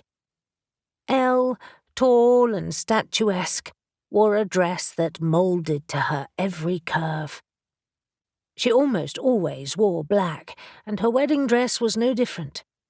Her enviably slender figure was draped in a simple gown made of black lace with a light grey lining. The low back exposed her pale skin, and long fitted sleeves edged over her hands. It was bohemian and elegant, all at the same time. Briar's eyes welled up, tears threatening to spill. "You're so beautiful. Don't cry," Avery said, rushing over to hug her. "Are you all right?" "I'm fine." She rummaged in her bag for a tissue. "It's been such an awful few hours, and I was so worried I wouldn't get here. But look at you." "You've seen it before," Shadow pointed out, amused. She lounged in a chair in the corner, holding a glass of champagne, as equally long-legged as Elle. Briar felt like a dwarf in comparison. Tiredness made her snap. "I know that, but it didn't fit as well." The shop assistant cast Shadow a look of disapproval, and then beamed at Briar, offering her a glass of champagne. "Here you go. She does look lovely, doesn't she?" She made Elle turn again. "Yes, it's perfect, if the bride-to-be is happy, of course." Elle studied her reflection in the mirror. "Yes, I'm happy. I feel so unlike me, though." "You're still you under that gorgeous gown," Avery reassured her. "Honestly, Elle, it's perfect." Then she welled up too, brushing a tear aside. "I'm going to cry so hard on the day." "You better not," Elle warned her. "I want laughter, not tears. There'll be tears of happiness."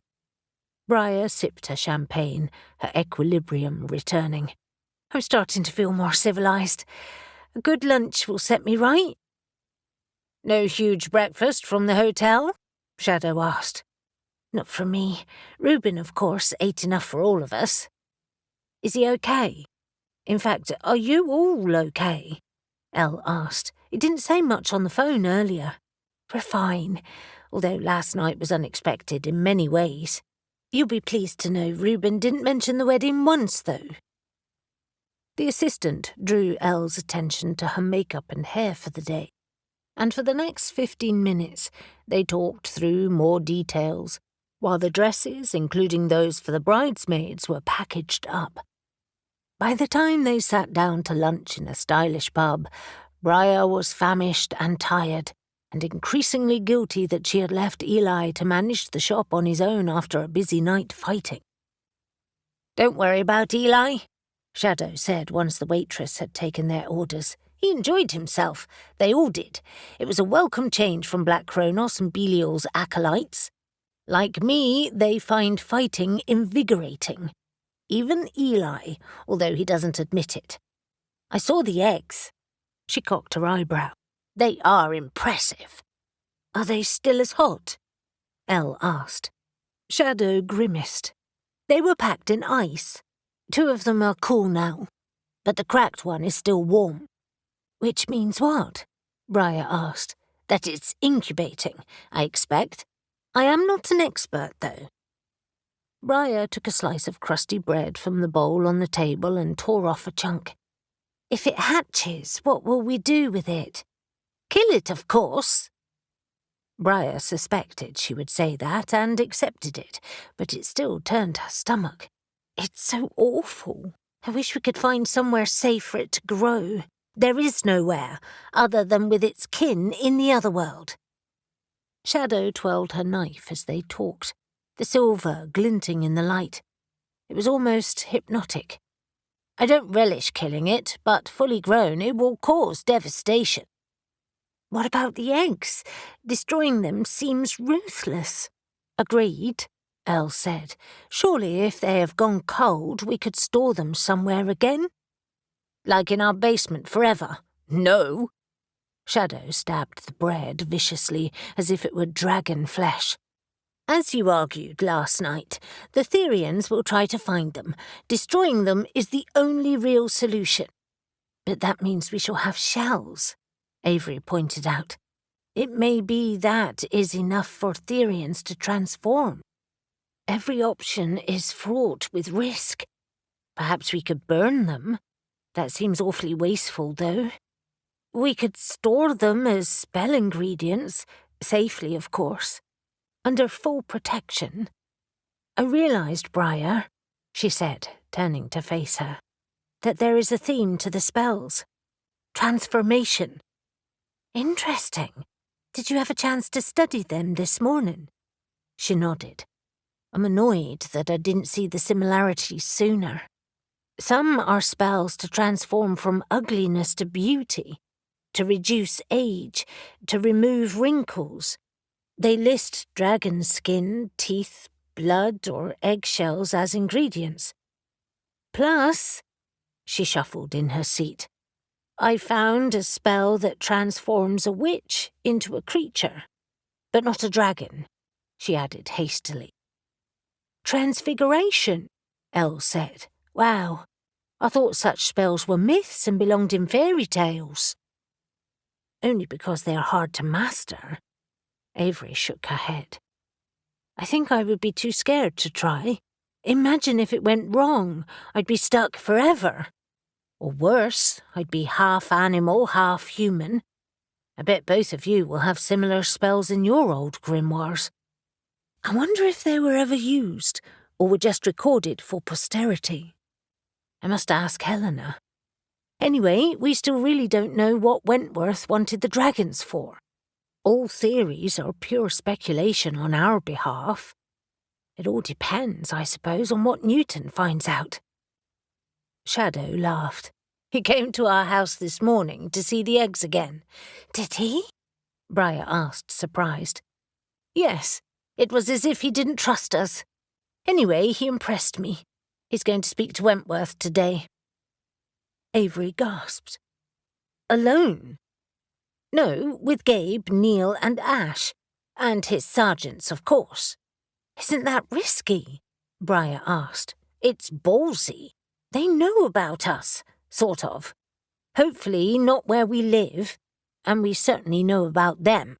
It's a perfect time to establish boundaries." "The rules of engagement. Or a truce, preferably," Elle said. "Exactly, sister. Backed up with the threat of violence, of course." We should tell Jasper, Briar suggested. He's the head of the Penzance Coven. Do you think he knows? Avery shook her head and frowned. No, he'd have said something, and then we would all have been better prepared. Unfortunately, I think he's in the dark about this too. Briar nibbled on her bread, mulling over shifters and transformation. Perhaps someone should phone Hunter to ask what he knows. Not me, of course. It would be too weird. Avery squeezed her hand. That's a good idea. I'll ask Alex to call him. Now, what about the curse? It's horrible. It's contained in a bottle and was buried in Morwenna's own garden and appears rooted in her own element. It's a twisting figure of 8. Caspian has the bottle. He's looking into it with Reuben. She paused, recalling his grim expression from the night before. He thinks it's an unbreakable curse. I'm furious just thinking about it, and it's doubly awful because he likes her. I know he does. Avery went very still. What do you mean, likes? What anybody means. He fancies her, although that sounds juvenile. It's more than that. They have a connection. I see it with Morwenna, too. She likes him back. She exchanged a puzzled glance with Elle. Why does that bother you? It doesn't. Avery answered far too quickly, looking at anything other than her friends. Avery Hamilton, Briar said sternly. Don't start this. Start what? You know. I do not. Avery rounded on her, eyes flashing, a warning of the famous Avery temper that lurked within. He loved you, we all know that. But you love Alex and rejected him, so don't start looking put out now that he has moved on. I am not put out. Her voice rose with annoyance. And then, as heads turned on other tables, she lowered her voice again. I'm not. I'm just surprised by the speed of his affection. What the fuck? Elle said, eyes rolling. This is not a Jane Austen novel. The speed of his affection? Shadow folded her arms and leaned back, smirking. Well, this is new. Caspian loved Avery. I had no idea. And you'll say nothing, Briar warned her with a venomous look that sent curling green smoke across the table. Briar shooed it away with her hand. I mean it, Shadow. All right. Keep your weird green smoke thing to yourself. I'm serious, though. I never knew. That's actually quite sad. That explains a lot about his behaviour. He can be quite melancholy sometimes. Avery, I'm surprised at you. Avery flushed, and her lips tightened as a light wind picked up around them. I did not encourage it. It just happened. So why do you look so upset by the knowledge that he likes Morwenna? Briar asked, suddenly defensive of Caspian's well-being. She knew what it was like to lose at love. It sucked. This is good for him. Avery started fiddling with her napkin, and then finally looked at them. Of course it is. I've just become used to being the object of his desire. Elle huffed. Jane Austen again? Avery, seriously? That's selfish. It was out of Briar's mouth before she could stop it. You want him fawning over you and you have no intention of leaving Alex. At least I hope not. You'd break his heart. Of course I'm not leaving Alex. So? It's illogical, I know. And he does not fawn over me. Stop that wind immediately, Briar instructed, as she and Avery glared at each other. Briar was not about to back down. You know I'm right, and I trust you as my very good friend, who I know to be a decent human being, to see sense on this. Wow, Shadow said to Elle. If this is what lunch with the girls is like, we should do it more often. It is not, thank the gods. Elle lowered her voice. "You two are making a scene. And while I love a good argument, this is not the time. Avery, you're being weird." Avery didn't respond for a moment, and Briar wondered if she would storm out. Instead, she deflated like a balloon. The wind vanished, and she sagged in her chair. "I know. I don't know what's got into me, other than what I said. It's silly and irrational. Of course I'm pleased for Caspian. I hope it works out." "Try and say it like you mean it," Briar said. This time it was Briar who got the warning glare from Elle. "I assume that two of my closest friends are simply tired and overwrought, and will calm the fuck down now. Can you manage that?" Briar took a deep, calming breath. "Yes. Sorry, Elle. I am tired. But Avery, yes, all right." Avery stopped her. "We all fuck up sometimes. I'm sorry, I suppose that sometimes I still get—" She paused, a thoughtful expression crossing her face. "The odd, what might have been moment. That's normal, right? I mean, I wouldn't change my life with Alex for anything. But it's natural to wonder what if, right?" Consolation came from an unexpected source. "Completely," Shadow said. "The fork in the path. A look that was never fully explored, a touch that might have led to more but didn't, or just wrong time, wrong place. We all get those moments. I still think about Hunter," Briar admitted.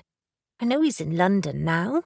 He made a fresh start, despite saying it would be hard to leave his family. He couldn't leave them for me."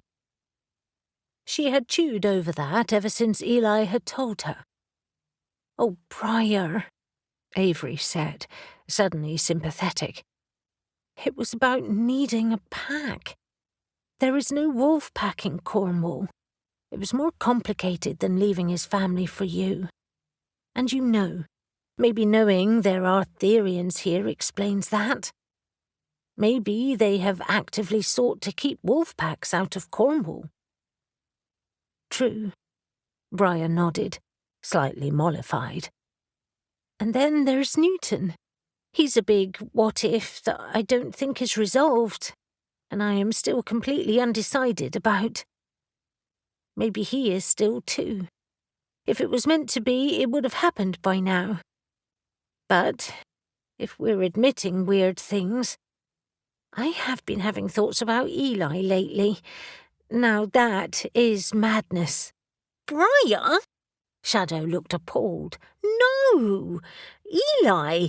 He has weird hang-ups about Nalera, and he shags like a rabbit, as you humans so delightfully say." "I know. Please don't tell him. I'm sure it will pass." "Well, this turned out to be quite the conversation," Elle said, sipping her wine. "Hearn's horns, though, Briar. Eli would be a great lover, and no," she stalled them with a fierce stare, "I have not thought about it in any detail. Just saying."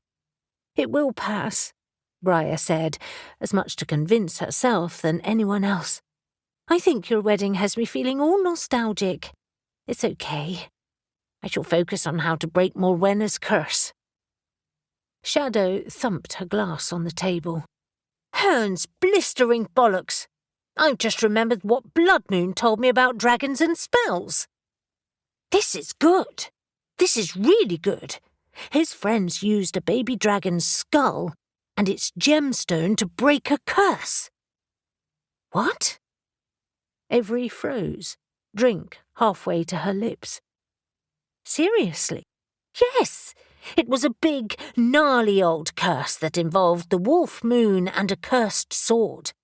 There were complications to deal with, but essentially it worked." Avery pulled a notebook and pen out of her bag. "Tell me everything you can remember." 28. Newton studied his team as they assembled in front of the castle on St. Michael's Mount. aware that several Therians could be watching them from the many windows that overlooked the entrance. He had debated whether to call and request neutral ground for the interview, but in the end had decided bollocks to it. He was not going to be intimidated by Lord Bloody Wentworth and his dragon cult. The three Nephilim, Gabe, Ash and Neil, and his two sergeants looked fit and prepared to deal with anything. In fact, the Nephilim looked ready for a fight. "Don't do anything rash, understood?" Newton warned them. "This is about seeking a truce. We barely held our own last night. You, cannot slaughter a whole family of Therians." "Well, we might be able to," Neil said, "given enough time." The big man was looking ferocious with his blonde hair pulled back into a high man bun, exposing his square jaw dusted with stubble.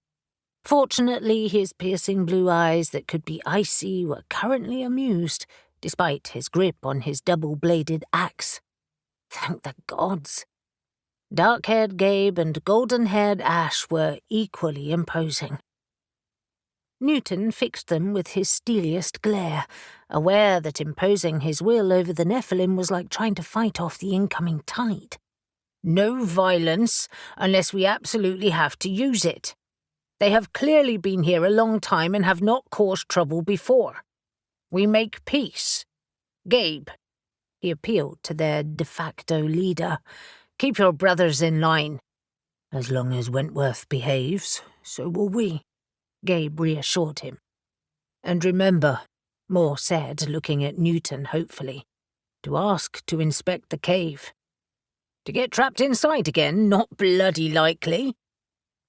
Newton turned his back on the team and rapped the enormous front door. It was opened in seconds by an older man dressed in a pale grey suit. "Inspector, we have been expecting you." He stepped aside, allowing them entry. "I'm glad to hear it. And it's Detective Inspector Newton, actually."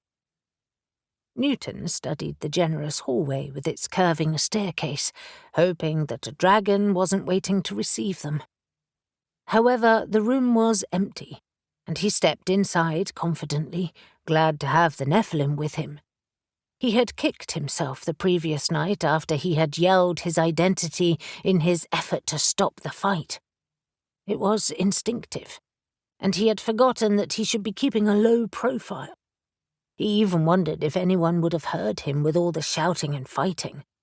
However, once they had escaped, he realized it would probably work to his advantage. At least he hoped so. "I hope," he said to the man, wondering how many of the staff might be in on the secret. "we are not expected to descend to the Dragon Temple?" He kept a perfectly straight face. "No, just the drawing room. Please follow me." He escorted them down a corridor to a formal room decorated in pale blue. The furniture was antique and looked uncomfortable, but Newton barely took it in, instead focusing on Lord Wentworth, who was every inch the aristocrat with his country tweeds and grey hair.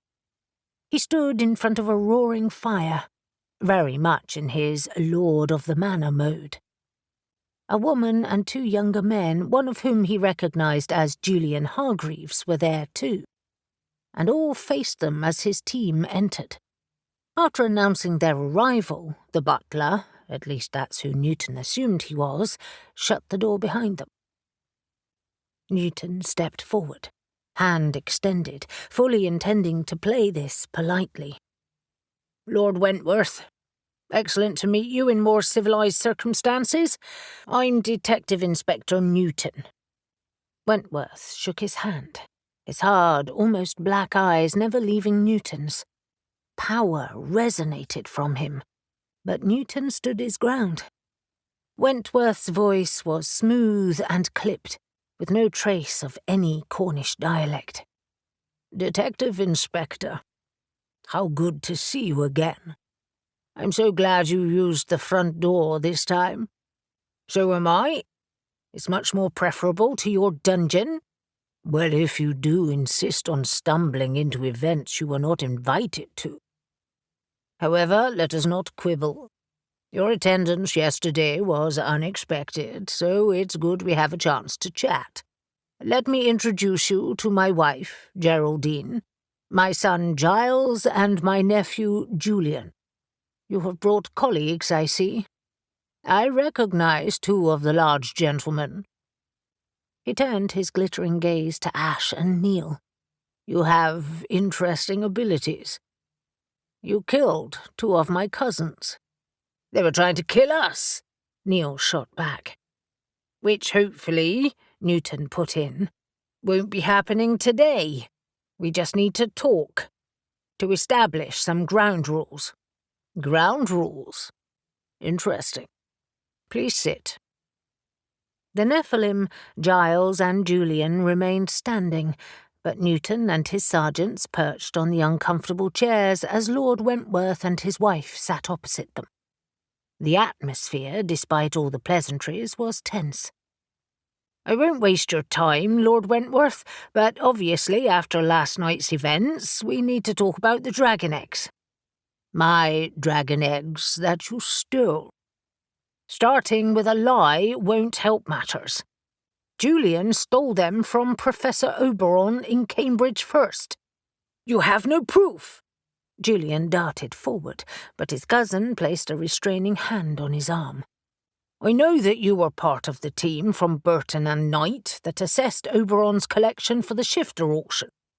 You would have seen them there. Our investigations suggest that you must be responsible. Julian's eyes narrowed, and Newton felt the change in energy, as if he might shift. Restrain your nephew, Newton warned Wentworth. We don't need more bloodshed. It was Geraldine who barked an order at Julian. If you can't control yourself, Julian, you must leave. Julian shrugged his cousin's arm away. I'm fine. I just don't like to be accused of theft. Then don't steal in future, Newton warned him. He turned back to Wentworth. I won't press charges at this stage, but let's not waste time with lies. What did you want the dragons for? You were trying to hatch them, weren't you? It's none of your business. Smug wanker. It is absolutely my business. I'm the police, and no ordinary officer either. I lead the paranormal investigation team and oversee anything paranormal that happens in Cornwall. That means I am fully aware of how the paranormal world works and have a team who help me in such matters. As you saw last night, there are far more of them than are here today, and all have formidable powers. Threats? Wentworth asked, smirking. I am a peer of the realm. Newton grimaced. He knew he'd try that line. You still obey the law, regardless of being a Therian and a peer of the bloody realm. And no, not threats. But you need to understand the resources I have at my disposal. I have already discussed my visit here with my superiors, so they are well aware of the circumstances. I have the authority to do anything I need to make this situation work. You know as well as I that the paranormal community has its own checks and balances. After last night, and now knowing exactly what you are, I need to ensure things remain balanced in Cornwall. My family and I have never caused trouble before and will not do so now. Wentworth leaned back, smoothing out the non-existent creases of his trousers. You have the eggs. You've won. The matter is now closed. Newton was suddenly furious. You have never caused trouble that I have found out about, you mean? You attempted to kill 5 people last night. You kidnapped and detained them. I have all the details. You led them to the dungeon and then trapped them there, and they had to fight off a bloody great dragon. But you underestimated them and us. That's a far more serious crime than stealing bloody dragon eggs. You're very lucky I am not pursuing that, because I could. I could take statements from all of them and press charges. Would you like me to do that, Lord Wentworth? And I could press charges over the murder of my cousins. Yes, I'd like the opportunity to talk about that. Go ahead and see how far you get." The tension in the room was mounting, but Newton had not intended to antagonize the family, even though he wanted to punch the arrogance out of Wentworth. He forced himself to calm down. "However, my friends do not wish to press charges. Luckily for you. I'm sure you don't want the spotlight of an investigation either. Now, let's talk about the damn dragon eggs. What did you want to do with them?" "Seeing as you now have them, it doesn't matter. It does to me. That cave downstairs, your temple, was full of dragon carvings. It looked as if it had been that way for hundreds of years. What is that about?" Geraldine, a haughty woman who looked far too thin, as if she existed on a diet of water, snapped at her husband. "For the love of the gods, just tell him. If you don't, he'll never leave us in peace." "Excellent advice. You should listen to your wife." Wentworth gave an exaggerated sigh. "Very well. As you now know, we are Therians, superior to other shifters in every way. We can shift to any creature we desire, within reason. Dragons have long been venerated as the strongest creatures. They are ferociously intelligent, live for a very long time, and are excellent at acquiring gold. My ancestors found out that if we were able to shift to a proper dragon, we would enhance our lifespan and gain superior powers over all shifters. Our goal has always been to find a dragon. Unfortunately, they do not exist in this world anymore." Ash interrupted him. "You need to see or touch a dragon to become one. Is that the same for any other creature?" Wentworth looked up at him, eyes narrowed. "No. Our innate abilities allow us to turn into any creature that exists on this earth. Dragons are otherworldly creatures. But you assumed their form last night," Neil pointed out. "A cardboard cutout only. Well, essentially." Ben had been right. "You can't breathe fire," Newton said. "No, or have their longevity, or any other of their unique characteristics. Our transformation relies on storybook images. Consequently, it has long been our family's goal to acquire part of a real dragon, any part. Julian's work enables him to investigate any interesting leads. You can imagine our excitement when Julian found dragon eggs." "So why were you trying to hatch them? Eggs weren't enough?" "We wanted their blood." Wentworth shrugged. "Enough for our entire family." Moore huffed, outraged. "You revere them but want to kill them? That's disgusting. We revere their power. That's life, Sergeant." Newton loathed Wentworth more with every passing second. "Well, we have the eggs now, and you won't ever find them again." "Ever is a long time," Julian said, an oily smile spreading across his face. Gabe laughed. "We live for a very long time. So watch yourself, little boy." Wentworth smirked at Gabe. "You are guarding them?" "Me, my brothers, and our swords." "For now?" Newton interrupted with a lie, hoping they could find a permanent solution soon. "They will be hidden somewhere you will never gain access to. But this is why we are here today. I want you to promise that you won't look for them. This event is over. In exchange for that promise, you get to continue your life here without me watching your every move." Although he totally still would. "And of course, you will not abduct anyone ever again. Understood?" "It will be, then," Wentworth said, his smile never reaching his eyes, as if this little unpleasantness never happened. Exactly. Except we all now know of each other's existence. Oh, and there is a local coven of witches who, of course, will inform. Other than the ones with you last night. Yes, I am aware of Jasper's existence. He ground out his name with a hiss. Although he may not know about me. Fair enough. We will not seek the dragon eggs, and you will keep out of my business. Newton stood, and his sergeants rose with him. We have a deal. A gentleman's agreement. Wentworth reluctantly accepted his handshake. Jacob will be waiting in the hall and shall see you out. He studied them all again, his dark eyes glittering, and Newton could see the dragon in him, waiting to get out. So good to know more of the paranormal community in Cornwall. I'm sure that we will meet again, under better circumstances, perhaps.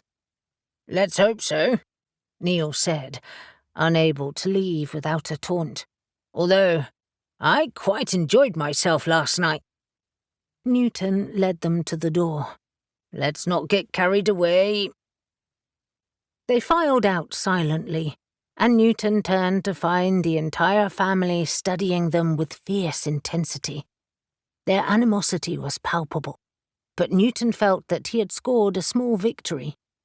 He nodded, eyes fixed on Wentworth, and shut the door. Nobody said a word as they were escorted out, but Newton studied every detail of the place, this time noticing the carvings and paintings of animals of every sort, especially dragons. How could he have missed it before? When they finally started down the path to the village, Gabe asked, Do you trust him? Newton paused and turned to look back at the castle. Not a bloody inch. 29. Reuben sat back in his chair and sipped his coffee, and immediately spat it back into the mug. Ugh, it's cold. That's because we've been doing this for hours, Caspian said. He leaned back and rolled his shoulders. And we've got nowhere. I wouldn't say that. We have explored plenty of ways to break curses and ruled most of them out. And you have made enough notes to write a book. Caspian was worried, and consequently downplayed their achievements. Progress. Only you would call that progress. Because it is. They were in Reuben's attic spell room, seated on either side of the scarred wooden table that housed several old grimoires and copious notes, the remnants of a bowl of crisps and empty mugs. He and Caspian had been studying spells since they returned from Dartmoor a few hours earlier, filled with a renewed sense of urgency to break Morwenna's curse. Morwenna, although keen to help, had returned home, exhausted and dispirited after their discovery. It was as if her curse had manifested itself more strongly now that it had been unearthed. Morwenna had even described feeling it, as if it writhed within her. Reuben hoped that she was sleeping now. I thought, Reuben said, checking the time, that Avery was coming. I'm sure she'll be here soon, Caspian murmured, head down as he studied his notes. She had a lunch date. It's important she enjoys that. It's not as if Elle will be getting married again. He looked at Reuben, flashing a smile. At least I hope not. She better bloody not, especially after all this effort. Reuben's thoughts drifted to his conversation with Avery a while earlier. Avery sounded keen to help, which is great, because she always has good ideas. You said Estelle couldn't make it, right? Not today, but she'll help with any spell work. I think, to be honest, that she needs some time off after her encounter with Belial and the other Nephilim. She hasn't said too much to me, but from what Barak said, the final fight really affected her. They found captive women, right? Caspian nodded, eyes dark with anger. Yes, it upset her. All of them, in fact, but Estelle particularly. If she needs time, that's fine. I only wish I could help more." Reuben had heard about the fight with Belial's Nephilim, and it had been ugly, although some of them had helped defeat him. However, before he could ask any more questions, there was a sharp rap on the attic door, and Avery entered. "Hi, guys. Sorry I'm late. Lunch went on longer than I thought." Avery looked as bohemian as usual. Her red hair was loose, and she wore a long, heavy cotton dress in dark green that was cinched at the waist, and a drapey cardigan that Elle would never wear in a million years. But it suited Avery. She crossed the room swiftly, several books stacked in her arms. Reuben leapt to his feet to take them from her. "Hearn's horns, you've brought a small library." He pretended to sag under the weight of them. Silly bugger. "You didn't use Witchflight?" Reuben asked, surprised she hadn't arrived directly in the attic. "Just to your front door. Your housekeeper is such a sweetie." "Yes, she is. And she makes an excellent lemon drizzle cake, too. In fact, it might be time for a slice." "Not for me. Lunch was huge. Your wife-to-be, by the way, looked phenomenal in her dress. I can't wait for the wedding." "That's all I need to know. No details." "Of course not. You couldn't even spell them out of me." It was obvious that Avery could barely suppress her excitement as she sat at the table. "I have interesting news, courtesy of Shadow. Have you found a way to break the curse yet?" Caspian huffed.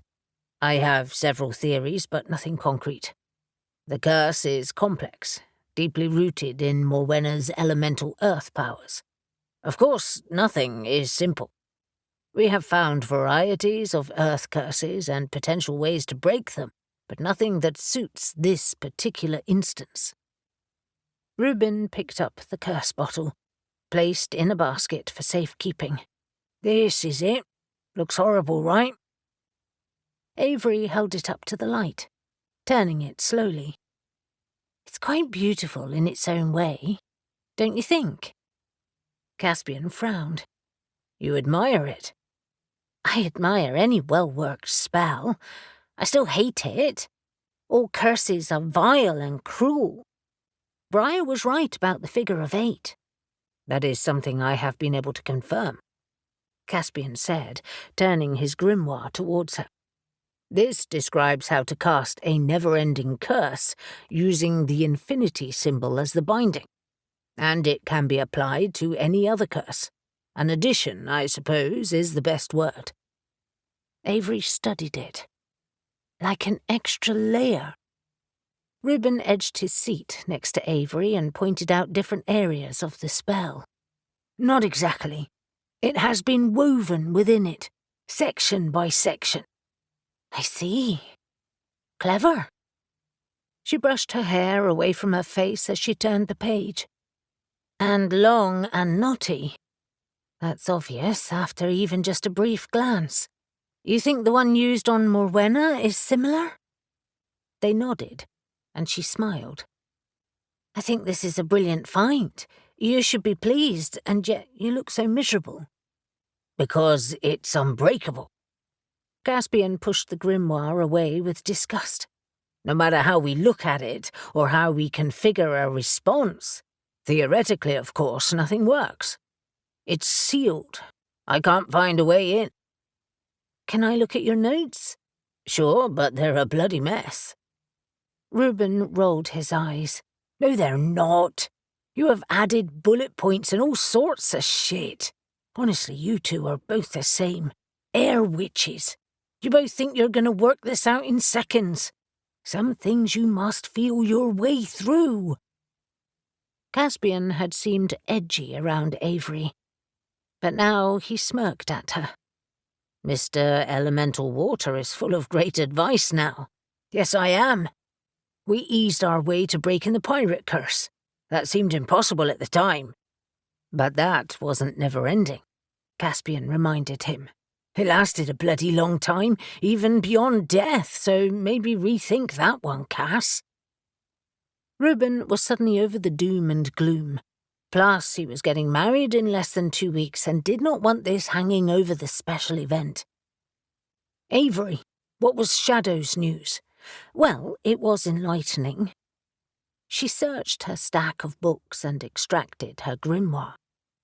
She remembered that dragons are known for their transformative powers. That's when it struck me. The theme of many of my spells containing dragon ingredients is transformation. Which helps us how? Caspian had been slumped over the table, but now he jerked upright. We transform the curse in some way. Avery shrugged. Yes and no. In the other world, they used a baby dragon's skull and the gemstone to break a curse. Admittedly, it was a curse meant to be broken, but... Reuben groaned. Back to the unbreakable curse again. Listen, dragons are hugely powerful, transformational creatures. They are rich with elemental fire. Fire transforms. It breaks things down to their basic structures. Think of the phoenix. It regenerates from its own ashes. Dragons breathe fire and their bodies transform after death into treasures. Their cells are full of this regenerative ability. I think that if we do this right, we can change the curse from an unbreakable one and destroy it. I love this idea, Avery. I really do, but we haven't got a dragon, Caspian pointed out. We have 3 eggs. I'm not sure the shells have the same properties. Reuben hated to bring Avery's enthusiasm down, but Caspian was right. We could try it using the shells, but it might not work, and they're not our eggs. One of the eggs is still warm, Avery said, even after being on ice all night, the cracked one. I've asked Shadow to put it somewhere warm. We're going to try to hatch a dragon egg. Reuben's mouth gaped open in shock, and he quickly closed it. What? Are you serious? Of course. Shadow says even a baby dragon is powerful, and they grow, she thinks, quite quickly. Caspian was so shocked it took a moment for him to speak. When he did, he started cautiously. You really are serious. You, of all people, want to hatch a dangerous dragon and then kill it. A small, harmless baby dragon. Yes. Why? Because Morwenna needs this. Plus, as Shadow has pointed out several times, the dragon will grow and become deadly. It will rampage and kill and maim. Caspian didn't take his eyes off her, and Reuben felt he had been forgotten. He eased back, wanting to keep it that way, and sensing these two needed to talk. But, Caspian continued, you could leave it as an egg, unharmed. We could store them away somewhere where they would never be found. I heard about what you went through last night when you fought the Therians. I gather they were trying to hatch them. Yes, it looked that way. Hopefully, Newton will have some answers after seeing the family this morning. I think you have both taken leave of your senses. Newton confronting a Therian family, and you suggesting we raise a baby dragon only to kill it? It's too risky. Avery leaned forward. You risked your life for me, Caspian. Back at the crossroads, and before. You connected your magic to mine to save my life when that woman was trying to drain me of my power, risking your own life in the process. I haven't forgotten that. And then later, I vowed that I would help you find love. I didn't. But now I have a chance to help, and I won't fail you again. Caspian's voice was suddenly husky. You have never failed me, Avery. Yes, I have. I saw how you were with Morwenna at the meeting the other night. You had a connection right away. It was so obvious. To me, at least. How can I not want to help you try and make things work with her? I think the price might be too high. Love sometimes demands a high price. I'm trying to be pragmatic about this. I hate the thought of killing a dragon and to breed it to kill it. But dragons should not be in our world. They are too violent. But they're here now and they could offer us a solution. You know curses. And if you think it's unbreakable by conventional means, I believe you. But we're not conventional witches, are we?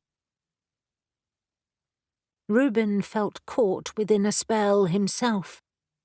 He dared not speak for fear he would burst the bubble of intimacy.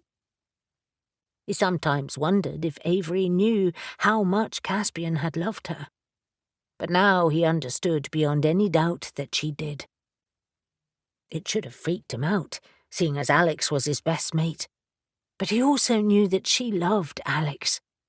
Sometimes life was just weird, and love took many different shapes and forms.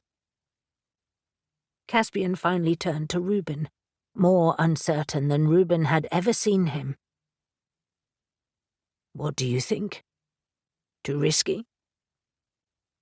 No pain, no gain. We have to try. He pulled his chair to the table again. Let's make a curse breaker using dragons. And I will call my lovely housekeeper, he added, pulling his phone from his pocket, and ask her to bring up coffee and cake. 30. Z arrived home after his afternoon shift at the Wayward Sun to find the farmhouse in an uproar. Gabe was arguing with Shadow in the living room, and Ash was trying and failing to calm them down. He bypassed them all and headed to the kitchen. What the hell is going on? He asked Neil, who was banging pots and pans on the work surfaces as he started to make dinner. The witches, actually mostly just Avery, want us to hatch a bloody dragon egg. He flung his arms wide.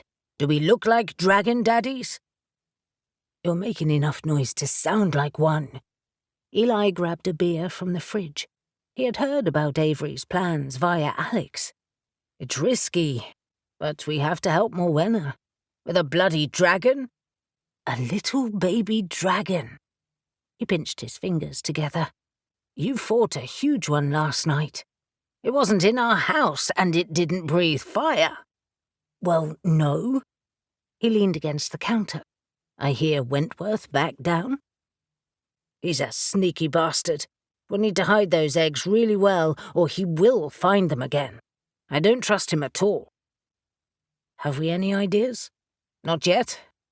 It's only a matter of time, too, before he finds out who we are and where we live. We need to act quickly. The house is protected by spells. He's a sneaky Therian. He'll find a way. Z would have loved to be part of the group who went to the castle to confront the family, but like Eli, he'd had to work. Has Shadow said anything about Nalera? Not to me, Neil said, edging him out of the way to grab a stack of beef from the fridge. Unless you're going to help me, you need to get out of here. Neil hated anyone to be underfoot while he cooked. I'll speak to Shadow then. However, the living room was now empty, and he followed the noise down to the basement. He stopped at the door, not quite able to believe his eyes. Have you made a nest? Gabe turned, hands on hips. Yes, out of pillows, a duvet, and an electric blanket. Out of all the crazy ideas we've had, this must be the worst. Shadow was crouched next to Ash, arranging the egg to her satisfaction. And then she buried it in the cocoon and stood up. Perfect. How long do you estimate until it hatches? Ash asked, checking the temperature with a thermometer. She shrugged. It's getting hotter, and as the Therians have been incubating it for a couple of weeks, fingers crossed, it will happen over the next few days. Why do the eggs get hot? Z asked, thinking it sounded peculiar.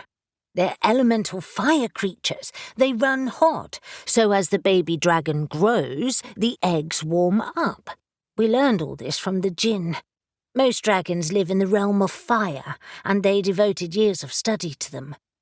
She nodded at the swaddled egg. We must keep a close eye on it. The egg might explode in a flash of flames at birth. Gabe rolled his eyes. Great. It might burn the house down before it's even born. Z was more interested in Shadow's experiences.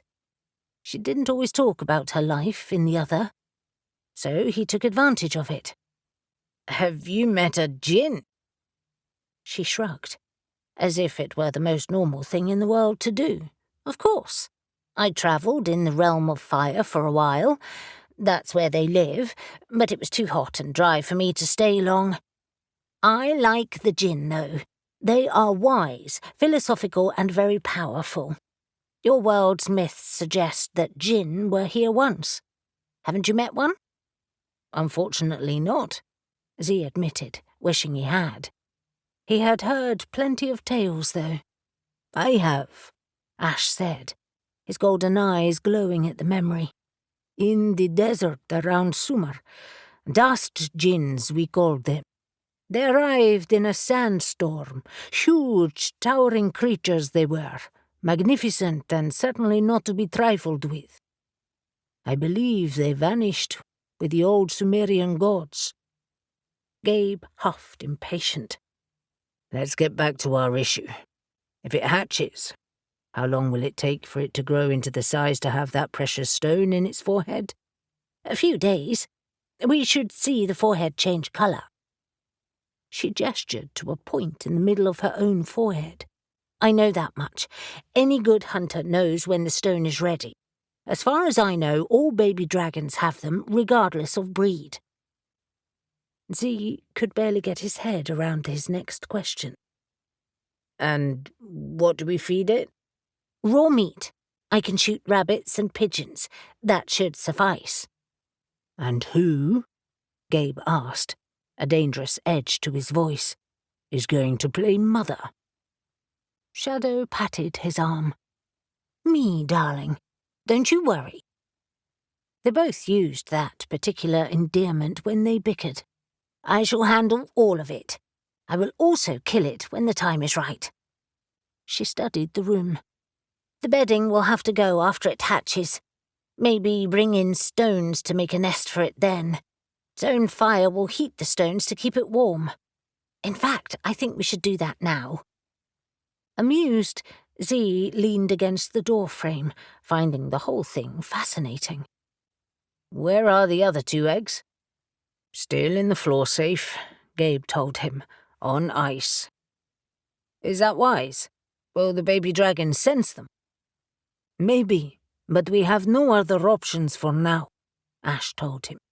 They can't stay here long, though, he added, echoing Z's own sentiments. Wentworth will find them, and he'll try very hard to get past our protection spells. If his family can develop full dragon powers, it will change the entire power balance in the shifter world. We can't risk that happening. Shadow levelled her violet eyes at Z. Actually, I already have a solution, but you may not like it. Why is that? He asked, uneasy. It involves Nalera. How? You and Eli have been shown a secret inner place in Ravenswood, correct? The ancient grove. He saw what she intended. You want to put them there? Yes. No one, not even a trickster Therian, will get past the Dryads in Ravenswood. It is part of the other world too, and therefore a natural place for them to be. He considered how difficult and sly the Dryad could be. Will Nalera accept them? That grove is sacred space. She will after our discussion. Nalera must atone for her behaviour. The creeping dread that had fixed in the pit of his stomach ever since the Dryad had accompanied them to the wood reared back up. What have we done? It's what she has done, not you. She glanced at Gabe before answering. Eli shared his concerns, and we inspected the sites where you planted saplings last night. She wants to spread the otherworldly nature of Raven's Wood, and not in a good way. Fey magic is wild and dangerous, if left unchecked. To have Dryad-filled trees populating public woods would be a disaster. She admitted with a glint of annoyance, presumed, like you, that 1 or 2 trees in a wood would spread a little magic. But by planting them close together over time, a long time, admittedly, they will populate, connect, and spread. How long? Hundreds of years. Z sagged against the wall with relief. Thank the gods. I thought it would happen in months. Dryads do not think in human terms. They live for a long time and plan accordingly. Millennia is nothing to them. A vision of wild and dangerous forests taking over Cornwall and England filled his mind, and he shivered. Do we have to dig them up? No, but you will not be planting any more saplings. Your guardianship arrangement is over.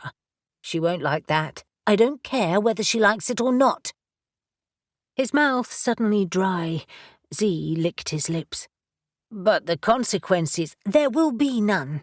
I will ensure it. She lied. The eggs are to be her penance. Z couldn't quite explain it. But although he was relieved at having been rescued by Shadow from their strange and increasingly unnerving arrangement, he was also disappointed. Perhaps he'd been gripped by some of Eli's fervour. I don't think Eli will be happy. You'd be surprised, she answered enigmatically. Gabe cleared his throat. All right. When do we take the eggs? Or do we ask first? Shadow pinched his cheek playfully. You're so sweet and foolish. We're not asking. We take the 2 eggs tonight.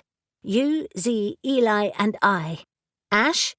She spun to address him. You and Neil need to watch this egg. He nodded, ever affable. Okay. But what about Sam and Ruby? He was adamant that the professor would have the eggs back. He'll have to be disappointed. After this morning's meeting, I believe, Gabe said cautiously, that Newton is going to tell him. Does Newton know where they're going? Z asked.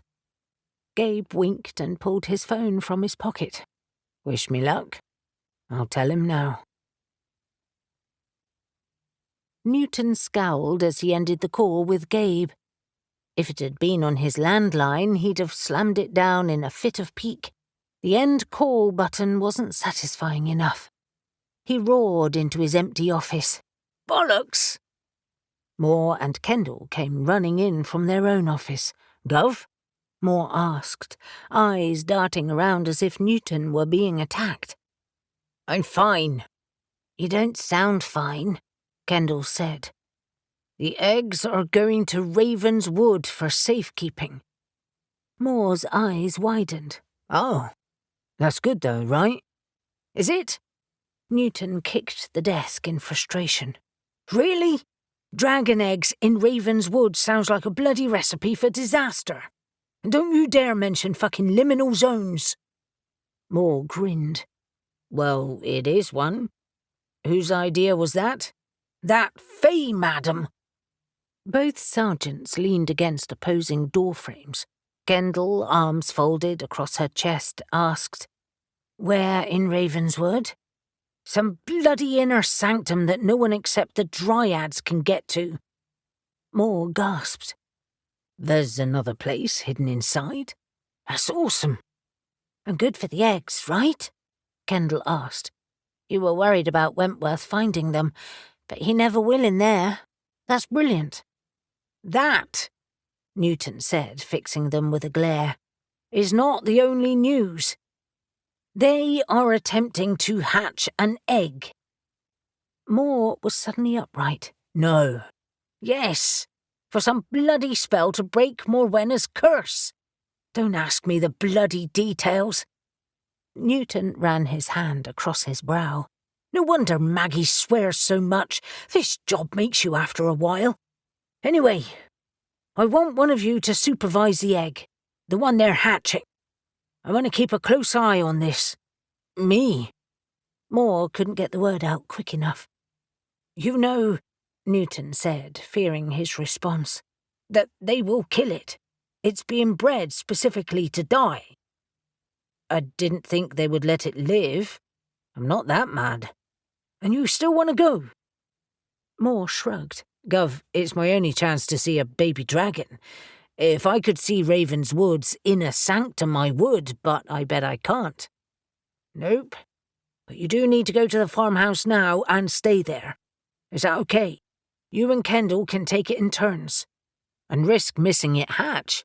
Not a chance. Kendall pouted. I'd like to see it too. Fine. Newton sighed, resigned.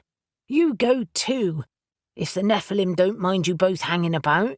But I have a job for you first. She nodded, eager. I have a mound of paperwork to submit about this Therian issue. But we need to tell Sam and Ruby what's happening, and that they won't get the eggs back. They won't like it. I want you to tell them. She nodded, resolute.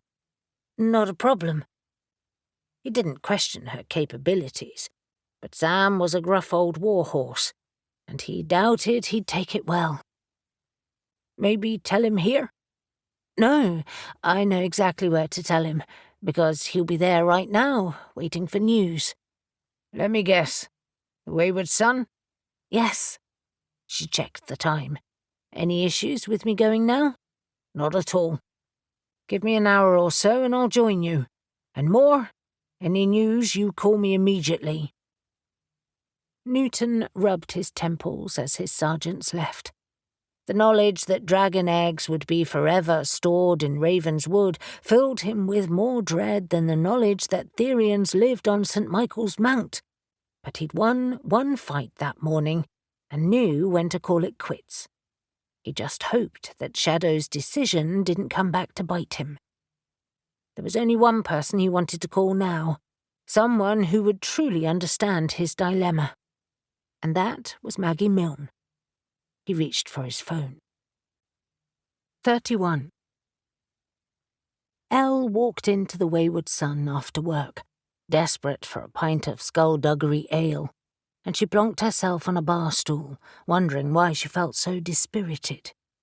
Hearn's balls, Alex said, sliding a pint over to her. You look like you need this. Dress not fit? It fits perfectly.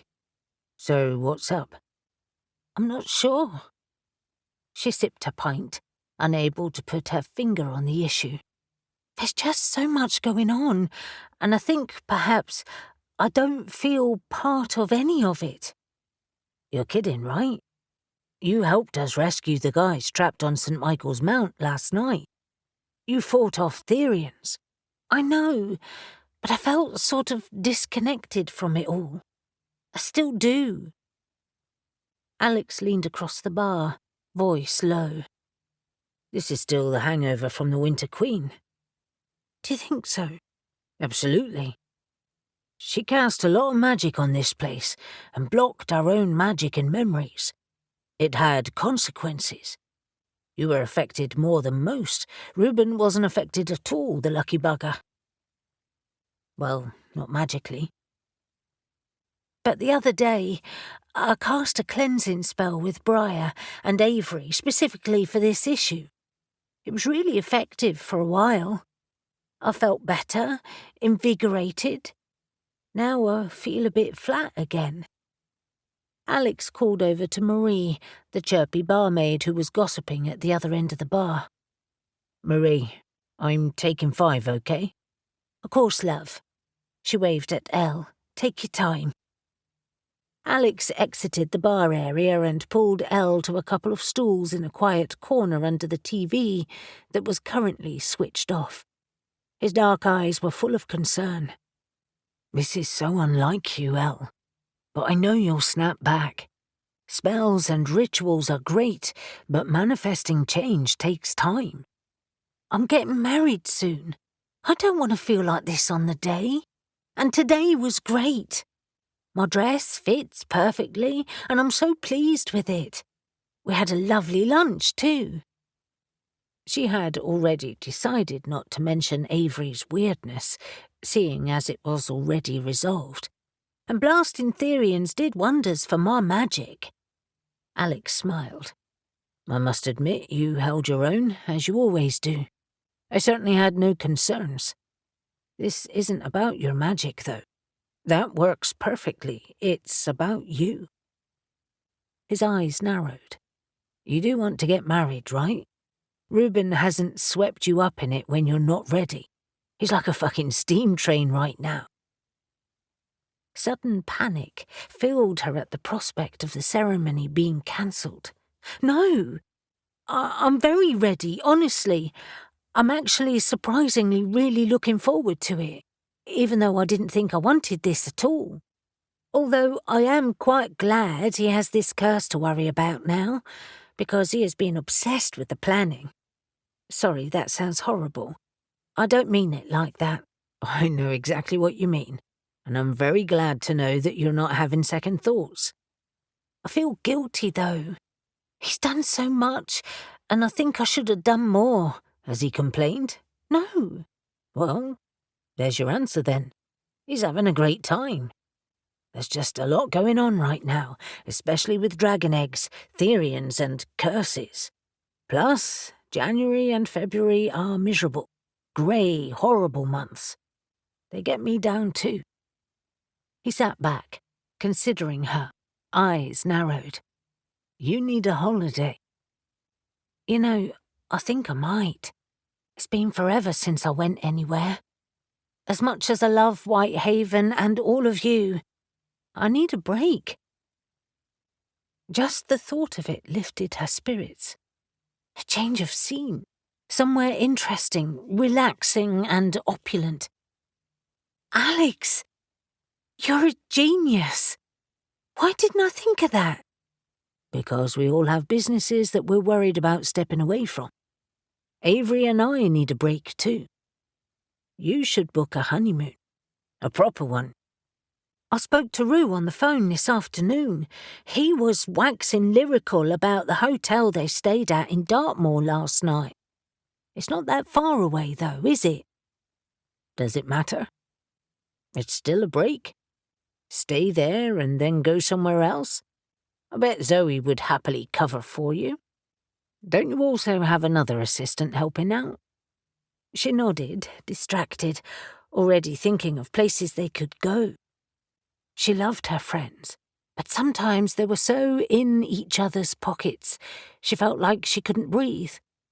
Plus, Whitehaven, as wonderful as it was, could also feel claustrophobic sometimes. You're totally right. I need a break. I need to get out of Whitehaven. Just for a short while, though, I hope. Of course.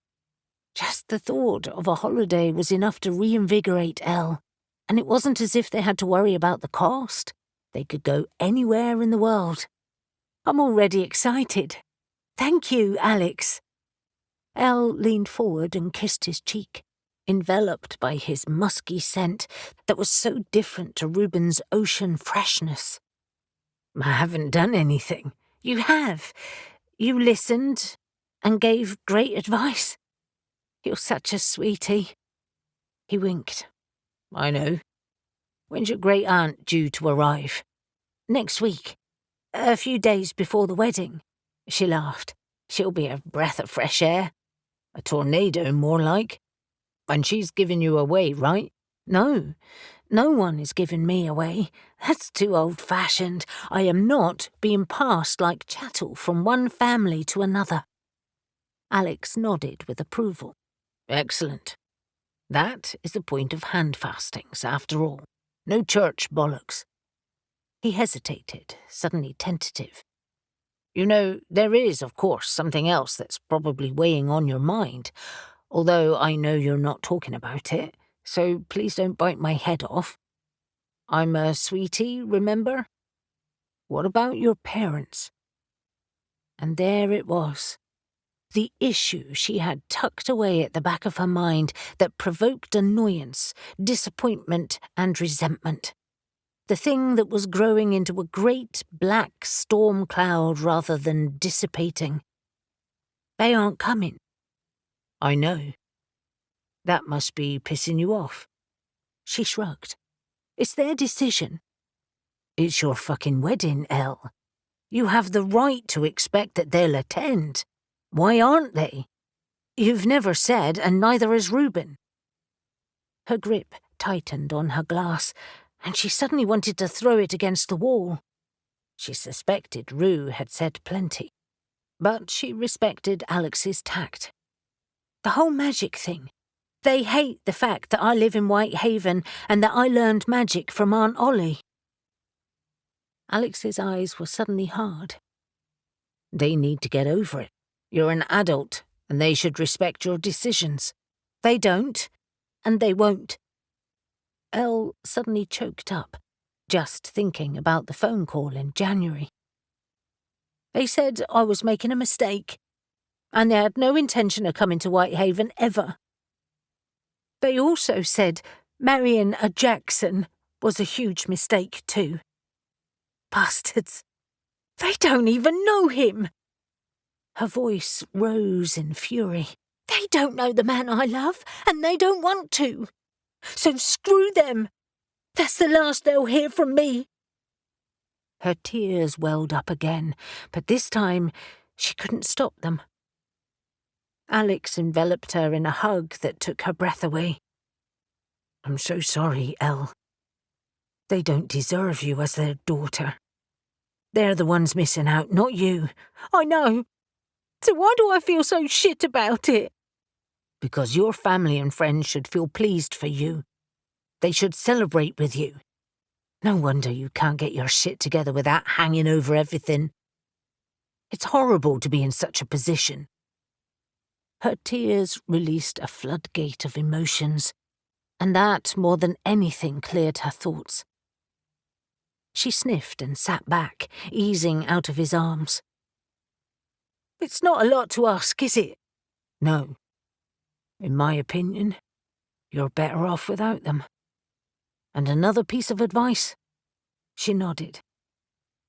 Don't bottle it up. You're a fire witch. Rage about it, throw things, and then have done with it. Fresh start. It's Ostara after all. True. Hiding anger is not healthy. Or letting it control you either. I've just had another thought too. I bet you have been brooding about your parents for a long time, well before the wedding. Brooding might be too strong a word for it, but their attitude irks me. They have never liked my magic or the fact that I live here. It's like they don't see me. She patted her heart. Who I really am. Exactly. Perhaps that allowed the Winter Queen to affect you more than it did us. Your parents were judging your magic negatively, and that can undermine anything you've achieved. Suddenly, everything started to fall into place. All her doubts that had manifested, the Winter Queen's power, her inability to break free. She studied her friend with new appreciation. Well, Alex, are you a psychologist or something? Psychic witch? Please don't underestimate us. I think a little shadow work wouldn't go amiss, Elle. He cocked his head. You know what I mean? I do. I need to examine thoughts and feelings I have buried. Really explore them. I've got time, too, before the wedding. Don't rush, though. These things take time. He nodded at her almost empty pint. Another one? I'm debating going home. I have things to do. Surely you want to join the guys in the back room first, though. It's been lively back there. It still is. Alex smirked. I had to cast a quieting spell just to stop them from drawing so much attention from the main pub. Elle had been so wrapped up in herself that she hadn't noticed anything else. Who, why, and what? Ghost Ops, Sam, Ruby, and Kendall. News about dragon eggs and what's happening now. It's juicy. Shadow work be damned for now. Yes, another pint then, please. Dylan watched Sam and Ruby arguing with Kendall and tried not to laugh. They'd been going on about the eggs for almost an hour and were showing no signs of relenting. Fortunately, only their group was clustered around a table in the spelled back room of Alex's pub, so no one else could hear the interesting subject matter.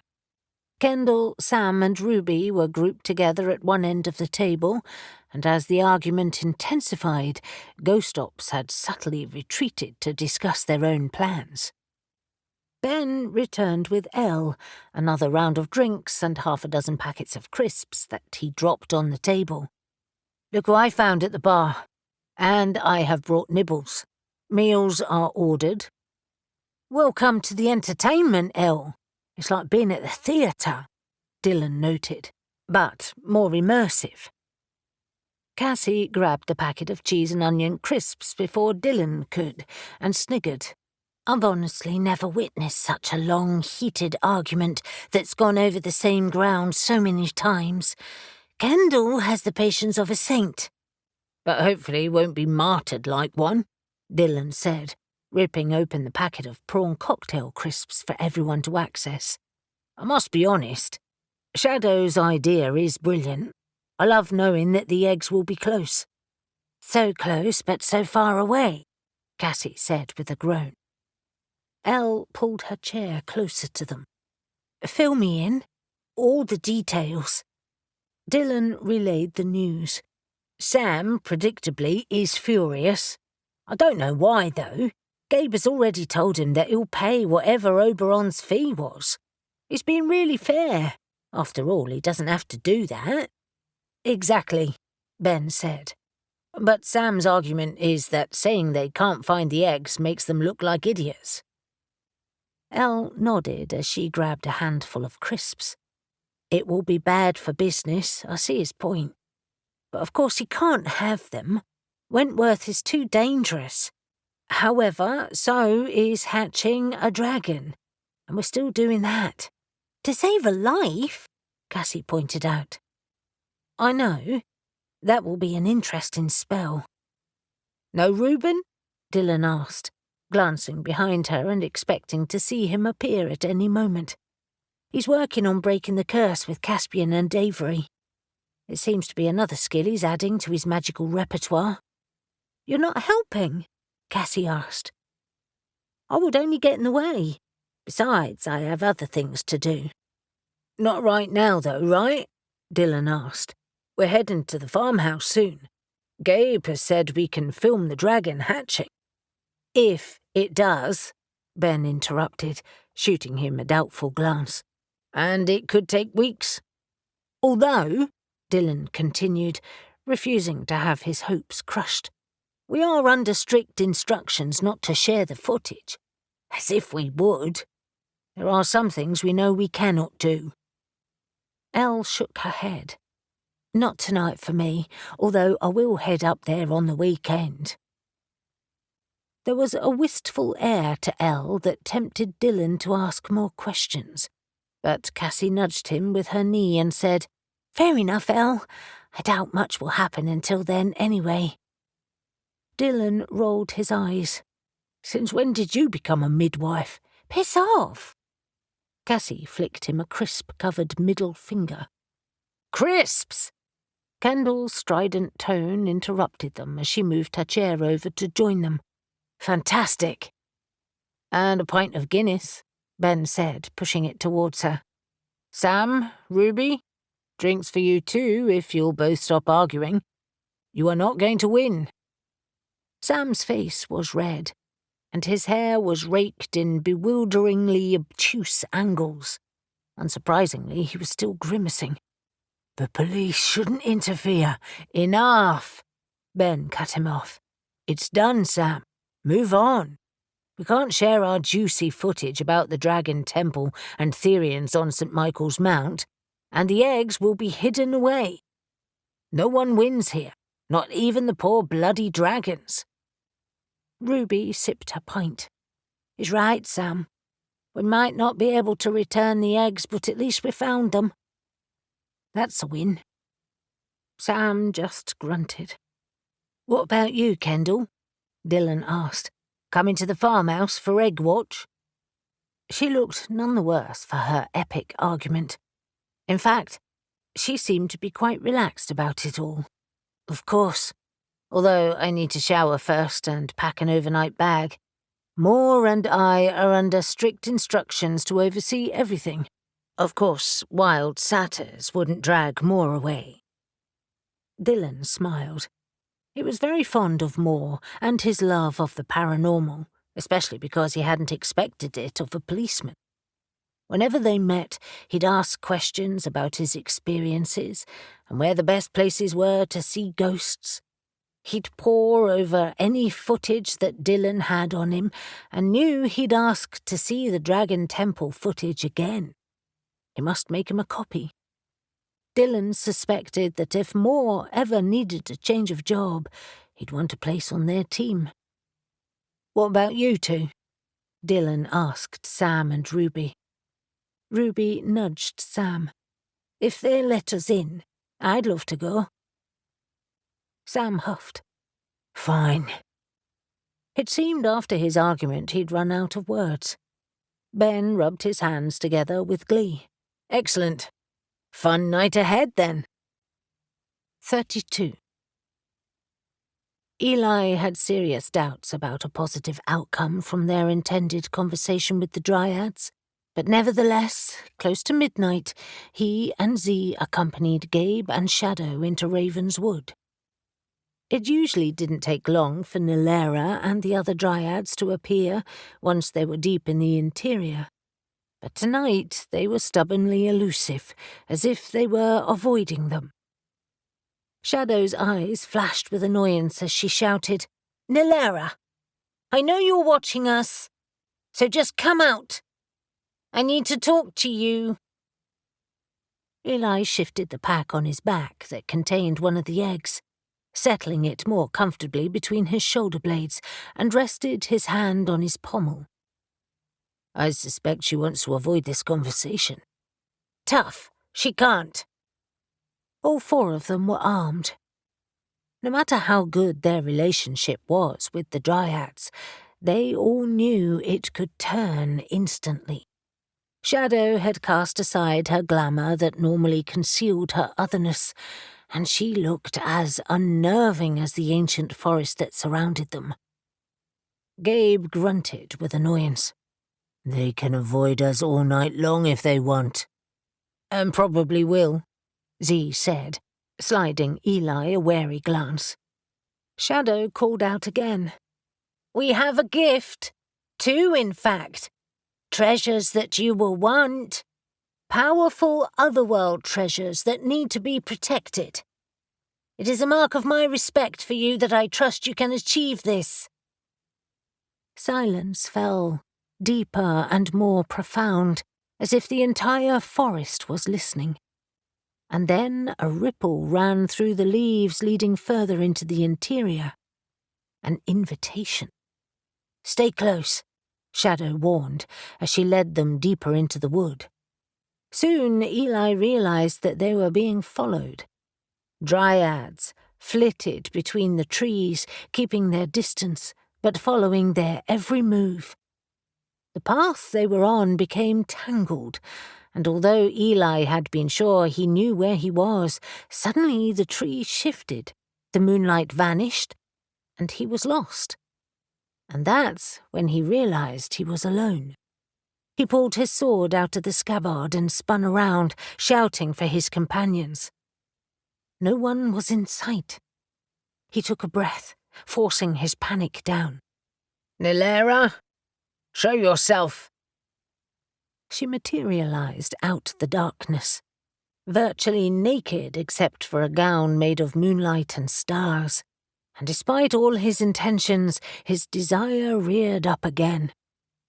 She rested her hands on his chest and looked up at him, eyes wide, lips parted invitingly.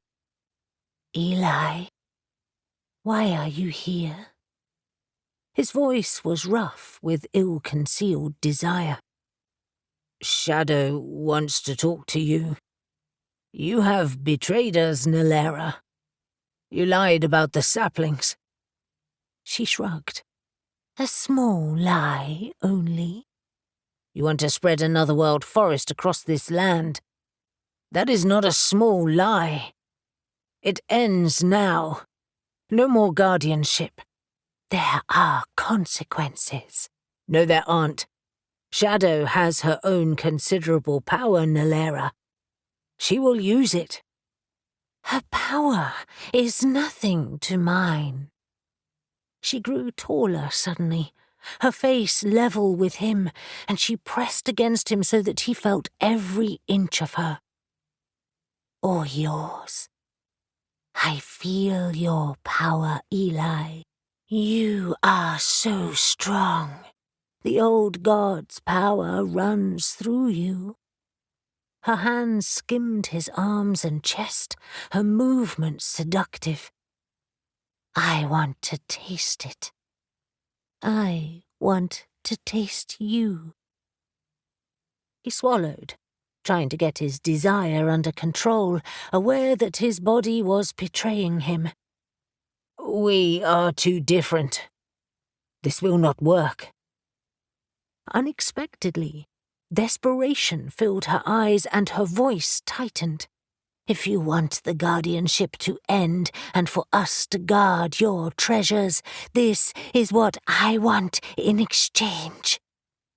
You want me? His voice rose in shock as panic reared again. He could not become trapped in Raven's Wood, in this shadowy half-light beneath the trees. Is that so bad? By the gods, no, it was not. It was what he wanted. She was what he wanted, and he wanted her now. Already she was sliding the pack from his shoulders and his shirt over his head, and the night air was cool on his hot skin. But if he gave in now, he might be stuck in this glade forever. Think. Bargain. Once, Nalera. We will be together once. Understand? Then you will let me go. You will want more. Her lips were on his neck, soft and warm, and her body that seemed so insubstantial before now had weight and presence. Her legs wrapped around his waist, and she clung to him. Then he realized something he hadn't before. As much as he was obsessed with her, she was as obsessed with him. Her sly teases and taunts hid her need. This put everything in a different light. He was no slave to her. This was an equal desire that seemed to have possessed them both. That he could deal with. Nalera, listen to me.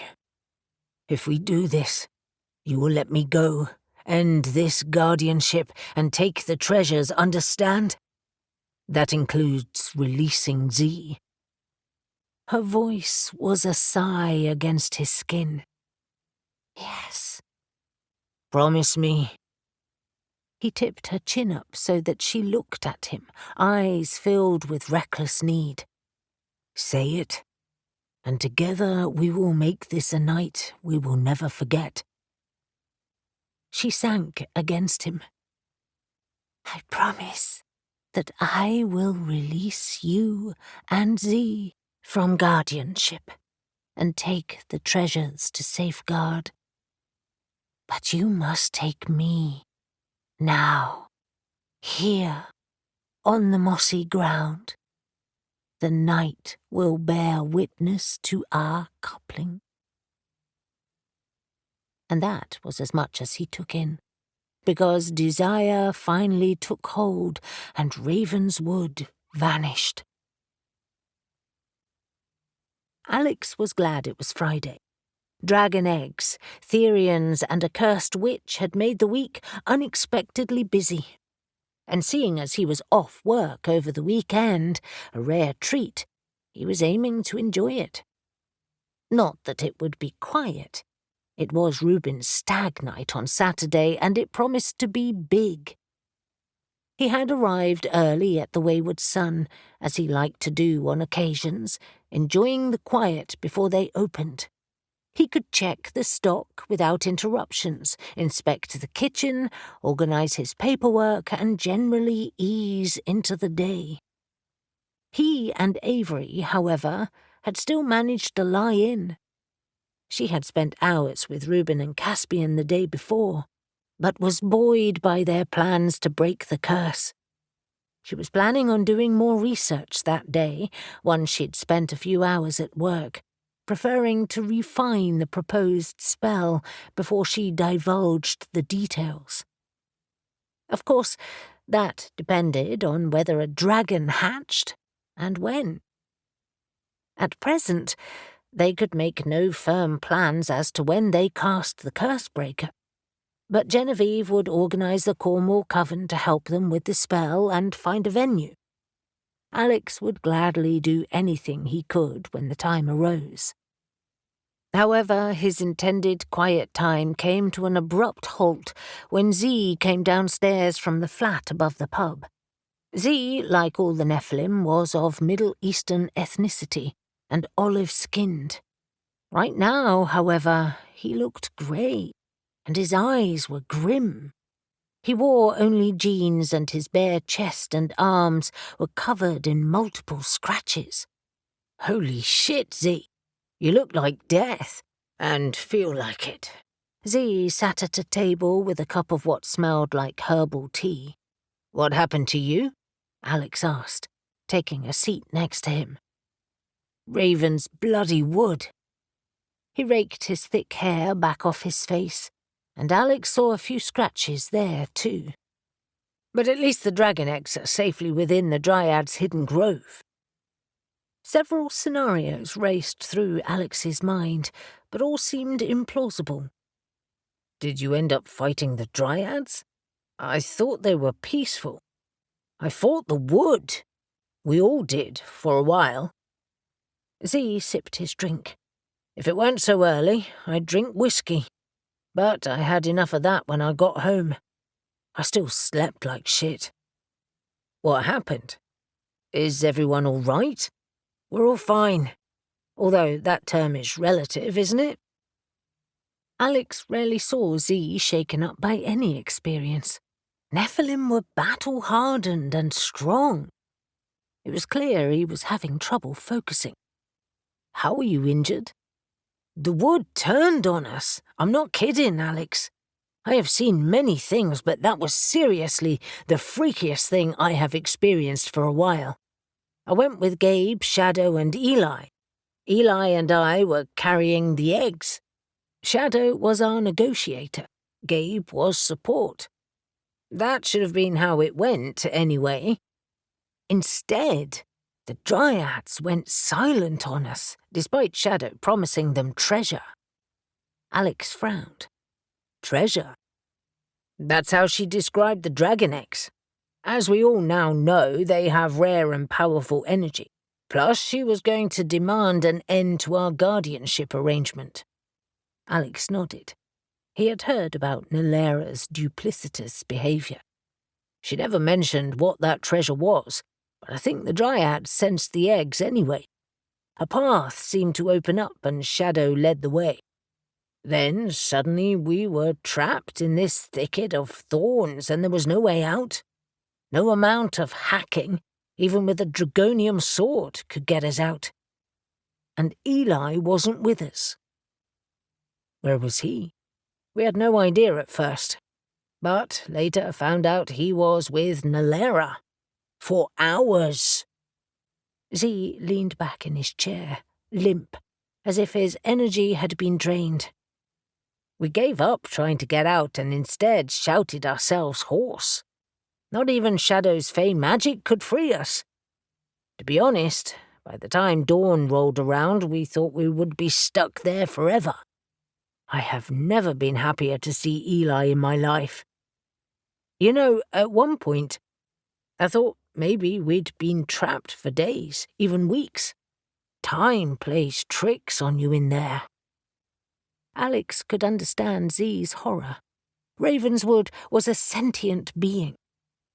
Hern's horn, Z. I'm so sorry to hear that. I feel this is my fault. I dragged you into this. No, you didn't. We were glad to help. You've helped us enough. No, this was Nalera's doing. What happened to Eli? He got shagged almost senseless. Alex, momentarily lost for words, managed, Oh. Okay. Z laughed, his equilibrium slowly returning. Despite being worried he'd lose his marbles, he is remarkably fine. Well, he gestured to his eyes. He looked distant for a while, but by the time we got out of there, he seemed all right. I presume he told you they had sex? Alex knew it was a stupid question, but he was desperately trying to get some context. It was obvious he had that look. So did she. Anyway, it must have been good because we are off the hook for the guardianship, and the eggs are somewhere in the depths of Ravenswood. You didn't see where? Nope. Didn't want to and don't care anymore. Shadow had a long chat with Nalera that I didn't hear a word of, but she seemed happy enough with the arrangement. Once she'd calmed down, of course. She was furious at being trapped. I think it dented her ego. So that's it? It's done? No more saplings, no more dragon eggs? Done and dusted. And so am I. Any chance I could arrive a couple of hours late to my shift? I need to sleep. Take all the time you need, mate. Is Kendall upstairs? No, she's at the farmhouse. That's another reason I'm here. It's a full house over there. It's officially now Egg Watch. Alex felt terrible for asking, but will everyone still be able to make the stag night tomorrow? I mean, there's an egg to watch now, and it's the hen night too. Z grinned, almost banishing his tiredness. Everyone will be there, don't worry. Dylan was already rigging up a camera feed as I left last night. We have some sort of phone app to watch it on. Plus, the room will be fireproof. Shadow will hunt for food for it today, so even if it hatches tomorrow night, we won't need to rush back. Alex nodded, relieved. Good to know. Rue is really looking forward to this. I don't want to cock it up. We're all looking forward to it. Nahum and Olivia are coming back tomorrow especially for it. Even Olivia. That's great. I wasn't sure she would be, seeing as she can't drink. I know Avery is looking forward to getting to know her better, and so is Sally. Avery's oldest friend couldn't wait to meet the woman who was having Nahum's baby. It will start the wedding week with a bang. Not an actual one, I hope, Alex said, envisioning the dragon causing havoc. Z laughed. And the spell to break the curse? Completed, but still needs refining. Avery is doing that today. So it's a waiting game, then. Z hauled himself to his feet and headed to the stairs. Later, Alex. Alex sat in silence for a long time after Z had gone back to bed. Wolf had said dragon energy would bring change, but Alex hadn't anticipated quite how much. 33. It was just before dawn on Monday morning when a high-pitched mix of mewling and snarling woke Cassie from her sleep. She sat up in darkness, the quilt falling from her shoulders as she sought to orientate herself in an unfamiliar bed. A sliver of light came through the partially open curtains, revealing a chest of drawers and a sturdy wardrobe, all differently arranged to her own room. Of course, She was at the farmhouse, in Barak's room. The mewling noise sounded again, pitiful and confused. The dragon! She grabbed her phone, seeing faint movement on the grainy screen, and locating her thick dressing gown, she pulled it over her pyjamas and raced downstairs. She had volunteered for egg watch over the previous 24 hours, as she had far less of a hangover than anyone else in the house. The Nephilim might profess their strength, but when they drank enough alcohol, they experienced hangovers just like anyone else. On Saturday night, they had drunk enough for an entire battalion of Nephilim, as had Ben and Dylan and the witches. She drank a lot at the hen night on Saturday night too, but her recovery was much better than the others who were staying at the farmhouse. They had slept for most of Sunday, risen for food, and had gone back to bed, while she spent a quiet day reading, watching TV, snoozing on the sofa and watching the egg. Now, however, she was wide awake as she hurried down to the cellar, only slowing to approach on silent feet, terrified she might scare the dragon. When she eased the door open, the low lamplight showed a wrinkled ball of hide sprawled across the shattered egg. She couldn't help but gasp, and approached warily, murmuring endearments to it. "Hello, baby dragon. Don't be scared. I won't hurt you." The creature shifted, legs and wings pushing aside the broken shell as it struggled to get to its feet. Cassie waited patiently, wondering at what point she should move the quilt in case it caught fire, and whether she should feed it. A stack of fresh meat was in a chilly bin in the corner, and remembering that Shadow said it would prefer the meat warm, she took out chunks of the chopped and skinned rabbit and placed it by the heater to warm up. For a moment, she debated calling the others, but selfishness stopped her. She liked this quiet time alone with the magical creature. Surely a few minutes wouldn't hurt. A prickle between her shoulder blades had her turning quickly, and she found two slitted yellow eyes regarding her above a long snout and snapping jaw. She froze, the weight of the dragon's stare far more hypnotic than it should be for such a small creature. It stumbled on wobbly legs, then stood and stretched its leathery wings. Cassie retreated until the uneven brickwork of the wall pressed against her back. The dragon was mottled dark green and purple, and its wingtips were bright red. Within seconds, the fragile-looking wings filled out, becoming far more substantial than she'd expected within minutes of its birth. Its wingspan was already over 2 feet wide. "Holy shit! You're bigger than I expected. Don't go near it," Shadow called out as she stepped into the room. "It will give you a nasty bite." "You heard it?" Cassie asked, and immediately felt idiotic. Of course she had. She wiggled her phone. "I've been keeping a close eye on it since midnight, when the cracks widened in the shell." Shadow was fully clothed, her lithe figure dressed in slim-fitting fatigues and a black t-shirt, throwing daggers strapped to her wrists. She had proven to be quite the party lover on Saturday night, revealing a different side to Cassie, and maybe everyone. She was warmer, softer, and funnier than she had expected, regaling them with stories and jokes, as well as teasing Elle. The hen night had been fun, providing an opportunity for all of them to bond. Cassie had felt part of something larger, and she liked it. All signs of Shadow's mirth had gone now, though. The warrior was back. She leaned over, grabbed a chunk of meat, rubbed it between her hands to warm it, and then threw it towards the dragon.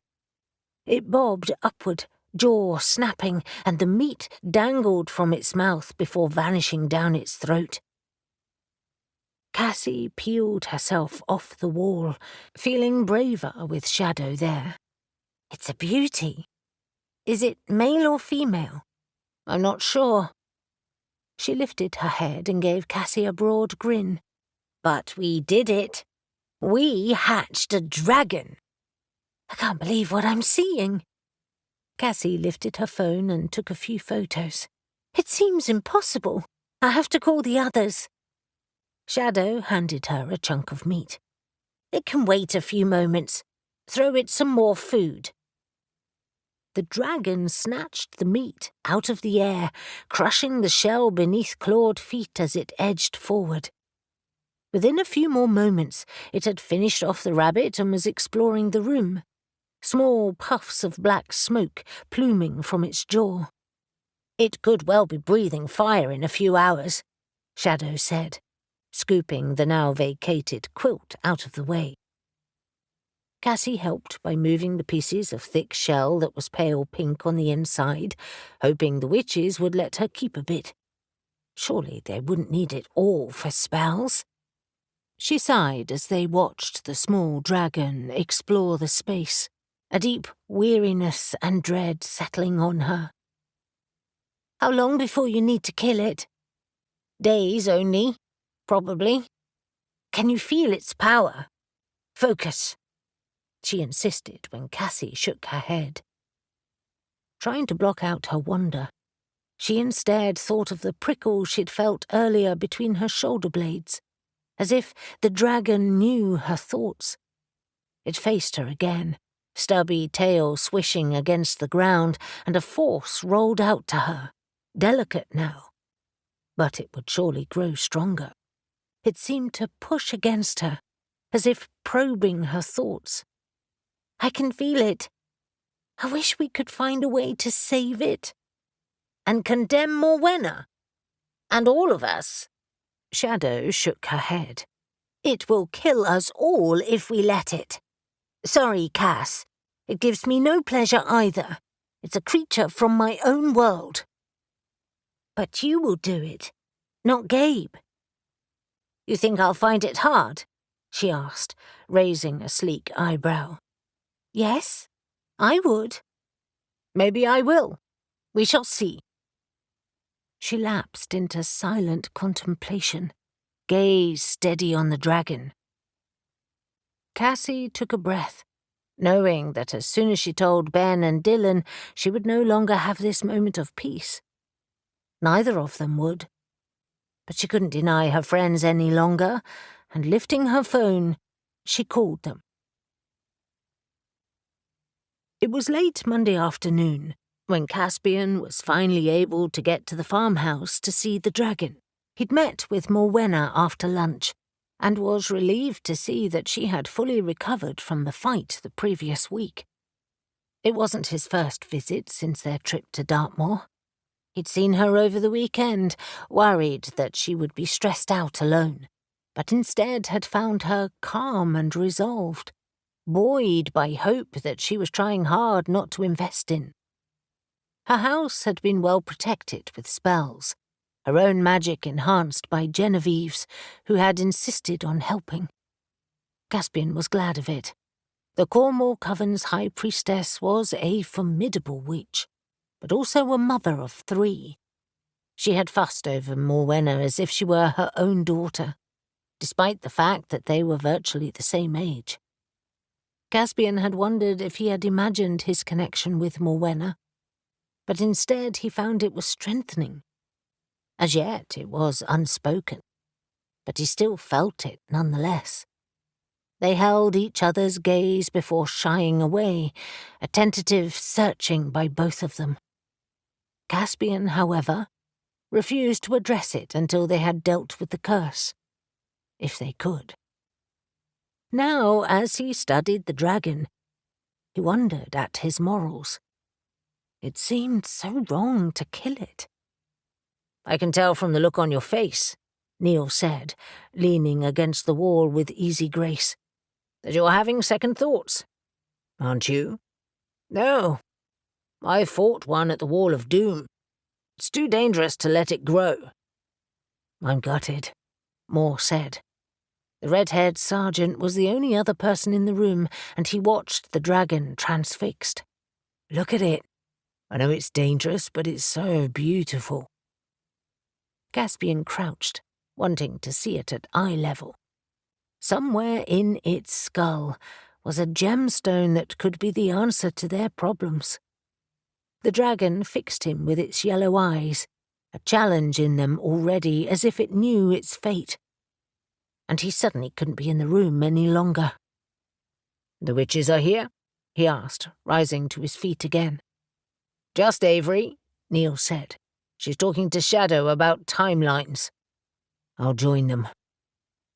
He found them in the living room, standing before a roaring fire that drove away the chill of the spring day. Kendall was the only other person there, and although she lounged on the chair, she listened intently. "Caspian," Avery said, turning to greet him. "Shadow estimates 3 days." "Is that all?" Shadow nodded. "It's already bigger than when it hatched, only hours ago. We have to decide how to prepare the body. I can skin it, but there are parts to dispose of." Caspian wasn't normally queasy, but he felt it now. "You said the body transforms after death." "Yes, into precious metals. It will happen within hours of death. A magical metamorphosis. The brain will not, I don't think. Of course, to use the skull, you will have to boil it to clean it. Carefully. Well, I presume you will want it clean?"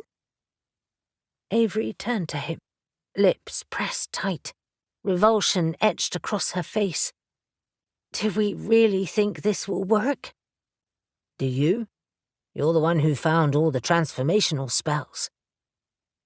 Avery pulled him to the window so they could talk alone. "I believe my ancestors wrote spells that will work. I believe that Shadow is telling the truth about the dragon's transformational powers. But if we're wrong..." "The dragon cannot live. We must get past this guilt, Avery." "But we forced it to hatch." "We're acting for the right reasons. Plus, if we're to harness the power of the equinox, which is also a significant transitional time, then we must act soon. If the spell fails, then it won't be for lack of trying. But the ingredients are all perfect. They all align with our intentions." Avery's green eyes flashed in the late afternoon light, and she straightened her shoulders. "I'm sorry for all the questions. It's just that seeing it has given me second thoughts." "It's giving us all second thoughts, except for the Nephilim and Shadow, and they are right." "I can't bear the thought." Her voice trailed off. Caspian looked back at Shadow. "I feel at a loss to deal with this. Can you prepare the body? At least start it?" She nodded. "I can do it all. Neil has already offered to help. No one else need be here. We will set up in the barn, well away from the house. When it's done, I will call you." "Can you give us a best guess day? I need to alert Genevieve and plan where the spell is to happen." "Based on its current growth, let's say Thursday. Is there a time of day that best suits for me to kill it? Magically, I mean." "Dawn," Avery said. "Another transitional time. Dawn it will be then. We will prepare the body and it should be ready by the afternoon. I hunt and gut animals all the time. This should be no different." But it was, and Caspian and everyone else knew it. However, it was no time for regrets. "Thank you, Shadow. I really appreciate it, and for hiding the eggs and everything. I gather that Nalera made it difficult." "She always does. As for the curse-breaking spell, thank me if it works. Only then will it be a success." He nodded, appreciating her calm, level-headed approach. "It seems quiet here. No ghost stops or Sam and Ruby?" "Sam and Ruby left a few hours ago, as soon as they saw the dragon. Kendall said, leaning forward with her hands on her knees. They're stopping in London and then going to Cambridge tomorrow to break the news to the professor. I honestly thought they'd hang around longer, Caspian said, surprised. What's the point? They saw the dragon and they know we won't give them the eggs, so there's not much else to do here. Her eyes gleamed with mischief. Besides, Sam had exhausted all his arguments the other day, and we're not about to change our mind. We, the police, I mean. Shadow smirked. Poor Sam. At least his crankiness improved after Gabe gave him some cash. It is his livelihood, Kendall pointed out. Anyway, it's done now. They're gone, and that particular episode is over. Caspian realized that, for all their differences, the two women were remarkably alike. Kendall's short, dark hair and plain clothing was completely different to Shadow's fey beauty, but both were tall and direct in manner.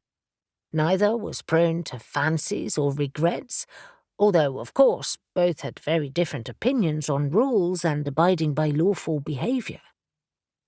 None of that seemed to get in the way of their friendship, though. In fact, Caspian thought they respected each other a lot. Suddenly weary, he sat next to Kendall on the sofa. No other issues with Wentworth? None as yet. Newton played it well the other day. No point pretending, right? No, none at all. Has he been here yet? This morning. He moaned a lot, looked surprisingly regretful, and left. I need to go too, actually. More, of course, is staying. And ghost ops? They've gone, Shadow answered, but we'll be back tomorrow. Dylan is filming up a storm, of course. I think now that the initial excitement is over, reality has set in. Cassie cried this morning. The boys, Caspian knew she meant the Nephilim, are sparring in the barn. Nahum and Olivia have taken the horses out. It seemed they were all carrying sadness about the dragon's fate. And then he had an idea. Is there a way for us to honour it somehow? It's sacrifice. Not that it's doing it willingly, of course, but you know what I mean. You mean we should have a right to remember it? Kendall asked. Yes, or an actual physical memorial. It would make me feel better. I know we're not likely to forget this anyway, but still. Yes, Avery interrupted, voice rising with excitement. I know exactly what you mean. Could we, Shadow? Something here, perhaps?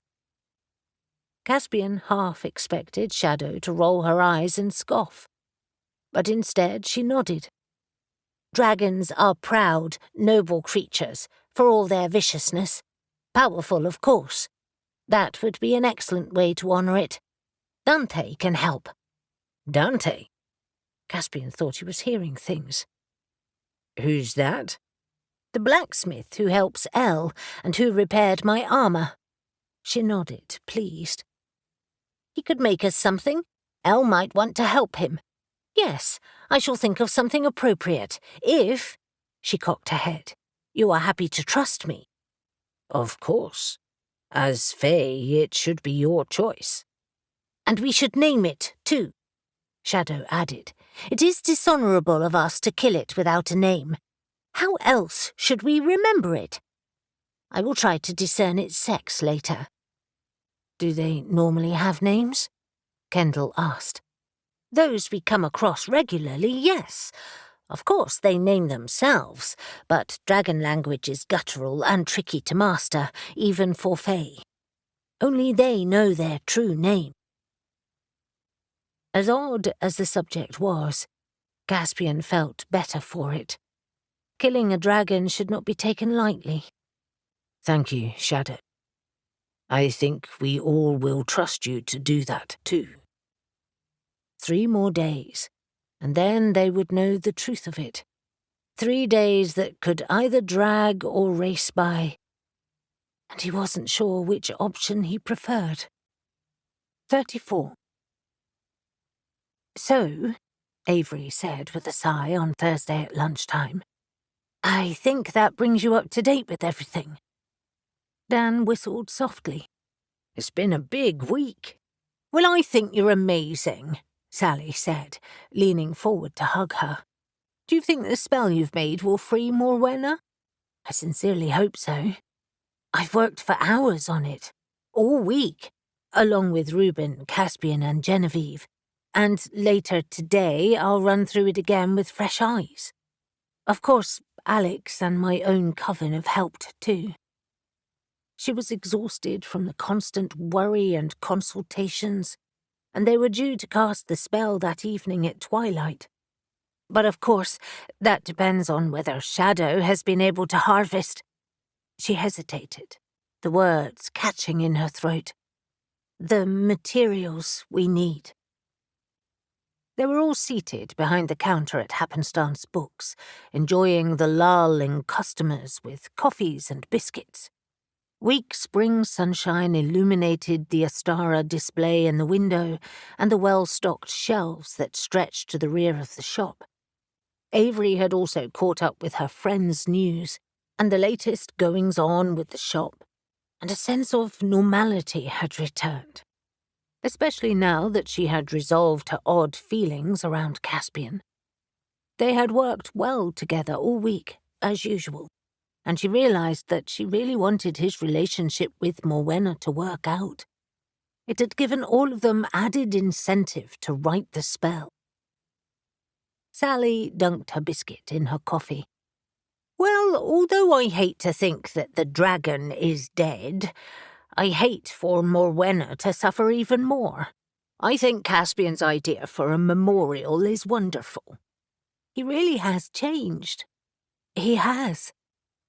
Avery hadn't mentioned Caspian's feelings for Morwenna or her own weird moment. Anyway, I'll go and gather what I need. I'm heading to Crag's End early, within the next couple of hours. Sure you don't need me here? Dan waved her off. We're fine. Focus on this evening. When is Shadow coming? Soon, I hope. By the time she arrived in her attic spell room, all thoughts of the shop were forgotten. Instead, she studied the long list of ingredients assembled on the table, all carefully labelled and measured. Some herbs, courtesy of Briar, gemstones from Elle, plus some from her own supplies. The words had been crafted carefully, adapted from other spells, some found in her own grimoire, some in Caspian's. There were 3 parts to it, although all were intertwined, like the curse itself. They had to draw the curse out, much as Caspian had done the first night. But then began the complicated process of untangling it from Morwenna's own elemental magic. After that, they had to dispose of the curse, if they were successful, and she needed to remain adaptable. The event could take unexpected turns. She picked up the curse in the bottle, swirling malignantly as if to defy her. This also had its place in the curse breaking. You have done as much as you possibly can, Raven croaked out from his dark corner on the top shelf. You think so? I know so. He flew down to the table. Your most pressing need will be harnessing the power of the Coven. Genevieve will do that. And you need to do so too. Raven often disappeared for long periods of time, but had taken a keen interest in this spell. You will be working with dragon magic. It's potent. I know. Will you be there today? No, I will be a distraction. You should be using Helena, though. I know. Alex will collect Clea soon. Good. Stay focused, Avery. That is all you must do. After imparting that final advice, he vanished again. She had lost track of all time when Shadow arrived with Neil, carrying 2 large chili bins and a wooden box between them. Avery's heart pounded as she watched them place it all on the table. "It's done?" Shadow nodded. "At dawn, as requested. It took some time for us to clean the skull." She sounded so matter-of-fact, looking as serious as Avery had ever seen her. And Avery knew that it had been hard, despite her earlier bravado. Neil, always teasing, was abnormally serious too. "Thank you, both of you. I know it must have been hard."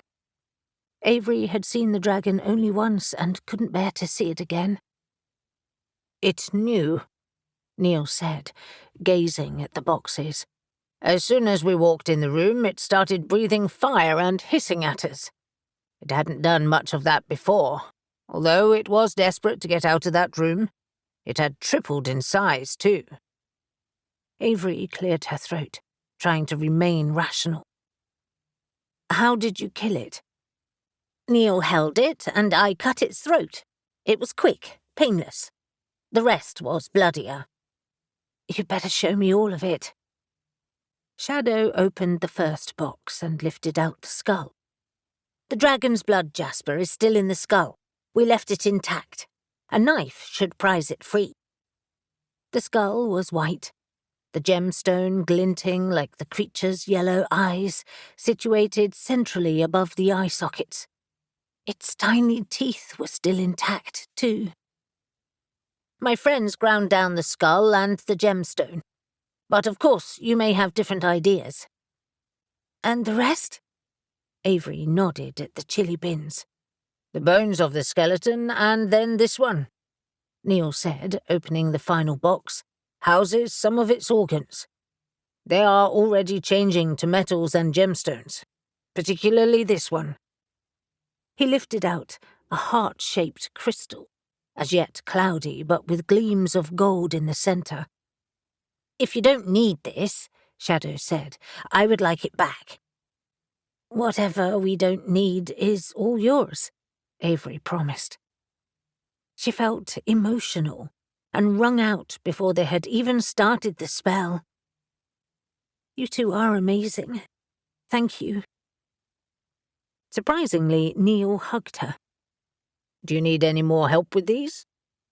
"No. I'll call the others." She threw back her shoulders, resolute. "It's time to begin." Briar took her place in the circle of witches, watching Morwenna talking earnestly with Caspian in the centre. The entire Cornwall Coven had gathered in a grove at Crag's End, the grassy clearing surrounded by a mixture of trees. Ulysses, half-mermaid, towered over everyone, and Oswald, their host, had been flitting around ensuring that everyone was comfortable. It was twilight, the shadows stretching across the ground to create pockets of darkness, and dozens of lanterns provided a soft, golden glow to the proceedings. A fire also crackled in the circle, a cauldron suspended over it from a tripod, and Avery took her place there, her assembled ingredients lined up next to her. Briar took a moment to compose herself, knowing that this would be a long, complicated ritual that demanded much of her energy. Runes and sigils had been scored by fire into the ground within the circle, and the scent of wood smoke, rosemary and mugwort drifted through the grove. Until Briar had been led there earlier, she'd had no idea that Oswald had a grove on his grounds. It was a short distance from the main house, and was well maintained. The gathering reminded her of when they had battled the wild hunt by the old church one Samhain, and then midsummer when they had fought off Harry's attack. This would likely be another big night. Already the gathered energy made the air tremble. Her coven was spread throughout the circle, including Helena, who stood next to Jasper, eyes dancing with mischief and excitement. But she noticed with surprise that Eve joined Avery, and she realized that her experience at harnessing energy would be helpful. Caspian was seated next to Morwenna, who lay on a thick blanket surrounded by candles, positioned on the other side of the fire from Avery and Eve. Estelle, his dark-haired sister, sat at Morwenna's feet. She was more approachable that evening. The sharp, brittle exchanges that seemed to snap from her with every encounter had gone, and she seemed calmer, more assured. That would be Barak's doing. However, Estelle still carried a dark intensity that Briar wasn't sure would ever fully go. Genevieve, of course, would lead them in raising a protective wall to keep the curse within the circle. And yet, despite all the preparations and the gathering hush as the time to start neared, Briar couldn't help but think of Eli. He had been so quiet all week, distracted by Nalera. He had told her about their coupling, as he called it, a word chosen perhaps to mean a ritual of sorts, an ancient rite, maybe. No details, of course, but she knew it had affected him. In what way, however, she wasn't sure, although she thought it was bad. Perhaps it would resolve itself. Right now, she couldn't think about that. They had a curse to break. Morwenna's future depended on it. Caspian had a few final words with Morwenna before Genevieve began, keen to make sure she was comfortable. But he was buying himself time, too. "Are you clear with our plans, Morwenna?" She smiled and squeezed his hand. "Very clear. You couldn't have reassured me more. I trust you. I hope I don't fail you." Although she was scared, she seemed more interested in reassuring him. "You will do the best you can. You all will, and that's all that matters." She looked over to where Avery was talking with Eve. Both brows furrowed with concentration, florid gestures showing their concerns. "You have all spent a lot of time on this, Avery especially. She's been so kind." "She has a big heart." "I think she wants this to succeed more than any of us," he said, half laughing. "And you, of course," Morwenna said, twisting to look at Estelle. "Thank you." Estelle grunted. "I've had enough of women being manipulated by men for their own needs. Count me in when you decide your retribution." Morwenna nodded. "Whatever the outcome of today, that will happen. As long as I can keep my daughter out of it and safe, which she is right now, thankfully." Caspian knew she had contacted her daughter, but had said nothing about her ex's involvement yet. Revenge is a dish best served cold, right? Not as far as I'm concerned. His sister's eyes flashed with malice. Red-hot revenge is even better. "But," Caspian interceded, "let's not think about that now. You can be sure when the time is right, you will have many witches who will wish to help you, including myself and our coven." In fact, Caspian was itching to find Morwenna's ex and her friends, and exact as much revenge as possible. He had hoped, perhaps, for a rebound curse, but that would complicate things, and all he wanted to do that night was break the damn thing. "Now, it's time to lie down. Can you feel the effects of the potion?" She nodded, pupils already widening as the drugs took hold. A mix of herbs that would ensure her body and mind were relaxed. "Yes, my mind is drifting already." "Good. Just try to flow with whatever happens." Genevieve's clear and strident tone ended their conversation, and Morwenna lay flat as the High Priestess explained the procedure, advising the wider circle to follow her lead and to let Caspian and Avery work their own spells. As the coven raised the circle, Caspian used their magic to enhance his own. He connected to Estelle, taking the lead as he wrestled the curse out of Morwenna's body, feeling it resist more than it had done the first time. This time, however, he knew the shape of it, and with Estelle's magic helping him, as familiar to him as his own, it seemed easier. It twisted above Mowena's body, sharp, thorny vines that were a toxic green and black, and tangled within it was Mowena's elemental earth magic. His hands, as before, gripped her head, and his anger flared at her predicament. But he buried it. It was no use at present. He needed to remain clear and focused for what was to come. They had argued most about this, whether to expose the curse or leave it buried with Morwenna, but in the end, all of them had decided it was better to see it than not. He could see Avery from his position, and watched her pour spring water into the cauldron, and then add the first herbs, fresh with spring growth. The dragon's skull sat to the side, watching balefully through empty sockets. The gemstones had already been harvested and crushed, and it was in a small pot, ready to add to the mixture at the required time. Caspian knew he had to relax into the necessary mental state, and took deep breaths to pace himself. As Avery continued to add the ingredients to the potion, his world reduced to the circle of light and flame. He started his own portion of the ritual, reminding himself this was about transformation. They had to change the curse to break it. Their first step was to reduce the thorny nature of the binding, and drawing on the coven's power, he began the spell to do it. Reuben estimated that Avery and Eve had been working for an hour before the potion began to glow with a golden light, and it was then that Eve harnessed all of their power.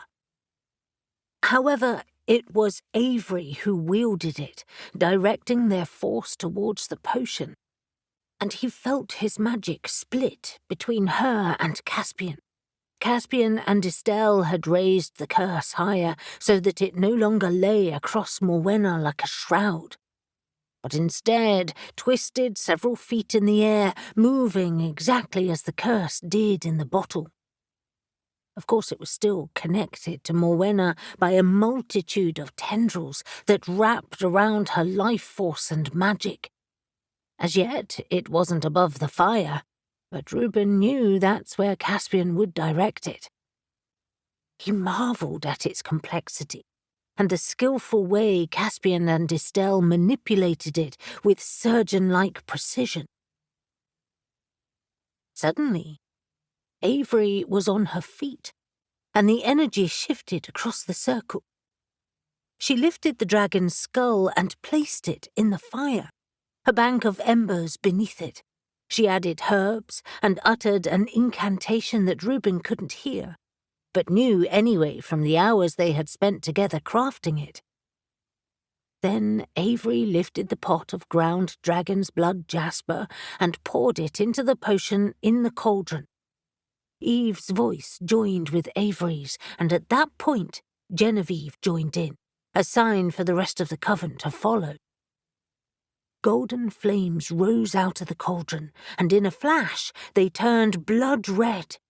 The effects were far greater than anticipated during their discussions, and Avery staggered back, the bones of her face in sharp relief in the flaring light. She looked demonic. Eve moved to her side and gripped her hand, steadying them both. The fire then changed too. Instead of the steady flickering of orange flames, it blazed in all shades of red, and the intensity of the heat struck them all like a blow. Reuben staggered back, despite his best intentions, but the rest of the coven was more affected, and several fell over, looking bewildered before hurriedly regaining their feet. When Reuben was able to focus again, he saw that the center of the circle was bathed in red light, and the dragon's skull was on fire, already blackening from the heat. He caught sight of Elle, eyes wide with terror, and wanted to run to her side, but she held firm, her eyes fixing on Reuben. She nodded, and he calmed down, watching the spell casting again. But as Avery reached for the vial containing the core of the curse, the part of the curse that was suspended above Morwenna responded like a living thing. Of course, it was a living thing, Reuben reminded himself. It flicked out a tendril and knocked the bottle from Avery's hand, sending her sprawling. The curse was fighting back. Alex watched the curse that Caspian had dragged from Morwenna's body swell in size, thorny vines shooting everywhere like an exploding star. He needed to be in the circle, but he knew he couldn't break the protection yet. It was as if the curse knew it was threatened and had responded like a cornered beast. Was it the dragon's power it felt, or the power of the Cornwall Coven? Either way, the magical red light emanating from the burning skull appeared to be harming the curse already. Avery, however, was already back on her feet, and she fumbled for the vial lodged in the soil. She held it up to the light, and raising her other hand, used her magic to force the flailing curse back. Alex gripped the witch's hands on either side of him and raised his voice, knowing it was their power that those in the circle needed more than anything else. After a moment of chaos, calmness returned, and Avery proceeded. Avery was furious, her ego dented at being caught out, but she knew what she had to do now. "Eve, are you ready? This will get much more dangerous when I drop this in." Eve nodded, dark eyes steady, holding the forces within the circle by her own remarkable power. "Caspian," Avery called, "are you ready? The curse needs to be above the fire." He exchanged a confirmatory glance with his sister and shouted, "Do it quickly, Avery. It's gaining strength somehow." The liquid in the cauldron churned of its own volition, the fiery red mass almost like molten lava. The herbs and gemstones chosen to aid transformation had already blended together, and the dragon's blood jasper seemed to have acted as the catalyst to the intense alchemical reaction. Avery split the wax seal with her athame, dropped the vial in, and stepped back with Eve. A piercing shriek exploded across the clearing at exactly the same time as a plume of liquid shot up from the cauldron. Simultaneously, Caspian and Estelle wrestled the curse into the shooting flames that had reached unexpected heights. Avery felt as if she were on fire too. The entire interior of the circle was bathed in a hellish light, and it seemed as if the grove surrounding them could ignite at any moment. But even as she thought it, the flickering blue and white light of the protection circle flared. She retreated a few steps with Eve for safety, and then started the incantation designed to transform the curse. For endless minutes, Elle watched the group in the circle. The curse lashed at them like something possessed, monstrous in size, and Morwenna screamed, her body bucking as the curse tried to drag her into the fire too. Caspian threw himself over Morwenna to pin her down. Despite the witches' combined magic, the curse wasn't changing in the way they had wanted. Their spell commanded the thorns to melt away, and the infinity knot to shred, making it weaker. But instead, it was growing bigger, more vicious, more tenacious. Death throes as it fought against its change, or something worse? Had the transformational spell made the curse turn into something more deadly? Suddenly, it struck Caspian, piercing his shoulder blade with a spiked tendril as he lay across Morwenna, and then another vine whipped across Avery's body, sending her spinning. Elle knew it was time. Elle had stood by Genevieve for just this occasion, and she turned to her now, pulling Shadow's dragonium sword free of its scabbard at the same time. "Let me in, Jen." The High Priestess's face twisted with the effort of containing the curse. "Are you mad?" "No, I need to be in there. Trust me." Jen's sharp eyes bore into hers.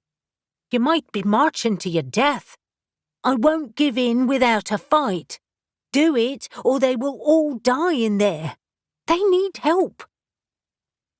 Alex, Helena, Briar and Reuben joined her, having discussed this possibility earlier, and each knowing they were more useful in the circle now than out. "All of you?" She closed her eyes briefly, resigned to their decision. "Make it quick. I can open this for seconds only." She used her athame to cut a door, and the witches had barely darted in when Jen sealed it again. Alex raced towards Morwenna, aiming to lend her psychic strength.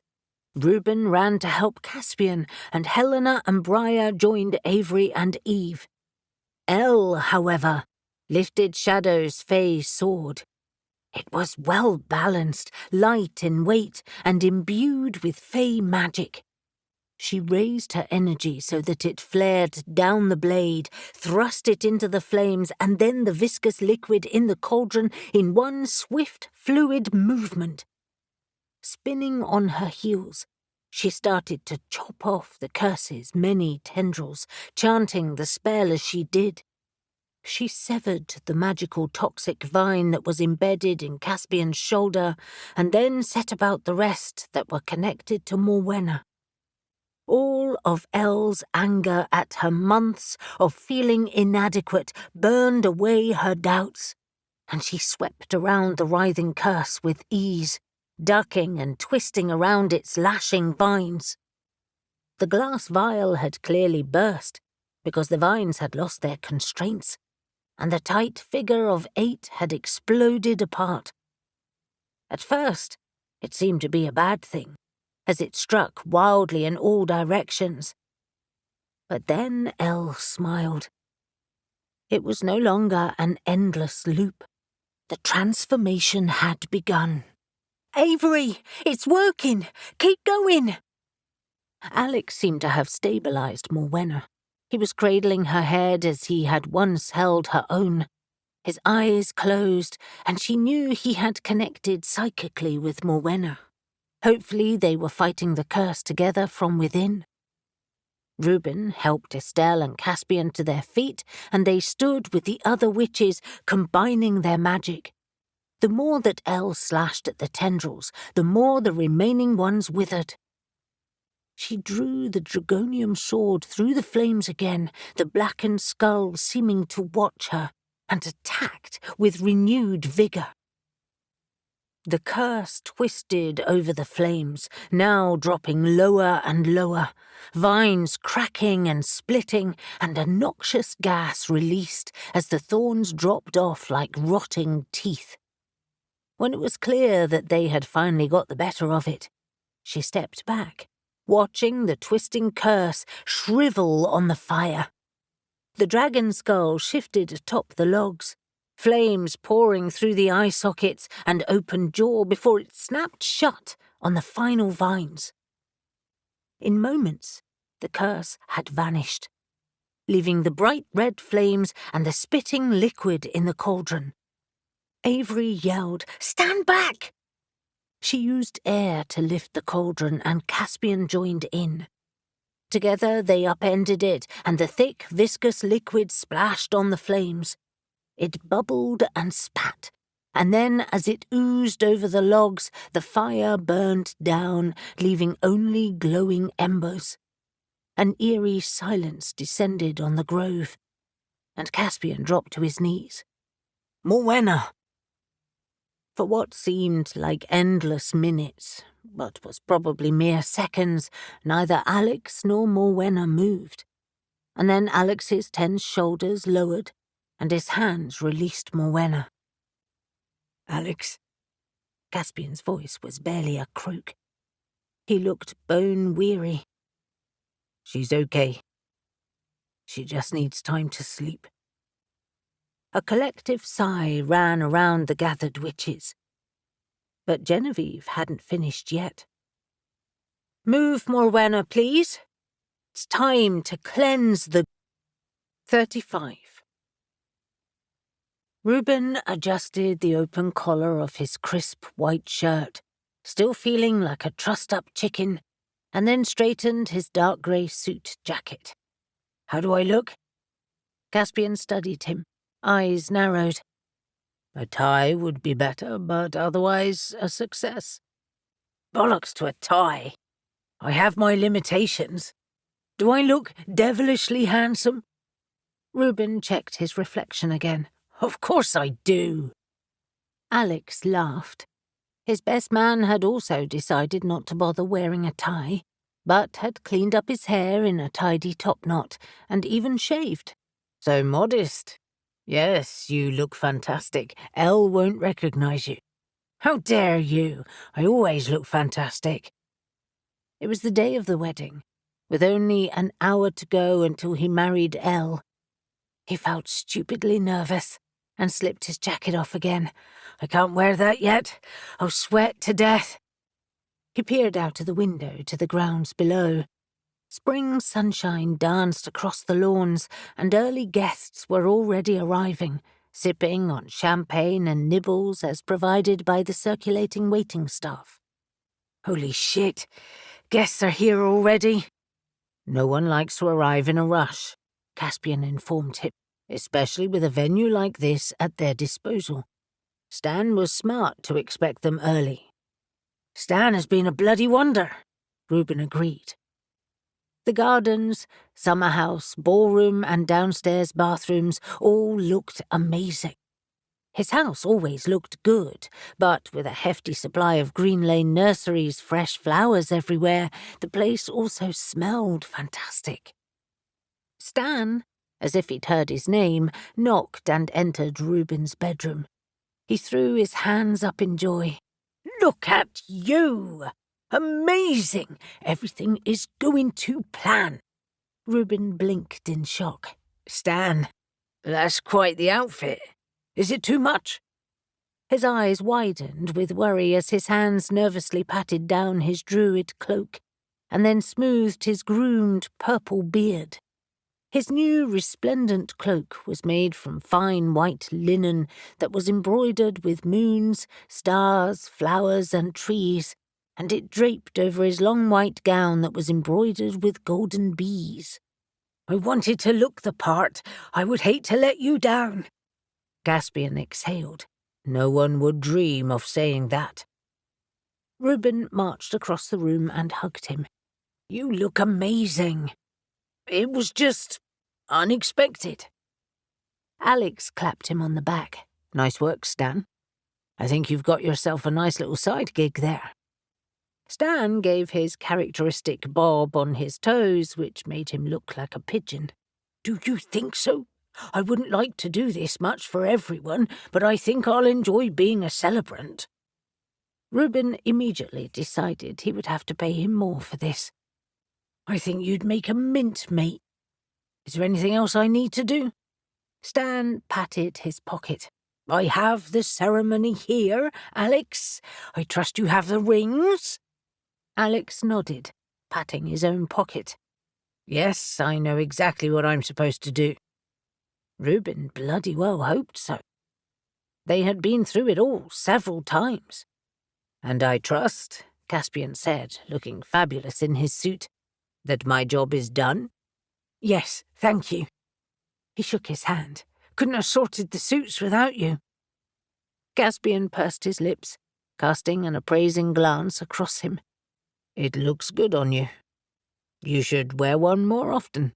"Nope, this is an exception." "Of course it is. In that case, I'm going to find Morwenna." "I'll come with you," Stan said. "I need to check in on Elle. I'm the only man allowed in there."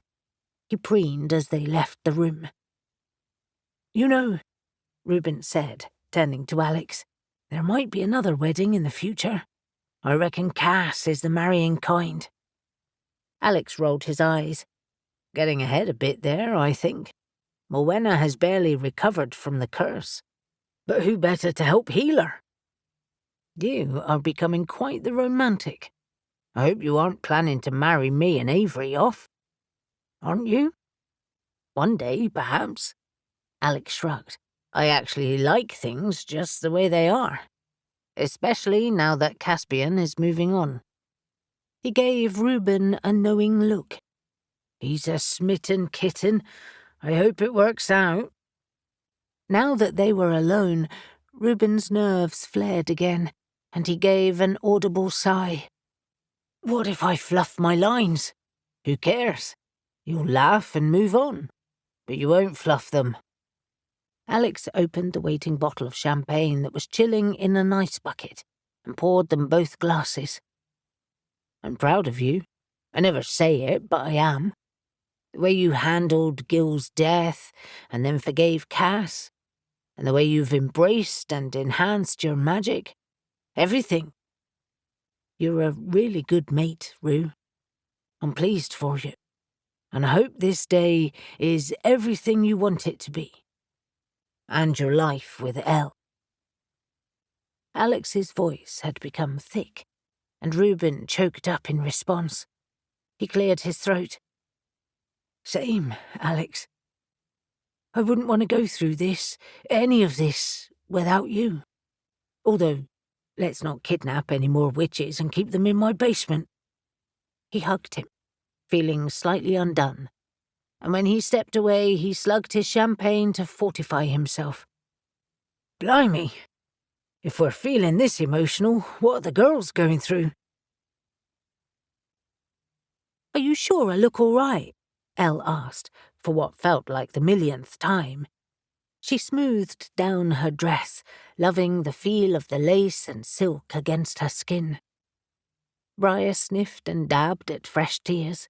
You look beautiful. I'm already upset. I'm going to be terrible later.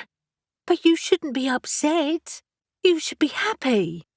They're tears of joy. Aunt Ollie had arrived the day before, and she blew her nose noisily into her tissue. I could not be any happier, my dear.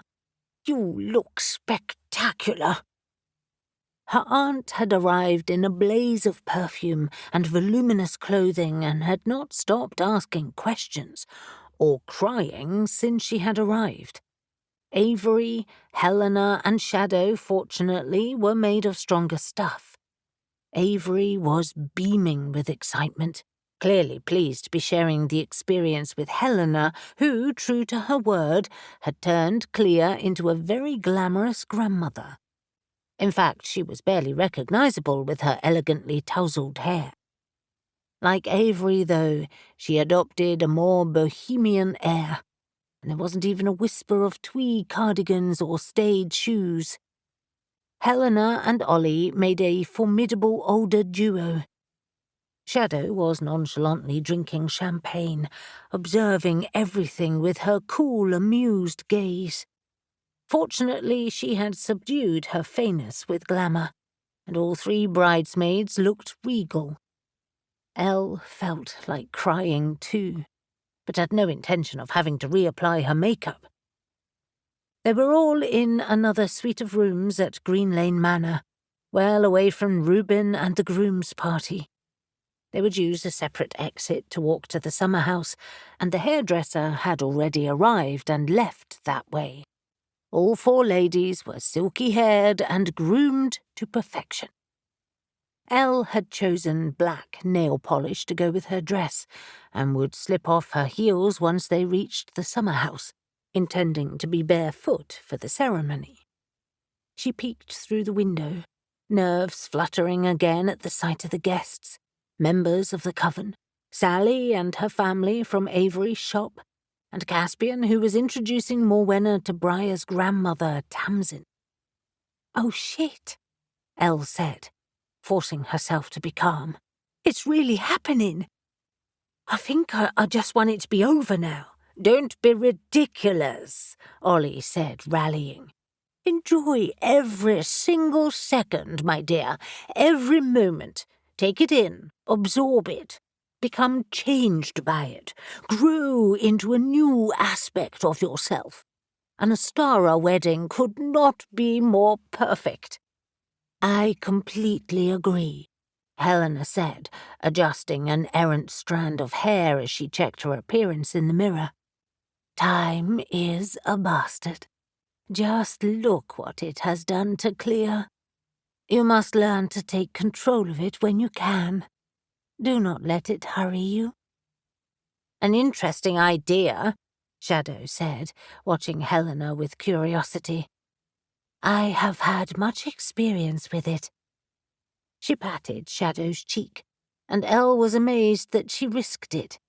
"It's all about living in the present, at every chance you get. I certainly am." Elle nodded, feeling chastised. "Yes, you're quite right. I must enjoy every moment." Shadow thrust a glass of champagne at her.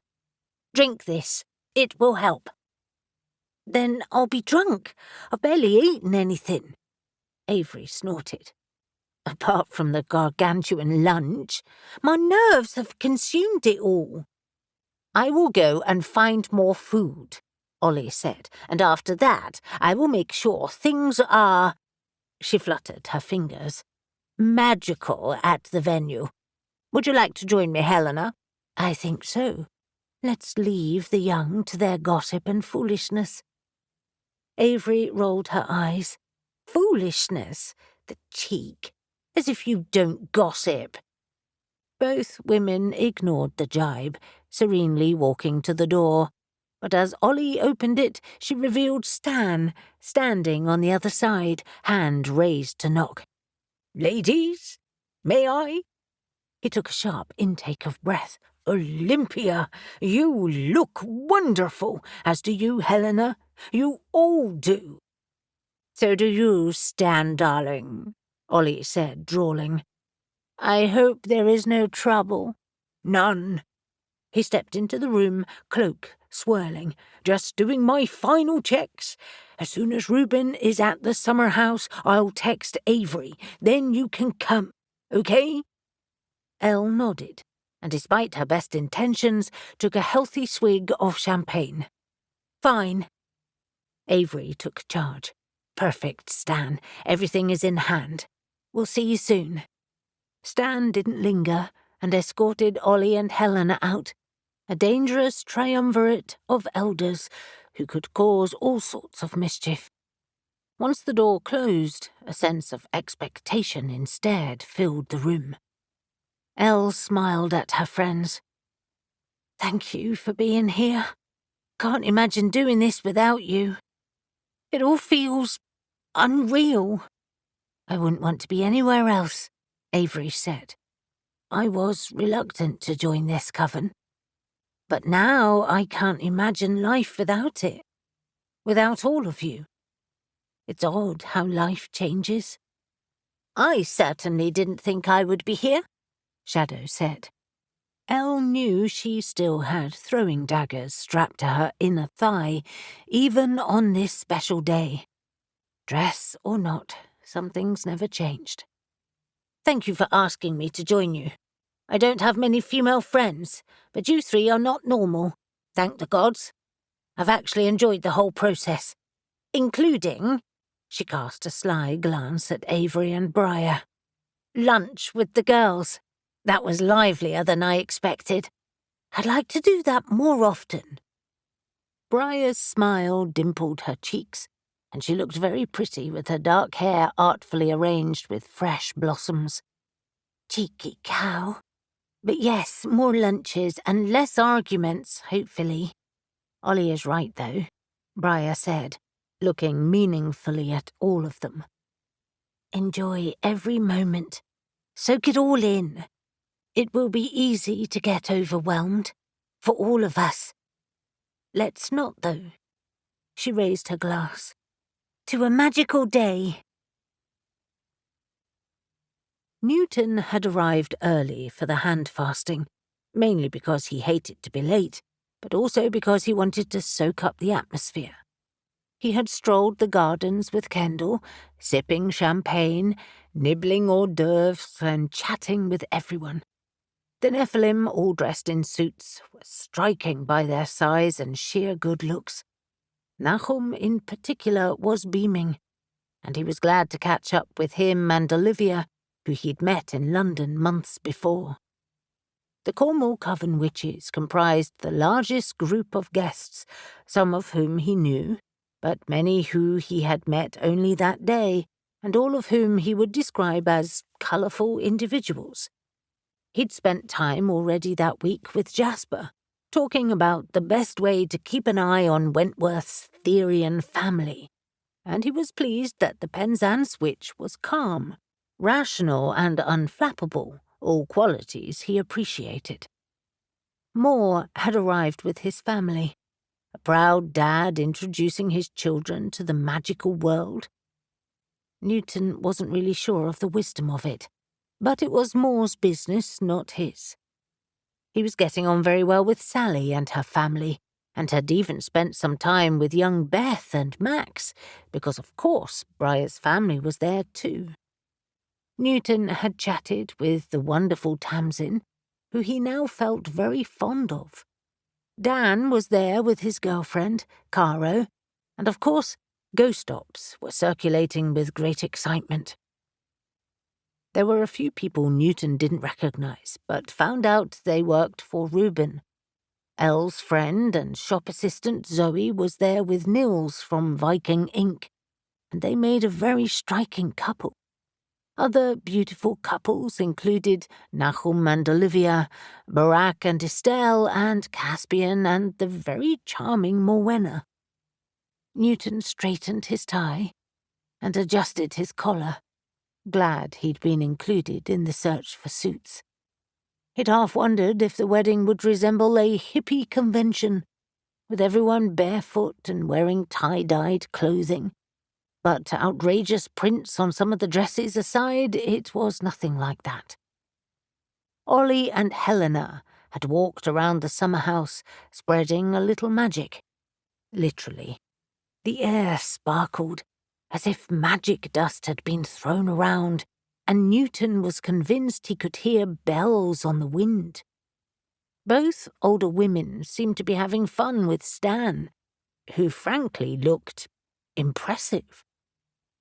Newton was so distracted by the heady, charged atmosphere, he barely felt Kendall tug his arm. "Time to get a seat, Newton." They found places close to Moore in the circle of chairs, all facing the summer house that was filled with flowers. And as they settled like birds in the trees, he saw Reuben and Alex make their way down the winding path. If Reuben had any nerves, he wasn't showing it. And after beaming at everyone, he waited in the open-sided summer house with Stan and Alex. "Hearn's horns," Kendall said appreciatively. "They scrub up well. I barely recognize either of them. I always forget Reuben is a rich landowner. He's so down to earth. An hour after the wedding, his jacket will be off, and he'll be in bare feet or flip-flops. Trust me." Newton sniggered. "Keeping that jacket on is killing him." Of course, everyone was waiting for the bride, and it was another few minutes before Elle walked down the path, laden with flowers and dressed in a stunning black lace gown. A collective gasp and murmurs ran around the gathering, and Kendall gripped his arm. "She looks amazing. It's so boho and yet not." "What the fuck is boho?" Newton asked, perplexed. "Bohemian, you twit. And look at Shadow." Newton blinked, thinking he was seeing things. "By the gods! She really is in a dress. Avery said she would be, but I didn't really believe it. And look at Avery." Her hair glinted all shades of red and gold in the dappled sunshine. But then, of course, he focused far more on Briar, who looked like a flower fairy from one of the old picture books he'd had as a child. It reminded him of how she had looked wearing the gown at the Yule feast, but this one was softer, prettier. He took a breath, releasing his desire and appreciating her for what she was. A friend, because he knew that they would never be anything more, and he had decided that would be okay. Mostly. "You know," he murmured as Elle continued her stately procession, eyes fixed only on Reuben, who now waited at the summer-house entrance, equally transfixed by his beautiful bride-to-be. "I'd always thought of paranormal policing as a lonesome sort of job. But it's really not, is it?" Kendall looked at him, startled. "Of course not. You have a team, and we have all these people to help us. We're lucky, Newton. You are. They are all your friends. My friends too, I hope. Of course they are. You like the job then? No regrets?" "Not one single one. I love it. And so should you. It's never boring, and look what we've been invited to. Now, shush, it's starting." Newton allowed himself a smile, deciding he should grumble far less than he did. He'd stumbled into this paranormal life in what he'd thought of as some old family curse, and instead had found a new family. As Elle reached the summer house, she kicked off her heels and took Reuben's outstretched hand, and with a smile that nearly reached his ears, Reuben led her inside to start the ceremony. This has been Sacred Magic, Whitehaven Witches, Book 13, written by T.J. Green and narrated by Diana Croft. Copyright 2024 by T.J. Green. Production copyright 2025 by T.J. Green.